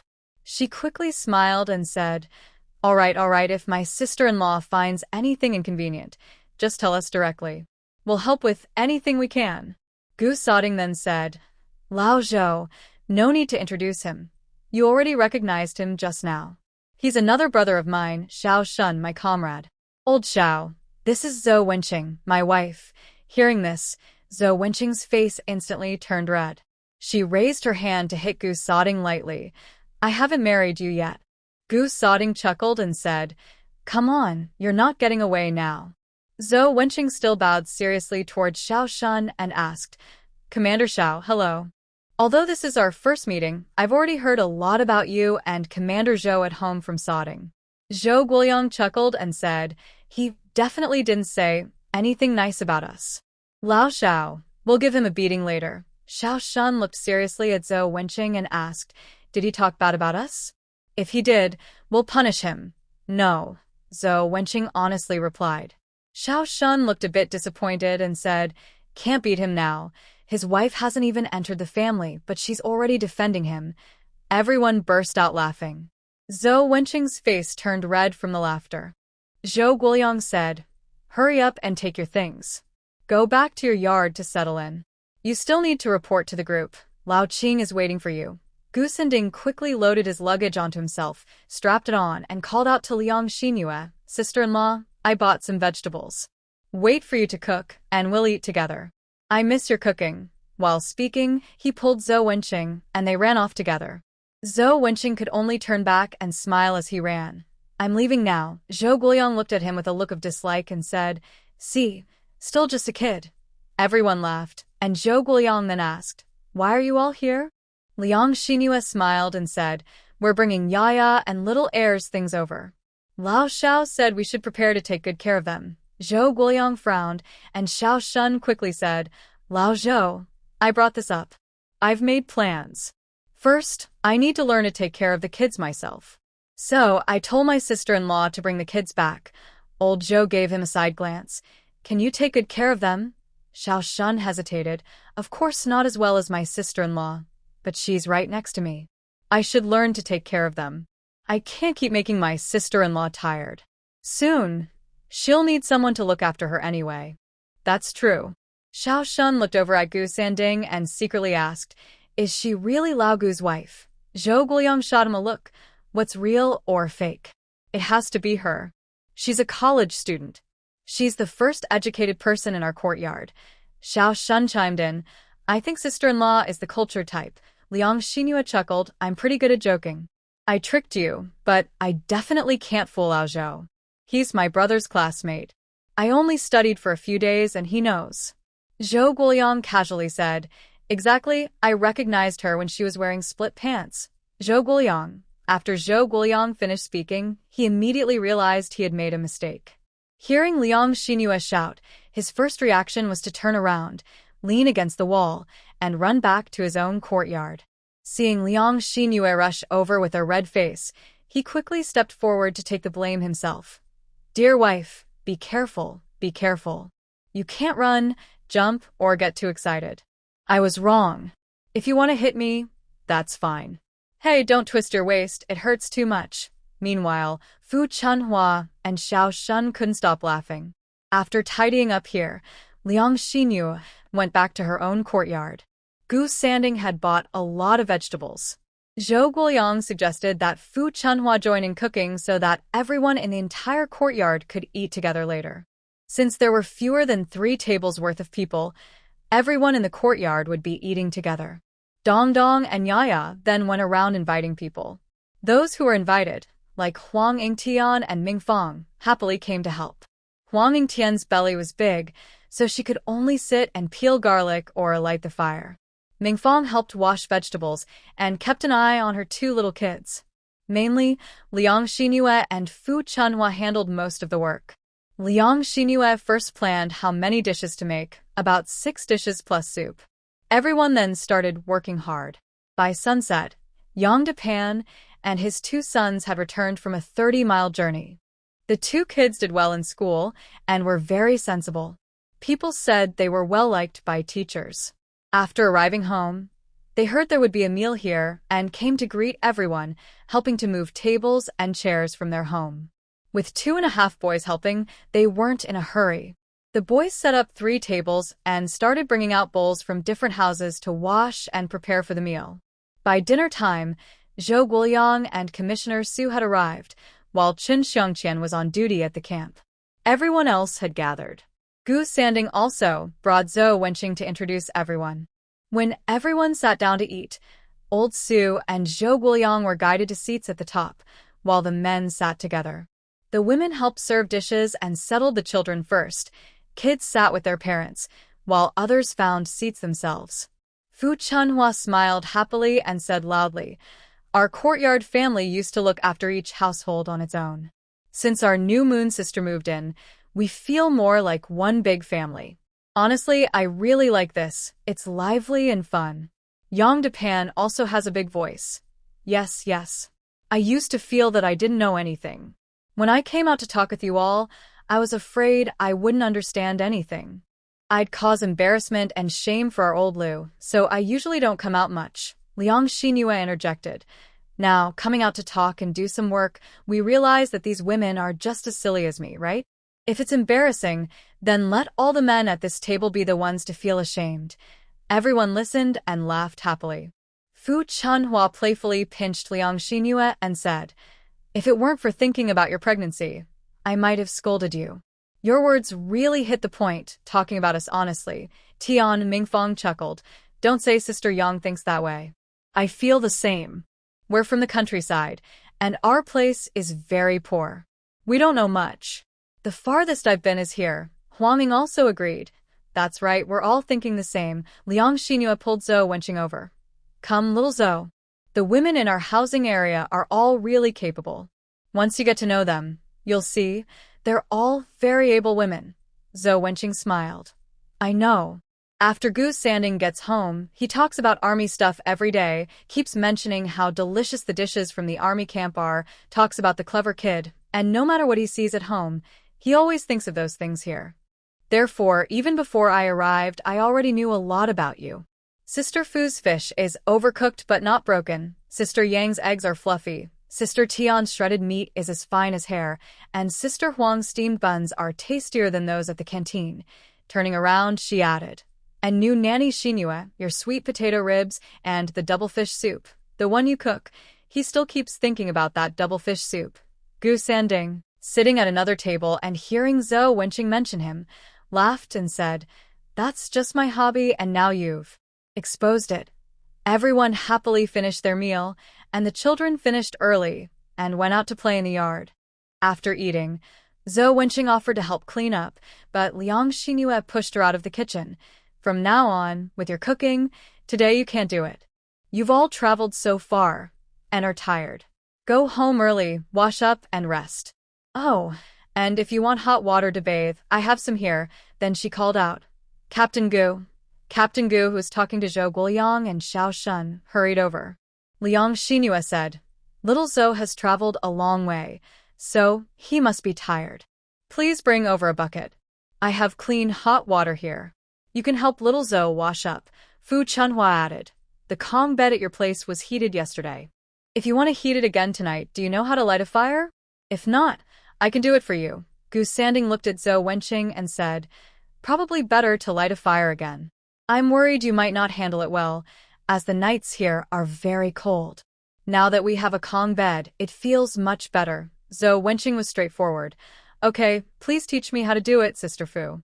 I've never heated a Kong bed before." Fu Chunhua smiled and said, "It's all right. I also didn't know how to do it before. I'm from the south, so I didn't know. It was only after your new moon nanny arrived and found a northern man who knew how to warm a Kong that we all learned. This winter, we haven't been chilled, and the children didn't get frostbite.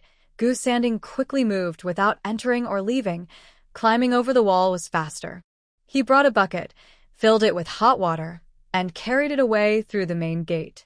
Fu Chunhua then took Zhou Wenqing to teach her how to heat the Kong. Gu Sanding finished arranging things for Zhou Wenqing, then jumped over the wall again, muttering, "It really is time to tear down this wall." Xiao Shun agreed. "I also think the front yard wall should be torn down. It would be more convenient for Yaya and the others to come over. As for the backyard wall, we can leave it for now, since it has a toilet and each family prefers their own space." Principal Su Peijing peeked and said, "All right, we'll find some people to tear it down one day. We didn't know who planned to build this wall, but it's not good for unity. Haha."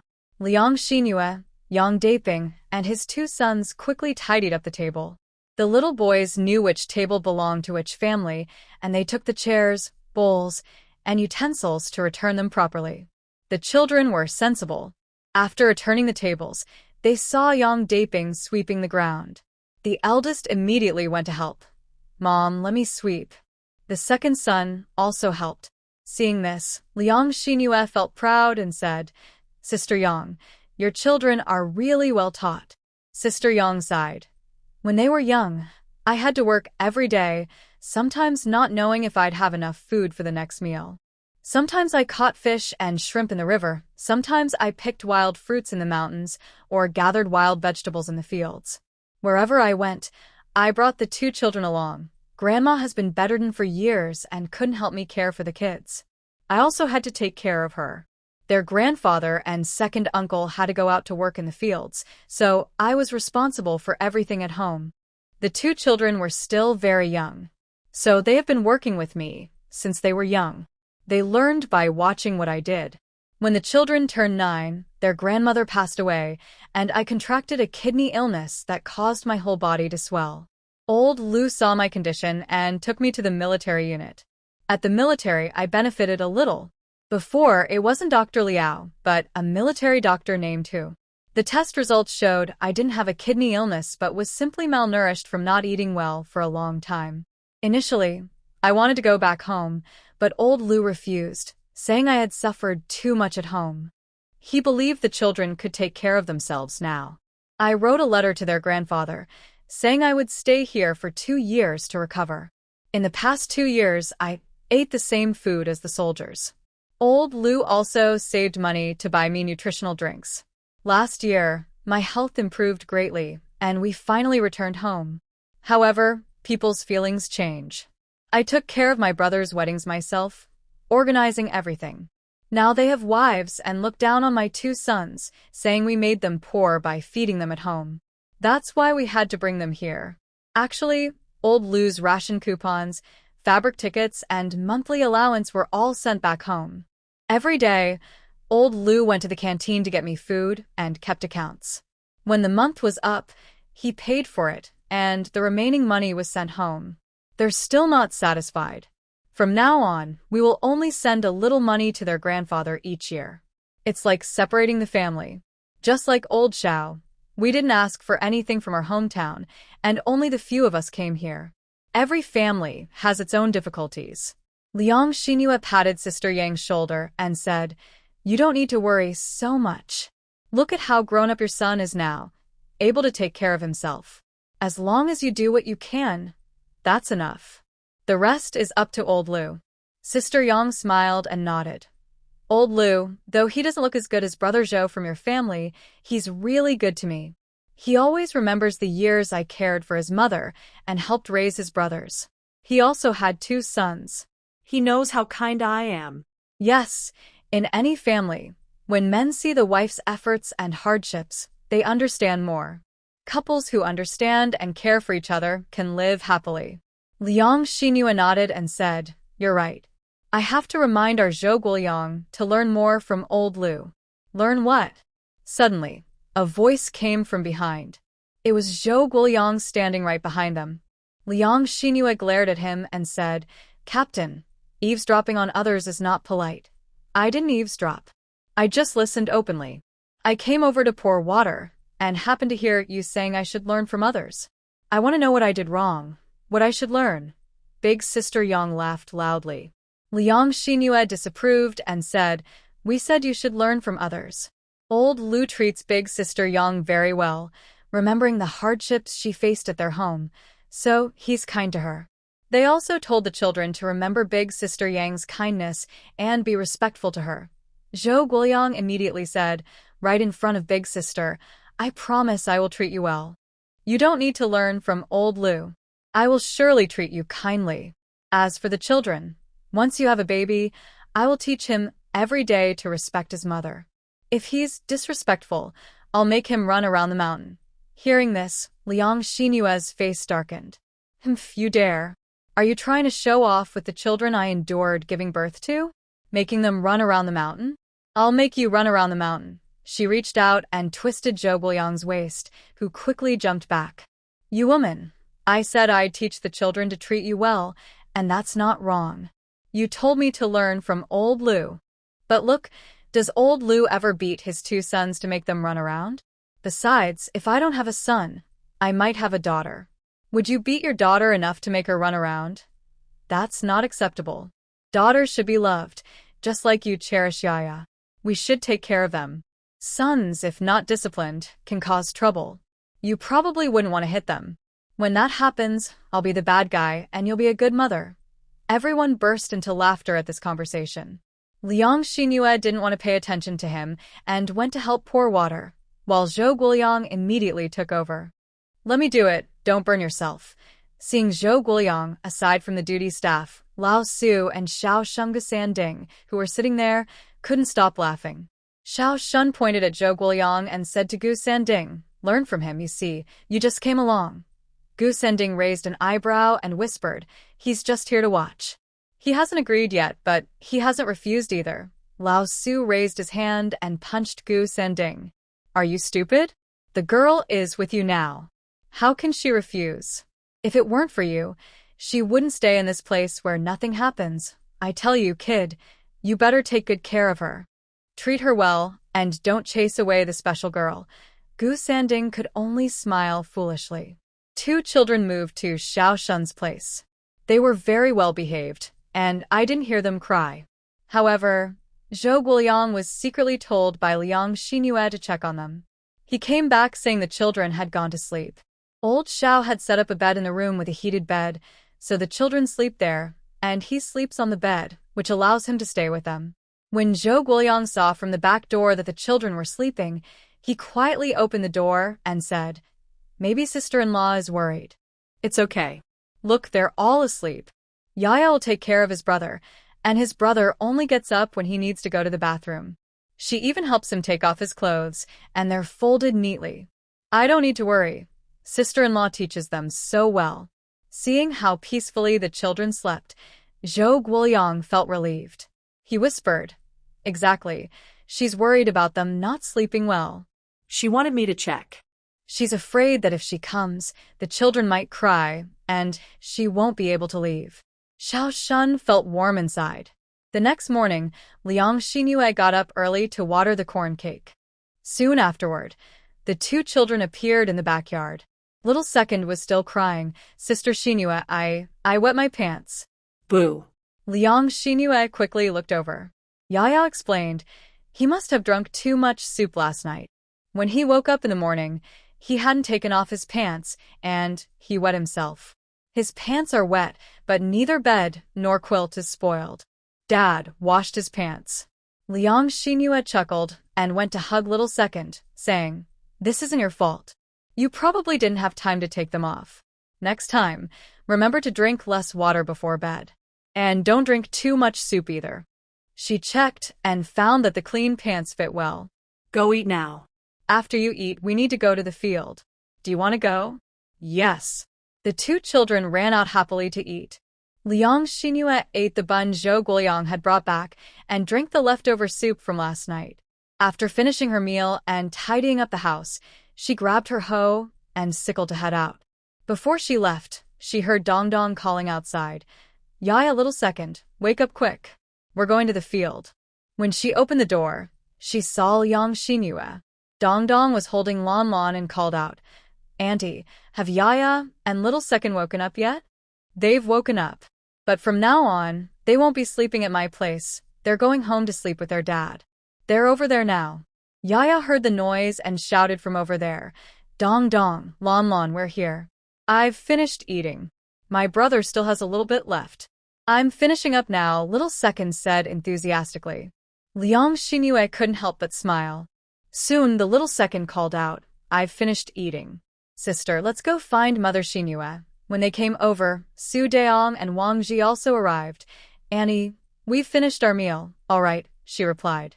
Zhou Wenqing looked over from the wall and said with a smile, Sister-in-law, you have a little kindergarten here. Liang Xingyue tied her pant legs with a cloth strip. She didn't like ants or insects crawling on her, so before working outside, she always had to tie her pants. She was also teased by Fu Chunhua about this. Yes, these children like to come to me. When their moms arrive, we'll go to the fields together. Do you have other plans today? Want to come with us and take a look? Planting crops? She asked. Yes, but we're clearing the land while planting. All right, what should I watch out for? Liang Xingyue patted her leg and said, just make sure no ants crawl on you. Zhou Wenqing was a girl who listened to advice. She really went back and found 2 straps and tried to tie them like Liang Xingyue did. Liang Xingyue smiled slightly. She thought this girl was quite good, very adaptable to the local customs. Soon, everyone was gathered and set off towards the fields. When they saw how neat and orderly the vegetables they planted looked, Zhou Wenqing was very surprised. She didn't know how to farm, but she could tell that their planting was planned and organized. Today, Liang Xingyue and the others were going to clear land down the mountain slope, where there were few trees but many shrubs and grass. Dong dong, you and your little brothers and sisters aren't coming down. Just stay up there and gather leaves. Be careful, okay? Do you remember how to do it? Dong dong quickly replied loudly, I know. Our older brother will walk ahead, using a stick to tap the ground first, making sure there are no holes before stepping down, to protect the little brothers and sisters. Good, very well behaved. Liang Xingyue also said to Huang Ying, this side is sloped up and down, so you don't come down. Just watch over the children. Huang Ying responded without hesitation. All right, but you're pregnant yourself, so be careful too. Liang Xingyue was quite satisfied with her body. Being pregnant seemed to have no bad effects. However, she fell asleep easily at night and didn't want to get up in the morning. Her temper was a bit hard to control, but otherwise, she was fine, no vomiting or other issues. Gradually, she could feel the little life growing inside her.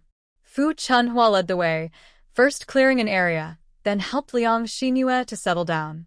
Today is the weekend, and brothers Lu Liang have become the main workers. After assigning tasks, the brothers headed straight for the toughest bushes to cut. Lu Liang is taller and looks just like his father. After accepting the task, he smiled simply and jumped down with his brother. One brother cut, the other pulled. They worked together quickly. Yang Daping said they are responsible for all the firewood at home. Sure enough, they didn't toss the cut branches randomly. They stacked them neatly. Seeing them work so lively, Zhou Wenqing also came down. Watching Liang Xingyue cutting grass, she stepped forward and helped gather the cut grass to one side. These grasses can be placed on the ground that's been turned over, to dry for a couple of days. Later, they can be used to start fires or to make grass shelters. The wild grasses at the bottom of the valley grow taller, so they can be used for building grass shelters, but they still need to dry a bit. Zhou Wenqing also joined in enthusiastically. While working, everyone chatted, and before they knew it, they cleared a large area. Hey, Mom, there's a snake. While they were working, Lu Liang suddenly shouted. Even though he's young, he's still a child, and anyone who sees a snake calls for their mother. Lu Liang pulled his younger brother Lu Hong and quickly ran away. Liang Xingyue hurriedly said, run away quickly. While telling the 2 kids to run, she herself grabbed a sickle and charged forward. Fu Chunhua also called out, Xingyue, you can't go. You're pregnant. In the countryside, there's a saying, women carrying children shouldn't deal with snakes, or they might offend the snake fairy, which could cause trouble during pregnancy. Liang Xingyue didn't quite believe that. She remembered the dragon and phoenix soup. When she looked closer, there was quite a large snake under the shrub that Lu Liang had cut down. Lu Liang had cut just above a hole, and he saw a snake coiled inside. The temperature here is still low, so the snake is still hibernating, not awake yet. Liang Xingyue shouted behind everyone, "Don't worry, it's a hibernating snake. Not awake yet. Give me a hoe, I'll hook it out. It looks pretty big. We can cook dragon and phoenix soup later." Hearing they planned to eat the snake, Zhou Wenqing was a little scared but still leaned over to see. She'd never really seen a snake before. Fu Chunhua still insisted on stopping Liang Xingyue from messing with it. "Stand back, I'll do it. You're pregnant, don't get involved in trouble." Liang Xingyue knew she was protecting her, so she quickly smiled and said, Okay, you do it." Fu Chunhua was feeling a bit nervous too. She raised her hoe and looked back. "Stay a little farther away. If I accidentally hook a snake and it swings out, what do I do?" Zhou Wenqing quickly reached out to help Liang Xingyue move back. "Uncle Gu, there's a snake below." Coincidentally, Gu Sanding thought that since Zhou Wenqing was here for the first time, she might not be used to it. He decided to come home early to check. Surprisingly, the sentry said they had all arrived in the fields. He came over just as he was about to admire how well the fields were planted when he heard Dong Dong pointing at a group of people below and shouting. When Fu Chunhua heard Gu Sanding was coming, she also stopped and called out, "Captain Gu, you're just in time." Hearing about the snake, Gu Sanding quickly jumped down and, in just a few steps, reached the edge of the field. "Oh, you're still asleep." Liang Xingyue smiled and said, "Wenqing said you still remember the dragon and phoenix soup. Get it out.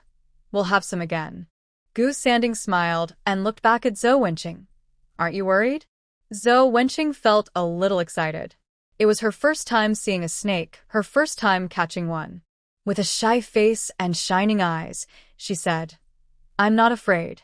Then she thought for a moment and added, "Kids aren't afraid either." She was talking about the group of children standing on the slope, all staring intently at the snake. Gu Sanding chuckled and gently hooked the snake with his hoe. The snake, a bit bigger than the last one they caught, was pulled out. The snake was alive, still coiled when dragged out, but it moved slightly. Gu Sanding swiftly grabbed the snake at the place 7 inches from its head. "Don't worry, it's not venomous." When Zhou Wenqing saw Gu Sanding holding the snake and standing there, she gasped softly. Gu Sanding smiled and said, "Don't be afraid. I'll take it down to the mountain to clean." He carried the snake and headed down, taking out a small dagger from his leg to skin and clean it. Once prepared, he came back up with a white, pinkish snake. Liang Xingyue and the others had also finished packing up, ready to return to the big yard. "TSK, this one looks even larger than the last. When I get back, I'll kill a chicken, add some dried vegetables and the mushrooms the kids just picked. That'll be another pot of the most fresh dragon and phoenix soup." Fu Chunhua immediately interrupted. "You can't eat that." Liang Xingyue said, "Sis, what about chicken soup? Are you telling me I can't eat?" Fu Chunhua frowned and said seriously, "You don't know your own health? If I say you can't eat, then you can't. If you want chicken soup, you can leave one leg and cook another pot yourself." Yang Depan also spoke up. She knew a little sister. "You shouldn't joke about this. Listen to me, it's better not to eat." Liang Xingyue smiled and said, "All right, I'll listen to the 2 older sisters. I won't eat." Zhou Wenqing looked around but didn't ask why, probably because Liang Xingyue was pregnant. However, Zhou Wenqing had never heard that pregnant women shouldn't eat the dragon and phoenix soup. The girl was polite. She didn't ask directly, and later quietly asked Gu Sanding. Gu Sanding didn't know either, so she asked Zhou Guoliang. Later, old Lu explained everything. Although she couldn't eat it herself, Liang Xingyue felt a bit disappointed. In her previous life, she was a little foodie, and in this time, with scarce supplies, many things were hard to get.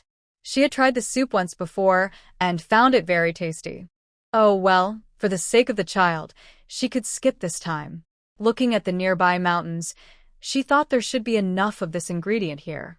Liang Xinyu was happily cooking the dragon and phoenix soup again, even killing a chicken from her home to eat.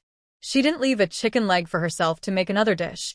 She just cooked everything into the soup. When she called Fu Chunhua and others to eat, they all refused. Finally, only old Xiao and his son, Gu Sanding, Zhou Wenqing, and old Su came over. When the dishes were served, Liang Xinyu sighed and said, "If I had known earlier, I would have gone to the city in the morning to buy some vegetables. Since they're missing, I called them, but no one came." Old Xiao said, "Sister-in-law, you might be overthinking. Each family has some special foods, and some people don't eat certain things." Liang Xinyu was surprised. Maybe that's true.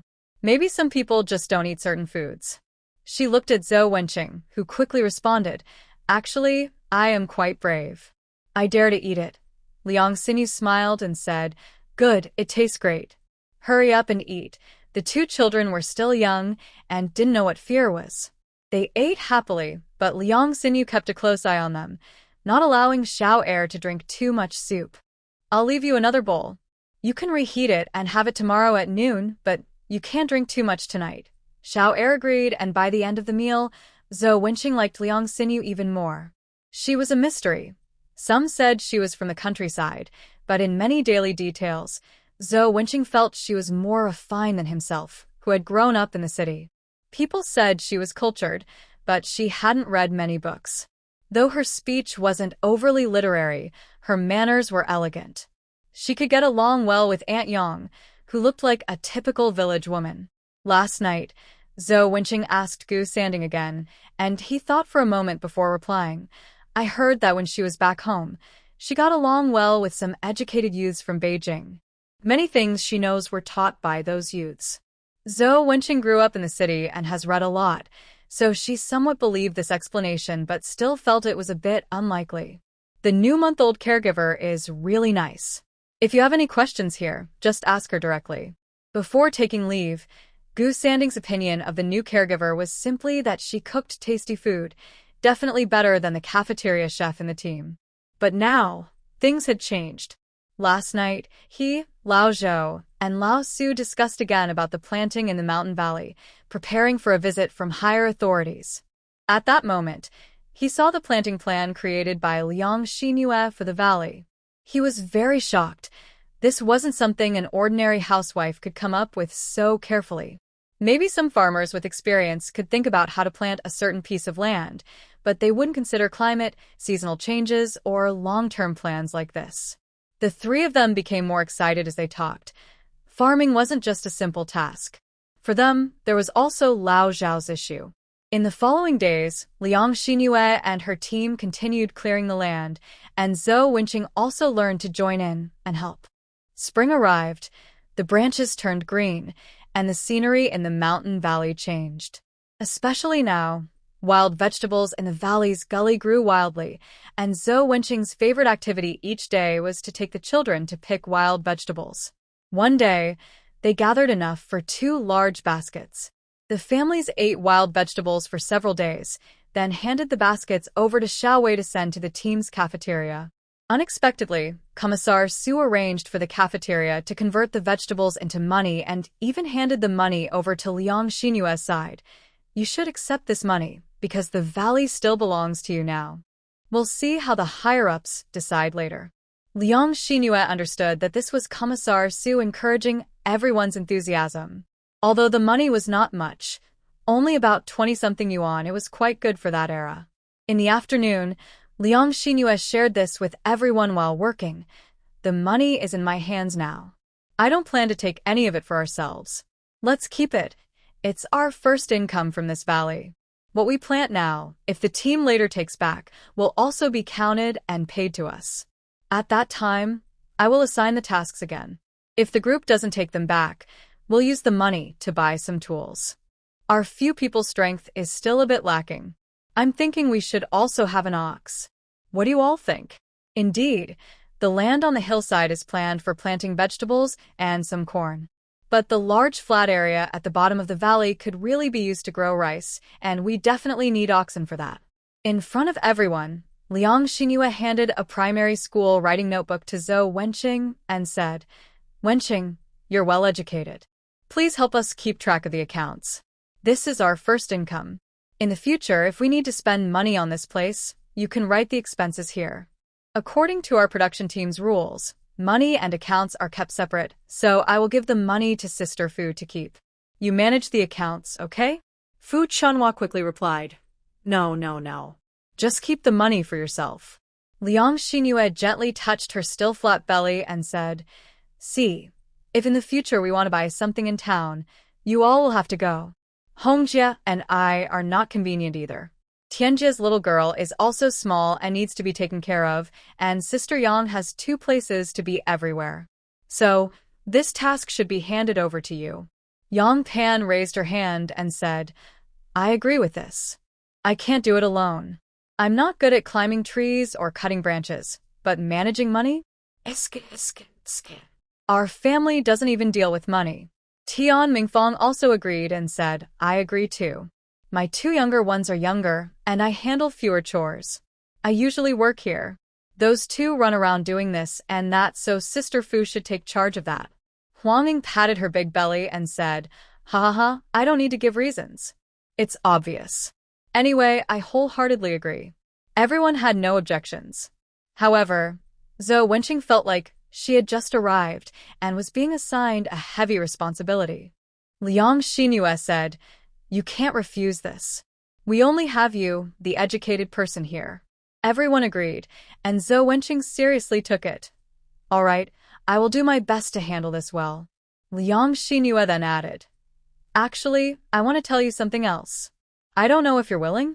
Everyone looked at Liang Xinyue and Zhou Wenqing. Zhou Wenqing also smiled and looked at Liang Xinyue. Sister-in-law, just say what you want. I will do what I can.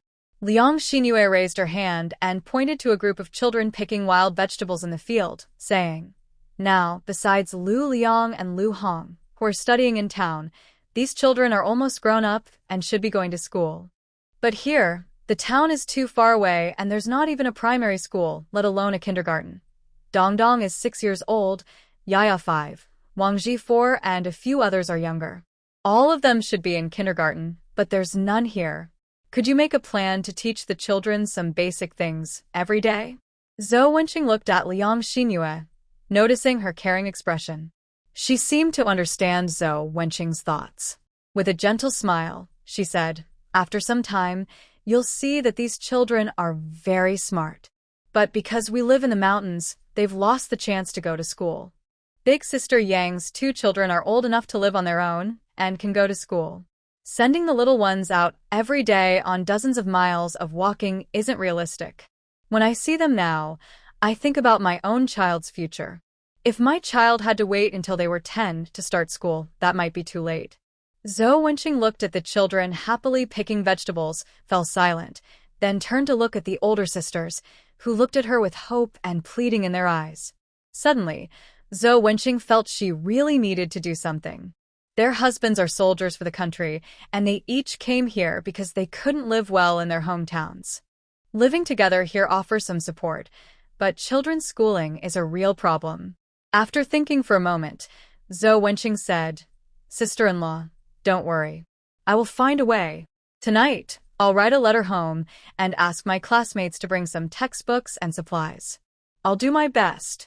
Pu Chunhua stepped forward, tugging at her slightly crooked work clothes, with tears in her eyes, saying, Little Zhou, I don't know how to thank you. Her father isn't very educated either. We want to teach her, but it's hard. She's almost 7 and I really thank you. She bowed to Zhou Wenqing and Tian Mingfang, and Huangning also bowed. Tian Mingfang added, From now on, if there's anything, you can tell us. We'll help and you can teach the children. Pu Chunhua repeatedly said, Yes, yes. If you're busy with chopping wood and these things, I will help. Don't worry.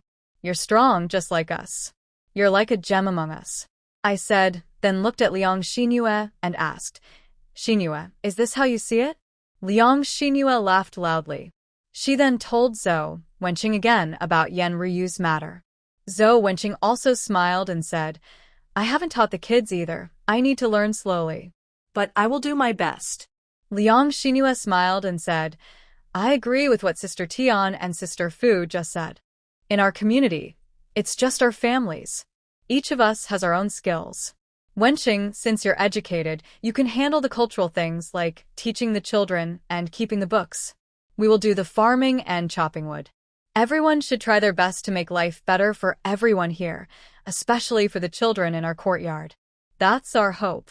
Suddenly, Zhou Wenqing felt that Liang Xinhua had good leadership qualities. She clearly cared about everyone's matters, but didn't seek any recognition. Even though everyone has no real power division, it was obvious that these sisters-in-law listened to her. That evening, when Zhou Wenqing returned home, Gu Sanding brought her dinner from the cafeteria. During dinner, Zhou Wenqing talked about Liang Xinyue's suggestion. Gu Sanding suddenly stood up. Really? You agreed? Zhou Wenqing thought she might have made a mistake in her decision and felt a bit worried.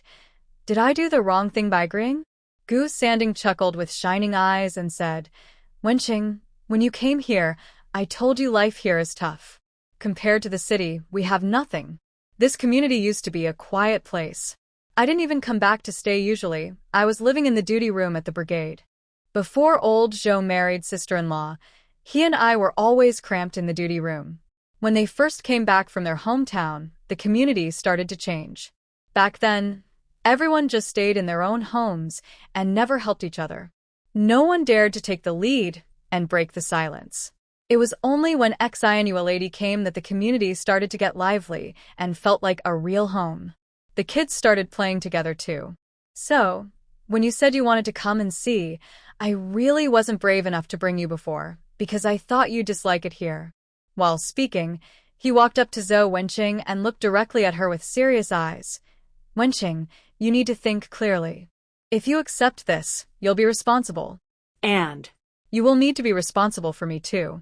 Stay here and marry me. Gu Sanding looked at Zhou Wenqing. Zhou Wenqing had agreed to come along to see, but she hadn't said she would stay. Now, with Liang Xinyue's help, Gu Sanding understood the importance of seizing the moment and immediately asked to marry her. Zhou Wenqing is a person with her own opinions. Actually, when she agreed to come with Gu Sanding, she had already made up her mind. She just didn't say it out loud. Gu Sanding looked at her with hope. She blushed and nodded gently. He happily reached out, picked her up, and spun her around. Should we have some applause here? Suddenly, a voice came from the wall, followed by loud claps. Gu Sanding, holding her, turned his head and saw a row of heads on the wall. Zhou Guoyang, Liang Xinhua, Xiao Er sitting being hugged by Liang Xinhua, Yaya being carried by Lao Xiao, and of course, Lao Xiao himself. The speaker was Lao Xiao.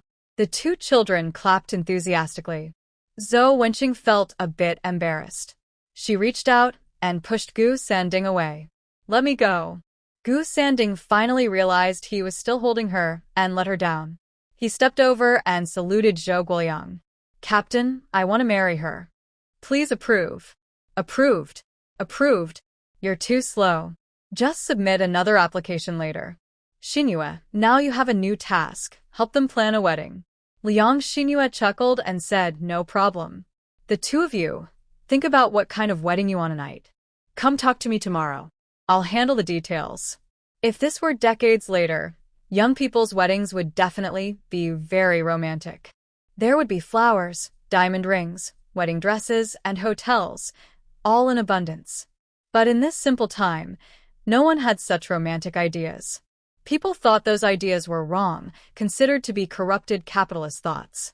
And during that period, especially among soldiers, it was impossible to have extravagance or waste.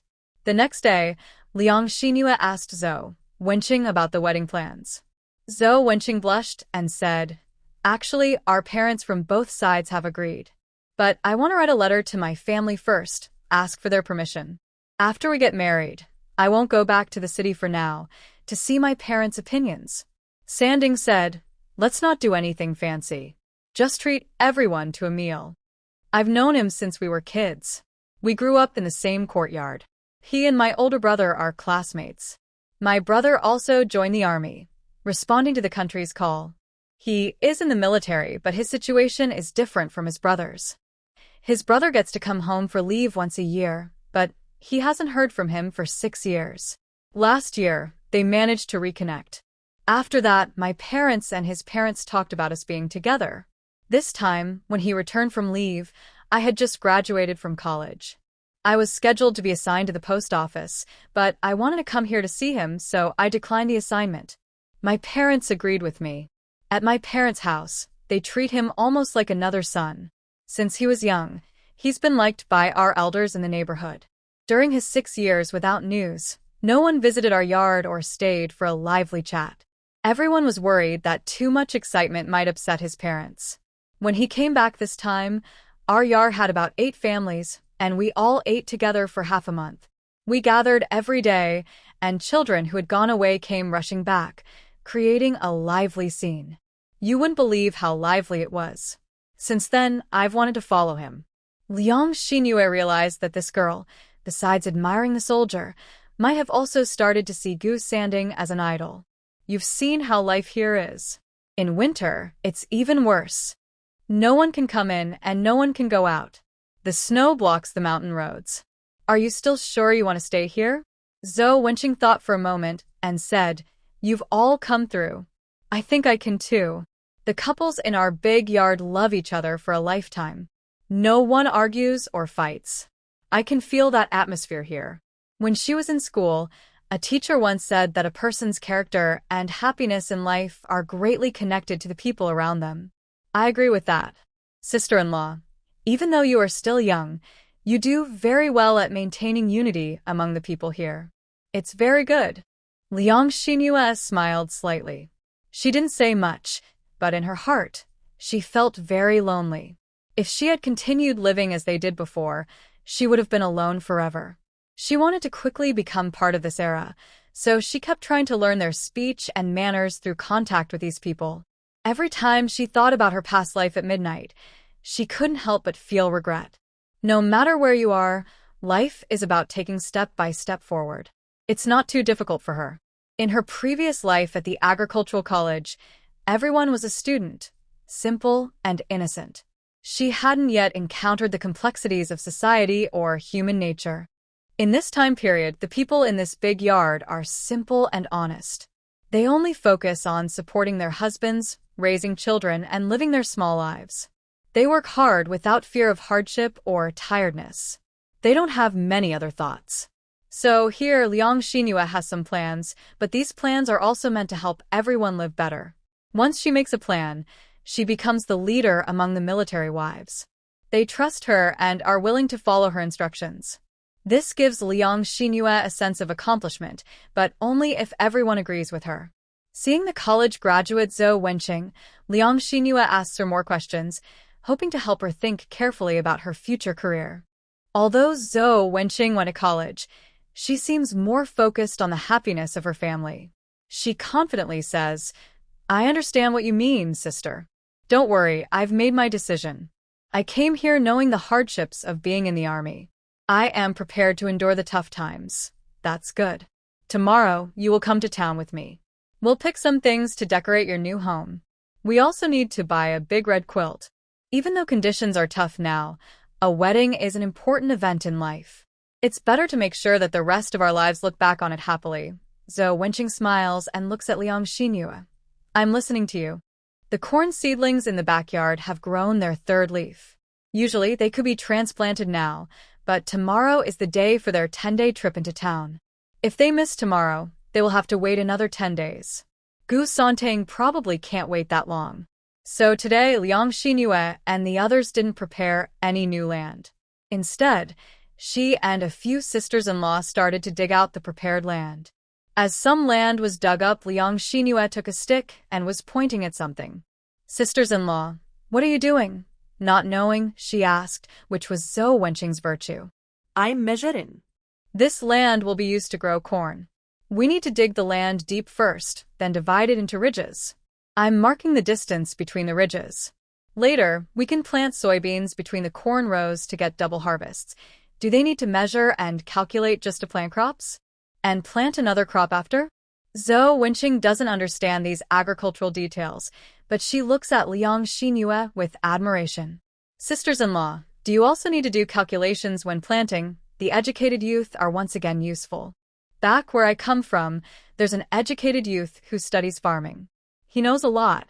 He told our team leader how to plant crops, but our leader didn't listen to him. So, he asked for a piece of land to plant by himself.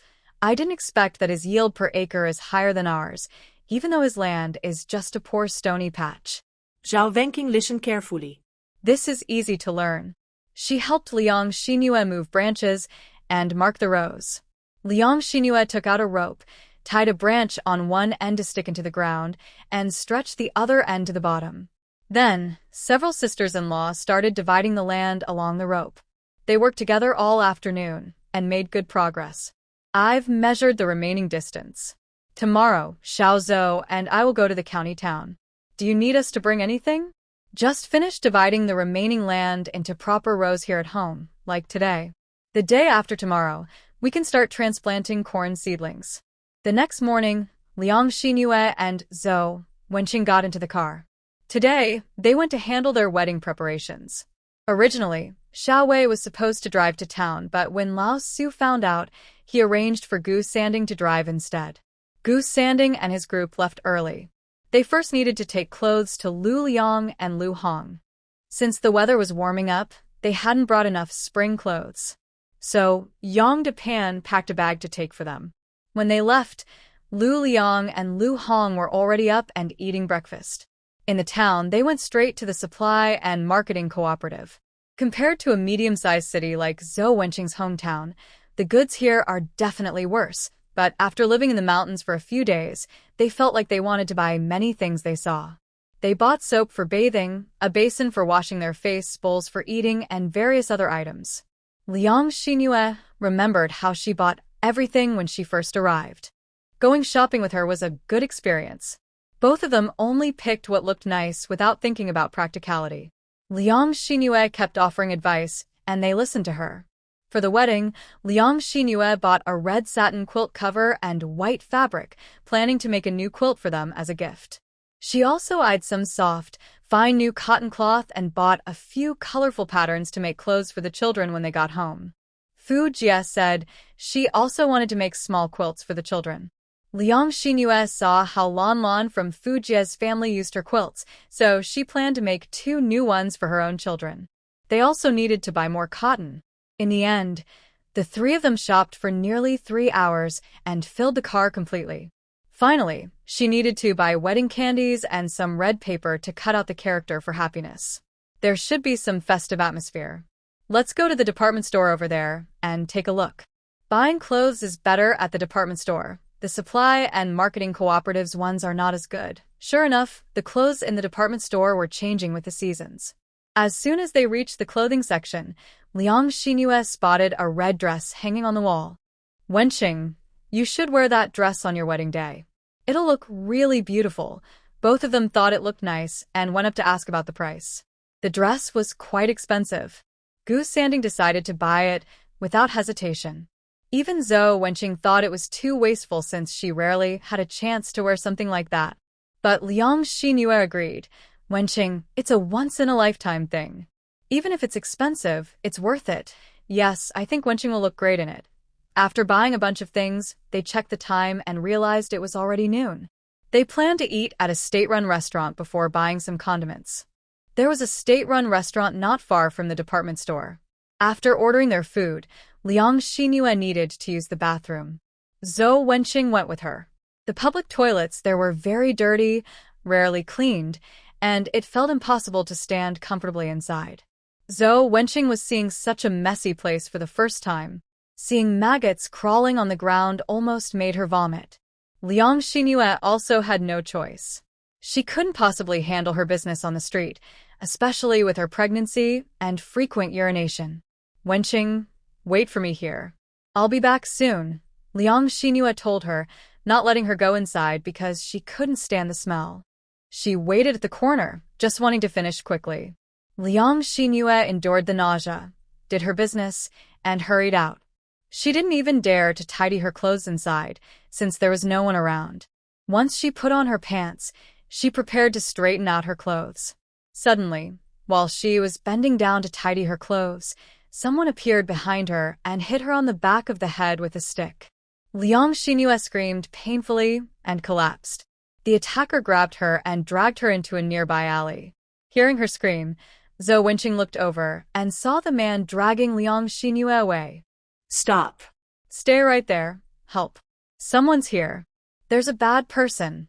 Zhou Wenqing was very scared but shouted and ran over. She ran to the place where the attacker hit Liang Xinyu. She bent down and picked up the stick the man used.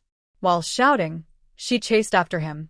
Some people on the street also heard what was happening and naturally came over to see what's going on. The person holding Liang Xinyu looked suspiciously. Two women then appeared and helped lift Liang Xinyue's legs. The three of them planned to carry Liang Xinyu away. Zhou Wenqing shouted for help while rushing over. Put her down. Others also came running, realizing they couldn't escape, so they stopped trying. They laid Liang Xinyu on the ground. One woman turned around and pointed at Zhou Wenqing, angrily scolding. How dare you, you scammer! You stole from our family and now want to take everything else from us. She then tearfully addressed the surrounding people. Everyone, don't misunderstand. We are villagers from Gujing Township outside the city. Everyone knows how poor our area is. We can't find wives easily. Last month, 2 young women came to our village. Our village, especially the Gu Laosan family, hasn't married off any of their 3 brothers, so they wanted to leave some family line. The brothers borrowed money from each house and bought one, the one you see, to be Laosan's wife. The Gu family treats her like a revered ancestor. They let her do nothing and take good care of her, but she didn't stay loyal. She turned against us, stole money from the family, and, along with her gang, went to the city. We searched for 3 days and finally found them today. Zhou Wenqing had never heard such blatant lies, so he quickly shouted, "You're talking nonsense." It was better when she didn't speak, but once she opened her mouth, she pointed at Zhou Wenqing and told everyone, Listen, listen. This is an accent from somewhere else, not from here. I'm lying? She's lying about our village. You probably don't even know which village she's from." The local villagers nearby immediately felt a sense of connection. This outsider, a marriage scammer? Without needing anyone to call, they automatically surrounded Zhou Wenqing. Zhou Wenqing hurriedly said, "Fellow townspeople, we are not scammers." They are. Am I from around here? We came to this city to buy things. We just went to the restroom over there, and they knocked out my sister-in-law. I followed and found her here. Another woman began to curse. Do you think we're poor? Where are you from? Coming from somewhere else just to trick us poor folks. The local villagers also grew angry, glaring fiercely at Zhou Wenqing. Zhou Wenqing was sweating all over.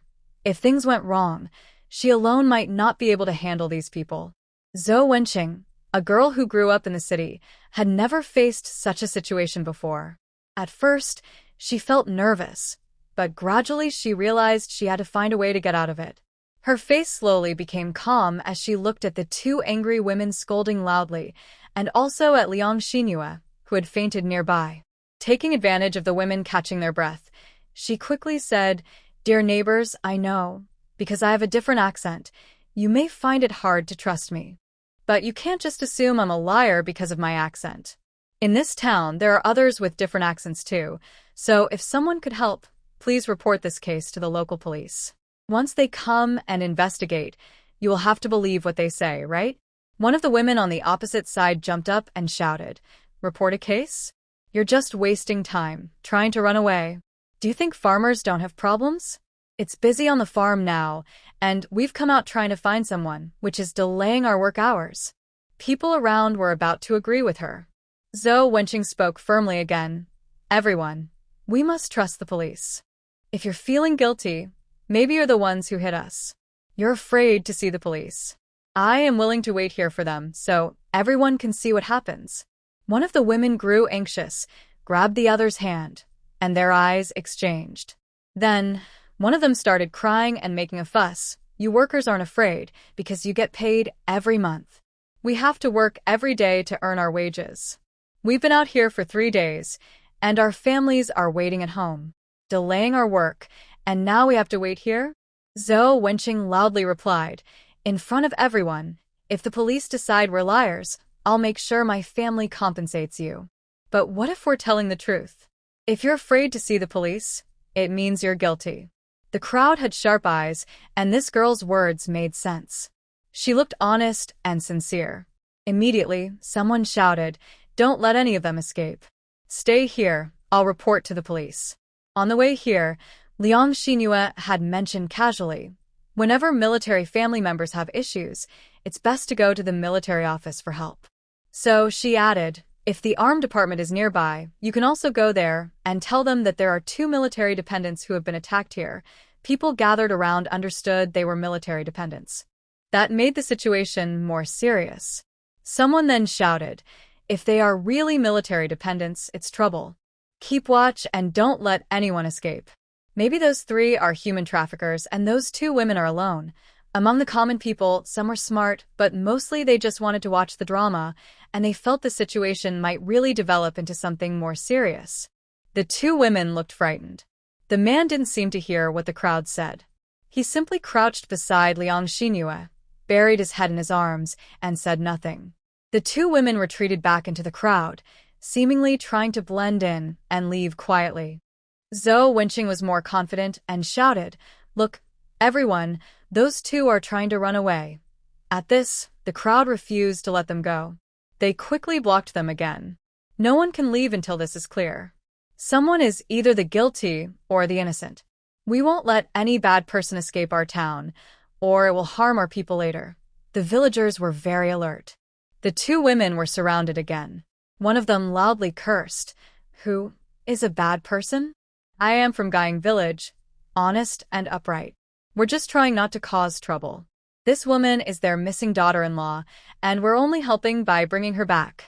At first, everyone believed her explanation, but now suspicion grew. Guilt showed in the faces of the people who might be guilty, and everyone understood that. Regardless of who was right or wrong, first, they had to keep the person surrounded.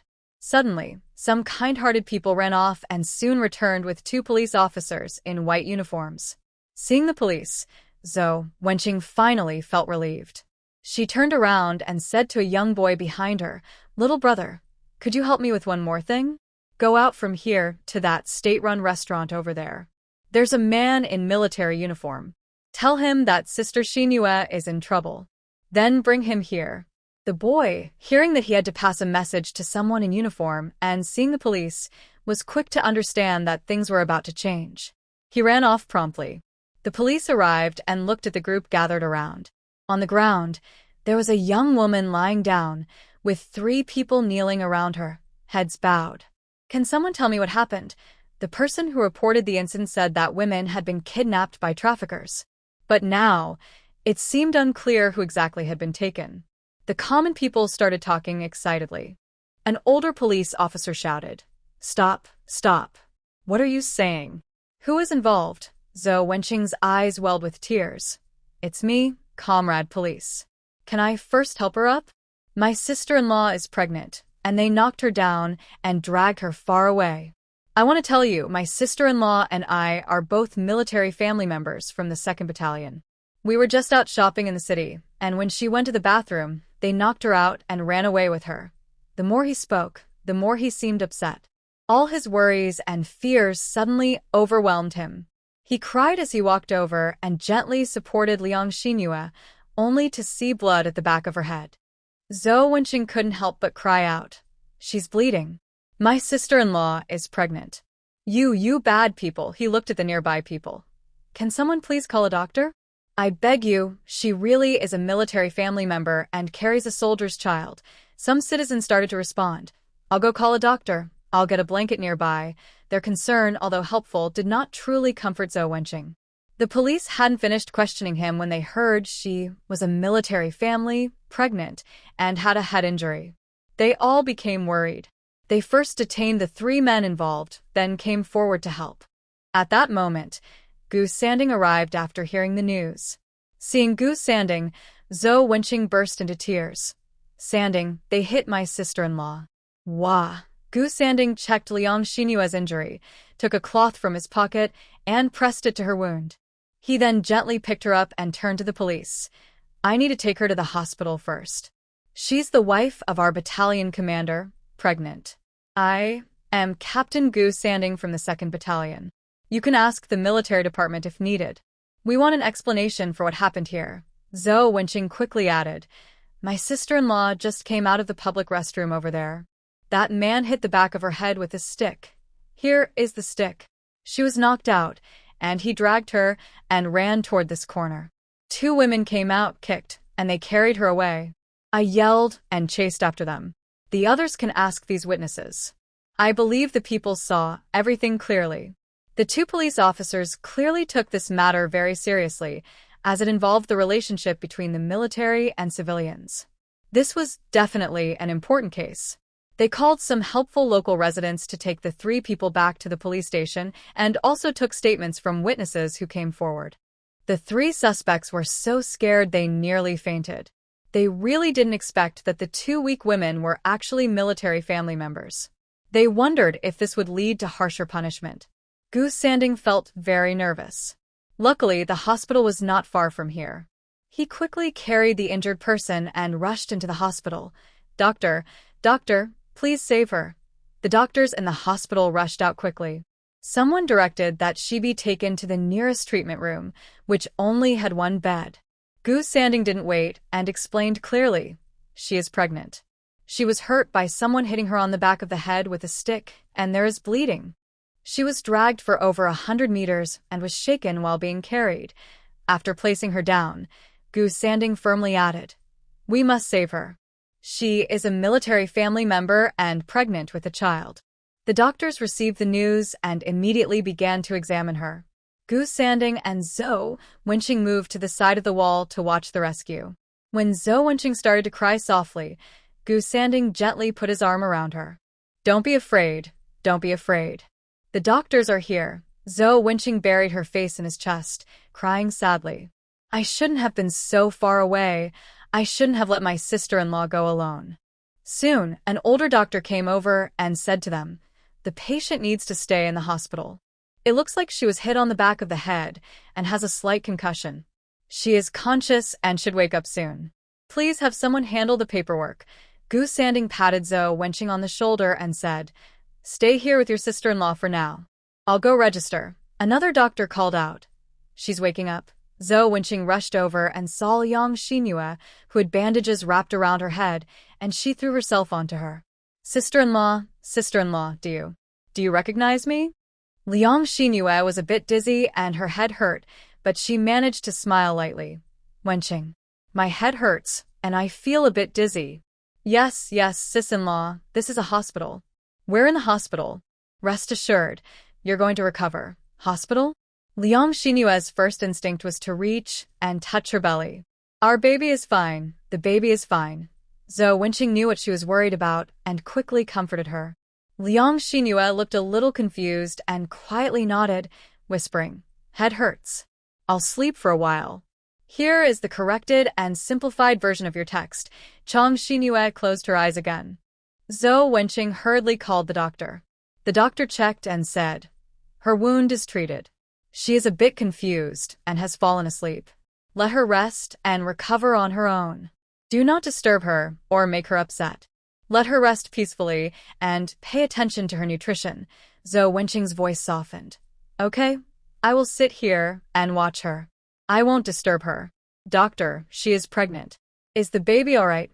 "Seems fine for now." Zhou Wenqing took a deep breath, but still looked at Chang Xinhua's pale face, her eyes filling with tears. If only she hadn't been so particular, if only she had stayed by her sister-in-law's side, it would be better. She felt very guilty. Gu Sanding also felt guilty. He shouldn't have let the two women go alone to the toilet. When he went to handle the paperwork, two groups of people arrived at the hospital. One was from the police with a man and a woman, claiming one was their deputy director and the other was a female colleague. "Comrades, we apologize. We didn't do a good job, and that caused the military wife to get hurt. This woman, Tai Hong, is a female officer from our bureau. We sent her to help take care of the military wife." Gu Sanding quickly said, "No need. My wife will take care of her." Next, 3 men in military uniform arrived. They were from the county's armed forces unit. 2 of them recognized Gu Sanding. "Captain Gu, what happened?" "We just learned about it and hurried here." "Sorry we're late," Gu Sanding said. "The person hurt is Colonel Zhou's wife. We go to the county 10 days for shopping. We plan to eat at the state-run restaurant, but she and her sister went to a public toilet in front of the restaurant. When she came out, someone hit her from behind. The police know the details after that. The deputy director explained immediately. Our initial investigation shows that 3 villagers from Gujing Township bought a woman to be their wife. But within a month, she found a way to escape. The man was unhappy because his family borrowed money to buy her. He chased her to the city. 2 women from his village also came, trying to take advantage, but after 3 days in the city, without finding her, they got bad ideas. When the military wife was alone, they thought they could kidnap her and keep her somewhere. Gu Sanding was very angry. He loudly pounded the table, breaking a desk in the hospital office. These people are so wicked. They must be punished severely. Deputy Director immediately said, certainly, there will be strict punishment. We are also following the clues they provided to investigate the kidnappers. Those are not matters that Gu Sanding wants to get involved in. A hospital director said, after careful examination, Comrade Liang's wounds are not serious, with some bleeding, no broken bones, but she has a concussion. She must rest well now. She needs to stay in the hospital lying down for at least a week. Mainly because she is pregnant, some medications can't be used as they might harm the fetus. Fortunately, her physical health is good.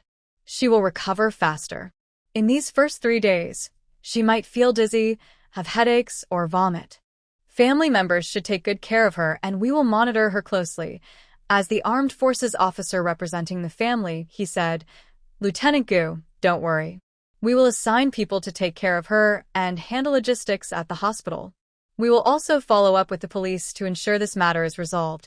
Gu Sanding thought for a moment and did not refuse.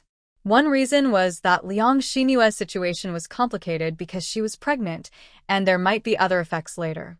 The other reason was that they had nothing with them in this county. With their help, things would be better.